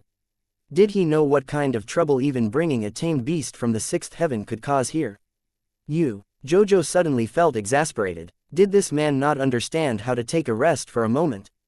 "I'm coming with you only so that I can kick your ass." She spoke through gritted teeth, eventually taking Ryu's hand. What she didn't expect was that she wouldn't even have the strength to resist before her waist was pulled into his body. Chapter 1536. Howl's JoJo's eyes widened, feeling Ryu's warmth even amidst the frigid air. She had never experienced such a thing before, but she was even more shocked by the strength in Ryu's body. How could she know that Ryu's body was already at the standard of a false sky god? Trying to resist it without using chi was never going to work. Now she just looked like a dazed maiden once again. Ryu smiled broadly and looked toward the oncoming sky gods. The Raging Inferno sect tried to marry my woman off to trash all because they felt she wasn't breaking into the sky god realm quickly enough. Then dregs I had long since defeated from the Azure Lightning sect thought it was his place to seek justice for my woman. I, Ryu Tatsuya, can only say that I find these two sects to be quite amusing. One doesn't have eyes and can't see talent when it's right in front of them. The other overestimates themselves, lusting after swan meat as toads in the bottom of a well. Ryu's irises spiraled with 8 trigram diagrams, his aura descending. His Tao didn't flourish, but rather it seemed to enhance Jojo's presence. Even from such a distance, he could easily see the rage of the oncoming sky gods. But what good would their rage do them, exactly? Little Silk flapped her wings once and appeared higher in the skies. I've said it once and I'll say it again. If your sects have anyone in the same realm that can defeat me, I'll hand them my head on a silver platter. But since the Raging Inferno sect and the Azure Lightning sect were too cowardly to accept this, I'll give you another chance. If you can find anyone in your sect's one realm above me that can defeat me, I'll do just the same. Trash will remain trash, so why don't I give you all this small advantage? Ryu's laughter boomed throughout the skies as he disappeared into the distance on Little Silk's back. It could only be stated that the Azure Lightning and Raging Inferno sects had been thoroughly humiliated on this day. In this time, Ryu's challenge could no longer be so easily ignored. Little Silk descended from the skies and toward the Radiant Star sect. Almost the instant it did, Jojo lashed out and punched Ryu with all her might. Her fist drove into a palm Ryu used to block, and she fluttered backward, her expression not happy in the slightest. The boom echoed across the Radiant Star sect, and Ryu was rendered speechless by this woman. She was serious about fighting him. Hey, Ryu paused. He wanted to call her a brain-dead bimbo, but it didn't seem appropriate considering. His gaze landed on her small chest, and he chuckled to himself. The saying went that big-chested and blonde women were brainless, but Jojo was neither big-chested nor blonde, so what was her excuse? Jojo's fury reached a towering height when she sensed Ryu's gaze. It was almost as though she had sensed for herself what he was thinking. I'm going to tear you apart. Ryu coughed. I was going to say that you're trying to fight me, and you don't even have a sword. Don't you find that a little silly, Miss Sword God? I don't need a sword to kill you. The world is my sword. She grabbed at the air, and a violent chi really formed a huge great sword moments later. Her partially torn dress kicked up some wind, and she rushed forward, a raging aura coming from her. Many had already sensed their approach due to Little Silk, but if they didn't before, they would definitely sense this sort of explosion now. Battling it out like this in the middle of the sect was truly too much. Even so, Ryu chuckled and put Little Silk away. He guessed that he might as well oblige. Ryu's expression became serious as he sent a punch out. His physique was met with an unstoppable force, and he was forced to glide backward to dissipate it, waving his fist around as though it had caught fire in that short stint. This woman's temper wasn't just fiery, but she was also quite powerful. She had spent much longer in the peak of the World Sea realm than Ryu, and her foundation was extraordinarily solid. Her temperament was perfect for that of a swordswoman, and her Tao should be somewhere in the ancient grade. It was only a bit difficult to pinpoint because her sword god aura also seemed to have an amplifying effect on it. In addition, her Tao might be inferior to Ryu's, but her method of using her sword god aura was leagues beyond Ryu, not to mention the fact her other pillars were exemplary as well. The Raging Inferno sect wouldn't have known that she could become a sword god in the future, so when they picked her up as an orphan, it had to be purely because of her other talents. Ryu wasn't sure what they were, but for a sect of that level to pick her up and raise her as they did despite her not having any background to speak of, it had to be said that whatever skill she did have should have been astonishing. Is that all you got? You prim and proper, lady-faced whore. Ryu was rendered speechless. It only made it worse that he heard the echo of Samson's laughter in the distance. All right, woman. Ryu stood to his full height. In my world, we punish children with spanks. Jojo sneered. If you can touch a hair on my head, I'll start using my true name again. Is that supposed to be an incentive or something? I already knew that only a dry as bone, meathead like you could possibly choose a name like Jojo. It surely wasn't your caregiver. Jojo seemed to get enraged all over again, charging forward with menace. The howls of swords echoed the sect. Chapter 1537. Ryu took a step back before drawing a line across the air with his finger. A sword of chi formed, dancing with silvery runes that almost instantly suppressed the momentum of Jojo's sword. Stars danced around him and absolute domain took shape, a light smile playing his handsome features as he took a step to the side, and then another. He moved with an unmatched fluidity, every step he took carrying a beautiful sword of elegance to it. To his surprise, Jojo didn't immediately get frustrated after 2 misses. It was like she had forgotten about everything else, even her own mind and personality, when she entered the midst of battle. In fact, Ryu felt that his dividing chaos Tao was even somewhat stonewalled. It was as though even her soul had become a piercing blade, focused and unbothered by everything around her, thrusting forward with an indomitable will. She struck again and again, the wide arcs of her great sword forming a storm of scythes in the air. From afar, even they had a hidden beauty to them, forming the shape of a lotus with petals of flickering flames.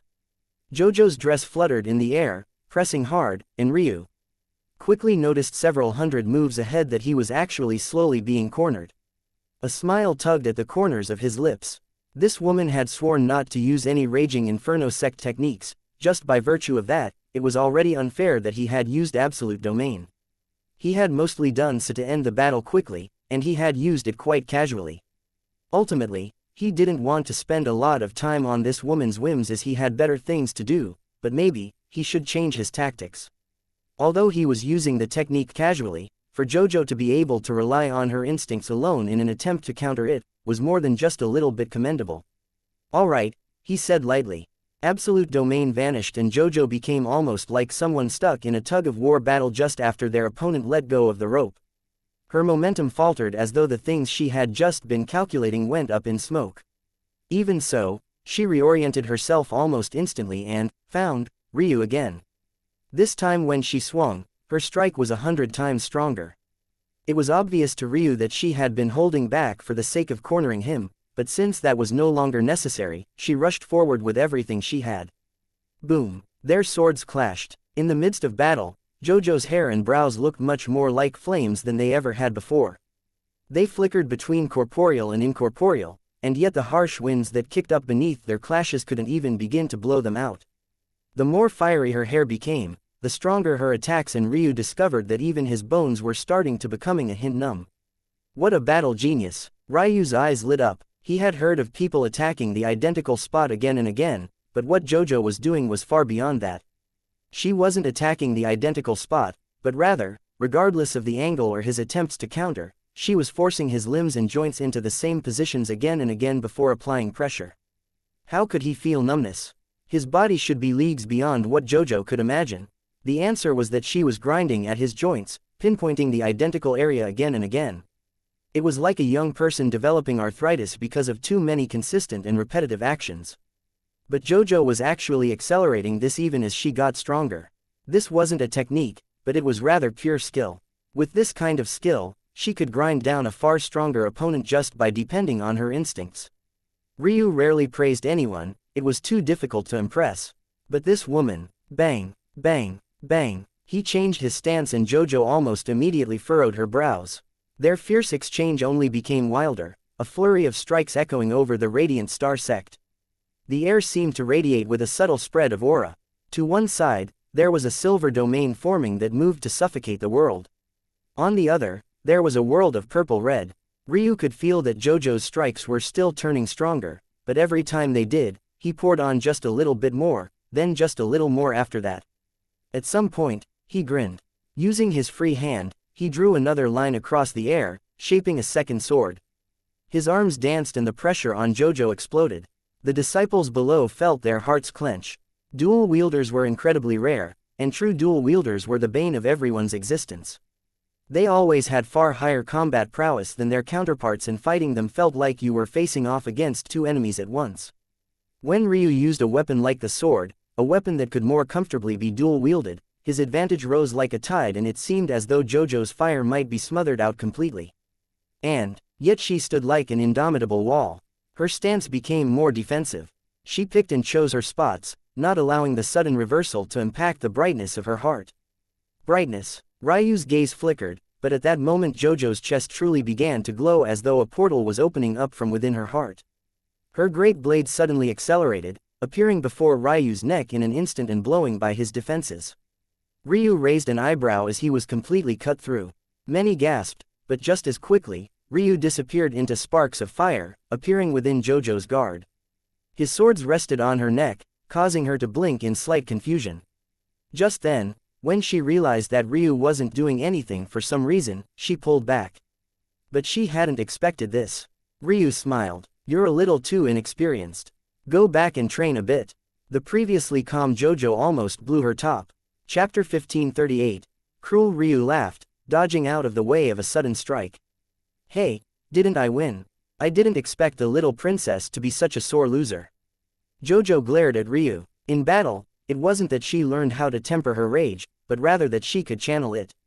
She had really wanted to tear this bastard to pieces, but she had actually lost.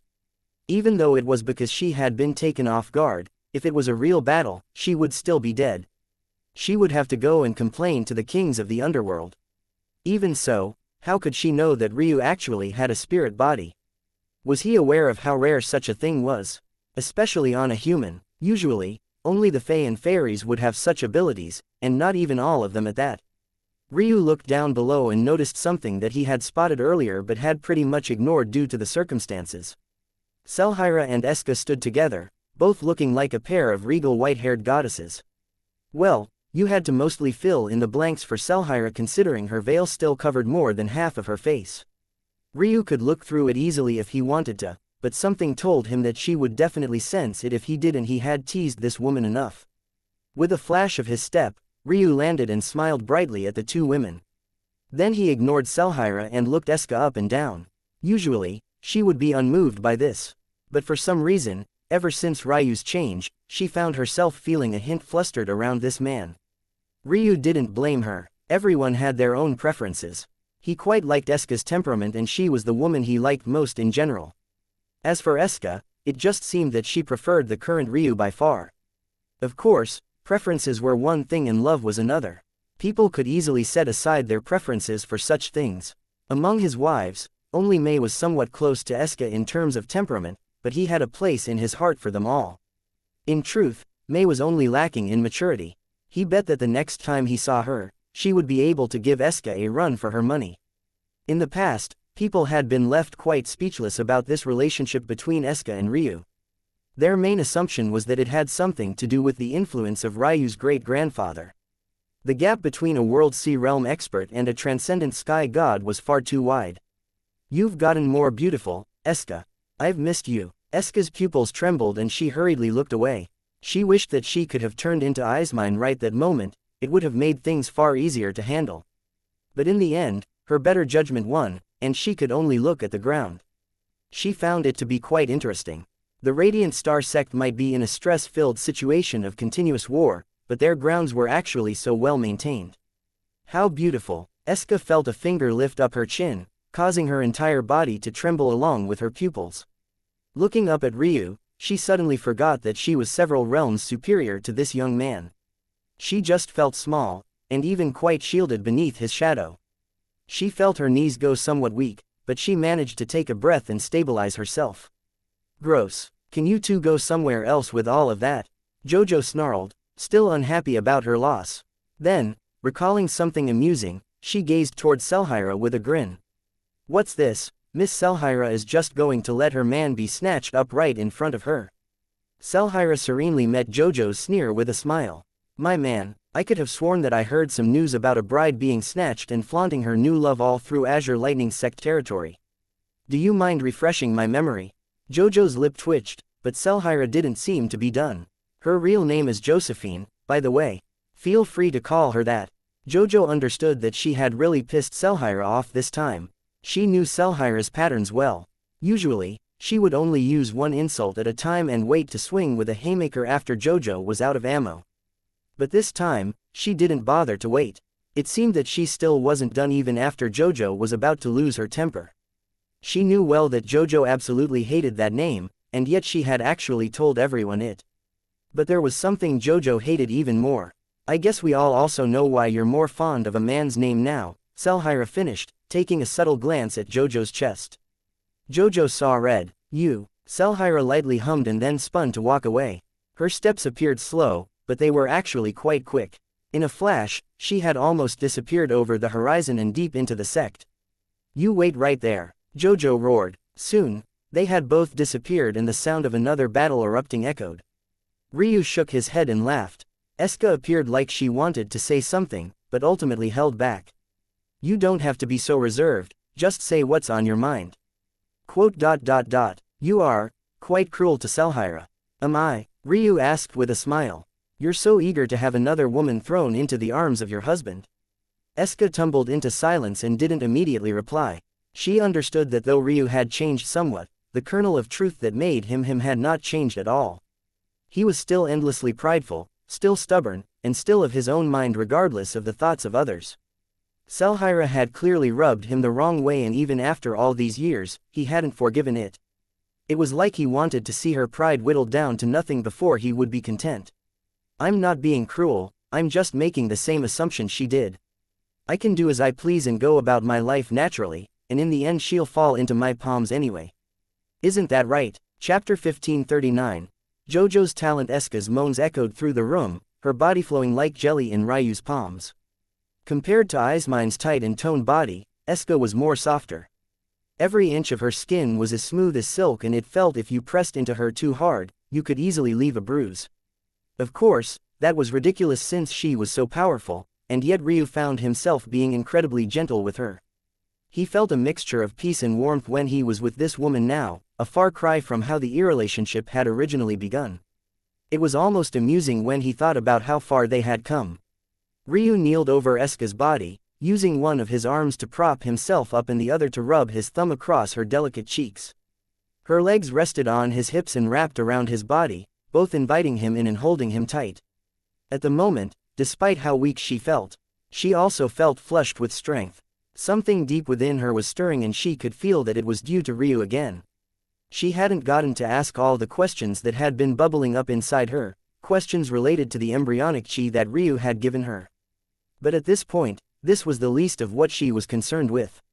Even though Ryu had just finished and wasn't moving at all, she felt so close to him that she could melt. It was like every time she met this man, he would chip away another layer of her guard. Eska had given up on the idea of love long ago. While she knew what kind of man she liked, none had truly stirred her before. When the time came to give up the chastity she had protected for trillions of years for the sake of her family, she didn't even hesitate to do so. Now, with the fate of her Zhu clan being up in the air, and her likely being the only member remaining, she felt that she finally found some peace in Ryu's arms. As cruel as it sounded, the existence of the Zhu clan had been a great load to her. The larger the world around her grew, the more responsibility she felt she had. If it was just a matter of resurrecting the Zhu clan, then wouldn't it be easy? Ryu was already by far the strongest expert of sacrum, so long as his parents and great-grandfather were ignored, and she was his concubine. It would only take a wave of the hand for him to help her in this endeavor. Even if Ryu for some reason refused, wasn't she a powerhouse now as well? One even stronger than Ryu. So why couldn't she do it herself? But now with the others gone, it felt like that load had been taken from her, and instead of reviving the Zhu clan because she felt like she had to, she could resurrect it because that was what she wanted to do. "Your eyes," Eska uttered softly. "Yes, they're back," Ryu nodded. "And they've gone into a deep sleep. Their souls are being held together by the immortal jade, but without a more substantial treasure, it's hard to say that they'll survive. However, we're in the true martial world, it's not an impossible matter to deal with this at all. I'll find something for Master and the others soon." Eska nodded, cupping Ryu's face. Her white irises flashed with a kindness before she blushed profusely. When had her heart become so open and bare? Ryu smirked and suddenly flipped Eska from under him to above him. Watching her proud figure sway, her palms pressing against his chest to catch her balance, made him feel the heat building up inside himself once again. Eska trembled. Ryu had gone a slightly soft inside of her before, but feeling him suddenly firm up again filled her with a unique feeling she had never experienced before. A delicate moan left her lips as her chest rippled, dancing with undulations of rouge and sweat. She squealed, a little taken off guard when Ryu suddenly grabbed her ass. But soon after the world went blank and she couldn't be bothered to be embarrassed anymore, her hips moving on their own as though they had a mind of their own as well. "Pervert," Hope's voice growled in Ryu's ear, leaving him speechless. This wasn't the first time he had sex with his women with Hope around, but this was the first time she had commented on it. The thought made him chuckle, though only lightly since Eska had fallen asleep on his chest. "Who told you to watch?" Hope didn't answer, but sending his senses in, Ryu could see that she was pouting. He suddenly remembered why he had originally given her the little woman nickname. She was like a child in a woman's body. "What do you think of JoJo?" Ryu suddenly asked. "Are you asking me to rate your women now?" Hope replied with an almost booming anger. Ryu rolled his eyes. "That's not what I meant. I meant of her talent. Don't you find it interesting? It's like she has rage flames, but in constitution form instead. Have you ever heard of that talent?" "Yes," Hope finally replied, "but it's very rare." "Oh, it's not one talent, it's two." "Well, technically three depending on the situation. It's a mixture of bone structure and soul nature, and the final talent, depending on how you look at it, can be considered her Tao, which resonates with both." Ryu's brows shot up. So she's like those eighth heaven talents who have all their talents fused down a single path. No wonder she's so strong. No, she's far better than them. She's mightier than an eighth heaven talent. No, she's definitely weaker than the best of them. Then, there's a difference between the artificial and true version. Those who had their talents artificially forced at birth can only gain some of the benefits of synergized talent even if they do so with all 6 pillars. JoJo's potential, though, is higher.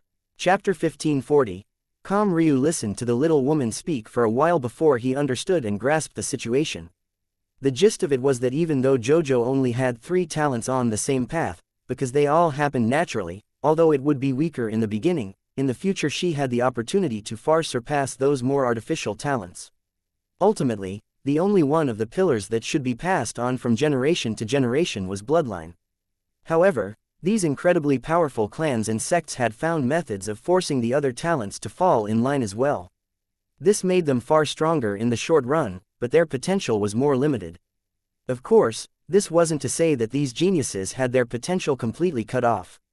Hope made sure to emphasize that though she explained things this way, the loss in potential was at most around 10%. When this was matched with the overwhelming amount of resources and advantages these geniuses were born with, the loss was almost negligible, which was why they dared to do such things in the first place. It was likely also partly due to this reason that these clans and sects suppressed everyone else as well. Ryu couldn't help but realize that JoJo had formed an ancient Tao, and yet she hadn't been struck down with a brand. This was actually something that he had been waiting on. But it seemed he had thought too much.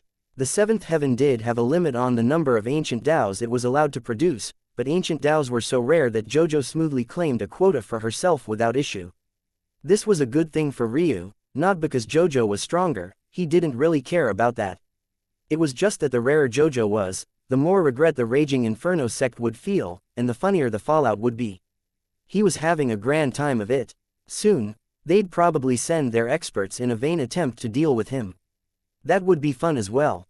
His hand subconsciously rubbed Eska's ass and she squirmed a bit, moving into a more comfortable position before going back to sleep. A fusion of a fire-based bone structure and a will-based soul nature. How fascinating. They don't seem to be related, so why did they fuse so well? You would think that 2 talents that synergize so well would be perfectly the same in every way. Even her Tao is different, technically, since it was sword-related. Ryu fell into deep thought, realizing that things weren't exactly how he thought they were. Fusing your talents down a single path didn't have to mean that they all shared the same element or even the same intention. There was something deeper to it, something he was missing. Ryu looked up. It seemed that his fun was over for now. He gently pulled himself away from Eska and let her rest. He didn't know what she had gone through in the couple of years he was absent, but he doubted that it was easy. While the appearance of Primus had put a strong pause on overt methods of dealing with her, that didn't mean that it had done the same with the covert methods as well. Part of the reason she had disappeared from the Radiant Star sect for so long was probably to avoid bringing them any more trouble than they were already in. Regardless, her guy was here now. She'd have to lay down those burdens one way or another. It was either she would choose to relax, or he would rip them from her shoulders. Ryu smiled confidently, cleansing himself for a while before stepping out into the roaring commotion. He could already hear the infuriated roars, which turned his smile into a grin. He had sensed them from the first moment they arrived, but he had actually taken a 30-minute bath first as though he didn't have a care in the world. Cleaning yourself just to get dirty in battle, don't you think you're a bit too obsessed with yourself? Hope stated with a roll of her eyes. Ryu laughed. I cleaned myself because they don't have any right to catch a sniff of my woman. Who do they think they are? Hope was speechless, she didn't even have a response for this. Ryu flashed and vanished, appearing atop the sect walls. Almost the moment he appeared, there was a wash of relief from one side and a tsunami of rage from the other. Not bad, Ryu nodded. You all finally stopped being cowards and sent your people. Now, will you all fight together? Or will it be done one by one? In the crowd of Azure Lightning sect disciples, Litor's eyes were spitting fire, but he forced himself to calm down. Technically, he shouldn't have come at all. The Azure Lightning sect's inaction would help to separate them from this whole ordeal. But the problem was that recording kept circulating, and Jojo possessed even broken through in an Azure Lightning sect city. No matter how you looked at it, they had to come. The only thing he repented was that he wouldn't be the one to end it. At that moment, within the crowd of raging disciples, a young guy stepped forward. He possessed a beard and head of red hair. He would have looked like a guy of the Tatsuya clan if not for the fact he was too short. Though he wasn't some dwarf, he was still slightly below average for a male cultivator, standing at barely 6 feet. Without cultivation and body tempering, and if he was a normal mortal, he might very well have been 5 feet 7 at most. Even so, he was decently handsome and possessed a solid bearing to him. At the very least, although he was the center of today's drama, he managed to remain the calmest aside from Ryu himself. This guy was Jojo's supposed fiancé, Ragish. Chapter 1541, Regression Pill. Oh, sending forward a true sky god. Ryu couldn't help but laugh. He had been pretty clear about his limits. Although he could kill a true sky god, he didn't really want to publicize that. But he also didn't believe that these guys would be stupid enough to present their faces to be smacked, so since they had brought forward such a person, they obviously had a plan of their own. Also, he knew that though they hadn't appeared due to their status, the various elders along with Aika, Old One and Samson were definitely watching this scene. There was a reason that they hadn't launched an all-out attack on the sect, they didn't dare to. Whatever plan they had would likely not be too out of bounds, and if Ryu was correct, he could already make a guess as to what it was. Ragish took out a box from his spatial ring and allowed it to fall to the ground. Although he held it casually, the instant it crashed into the ground, the surroundings thousands of kilometers quaked. Boom! Dust kicked up, the earth cracked, and the walls of the Radiant Star sect shook violently. Yet, somehow, the box didn't create a sinkhole or anything of the like. It landed on the earth and pushed it down about a centimeter before stopping. It was a truly shocking scene. Ryu took a seat on the walls, lifting up a knee and resting his chin on a forearm. What an interesting material. He realized that there was still quite a lot he didn't know. His Tao was responsible for his great skill in blacksmithing and things of the like, but it was because of that he no longer did the normal leg work that others would have to for their secondary professions. He wondered how much better he would be if he actually had time to study. With a click, the box opened and a fragrant aura spread out. However, very quickly, that fragrance tipped over some sort of threshold and it became a bit foul and spoiled. In the end, it almost smelled like milk with a squeeze of lemon. The more one smelled it, the more uncomfortable you would feel as though something unnatural was going on. This is the regression pill, Ragish said calmly. Ryu's gaze narrowed. The regression pill was a pill capable of forcefully lowering one's cultivation level. It wasn't a temporary matter, but rather permanent. However, there was a great benefit to this.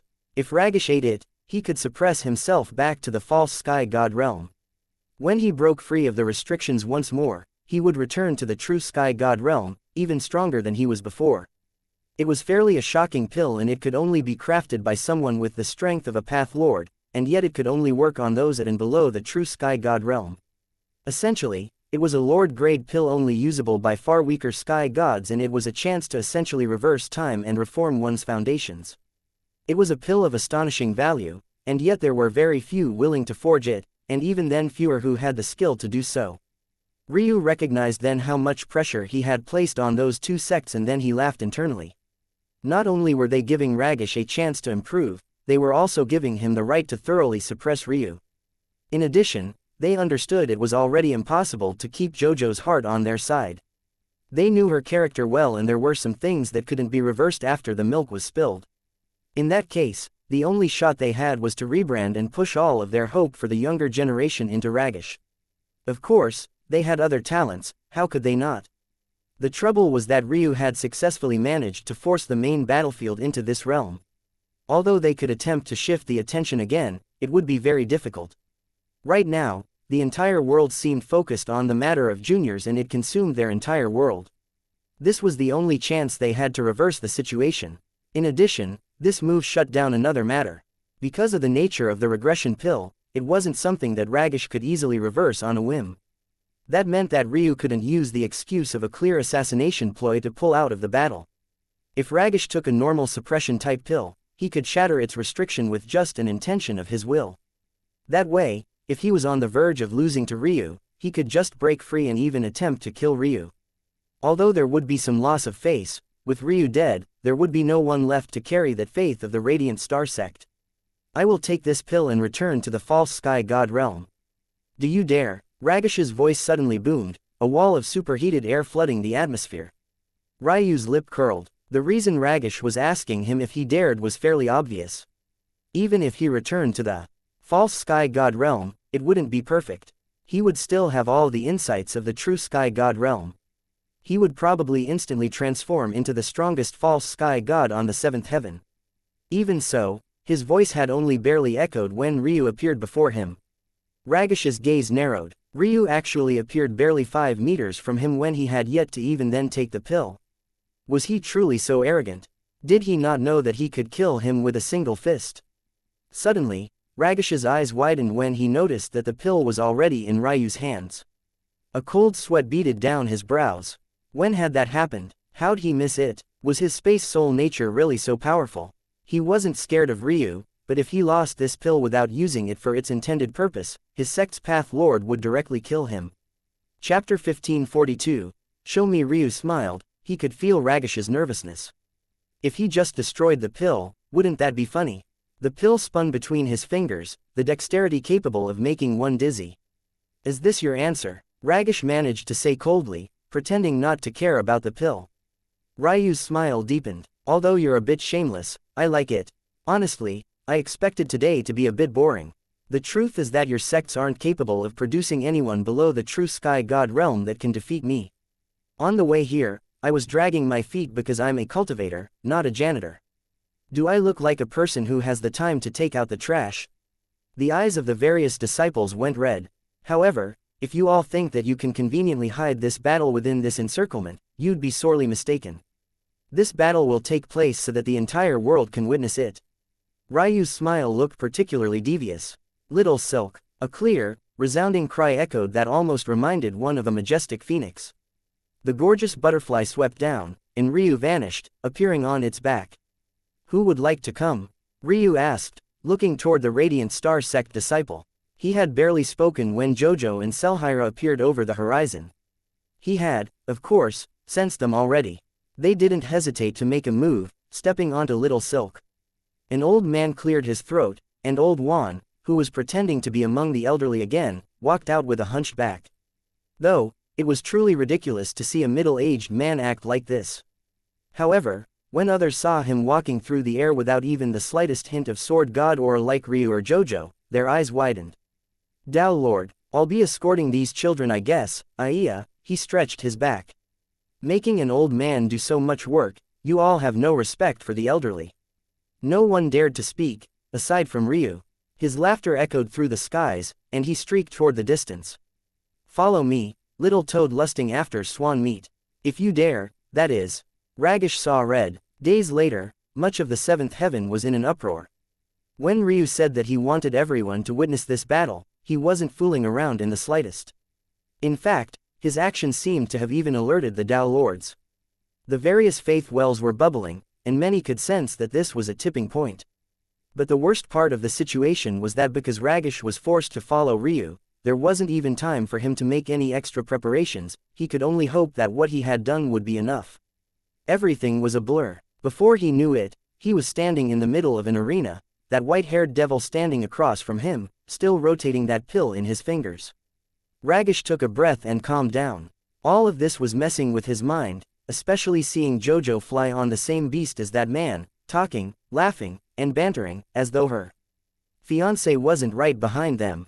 Boom. The air suddenly turned crimson. An older man stepped through the skies. His aged white hair and beard flickered with red and gold flames, a crown of fire hovering above his head. When he appeared, the crowd, rambunctious and excited for the current battle, was culled into silence. The Tao Lord of the Raging Inferno sect, Lord Crown Fire. He descended from the skies, and the pressure on Ragish's shoulders seemed to multiply several times over. Ryu felt a gaze sweep over him. It was so hot and volatile that it was almost as though a lens of fire was boring a hole through him. The difference in reaction between the two seemed palpable. Ragish tensed, and yet Ryu's smile only grew brighter. Now that everyone's here, he said lightly, his digits flickered, and the pill shot through the air, appearing before Ragish in an instant. Ragish, who was distracted, barely managed to catch it in the end. Though he was a bit embarrassed, he managed to not make too much of a fool of him. He took deep breaths and closed his eyes, trying to block everything out. In the end, he was still a true sky god, a realm and maybe only one in a million would reach even if you were born on the seventh heaven. He was better than this. He swallowed the capsule in a single bite. He wasn't worried that Ryu had messed with it. After bringing everyone here, how could he have the face to just poison him to death? Ragish felt a slight sickness in his stomach, but that was to be expected.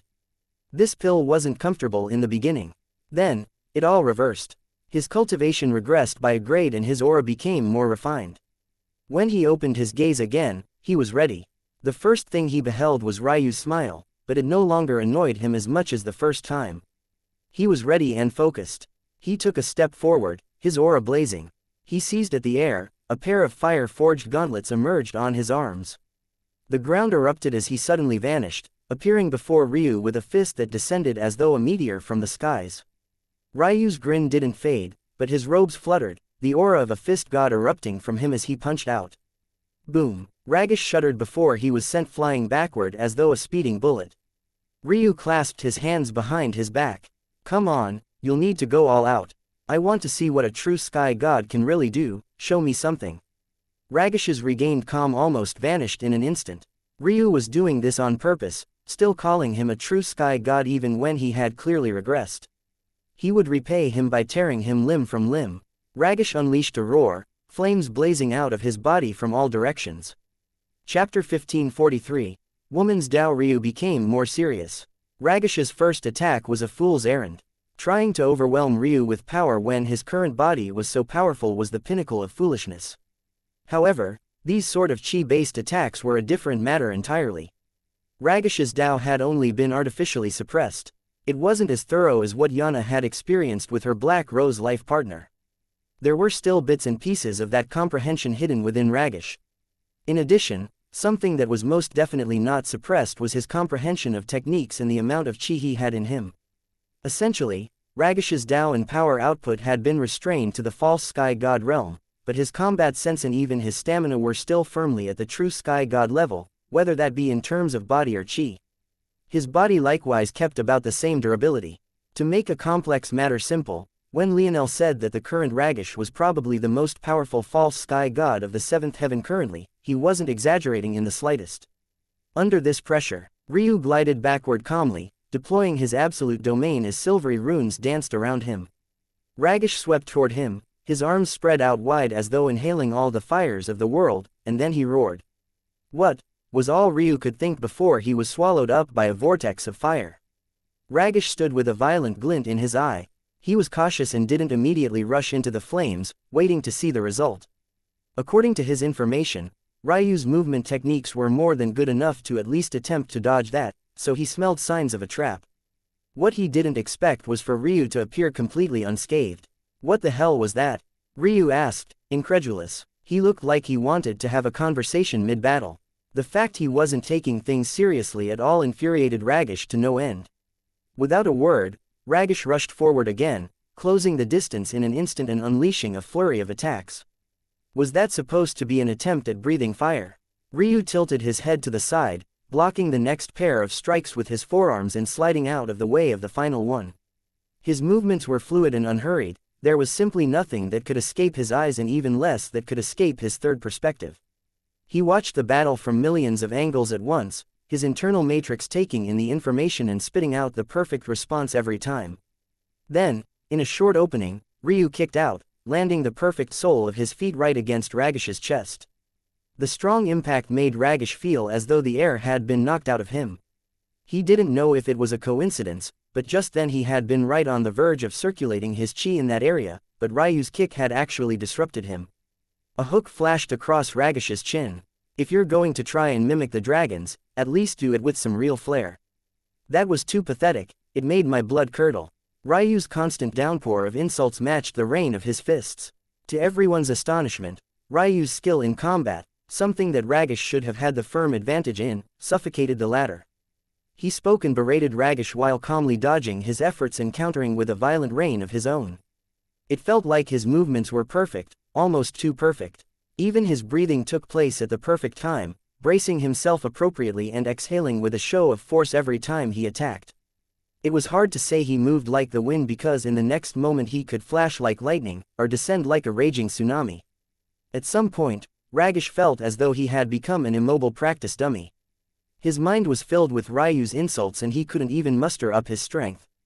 The faintest corner of his mind could barely latch onto a lesson his own master had given him years ago, a lesson of momentum and the importance of it in battle. Ryu had firmly seized the moment, but not only that, he was able to just as firmly keep it. Every strike flowed into the next, and from the moment he made the choice to be cautious and not stream into his flames after Ryu, he had lost the initiative. But it was something even worse than that.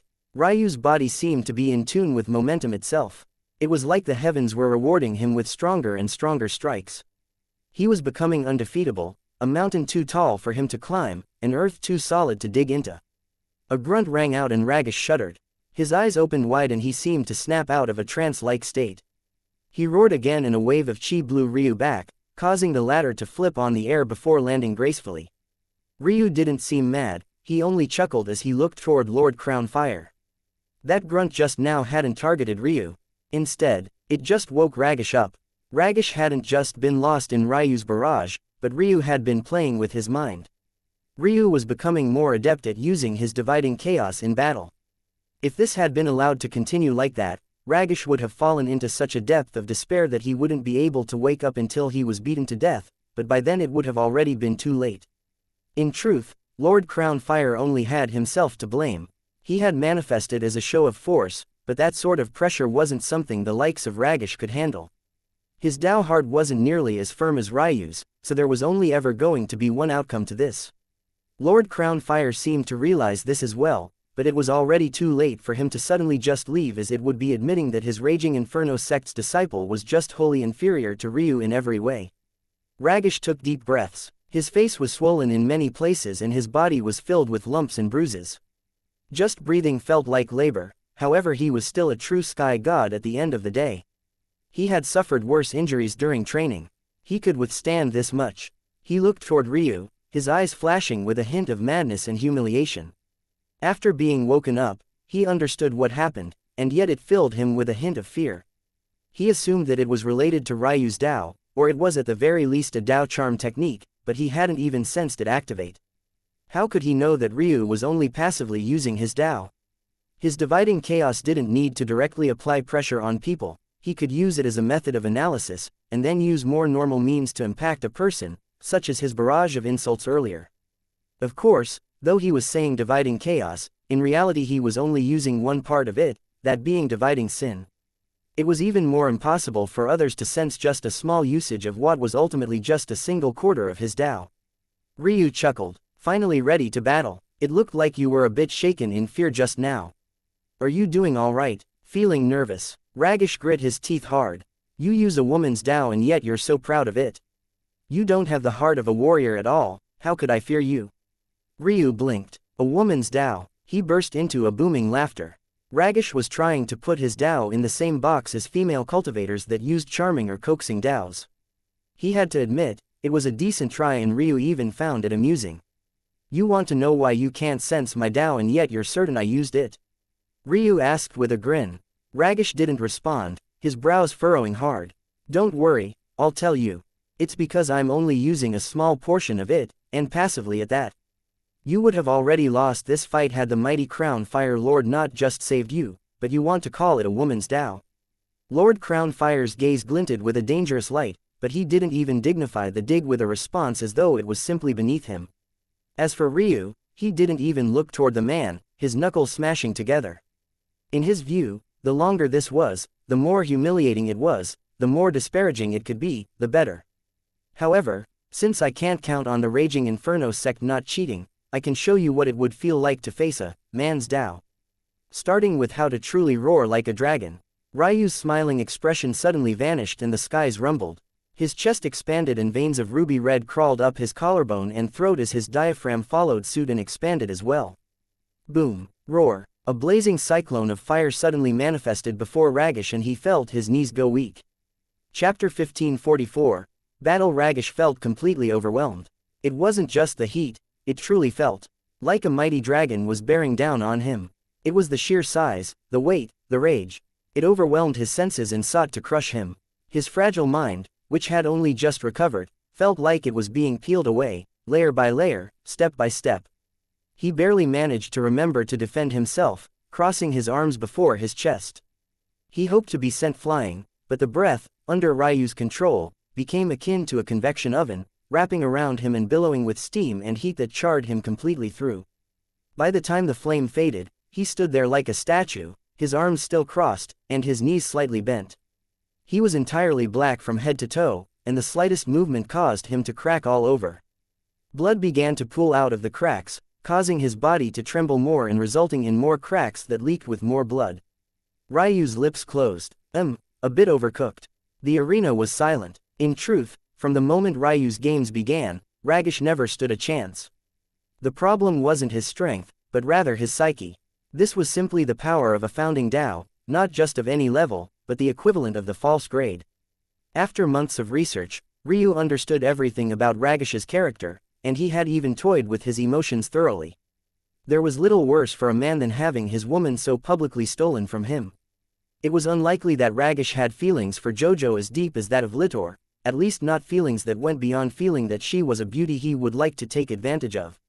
But it didn't matter. Not everyone had the mental fortitude to ignore the chatter of the public and find motivation from an internal drive. To make a complicated matter simple, Ryu had essentially spent months whittling away at Ragish's pride, his sense of self. The fact the latter's Tao heart didn't already shatter was a testament to how much of a genius before Ryu got his hands on him. But right now, if Ryu were to put a number on it, Ragish probably couldn't even properly use even 10% of his strength. Ryu shook his head. How boring. He had known for a long time that he could use his Tao like this. He had mentioned that he could probably become the greatest political official to ever live if he so chose. It just didn't give him the same amount of satisfaction. He meant it when he said it was boring. If not for the fact this would deal the greatest blow to the Raging Inferno sect, he would have preferred to have a good battle with Ragish. He was probably one of the few that could give him such a great battle without also being far beyond him in strength. Unfortunately, no matter how Ryu's maturity had seemed to regress in some ways, he was still quite a serious man when he had to be. Others might see it as his maturity regressing, but Ryu felt that it was the opposite. He was less stubborn about useless things, more flexible, more secure in himself and his way of doing things. A cold face didn't always equate maturity. He had seen enough stone-faced beauties to know that this was far from the case. Well, that's one down. Does the Raging Inferno sect have anyone else? Ryu asked with a smile, knowing full well what the answer would be. What a joke. He had just taken down the most powerful false sky god there probably was on the seventh heaven, who else could they possibly have? Lord Crownfire sat in silence. He didn't seem to react at all to the loss. Ryu's lip curled. He wondered what they were planning. For this man to be so calm at this moment, it was unlikely that he had given up. What Tao Lord would put the hope of their entire sect on a true sky god? If Ryu was a betting man, he'd guess that the Raging Inferno sect's faith well was in a terrible state right about now. It was already on the verge of collapse. Ragish's loss was too resounding and too horrible. Josephine. A voice suddenly rumbled. The air was completely sucked out of the atmosphere, and everyone's attention was focused on just a single man. No matter who it was, they could only look toward him. He was the head, he was the crown of fire. I will give you this final chance. Return to the sect, renounce this relationship, and I will accept you as an in-name disciple. You have 10 seconds. Jojo stiffened when she heard her name. She absolutely hated that name, and the reason was ironically because of the man who spoke it now. While the in-name master title seemed to make sense, when it came to a talent like Josephine that almost never appeared, it was nothing more than ridiculous posturing. Jojo should have become the true disciple of Lord Crownfire long ago. From the moment she completed her rites and stepped from the awakening realm to the pulse-opening realm, it had been obvious that she deserved such a title. However, she hadn't been, and the reason for that was this man. Or, rather, his only child, his daughter, Transcendent Sky God Geraldine. Geraldine had been the only child of Crownfire for his entire life, and she was spoiled rotten. It was said that her birth caused the death of Lord Crownfire's late wife, and as such, she was cherished all the more. When Geraldine heard that her father was going to take in his first true disciple, and a little girl, at that, her jealousy flared up and she had a huge argument with her father. Lord Crownfire bent to the whims of his little girl and chose to pass Jojo off to omniscient Sky God Garen, the very same man Ryu had caught Jojo talking to the first time he snuck into the sect. Of course, these weren't things that Jojo knew immediately. This wouldn't be a matter that would be publicized, and it took years of strife and misfortune, surviving on the edge of life and death, before Jojo learned the truth. The problem was obviously not that Lord Crownfire had refused to take her in as a disciple. If she just had to become a disciple to a lesser guide for a while, it would have been fine. Although her pride would remember this slight, it wasn't enough to hold a life and death grudge. However, how could things have possibly stopped there? Geraldine did everything she could from the shadows to make Jojo's life a living hell. Jojo lost count of how many life and death experiences she had in that time, how many friends she had lost because none of them were aware who she had offended, and to make it all worse, she never received the guidance of an omniscient sky god either. Probably under pressure from Geraldine, Garen, who was betrothed to Geraldine, never gave Jojo any proper guidance. The fact that Jojo managed to rise to her current realm was the result of nothing more than grit and determination. The fact Garen had dared to speak to her like that after so many years of doing absolutely nothing for her had made her heart boil. Unfortunately, she hadn't had the strength then, and she didn't have the strength now. Her gaze was filled with thus much fury. She wanted to fling curses that could paint the skies red, but she didn't dare to do so. She had suffered so much, and for what? Because a grown woman couldn't stand the idea of her daddy doting on another little girl. Just the thought filled her with such a belly of fire that her hair and brows began to flicker uncontrollably again. But she controlled it. She had to control it. She wasn't a disciple of the Radiant Star sect. They had no reason to protect her. It was foolish of her to come in person to begin with, but she had simply wanted to see how matters would end. She hadn't expected such an ultimatum. She wasn't a fool. She knew that the sect must have something to rely on, or else Lord Crownfire wouldn't be thus calm. It was then that a laughter cut through all of it. You want to take a sword sky god as an in-name disciple? I don't even think they'd do that on the 9th heaven. Lord Crownfire's standards must be impossibly high, which is weird considering how trash the rest of your sect's disciples are. The words were obviously a power play by Lord Crownfire, but trying to play with words with Ryu correct here was digging your own grave, don't you think? The Raging Inferno sect tried to pawn off such a good disciple to this good-for-nothing. Ryu pointed toward Ragish, and the latter suddenly erupted into a fountain of blood, collapsing to the ground. And now that he's lost, you want to take her back? There isn't such a good thing in the entire world. So now that we've reached this point, how about you stop wasting everyone's time and bring out what you're trying to rely on? Ryu looked into the skies as the audience fell thus silent that pin drop could exist heard. Let me guess, Ryu grinned. You've realized that you can't win on your own, thus called for help from your father. Boom. The pressure of a Tao Lord drenched the skies. However, it wasn't Lord Crownfire at all. It was an expert of the Fading Star sect.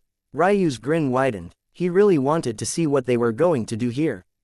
Chapter 1545. Realization. The presence of a Tao Lord was already something greater than what the average person could bear to begin with. At a certain level, a layman couldn't feel the difference. An oppressive aura that could crush them was an oppressive aura that could crush them. What good would it do to try and parse them? What no one would have expected, though, was that even as this presence appeared, that Ryu would say such words. Toward this, even Lord Crownfire could no longer remain perfectly calm, his eyes narrowing. This boy's words were always so sharp and unforgiving. Every time he spoke, Lord Crownfire could practically feel his sect's faith being drained away. It couldn't be a coincidence. Lord Crownfire didn't believe so. He even believed that it was related to Ryu's Tao somehow. What he didn't understand was how the Tao of a mere fragmented sky god could possibly function on this scale. And then he finally appeared. It was an old man, but not in the sense of being decrepit and aged, but rather in a wisdom-filled, ancient sort of way. His dark skin tone seemed carved of stone and his white hair was a bright contrast. He wore clothing that looked as though he had just begun preparing for bed, a simple, loose, linen-like pair of pajamas, and his bare feet walked across the skies as though it was solid earth. To his back, there was a youth. His skin was also dark, but his eyes shone like the stars in the skies, filled with an impossible flood of charisma and beauty. His features were handsome enough to make women swoon, and his temperament was even more alluring. As he walked, a dark rainbow of colors flashed around him, similar to the way Ryu's silver runes acted. But the difference was that everyone knew what this was. The Child of Chaos Constitution. Suddenly, this young man's gaze flashed as they landed on Ryu, but Ryu only smiled back, brightly and without restraint. His own charisma seemed to leak out at that moment, competing with and even somewhat swallowing up that of Starlight's. Long time, no see, Ryu spoke, completely out of turn again. It was completely natural for everyone to wait for the Tao Sovereign to break the atmosphere first, and yet Ryu didn't seem to have this sort of propriety in his bones. Instead, he didn't seem to see the Tao Sovereign at all. There was a reason for this, of course. Ryu was very interested in Starlight's chaotic silk meridians, not because he needed them, but he wanted to see what transplanted meridians would truly look like. Ryu usually restrained his Child of Chaos constitution, but it had already long since surpassed Starlight's. He didn't have the luxury of flaunting it wherever he went, unfortunately. The restraint made him annoyed, but it was a necessary evil for now. Starlight's lips parted slightly. Indeed, it has been a long time. I've grown up. It was a subtle reminder to Ryu that Starlight was just a brat when he first met him, but Ryu didn't mind at all. Whether a child or not, being defeated by him once would mean that he would always be defeated. Absolutely nothing would change. Starlight already expected Ryu's lack of a reaction, so he didn't follow up, content to let his utterances hang in the air unopposed. "You've come to save the Raging Inferno sect?" Ryu asked. Starlight frowned, but he realized immediately afterward that Ryu wasn't talking to him at all, but rather the Tao Sovereign of his sect. The Tao Sovereign swept a gaze over Ryu, but seemed to find nothing, something that made even so him skeptical. "The matters of today are over," the Tao Sovereign uttered lightly. "The Raging Inferno and Azure Lightning sects will pull their encirclements back and spare the Radiant Star sect and help to restore harmony to the Seventh Heaven. In return, the Radiant Star sect will return disciple Josephine back to the sect that raised her, and the Azure Lightning sect will receive compensation in the form of land and resources. This isn't a time we should spend fighting amongst ourselves. There are matters of much greater importance. This is an unprecedented time in history, and the Fading Star sect will not tolerate anyone that stands in the way of that." The threat was blatant and clear. If the Fading Star sect were to attack the Radiant Star sect, they wouldn't use a faith battle. They would sweep down with overwhelming strength and crush everything in their path. Ultimately, they just hadn't been willing to pay the potential price they would have to. Now that things had come this far, they would settle for humiliating the Radiant Star sect. After eventually returning to their home, the Radiant Star sect was trapped within their own territory, and now they were being asked to compensate their oppressors for their audacity in fighting back. How amusing. Ryu, though, didn't say anything, a surprising turn of events for him. The reality was that he knew it was useless. If this battle of faith continued, in another year or two he might bring these sects to their knees. But ultimately, the Fading Star sect wasn't even so involved. They were just using the two sects as pawns in their game. Plus, there was still the stalwart Sun sect to worry about, yet another powerful, yet unscathed player in the game. The Radiant Star sect was too weak, and Aika was truly too rash in coming back so quickly. If she had lingered around in the Sixth Heaven for a few generations, the situation would have been much better, but she didn't have the patience for that. Quite frankly, neither did Ryu. The divergence was that Ryu would have just acted alone if he had the power of a Tao Sovereign. If he had that kind of power, this war would have ended in a few days. Unfortunately, he didn't. Ryu suddenly realized now why he had never joined a sect before. Chapter 1546. Change. Ryu's gaze shifted and landed on Jojo.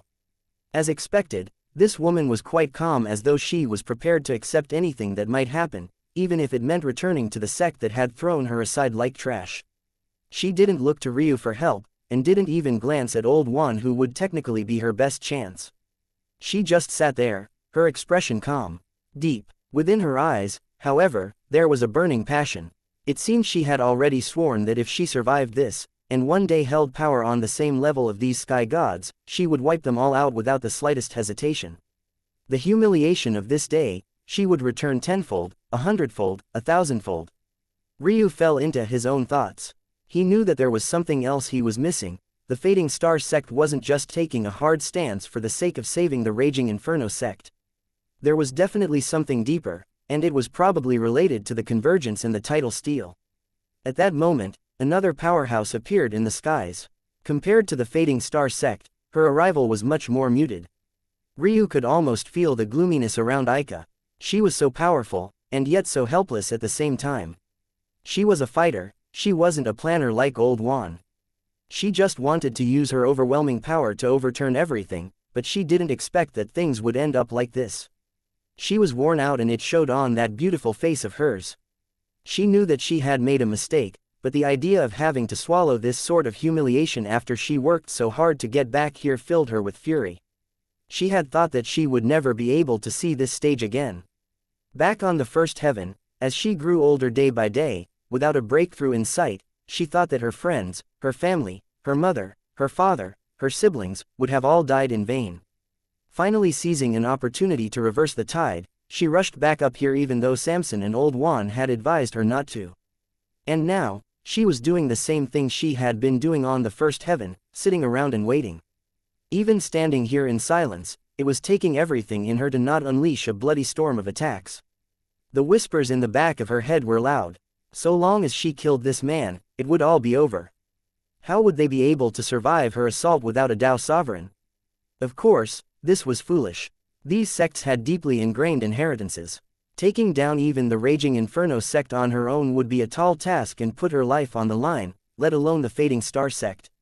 She flickered around her, roaring with life. And yet, to a layman, it looked as though she was just standing there. Maybe only the Tao Lords could see just how dangerous it would be even to touch her slightly right now. Their entire existence may very well be wiped off the map. Senior Aika, a bright voice came from below. Ryu looked as though he had just met his idol.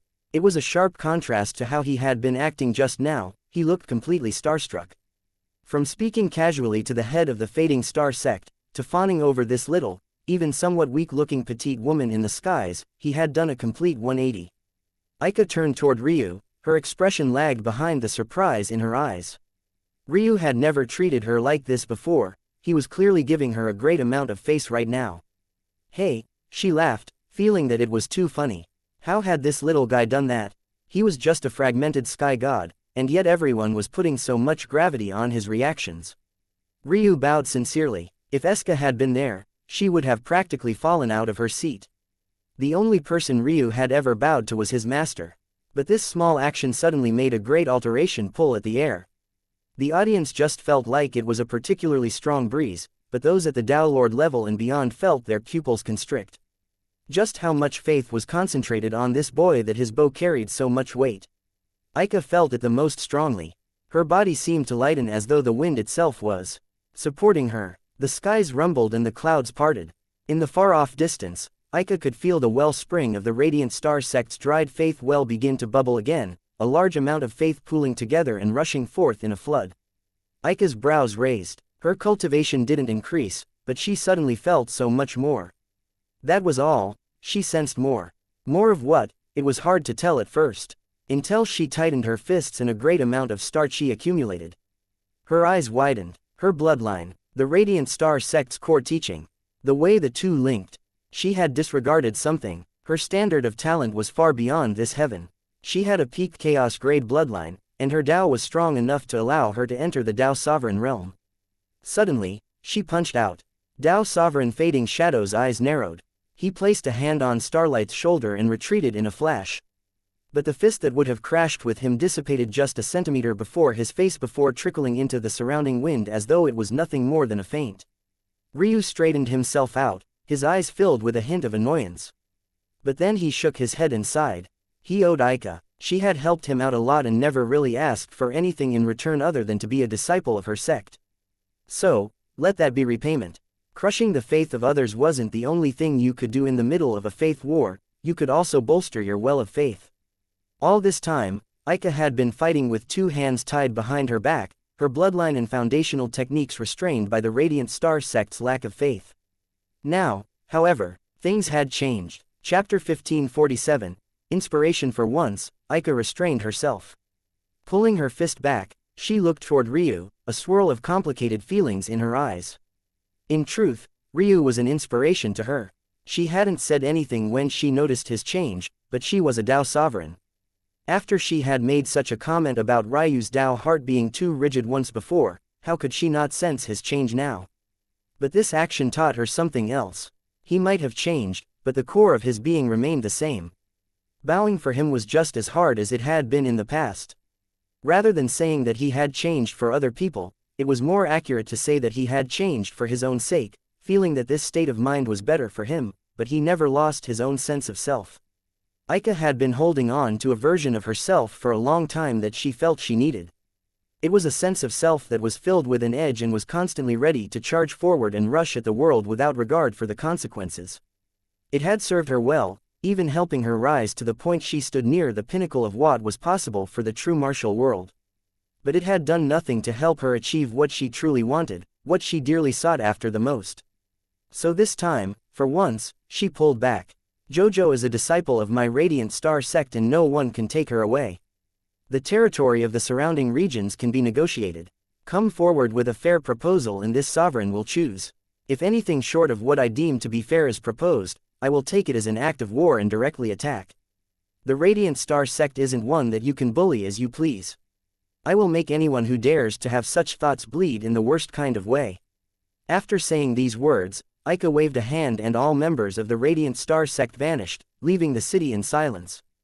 Did I do good? Aika stood with her arms akimbo, a grin on her face.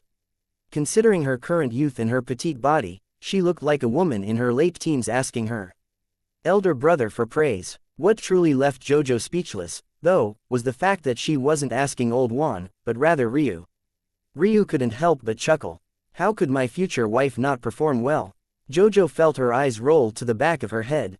What the hell was going on? Why couldn't this man ever do anything normal? What the hell was he talking about? This was a Dao sovereign. Hey, you were so respectful before but now you think you can tease me, brat. Aika feigned rage. Ryu put his hands up in surrender. My apologies, esteemed Dao sovereign. This disciple will go punish himself in the arms of another beauty. The women and Old Juan watched as Ryu really did disappear from his spot, really not knowing what to say about this shameless man. Old Juan coughed. That child is really too much. Beautiful women such as yourselves should really look for a loyal, one-woman type of man. Just take me for example. Old Juan found himself soaring through the air, somewhat wondering how he got there until the pain registered on his chest. Then, he crashed into the same mountain Samson was stuck in. After the rumbling subsided, Old Juan heard the echo of a muffled voice. First time, Old Juan sighed. Young ladies, Aika suddenly became more serious, looking toward Jojo and Selhira. Selhira, I've never insisted that you practice the core teachings of the Radiant Star sect before. As for Jojo, you are new, but I've already sensed it.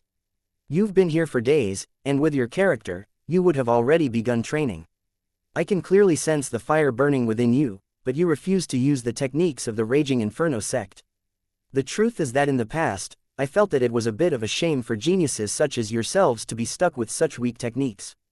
The former dual Radiance sect's techniques could only be maximized with the use of our bloodlines to begin with. However, after the Radiant Star sect's faith plummeted, it became even weaker. I gave you all the chance to absorb the Radiant Star sect's bloodline in the past, but I don't fault you for rejecting. Now, however, I believe that the Radiant Star sect's techniques are finally worthy of geniuses like you. Aika smiled a sincere, beautiful smile. Thanks to little Ryu, Jojo already sensed quite comfortable around this somewhat adorable Dao sovereign, so she couldn't assist but pout. Is it really because of him? Or are you just saying that? Aika chuckled, suddenly looking much more wise than she usually appeared. For a moment, the shadow of that old woman that once ran the Radiant Star sect's library returned, and Jojo could distinctly feel her age for the first time. That boy is a true mystery. Although I named him an inheritor disciple, gave him access to all of our resources and techniques, he really treats this old woman like a cheap slut. The last words broke the illusion for Jojo and she almost choked on air. Xianxia covered her mouth and giggled, unable to hold it back. His Tao heart is exceptionally solid and he isn't easily swayed by outward showings and gestures. He is confident in himself and never depends on anyone else, regardless of the situation. I trust that even after that bow, the heavens probably still don't truly register him as a member of my sect.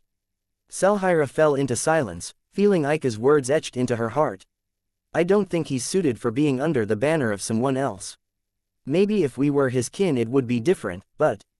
Aika shook her head. I think that, if he's willing, I should allow him to take the peril and attempt to become our throne. Chapter 1548. Impossible. Xianxia's eyes widened, as did Jojo's. A throne? No way, absolutely no way. Becoming a throne meant exceeding the potential of every other disciple to ever be born within a sect. However, even that wasn't enough.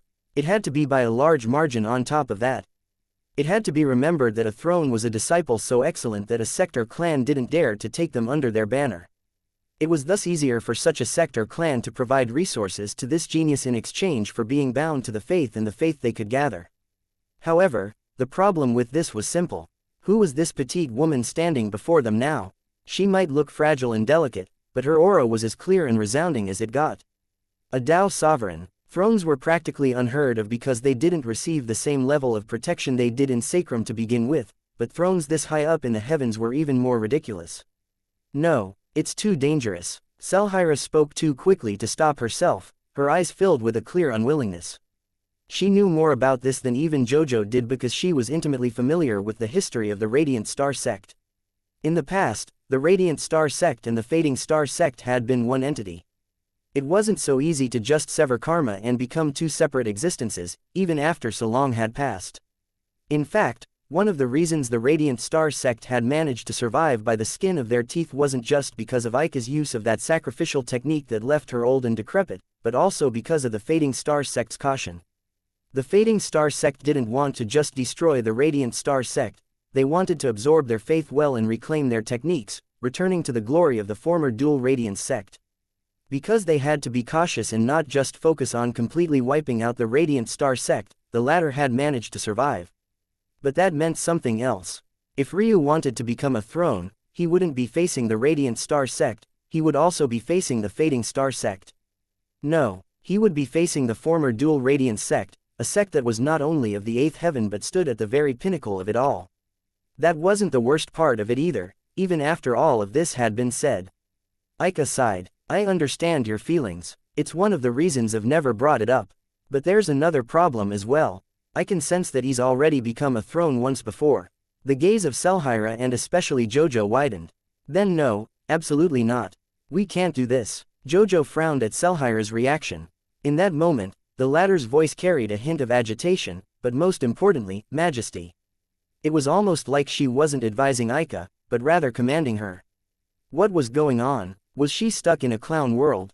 First Ryu called Aika his fiancé, and now Xianxia was being so rude to a Tao sovereign as well.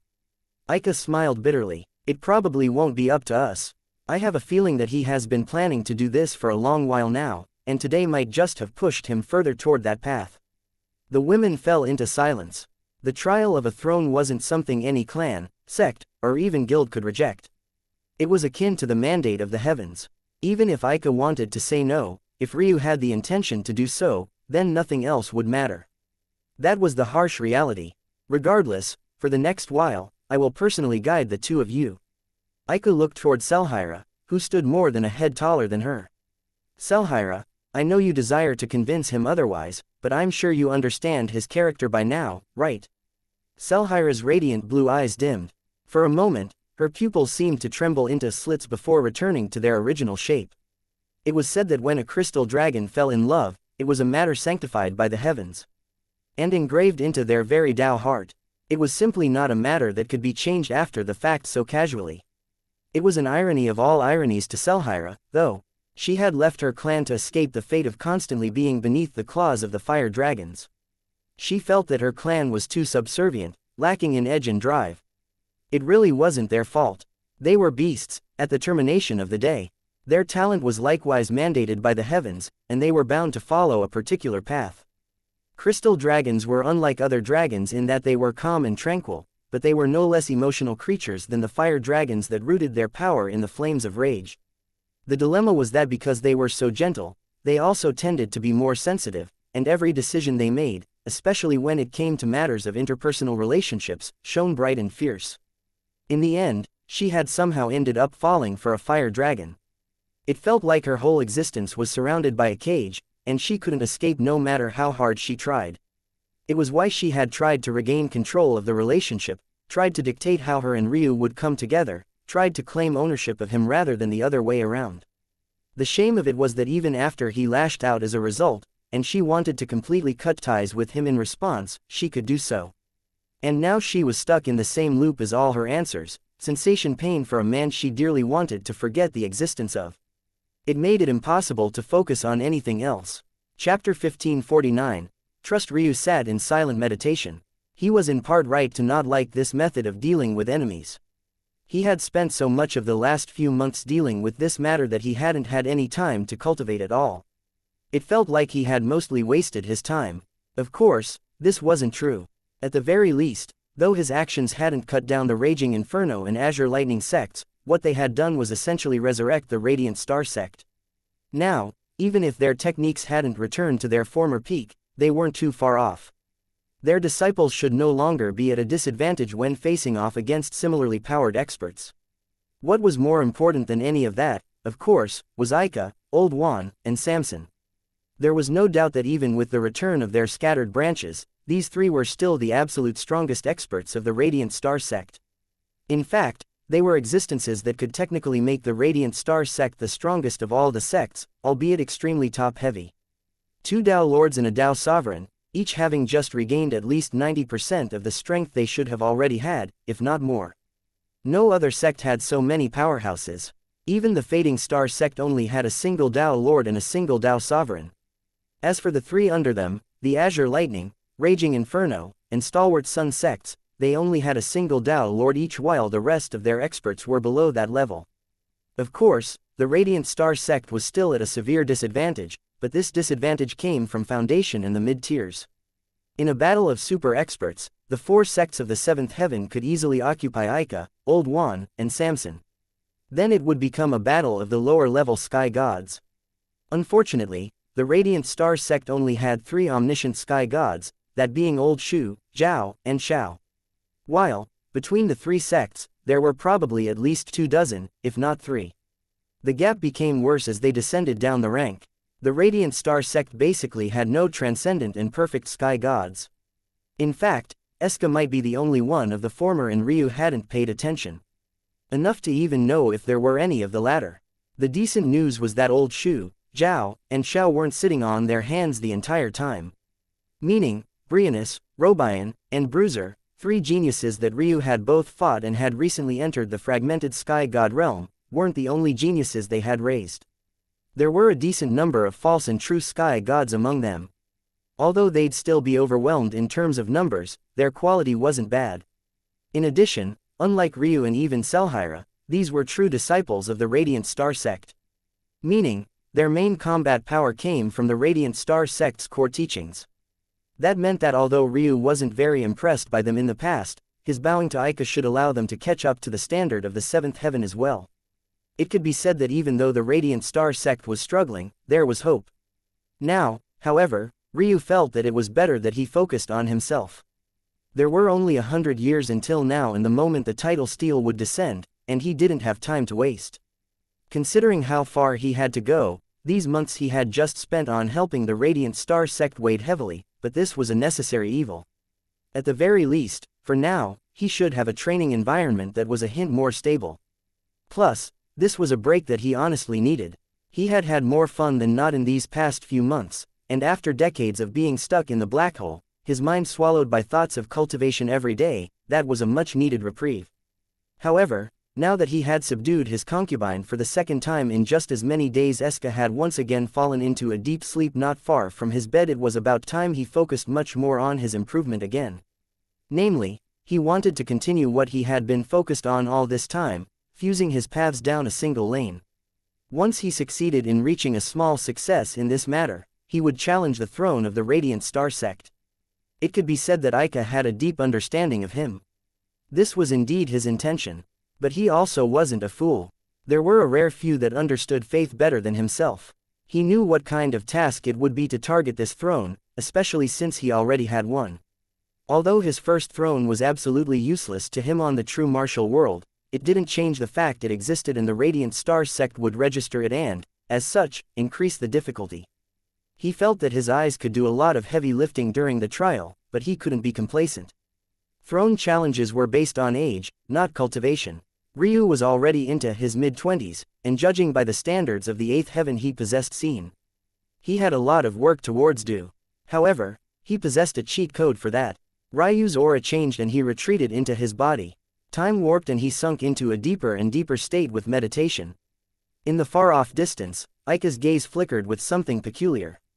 However, she reacted fast. With a wave with her hand, Ryu's living quarters were shrouded within a sheen of chi. Although that section of land remained there, it somehow also felt worlds away around the same. At the same time, Ika couldn't help but smile. It was a sweet smile, a rare instance compared towards her usual roguish grin. She felt that Ryu trusted her, and she liked that. Chapter 1550, Choice of Weapon. Ryu had a few targets for this seclusion. In a short time, his bloodline wouldn't be able to undergo another drastic change, neither would his other raw talents. What he had now would have to be enough. However, he didn't mind this. The improvement he had made in the heavenly path had already solidified. With his heavenly pupils back, it was even easier for him to see the path of the bloodlines. He could pull out their true power with much greater ease. Right now, there was no doubt that his bloodlines in their current state could display the strength of the Lord Grade individually. When he fused them and insisted on using them as one, they could only display the strength of the Omniscient Grade. However, Ryu didn't care much about these grades anymore. That was because the latter so-called Omniscient Grade was far stronger than the Lord Grade of his individual bloodlines. That was because although his bloodlines could only exhibit the strength of the Omniscient Grade when together, the power when fused outweighed the loss when they were separated. It was these sort of oddities that Ryu needed to parse and understand thoroughly. As he had many of them in his body, this was just one of the many oddities, and it was at moments like this that Ryu wished he had Ailsa by his side, or at the very least, a master. He had the guidance of the heavens, but he didn't want to follow that path precisely. In addition, much of his strength, that being the unbalanced mantra and the 9-pillar flames, were both unable to be deciphered by the heavens and could only be understood by himself. Then there was the issue of his weapons of choice. The heavens could likewise not give much guidance about great sword staffs because there were simply far too few experts that had used it in their path, none of whom had reached the pinnacle. The heavens weren't just some unopened encyclopedia that was all-knowing and all-powerful. The guidance that it had given Ryu was based on the success of other powerful cultivators. In fact, according to the heavens, he should abandon weapons entirely and become a master of close combat skills, unleashing all of his strength in a barrage of fists, palms, fingers, knees, and kicks. With the way it was described, Ryu had to admit that he was actually somewhat intrigued by the prospect. After some thought that lasted for much longer than Ryu wanted to admit, he finally decided on what to focus on first. It had to be his weapons. He seemed like an expert, able to easily swap between weapons, and even gain god aura with each one of them. But Ryu didn't feel like this. Pulling out his weapon god auras felt like he was trying to breathe through a straw. He had so much potential, but he could only pull out small bits at a time. After he formed his internal matrix, this had changed somewhat. That was because his Tao could see through the secrets of these weapons up to the false grade, so as a fragmented sky god, it made it look like he was infallible. But he still remembered his battle with Starlight. His greatsword staff had been suppressed and he had been forced to abandon it. Should I really abandon it? Ryu was reluctant. It wasn't because he had such an attachment to the greatsword staff, but rather because it was the weapon his wife had picked out for him. Back then, it took a lot of courage for Ailsa to bring up the idea to him. Ryu had been so dead set on using spears, glaives, and halberds. He was a Tatsuya, and at the time he believed himself to be the last Tatsuya. How could he abandon the path of his family? Now, it wouldn't be so exaggerated. Ailsa was his wife, a woman he loved dearly. Even if she cursed at him in a fit of rage, he would laugh it off while someone else doing the same thing would be consigned to death. Ryu took a breath and exhaled. 100 years. That was how long he had. If he was swimming against the tide of faith that entire time, he would end up shooting himself in the foot. Why had Ailsa made him choose the greatsword staff in the first place? It wasn't because she was so enraptured by the idea, it was rather because he was so obsessed with sticking with pole arms that she found an alternative just for him. That didn't even necessarily mean that she believed it was the best path for him either. He had too many things to focus on, too many things to perfect. He couldn't try to be perfect and rebellious at the same time. That moment of enlightenment he had had back when he returned to Sacrum came back to benefit him once more. This time, he wasn't abandoning perfection again. No, he appeared still seeking it, he was just flexible in how he chose to rise to that peak. In addition, he no longer hated the heavens. He had grown past that feeling a long time ago.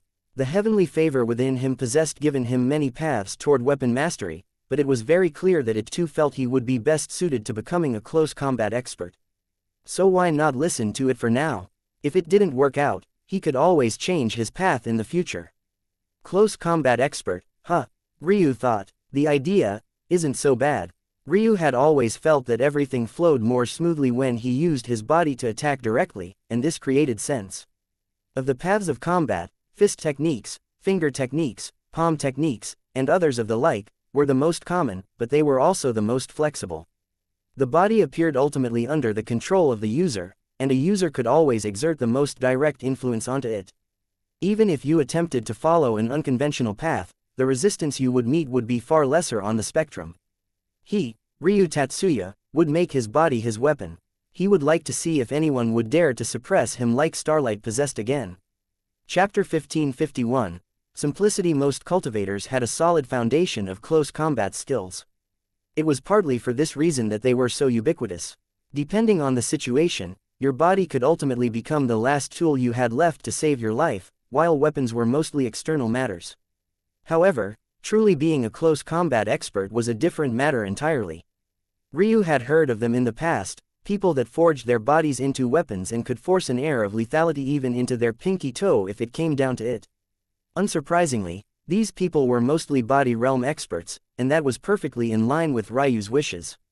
Is that really all? Ryu thought to himself, sinking into an even deeper state of meditation. There were large parts of Ryu that were actually very eager to embark on this path, but there was a small part that was still a bit hesitant. Should he really do this? A flash appeared in Ryu's mind. It was mostly an image, one of him using his fingers like a sword. Another flash appeared. He remembered evoking his lightning Kilin body and whipping out with a kick that split the skies. It had almost felt as though an axe was in his leg. These memories floated by one after another, his thoughts swirling about. People used their fingers as swords all the time. It wasn't even that difficult, honestly speaking. Quite honestly, you could use your body as anything because the body was unrestrained by such matters. Weapons were created by humans and by definition, they were designed to be amplifiers to what the human body could already do. As such, there wasn't a single weapon in existence designed to be used by one's hands and feet that didn't perfectly comply with the faith of the body as well. The thought intrigued Ryu. What if he didn't just become a close combat expert, but he also learned to not just figuratively use his body as a weapon, but to truly use his body as a weapon? Ryu shook his head. Wouldn't that put him back to square one? The reason that he was stripping down the layers of complexities and returning to what was simple was that he simply didn't have the time to follow abstruse and hard-to-grasp paths. What he should be doing, instead of making all of this complicated on himself again, was exchanging for a large amount fist, palm, finger, and leg techniques, poring over them until he could incorporate them into his body much like he had the protector spirits of the heavenly path. But the nagging thought lingered in the back of his mind. Ryu frowned, losing his state of meditation. He stood up as his eyes opened, feeling a hint of annoyance. However, when he saw Eska's delicate body wrapped in thin white sheets, sleeping without a care in the world with her pink lips just the slightest bit parted, his peace returned to him. He shook his head. This was the difference between cultivators of sacrum and the true martial world. In sacrum terms, Ryu wasn't even 30 yet and should only just be in the divine vessel realm. This would be the first true gap in cultivation, and in sacrum, it should take him 80 years to reach the connecting heaven realm from this point. Simply put, if he were in sacrum, this would be the first time Ryu would be learning to go into large bouts of closed-door seclusion. But he had never experienced that before. Most of Ryu's improvement came in the midst of battle, and though he had spent decades stuck in that black hole, he spent much of the time fighting back against its pull and also chatting with the little woman. A true seclusion, this wasn't something he possessed ever experienced before. As for Eska, she possessed experienced trillions of years of life. A seclusion of a few decades was child's play for her. Even one of several millennia would feel like a sip of tea. Ryu shook his head. He expected that with his firm Tao heart, this would be a breeze for him. But he understood that this was akin to exercising two different sorts of muscles. The main issue was that the path Ryu was trying to take now ignored his heart. He wanted to find out more about this potential variation of the close combat path, but he was pulling against himself, thinking about the moment he possessed left, trying to speed up the process. That push and pull was bound to have negative effects, and he was essentially shooting himself in the foot. It was unacceptable. I've taken it too far. Not chasing after perfection is one matter, but suppressing perfection is another. If I'm purposely shooting down my own thoughts with every step I take because I'm trying to rush to catch up to others, I'll only harm myself. When Ryu possessed this thought, he calmed down again. Taking a deep breath, he pointed a finger and suddenly struck down. A streak of sword chi seemed to form, and it split the air in two. It was silent and deadly, but no, this isn't the feeling I'm looking for. This is just a sword that is a finger. What I need is a finger that is a sword. The foundation is wrong. Ryu found himself slipping into enlightenment again, but this moment it wasn't due to the actions of his heavenly pupils. Rather, only the second time in his life that a true enlightenment possessed descended, one bestowed by the heavens themselves. This time, when Ryu's finger descended, the world trembled. Like a shooting star of silver, it danced through the skies, shredding everything in its way apart. Ryu retracted it and sent out a fist. The illusion of a rod that could hold up the heavens appeared, but just as quickly it vanished, replaced by a rod whipping from the side. His physique continued to move, the flashing illusions of weapons bearing down until there was nothing but a man that possessed returned to simplicity. Chapter 1552. Combat. Ryu's body carried a suffocating aura, one so imposing that it was difficult to even look at him directly. It felt like several god auras had condensed, returning to a simpler time where they were nothing more than an amorphous, chaotic blob of ideas. And it was for that reason that they were so lethal. Kicks that could split the heavens, fists that flatten mountains, fingers that could poke a hole through the veil of reality. Each one carried the shadow of a weapon that could be recognized, and yet they were also just out of reach. The body had become the true vessel, the true weapon of lethality that it was meant to be. For the second time in his life, Ryu could sense that the heavens were attempting to bestow upon him yet another bone structure. He didn't stop, but he also didn't allow the heavens to succeed either. His current bone structure was the best suited for him, and he didn't want to change it, but he wouldn't give up the insights from this incoming bone structure either. He unleashed the full potential of his eyes, and the world around him became one of grays, blacks, and whites. Lines of fate, lines of fate. He watched as the heavenly energies converged around him, and then dug deep. His chilled of order constitution took center stage. He engrossed himself in the environment around him, fusing with the runes of the heavens and incorporating them into his comprehension.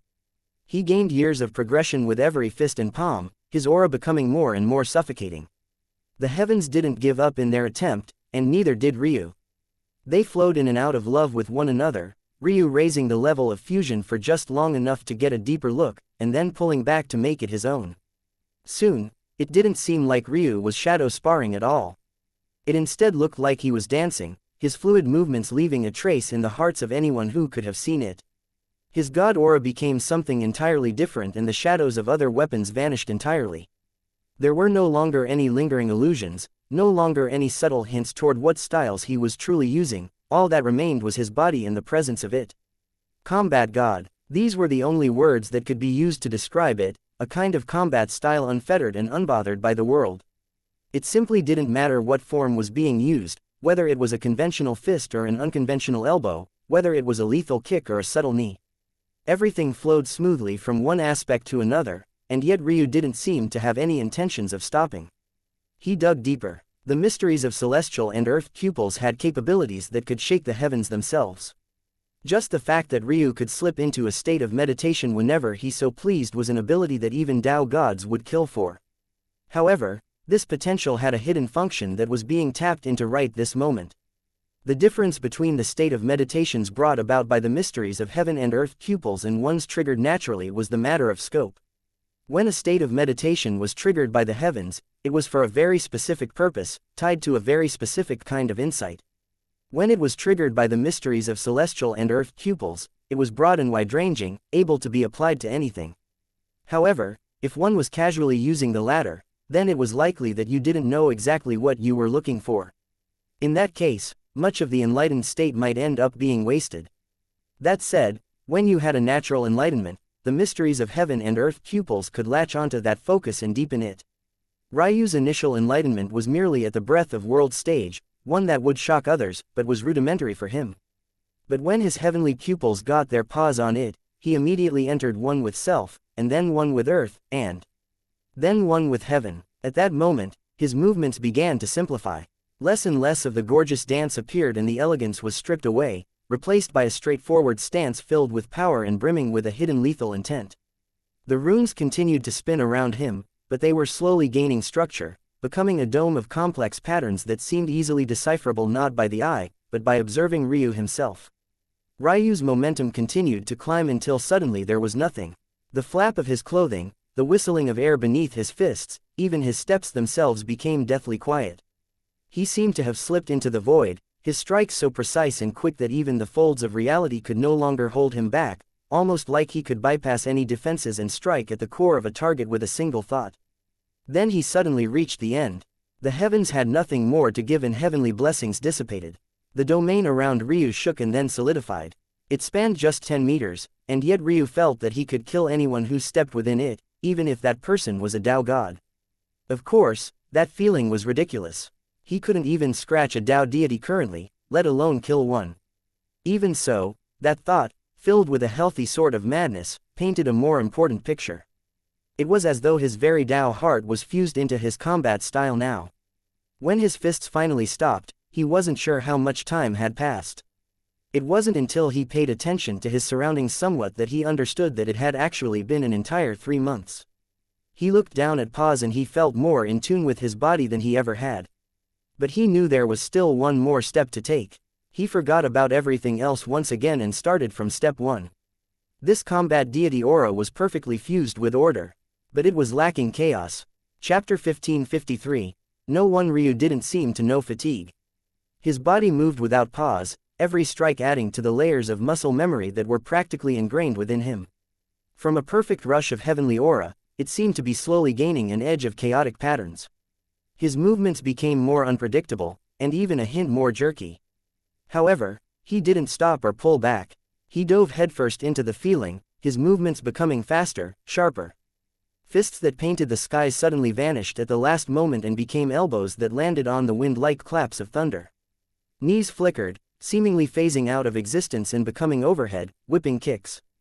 As the predictability became more wild and harder to track, the jerkiness was slowly weeded out, becoming just as fluid as it had started. Pa. Cracks of dark gold began to appear in the air, almost like crackling embryos of lightning. The energy of the world flowed along with Ryu, gathering a strength that seemed to exist beyond him. It was truly beautiful. Ryu's progress oscillated, moving from complex to simple, and then from simple back to dense layers of complexity. Every time he added a new layer, he retreated to the safety of simplicity and then added yet another layer. He was building a martial art all to himself, one that forged his body into a lethal, unprecedented weapon. Ryu's thoughts drifted, his movements becoming such an embodiment of who he was he no longer needed to think about it. Instead, his mind was consumed with one thought. The bow. It was the one weapon he had yet to incorporate, and probably the true reason he was the most reluctant to take this path. His grandfather's bow was still with him. He didn't know if he should take this step or not, but after over half a year, he had come to a decision. His palms left a beautiful arc in the air. Streaks of bright silver and dark silver left a layer of what looked like magic circles in their wake. Ryu took a breath, and these circles pulsed along with his domain, filling his body with power. He suddenly punched out, but the sound came much later than his strike stopped, echoing through the void and appearing several meters away. He punched out again, this one traveling even further. It was as though his fists extended far beyond his body, as though his range was unlimited. His movements started off slow, but they quickly grew in power and frequency. A series of echoes came long after Ryu's strikes, but they seemed to lag behind his actual movements. It wasn't just wind pressure, it was something far beyond that.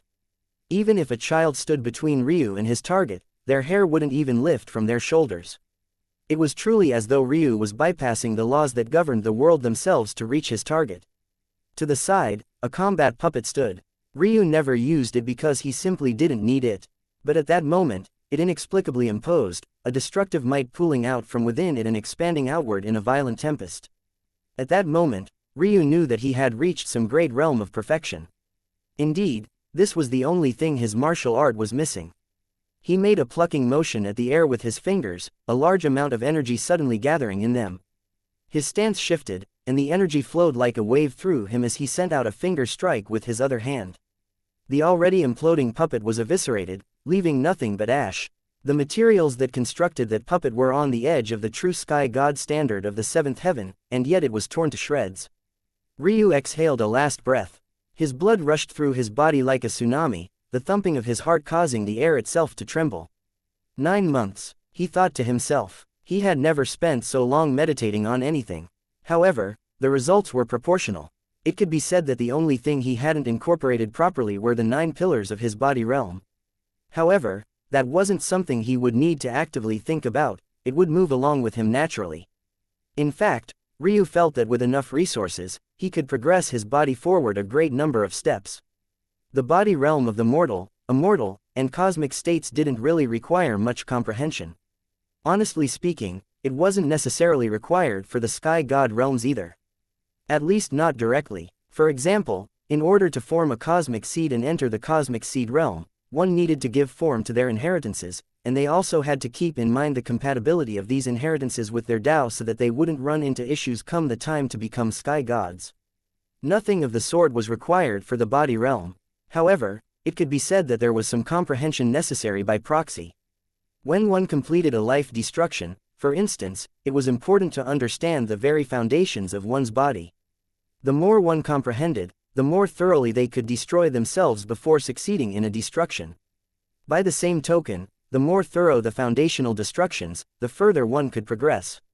The god realms of the body realm were similar. Although there were no longer any destructions, comprehension was a key benefit to faster progression. The reason it seemed that this wasn't the case was because of the heavy reliance on pure talent and grit in the body realms. Someone with weaker comprehension could make up for it by suffering or having great talent. Essentially, what was of the most importance in regards to the body realms was an ability to control a large amount of vital chi. Without meeting this bar, it was easy to implode. Just now, though, Ryu had made a great deal of progress. He felt that he could probably step through and enter another realm. However, now wasn't the time. He had only fixed one of his many issues, and it wasn't time to be so eager. Ryu didn't have to worry about such resources because he could just ask Aika. Right now, he was worried about his other taboo cultivation method. It was about time he fused the pieces of the unbalanced art sect's core teachings together.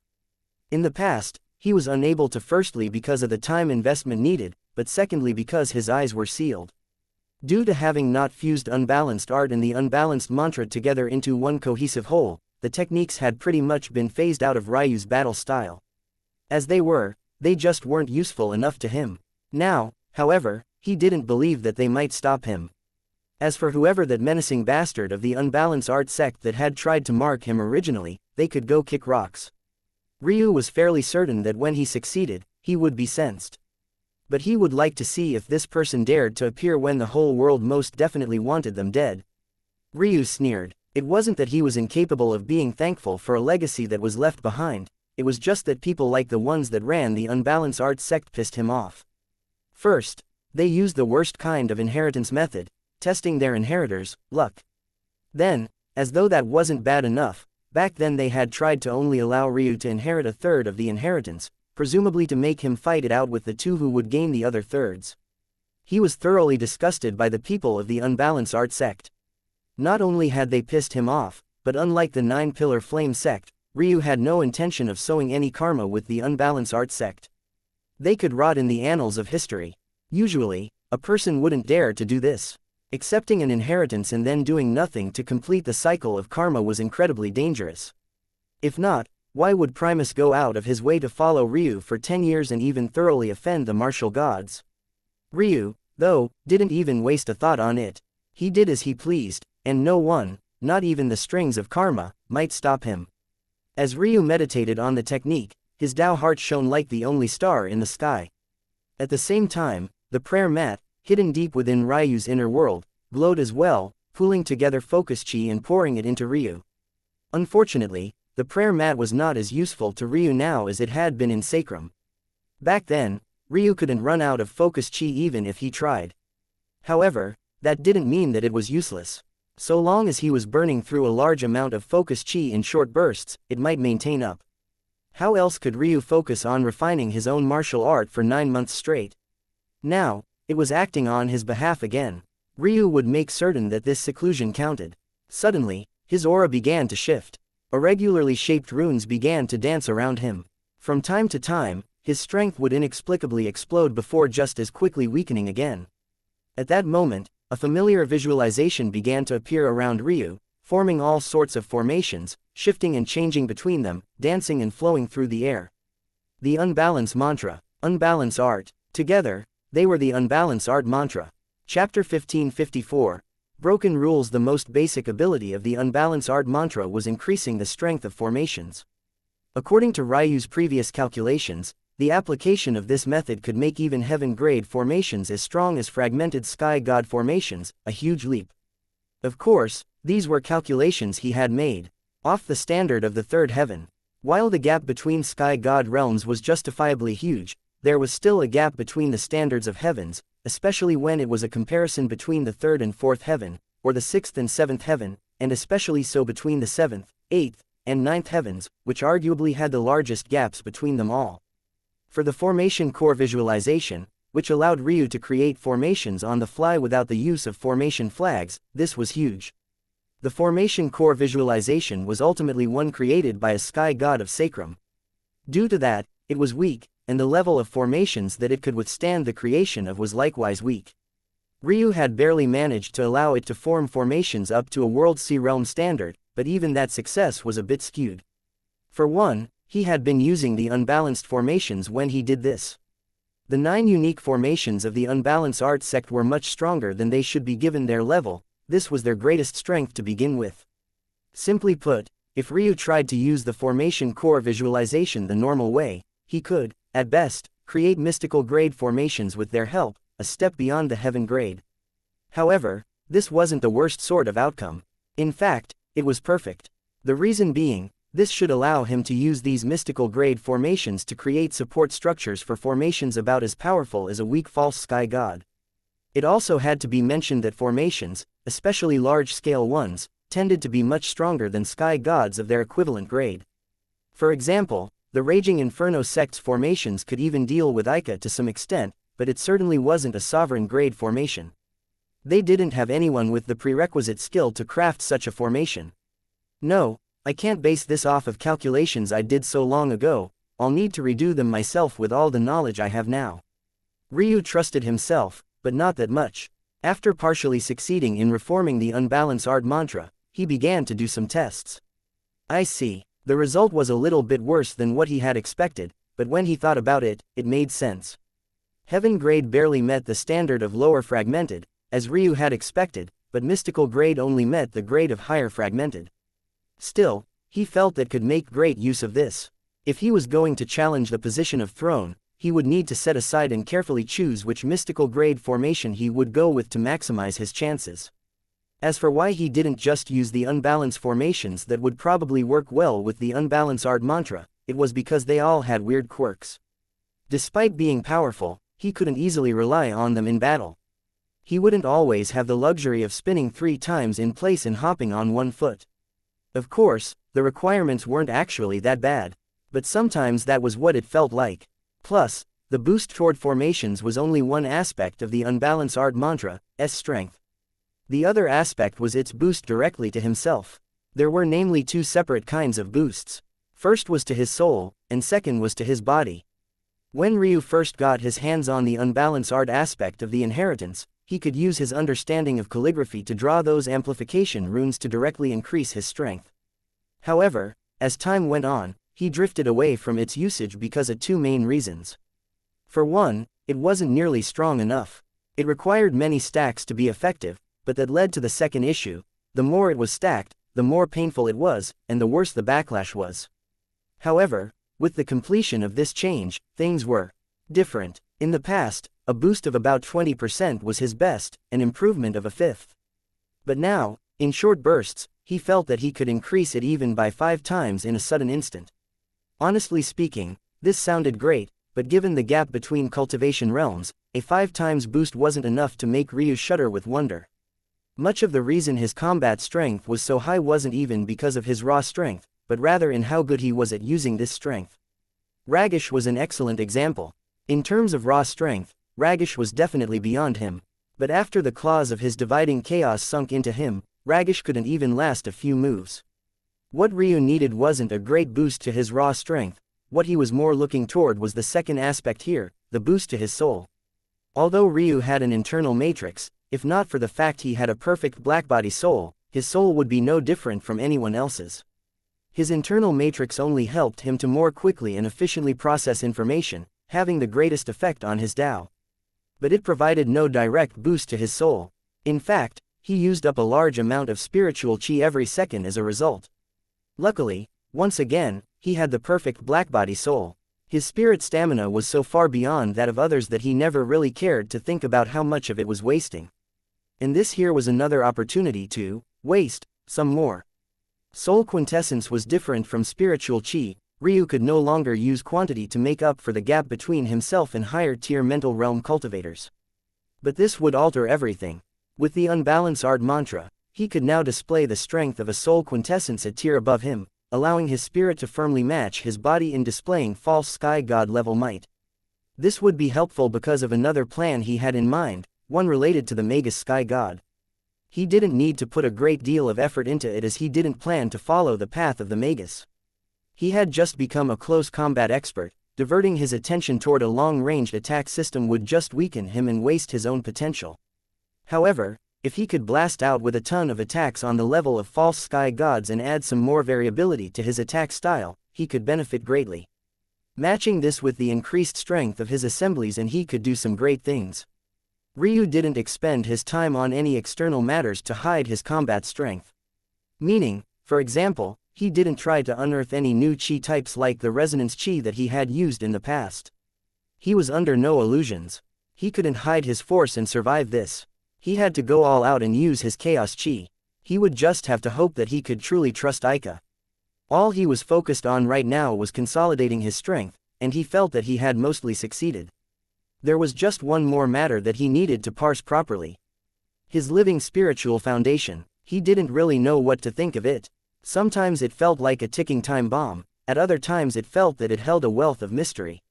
Sometimes it would listen to him just fine, but at other times it would take advantage of his weakness and ignore him entirely. It was nothing short of frustrating having something in your body that didn't listen to you the way that it should. As much as he wanted to ignore it, though, he couldn't.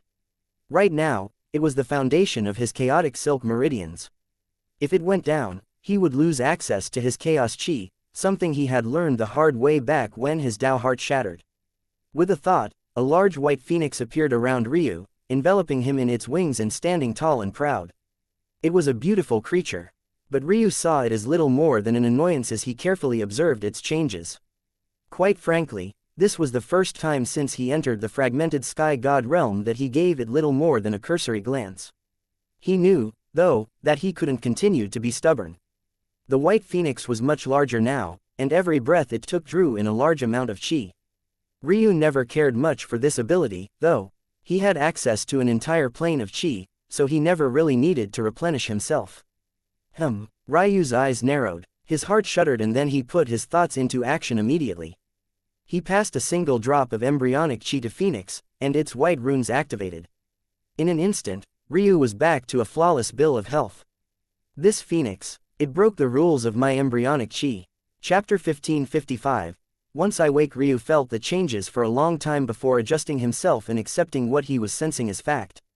Things were not always as good as they seemed, but at least in this context, it seemed as though it was more good than it was bad.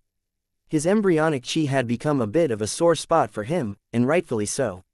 Much like everything else, his embryonic chi had changed after he stepped into the sky god realm as well. It became akin to a raging river, whereas before it was just a trickle of milky white droplets. And yet, it still took him using over a third of it before he could actually heal himself. There were always trade-offs with power, he understood that. But this was too much. A single drop of embryonic chi had been able to heal a transcendent sky god like Eska back to a full bill of health, and yet it took so much of it for him to move the needle for himself. Granted, most of the injuries Eska had suffered back then had been taken on by Eismine, but even so, it might have taken a second drop at worst for Ryu to fix them up even if that was the case. It felt like he had been granted great power, before an anchor was strapped to his ankle just before he was tossed into the ocean. But at the very least, he had gotten a portion of that back just now. The White Phoenix had been greedily absorbing the embryonic chi all this time. Usually, a life spiritual foundation like this one would take quite a number of years to grow, but this one had already zipped into maturity not long after Ryu awakened it, and it was only getting stronger by the day. Ryu didn't know why this creature needed so much embryonic chi, but given the fact that he needed a third of his reserves to heal his body now, he wasn't exactly in the position to ask questions. At the very least, the White Phoenix didn't suddenly drain him of everything he was worth in a single instant of time.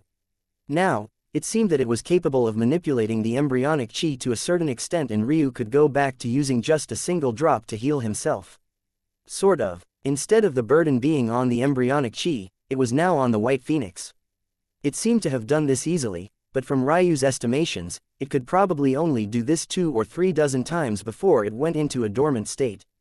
Even so, over 30 times was still better than just 3 times. That was an easy 10-fold increase, and this White Phoenix finally seemed to do something other than just take from him. It still didn't seem to have roused any other abilities, but Ryu was pleased with this for now. This change was a huge help to him. Being able to heal his body back to full health that many times would be a great bid for his survival. Ryu stood to his feet again. There was really only one other thing to try. An idea popped into his head when he called the White Phoenix for the first time in such a long time. Somehow, it reminded him of his birthed phenomena, but different. He punched out, using the White Phoenix as a guide. After the heavenly path closed, every one of Ryu's motions had become in turn with the heavens. After he forged his own martial art, every one of his attacks seemed to carry what could almost be called a hint of divinity within them. Just a simple punch seemed to cause the world around him to pause, but at that moment, something different happened. Dense white runes crawled up his arm and his fist inexplicably accelerated out of his control. The illusion of perfection was broken, and a rocketing punch caused the air to almost look as though it had imploded.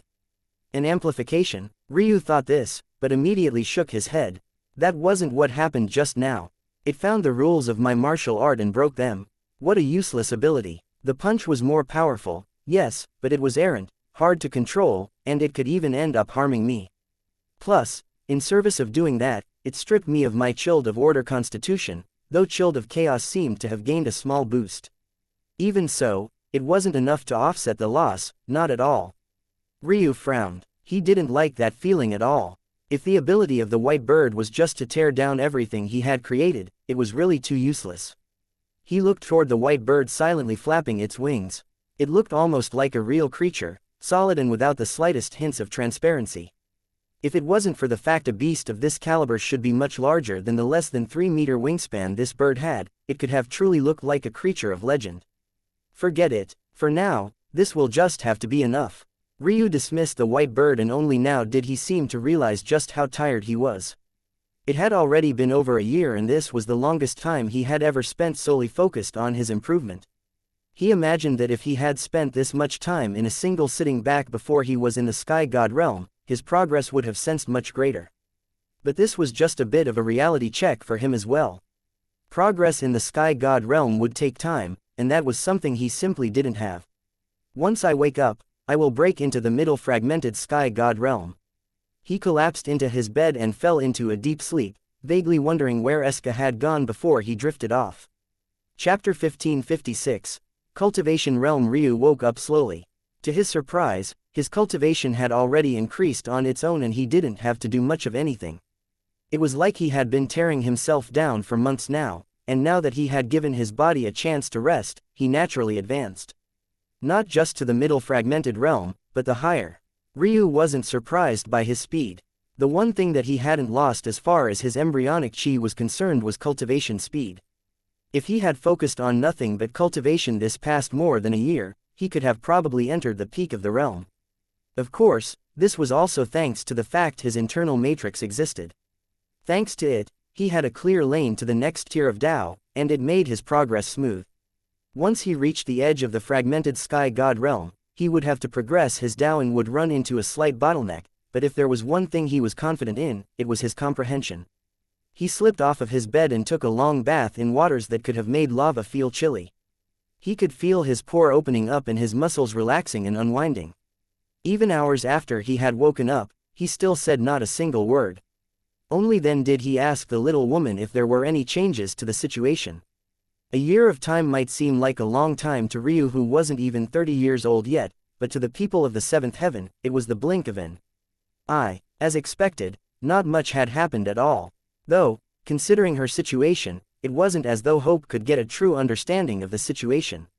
Even so, that was good enough for Ryu. He stood from his bath, a rippling wave of hot hair drying him in an instant. Let's get this over with. With a flicker of his wrist, robes of sky blue and radiant white appeared on his body. Then, he took a step and appeared high in the skies of the Radiant Star Sect. I've come to challenge the Radiant Star Sect's throne. The skies rumbled. No one could have expected that Ryu would suddenly do this.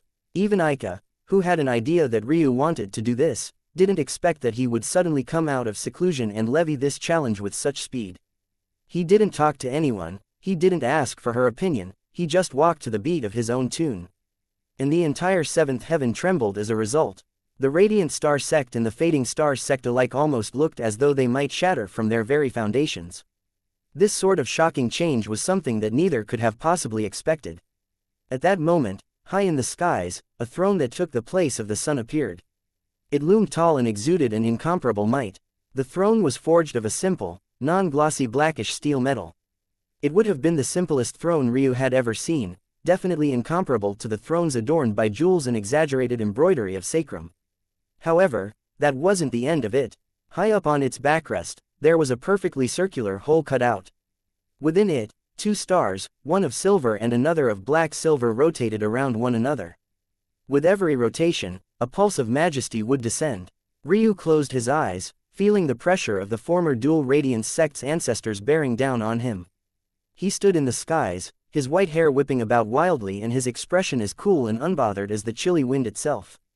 Several experts rushed out from the depths of the Radiant Star Sect, including Aika, Samson, and Old Juan. But they weren't the only ones. It could be said that even mortals of the seventh heaven had been alerted. If they could have directly teleported here, they would have. In a far-off place, Selhira, Jojo, and Eska looked up at once. The blood drained from Selhira's face entirely as she realized what was happening. No, it was too soon, she thought she had more time than this. Suddenly, the pressure on Ryu doubled, and a sparkling throne of blue steel appeared behind him. Compared to the large throne in the skies, it was small and insignificant, and yet that only made the dual radiance sect's throne all the more enraged. A great pressure tried to force Ryu to his knees, and in response, though his eyes remained closed, a sneer spread across his lips. Before anything else, he was Ryu Tatsuya. This sect might be inferior, but it was one his clan had taken under their wing. Who was the dual radiance sect to destroy it? A dead sect wants to be so arrogant. Ryu's words were soft, but quite frankly, they didn't need to be loud. It didn't matter how enraged the throne was, it had to work within the bounds of heaven's laws. So Ryu didn't mind putting it in its place. Roar! A birthed phenomena appeared high in the skies. Compared to the throne, it was small and couldn't even pull itself up to its seat, and yet the world still stilled. Open, Ryu said coldly. The throne trembled, and a portal as large as the sect grounds opened up before him. Ryu didn't bother with it and took a step in before Aika could even make the attempt to stop him. After Ryu had initialized the challenge, there was nothing she could have done anyway. Pulling him away now would mean he would be crippled at best. She looked off, into the distance, worry painting her usually confident expression. All you need to do is watch. Oh, and don't let anyone sense my greatness. Aika's eyes widened as Ryu's laughter echoed in her ears. In that moment, high in the skies, an image of Ryu was reflected as he stood in a sea of stars.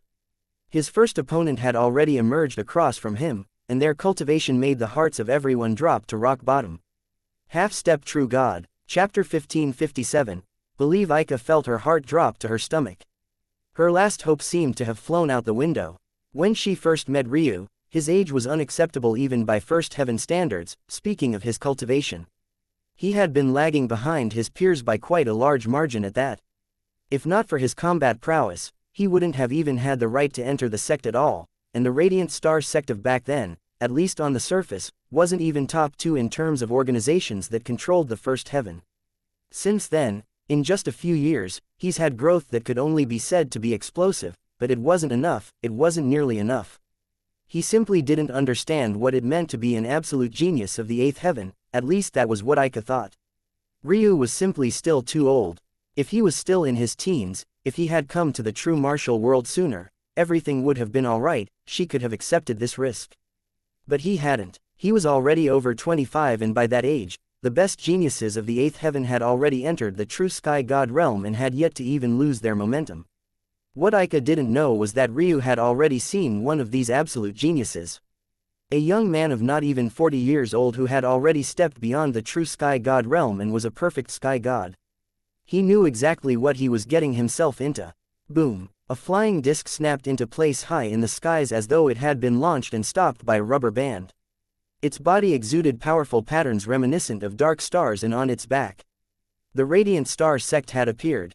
Lord Black Worm looked into the skies, a hint of an enraged expression on his face. Just this subtle rage alone caused the skies to twist and crack. Aika, who was already in a bad mood, flared up and the flying disc was forced to retreat several hundred miles. This is the Radiant Star sect, this isn't a place where you can come and flaunt your rage. Shut the fuck up and keep your shit to yourself or I'll pull your intestines out through your asshole. Aika's vulgar language echoed across the skies, her own rage quite clear and potent. Lord Black Worm coughed up a mouthful of blood, barely managing to protect Starlight to his back. His gaze flashed with an interesting light, but in the end, he listened to Aika and fell into silence. He could feel that something was off about Aika as well. Could it be that this wasn't a planned occurrence of the Radiant Star sect? He had somewhat learned about Ryu from Starlight, and he had a small understanding of his character. Most people probably thought it was nonsense that Ryu rejected the inheritance of a Dao sovereign, but Starlight, and now Black Worm, both knew that this was undeniably true. After Ryu defeated Starlight, there was no one else standing between himself and the inheritance. At that moment, sovereign chaotic space wouldn't be able to stop Ryu even if he wanted to. There was only so much he could bend the rules before it came back to bite him. The heavenly path wasn't a place even a sovereign could do as they pleased. Plus, Starlight was the only one that hadn't had his memories of that situation altered, because he was the one doing the altering in the first place. So how could he not remember it clearly? Starlight, that boy is arrogant enough to do this on his own, right? Yes, Starlight replied without hesitation. A crooked, bloody grin spread across Black Worm's face. This was much more interesting than he thought. Then, he noticed something that made his grin even wider. As Ryu's form solidified, a small throne to his behind appeared, being suppressed by all aspects of the world. He was a throne already. Black Worm would have lifted his head up to the skies and roared out in laughter if not for the fact he was certain that Aika might ignore all pretenses and directly kill him if he did such a thing. Soon after the Radiant Star sect, Lord Crown Fire of the Raging Inferno sect appeared. With him, there was a beautiful young woman wearing a dress of emerald. Everyone recognized this young woman as his daughter and the very woman that Jojo had rather some hate for. Next, the Azure Lightning sect appeared, led by Lord Striking Azure. Behind him, Fairy Azure stood, looking up at Ryu with sparkling eyes. To her side, Litor stood as well, now having the status deserving of standing here due to the improvement of his Dao. Though, The youthful man had no idea that he had Ryu to thank for that. Then came the stalwart Sun Sect and Lord Sunblaze. Behind him, Reikian followed along with another young man. This young man was clad in armor of silver and gold, with a head of hair colored the same. His brows were rather literally shaped like a spear blade, not metaphorically, or somewhat like, but well and truly. They matched well with the spear-shaped earring that hung from his left ear. This youthful man exuded the aura of the transcendent sky god realm, much like Lord Crownfire's daughter.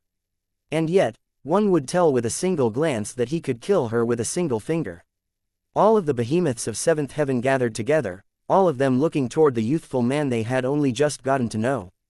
The faith of the Seventh Heaven seemed to revolve around him in a swirl of absolute madness. One among them, however, could not control her tears at all. Selhira sobbed. She experienced that she had been too stubborn, too obstinate. She was just a woman, wasn't she? Should she give way to her man?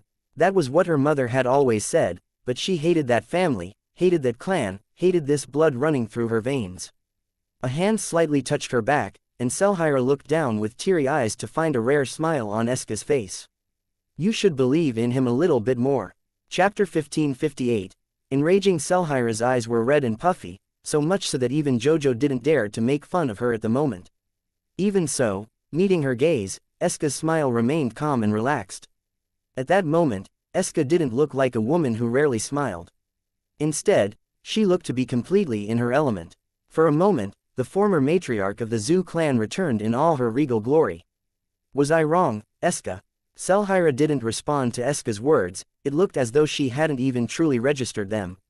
Her heart was shaken and she seemed to need to find comfort in something. Eska knew what she meant. During this last year, the three of them hadn't talked about Ryu a single time, focusing on other things and improving themselves as much as possible. Eska took the role of escort and Dao protector, while Selhira and Jojo tried to improve as quickly as they could. Although Selhira had never said it in so many words, Eska knew what she was striving for. She wanted to get strong enough to challenge the throne on her own so that Ryu couldn't. She had her own streak of defiance. Even when she tried to show her love, she did it in the most destructive and counterproductive ways. She was truly a gentle woman hiding a fierce woman deep on the inside. In the end, she hadn't talked to Ryu a single time in these last several years, but the absence only seemed to make the fondness grow stronger.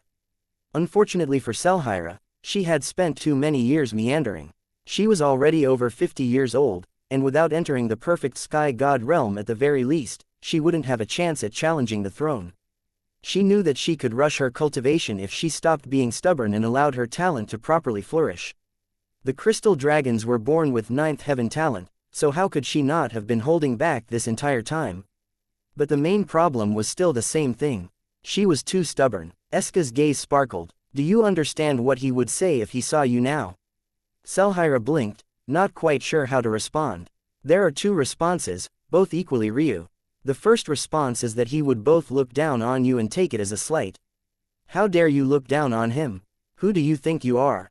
Jojo snorted, crossing her arms unhappily.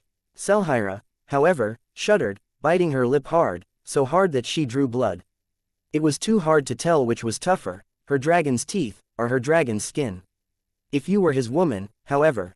Eska's gaze turned a hint misty as though she was reminiscing about something. He would be hurt, and even with that hurt, he would take you into his arms and grin down at you until you were comforted. Because as he always says, his wives have the right to be as unyielding as they please.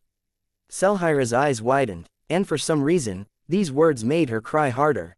Ryu appeared around with a casual sweep of his gaze. According to what he knew, all throne challenges were just a little bit different from others, but they ultimately had just a single goal, to test one's battle prowess compared to others your age. This challenge, though, at least for now, appeared quite similar to the one he had faced in Sacrum. Just one enemy across from him. Kill them and move on. Simple. The difference was that back in Sacrum, it wasn't until the last challenge that he got such a lifelike enemy to face. In the Awoken Moon sect, the first several challengers were all deadpan puppets that hardly had a physical form. The fact this one was so alive meant that the challenge would be more serious right from the very beginning. As for the person's cultivation, who cared? Are you going to start the battle, or are you just going to keep staring at me? Ryu asked with a smile. The man across from Ryu met his eyes, Then it calmly landed on the throne that hovered behind him. You have a throne, but you've come to challenge my dual radiance sect. Ryu's lip curled. I think you mean your radiant star sect. The man's pupils constricted before he calmed down. You have a Tao that attacks the psyche. The radiant star faction is just that, a faction. Ryu's grin deepened. Why don't you look around and take a gander at the faith you have access to? The core of the challenger trembled. He already knew that Ryu was telling the truth. It's a shame, Ryu chuckled. Such a valiant sect, reduced to having its throne challenged by a 26-year-old fragmented sky god like me. You must be quite mad. Have you ever heard of subtlety? Subtlety is only needed when you're manipulating someone. I'm not manipulating you, I'm just telling you the truth. Your sect is finished, their two halves devoured one another, and now I'm standing before you, carelessly slandering your sect, not worried in the least about what they might do to me once I step out of here. That should paint the picture quite well for you, don't you think? The man's expression appeared calm, but it was obvious to Ryu's eyes that his breathing pace had increased by at least 5%. So what's it going to be? Are you going to attack? Or not? Ryu smiled. You've succeeded in enraging me. Oh, good. Ryu's grin became a wild grin as the man blurred. Bang. Ryu's fist ripped right through the man's chest. In his final moments, before he faded into darkness, his eyes were wide open. He hadn't expected that Ryu's attack on his mind would have taken so much of his attack strength away.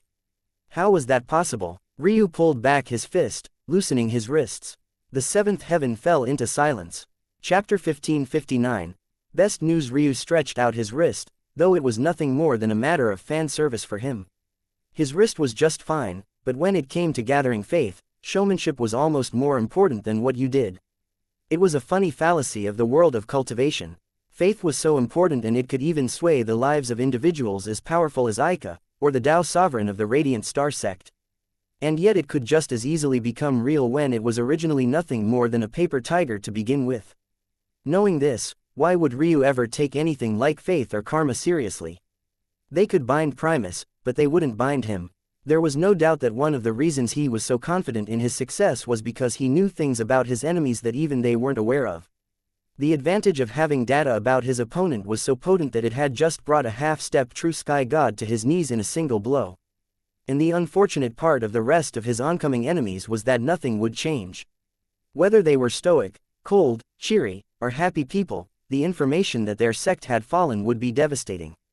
It wasn't that Ryu's Tao of Sin could use manipulation to weaken people. His Tao didn't work so directly, and it was entirely a matter of comprehension, as was his strong suit. It had to be remembered that lines of fate functioned best when Ryu had more karma with a person or thing. This was why he had been able to use lines of fate during his battle with the Awoken Moon sect geniuses to learn their core spear technique. Without this foundation of understanding, it would take much longer for the abilities of his eye to trigger and for him to find weaknesses in his opponents or copy their techniques. Of course, much like most things, his eyes now were far more mighty than they had been in the past. But this wasn't to explain what his eyes could do, but rather how his Tao worked. Or, even more accurately than that, how his Tao and his heavenly pupils could work together. Using dividing chaos, should he have information about an individual, especially if he had particularly damning information, he could peer into their karma and lines of fate with much greater ease. When he had a person like that in the palm of his hands, it wasn't just a matter of them becoming weaker, but also that Ryu could exploit their weaknesses more directly. Just now, his eyes could practically see the path his fist should take, a path that would kill his enemy in a single blow. Ryu never planned to fight all of these geniuses at full power from the beginning. Lord Black Worm's sneer froze on his face. If it wasn't for the fact he was a Tao Lord, he wouldn't have even trusted what he was seeing. Starlight, to his back, stood in silence. But his pupils were constricted into tiny pinholes. It seemed that he wasn't nearly as calm as he seemed to be on the surface. Ryu's wild grin seemed to be painted across the backs of all their irises. They could see nothing but it, focus on nothing but it. It was evident he aware well that everyone was watching, and that was precisely where he wanted them, and at the same time, that was the only thing they could do. When the next half-step true sky god appeared, Ryu laughed and gave the same spiel. Even when his opponent wasn't the talkative or patient type, he simply dodged until they got the message, and then they'd simply fall. Ryu went through 4 foes before they felt a dense sort of numbness settle in. Just who was this young man? And then, they finally appeared. A true sky god. When Aika recognized this person, her heart shuddered. It seemed that they wouldn't be so lucky to have. Ryu stood across from the man. He was lanky, and tall beyond reason, standing at what must have been at least 8 feet.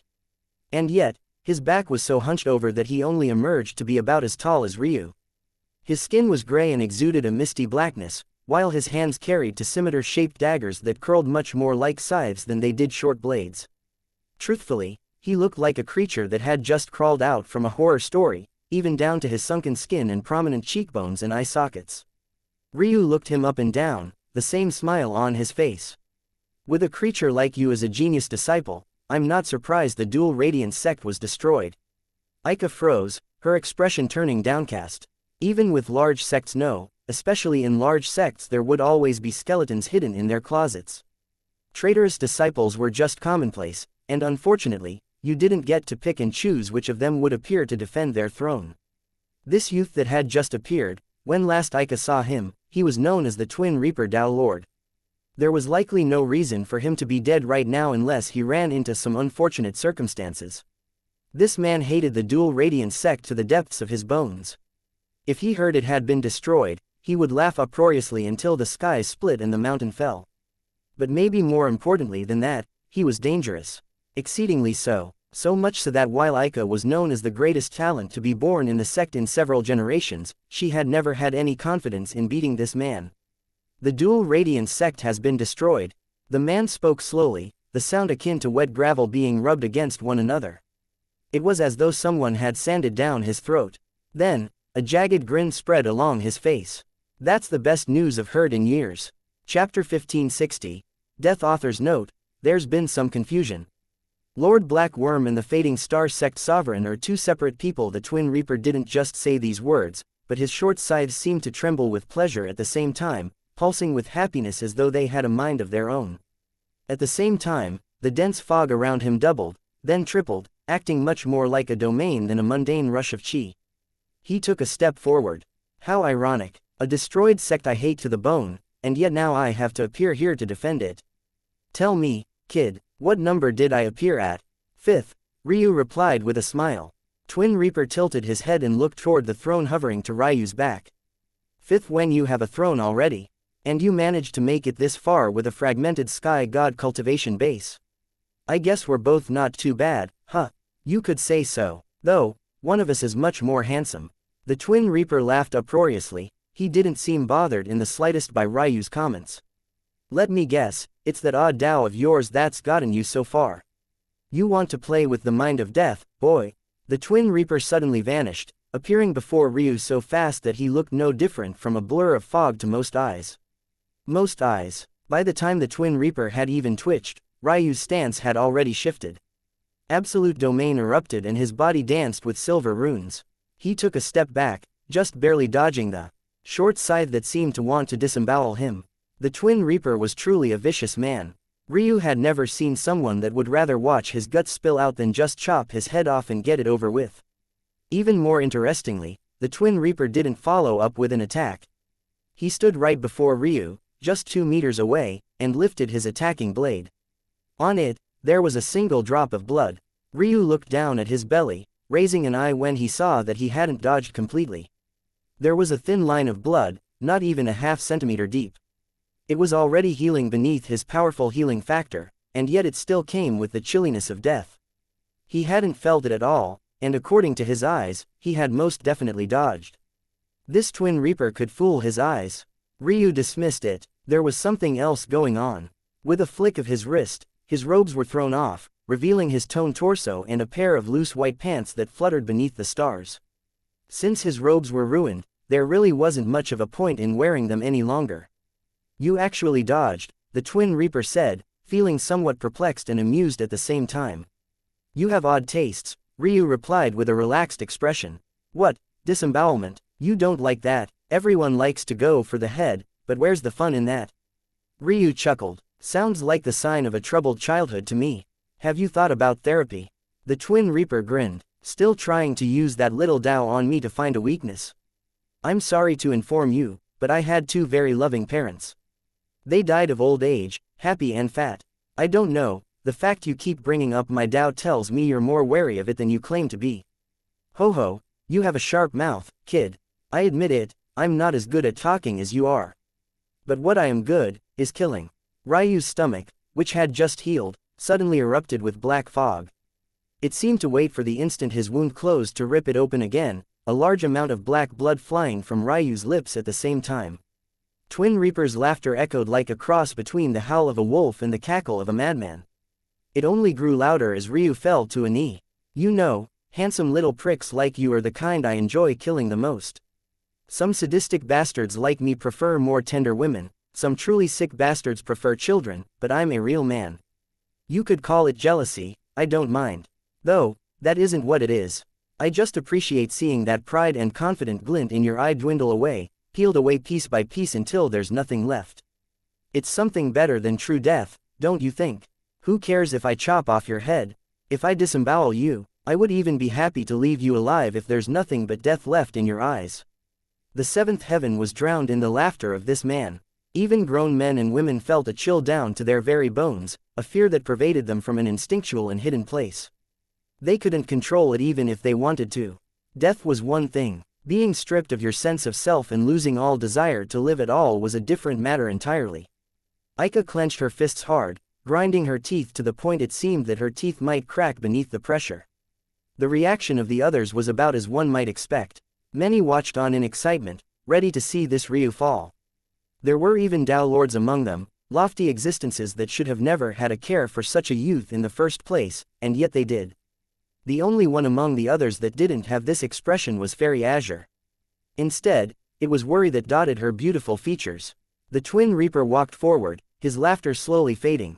As he squatted before Ryu, using the flat of his blade in an attempt that looked like trying to lift his chin up. However, what he didn't expect was that Ryu's gaze would meet his on its own. There was none of the despair or death that the Twin Reaper expected at all. A stubborn one, speaking about death before a dark phoenix, don't you think you're very laughable? The cry of a phoenix echoed through the air and death flames shot appreciate a pillar into the skies. Ryu's finger suddenly became the only existence in the world to the Twin Reaper. It pierced right through his eyes' brows and he only had time to widen his eyes in shock. Ryu slowly stood to his feet, a light of indifference in his eyes. Why did everyone think that he had to target something else dark about a person for his Tao to work? His Tao worked based on any and all information. The only method for the Twin Reaper to have been unaffected by the news of the dual radiance sect's decline was if he truly didn't care one way or another. The moment he reacted with excitement, he had previously fallen into Ryu's palms and he hadn't even noticed it. My Tao isn't something the likes of you can understand. These were the last words the Twin Reaper heard before his avatar faded away. Chapter 1561.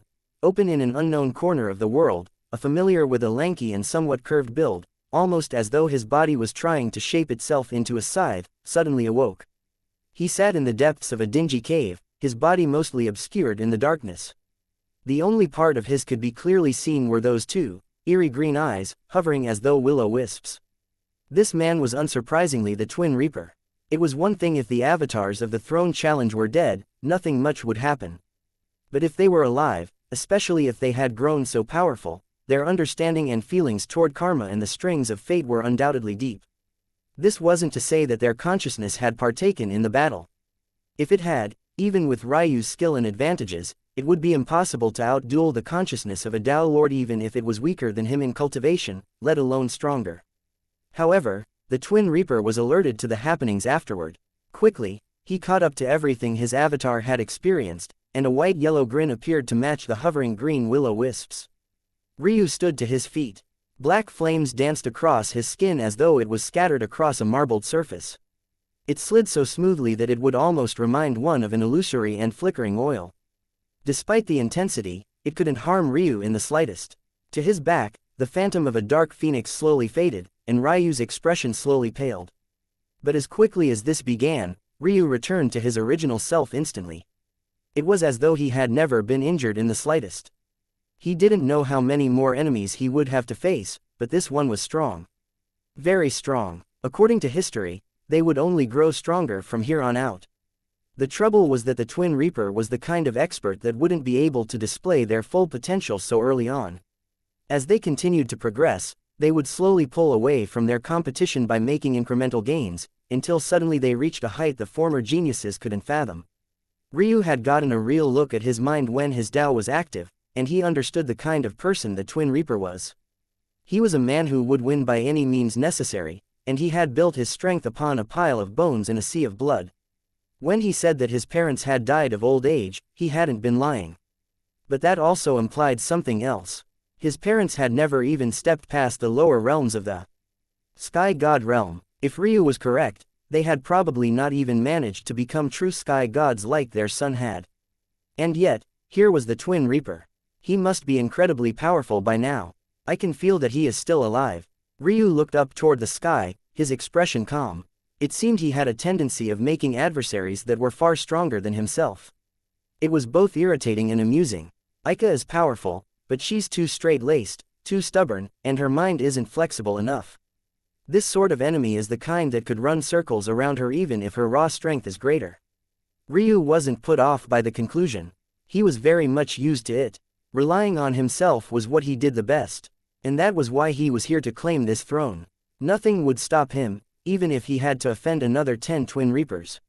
His confidence and his self-assurance, though, weren't something that the public shared. And that was precisely why the reaction to his victory in this round shook them to their cores. Whether it was Aika and the others of the Radiant Star sect, or their 4 enemy sects, each one was stumped. Not understanding what they were seeing. Of course, many of them thought it was because Aika had taken action to obscure exactly what they were seeing. Although they could see Ryu, they couldn't get any information about what abilities he was relying on, exactly the methods he was using, or even a clear understanding of what his real cultivation was at the moment. What they didn't know was that even Aika was stumped, a fact that could only make her smile bitterly.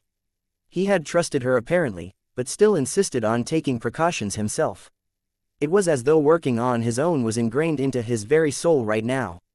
Ryu advanced forward, soon facing another enemy. Unsurprisingly, they were in the true Sky God realm as well, but they were even younger than the Twin Reaper had been. She almost appeared like a teenager. Despite how young she looked, there was something off-putting about her eyes. One was a ball of opaque white and another was a dense black. There was no distinction between sclera, irises, or pupils. If not for this, her features were akin to an adorable little doll, right down to her button nose and rosy cheeks. In her palm, a silver whip that appeared to be forged of links of metal, almost like dragon scales, lay. It looped on the floor before her and flickered with white and black lights. This time, Ryu didn't say anything. He could sense already that this young woman would have a reaction that would perfectly counter his Tao. Indifference. Even so, he sensed an excitement bubbling up in his heart. His blood boiled, his birthed phenomena roared into existence, and runes of silver and dark silver appeared around him, his body entering a relaxed battle stance. And then, his eyes flared. Earth Gate, open. The skies quaked. A huge, looming gate appeared over Ryu as he activated Earth Gate in its truest and most powerful glory. Aika's eyes opened so wide they seemed to be ready to fall out of her sockets. Fuck. Chapter 1562. Take form. Aika scrambled, her chi flaring and shrouding everything. The surrounding Tao lords were filled with such fear that they rushed away, not even having time to understand what was happening. In truth, Aika had already layered enough protections that nothing would get through. But in her panic, she still layered in more. She wasn't taking any chances in the slightest. She had felt that ancient aura just now, she knew exactly what it was, and it shook her to her core. There was simply no way that she could allow anyone to know the truth, not a single soul. Ryu confronted off against the doll-like woman. They say that when experts face each other, they should exchange their names, Ryu said with a smile. The girl looked him up and down. You don't look like an expert. Don't I? Ryu didn't seem bothered. Aren't I here, though? The girl looked toward the throne hovering to his back and finally seemed to register where she was. I see. I am the 24th matriarch of the Dual Radiance sect. You may call me Sovereign Silver Dance. The world rumbled. A pleasure to meet you. I am Ryu Tatsuya. You won't share your title. Quite arrogant. Though she said this, she didn't seem to mind one way or another. It was just another casual fact. If there was anything, it was only a slight irritation that Ryu had made her share her own. Ryu laughed. I said to exchange names, I never said something about titles. Ah, will you wait for the appearance of the title steel? We've only just met, but you know me so well. Silver Dance turned absent-minded for a moment. No, she eventually spoke. You just remind me of someone else. Your Tao is very good, let's see if it will help you. Silver Dance's wrist shifted only the slightest bit, and yet her whip was led right to Ryu's chest. Ryu met it with a punch, the intention of the world following him. To his back, his birthed phenomena gathered up the intention of the world, and heavens rumbled and roared. The appearance of Ryu's heavenly pupils had shocked Aika so much that she didn't even have time to register the existence of the birthed phenomena. In fact, so many people were so swept up by her reaction that they didn't notice it until this moment as well.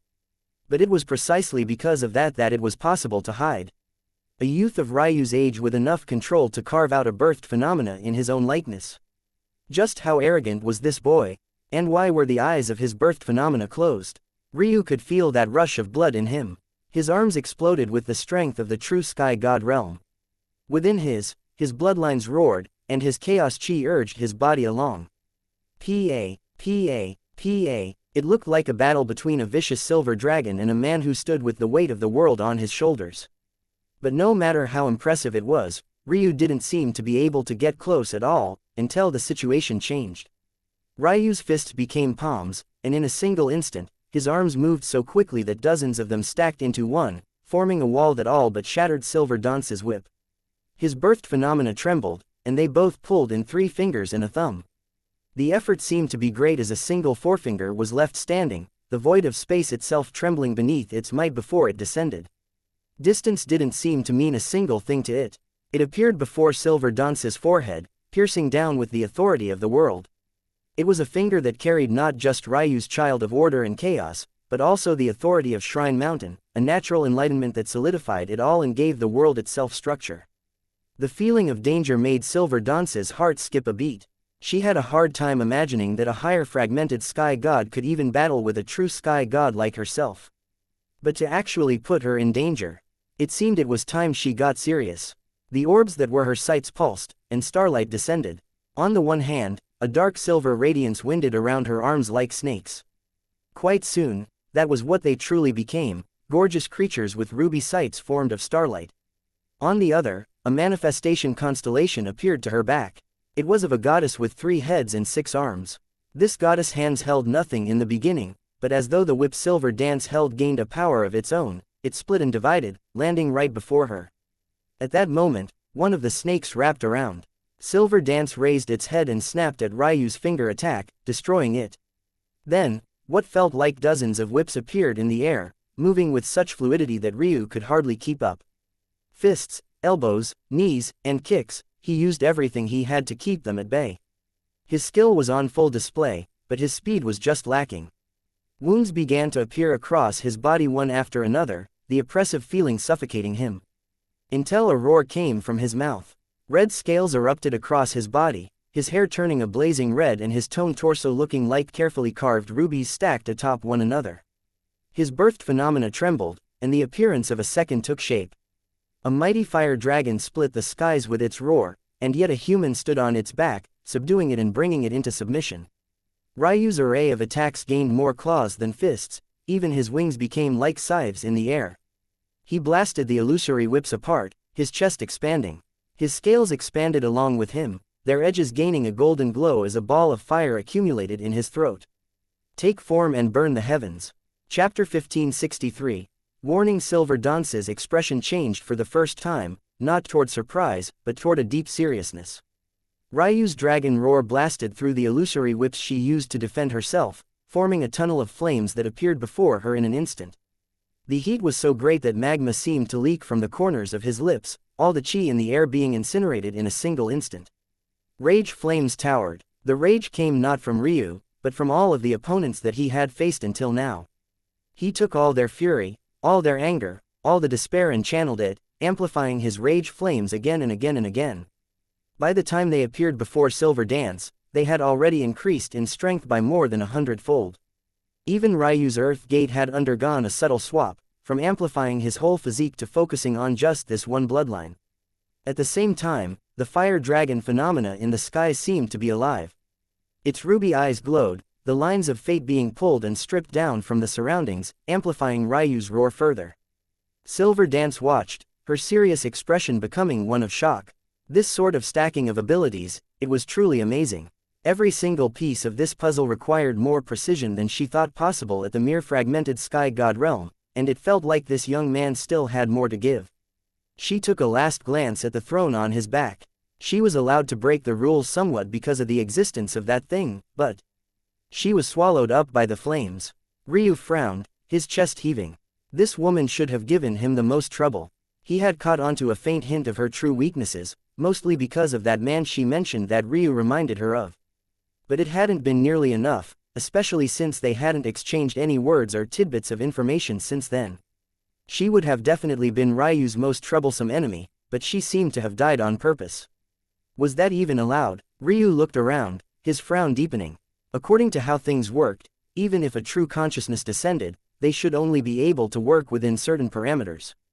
This benefited Ryu, but it was also to the advantage of the sect as well. On the one hand, they couldn't access abilities beyond what was fair. On the other, they shouldn't be able to casually give up and allow Ryu to kill them either. Some of these rules could be bent because of the fact Ryu had a throne before he came here, but even then, at best, it allowed them to access just a bit of extra power. Well, a lot of extra power. More than why Silver Dance had done what she did. Ryu was more worried about what it meant that she could at all. Was this throne challenge more broken than he assumed? Were her actions just now a form of a warning to him? If she could lose on purpose, then what could the others do? Ryu remained in silence for a while. His expression was calm. There was only really one way, and that was to move forward. It wasn't unattainable to give up a throne challenge. That wasn't to say it wasn't dangerous and you wouldn't have to give something up, but it was definitely possible. But even with the new flexibility of his Tao heart, that wasn't something he even took seriously. Until now, he had overcome his enemies by manipulating their minds. All but Silver Dance fell for that. As such, they hadn't been able to take advantage of any loopholes there might have been. Other than Silver Dance, Twin Reaper had been the closest, but he was too busy trying to enjoy his kill to do anything worse. In that case, Ryu just had to continue his streak. Someone like Silver Dance who had a Tao heart so pure and radiant that she would be unaffected by even the fall of her sect was too rare. She might even be one of them. Ryu wanted to see if his next enemy would venture to be so casual. He took another breath and his physique finally reached equilibrium once more. Blood dripped down his body from the various cuts he had suffered, but as far as he was concerned, it wasn't worth using his embryonic chi on this. He took a step and soon, standing in the same star field, he was faced with a young man. This young man had a face more square than anything Ryu had ever seen before. He wore bronze braces that were quite loose on his wrists and forearms, and he was shirtless much like Ryu. Though, one was covered in red scales and the other had somewhat delicate brown skin. One would think that a shirtless man, especially a true sky god, would be toned and muscular. But this square-faced man was quite lanky. He wasn't out of shape, but he wasn't in amazing shape either. Everything about him was average. He smashed his fists together. I know a close combat expert when I see one. He grinned a wild grin, one that didn't match his face or appearance at all. It was so valiant, formed with the presence of a real hero. I've never fought a dragon's descendant before. Hee, this will be fun. The man moved, and it was then Ryu's eyes widened. Muscles that hadn't been there seemed to manifest. Even the braces were filled in an instant and the man grew a size. How's that possible? It was like his muscles before had been more than just relaxed, they were practically dormant. The moment the man had the slightest desire of moving, they exploded forth, but it wasn't even all of them. One could clearly see a muscle imbalance that transformed depending on what action he was trying to perform. Ryu hurriedly sidestepped, punching out on his own. However, the man's fist suddenly expanded and suddenly Ryu's sidestep wasn't enough. Chapter 1564, Decent Bang. Both men flew back, performing a backflip through the air before they landed. The man's eyes narrowed. He returned to his lanky appearance, raising a hand and touching his cheek. Ryu had actually managed to land a hit, that was surprising. In that moment, when the man's fist suddenly expanded, Ryu simultaneously attacked through the air, his fist that should have missed crossing into the void. That one simple punch carried the heat of a fire dragon, the energies of the world, and order and chaos. Ryu had done more damage than the man had done. It was just unfortunate that his body was far weaker than the man's. The man came away with a slight blemish on his cheek, while the entire left side of Ryu's chest had collapsed, almost taking his shoulder with it. Ryu rolled his shoulder, snapping it back into place. He took a breath, his expression filled with indifference. His smiling expression was gone, and all one could seem to focus on were the floating orbs that were his silver irises. "You're tough, I like that. That's what a close combat expert should be like," the man grinned. Ryu didn't respond. "What's that feeling? It's your Tao, no. But why does it feel so subtle? Is it one part concealment based? I've never sensed a Tao I couldn't tell the grade of before." "What's your title?" Ryu shifted into a battle stance. "Aiya, a close combat expert should be more earnest. If you shroud yourself in cold, how can you feel your blood pumping?" The man's gaze turned wild, and this time when he exploded, he rose to a height of more than 2.5 meters tall. Star chi descended from the skies, and the braces on his wrists glowed with a wild light. Pa, pa, pa, he struck at the air, and it looked as though he was throwing meteors from his hands. Ryu moved, his birthed phenomena glowing as he met the maddened assault. It took over 10 of his punches to clear a single one of the man's, but he didn't seem to care. His arms moved in a blur, layering in the void. His spacetime soul nature took root, slowing the clock on the space around him as he erupted with greater and greater speed. The stars of absolute domain pulsed with a radiant light, and just when the man got close, he vanished. The uproarious laughter of the man rocked the skies, and without even looking, he punched in a certain direction. Unfortunately for him, Ryu wasn't there. Bang, bang, bang. Ryu unleashed a furious assault on the man's back. He could feel his strikes being absorbed, swallowed whole as though they were entering a black hole, but he didn't seem to care in the slightest. When the man recovered, he had already vanished. Ryu flickered around like a specter. He wasn't allowed to take god treasures above his grade into a throne challenge, but it truly looked as though he had strapped the spectral wind wings to his back, his fire dragon wings moving about as though they had a mind of their own. And then it suddenly all changed. Roar, take form and command the heavens. Ryu vanished in flickering bolts of lightning. He not only crossed through space, but even when his real body appeared, he was either wreathed in lightning, or he was lightning itself. Lightning spirit body. Bang, bang, bang. Radiant sapphire scales coated Ryu's body, and his battle style turned from one of claws to one of a relentless cyclone of kicks. They descended from the skies like bolts of lightning, the starry skies above gaining rolling dense, black clouds. It was clear at a glance that Ryu's skill was far above the man's. Unfortunately, his strength output was just too lacking.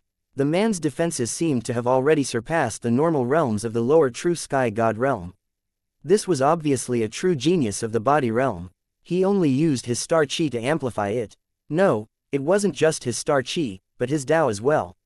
This was an example of a man who had fused everything down a single path, so seamlessly that it was easy to miss. That ancient Tao that was fused into his body. The man rarely landed hits on Ryu, but even then, they were devastating. His laughter roared, and as he grew more excited, his strength only seemed to increase. "Kid, I admit it, I was wrong. Your blood does indeed flow hot. In the afterlife, remember my name well. I am the 37th patriarch of the Dual Radiance sect. You may call me Sovereign Swallowing Earth." Ryu coughed up a mouthful of blood. Swallowing Earth's thundering voice made his organs feel as though they were collapsing, vibrating so hard that they'd be blended into a slurry. It was clearly a voice attack, one that channeled his star chi at that. It penetrated the wounds surrounding Ryu and stabbed into him. At the same time, because so much chi had invaded him, he couldn't even easily enter his spirit body form again. Swallowing Earth appeared before Ryu in a flash. A wild grin spread across his face. He was truly insatiable in battle. He couldn't get enough of it. He was a true glutton. If he could, he would swallow the earth. Bang! A fist ripped through Ryu's chest, blasting a hole so large that his upper body nearly separated from his legs. Swallowing Earth retracted his feet. He put his hands on his hips, raising his head to the skies and chuckling uproariously as he returned to his lanky appearance. Good battle, good battle, good battle. The seventh heaven fell into silence. It was indeed a good battle, one filled with much more twists and turns than they thought possible for a fragmented sky god facing off against a true genius of the eighth heaven. Aika covered her lips, her eyes dimming. Unfortunately, she didn't even get a grace period to react. Decent at best, Ryu uttered softly. Fate reversal. The chuckling Swallowing Earth suddenly exploded in a fountain of blood. Swallowing Earth's eyes widened. Suddenly, Ryu, who was across from him, appeared perfectly fine. But he appeared down at his chest. Where it should have been, there was a huge hole instead. Ryu's finger flashed in a spark of lightning, a swift kick akin to a heavenly judgment crashing against the side of Swallowing Earth's head. His neck was severed from the rest of his body and the silence of the seventh heaven became even deeper.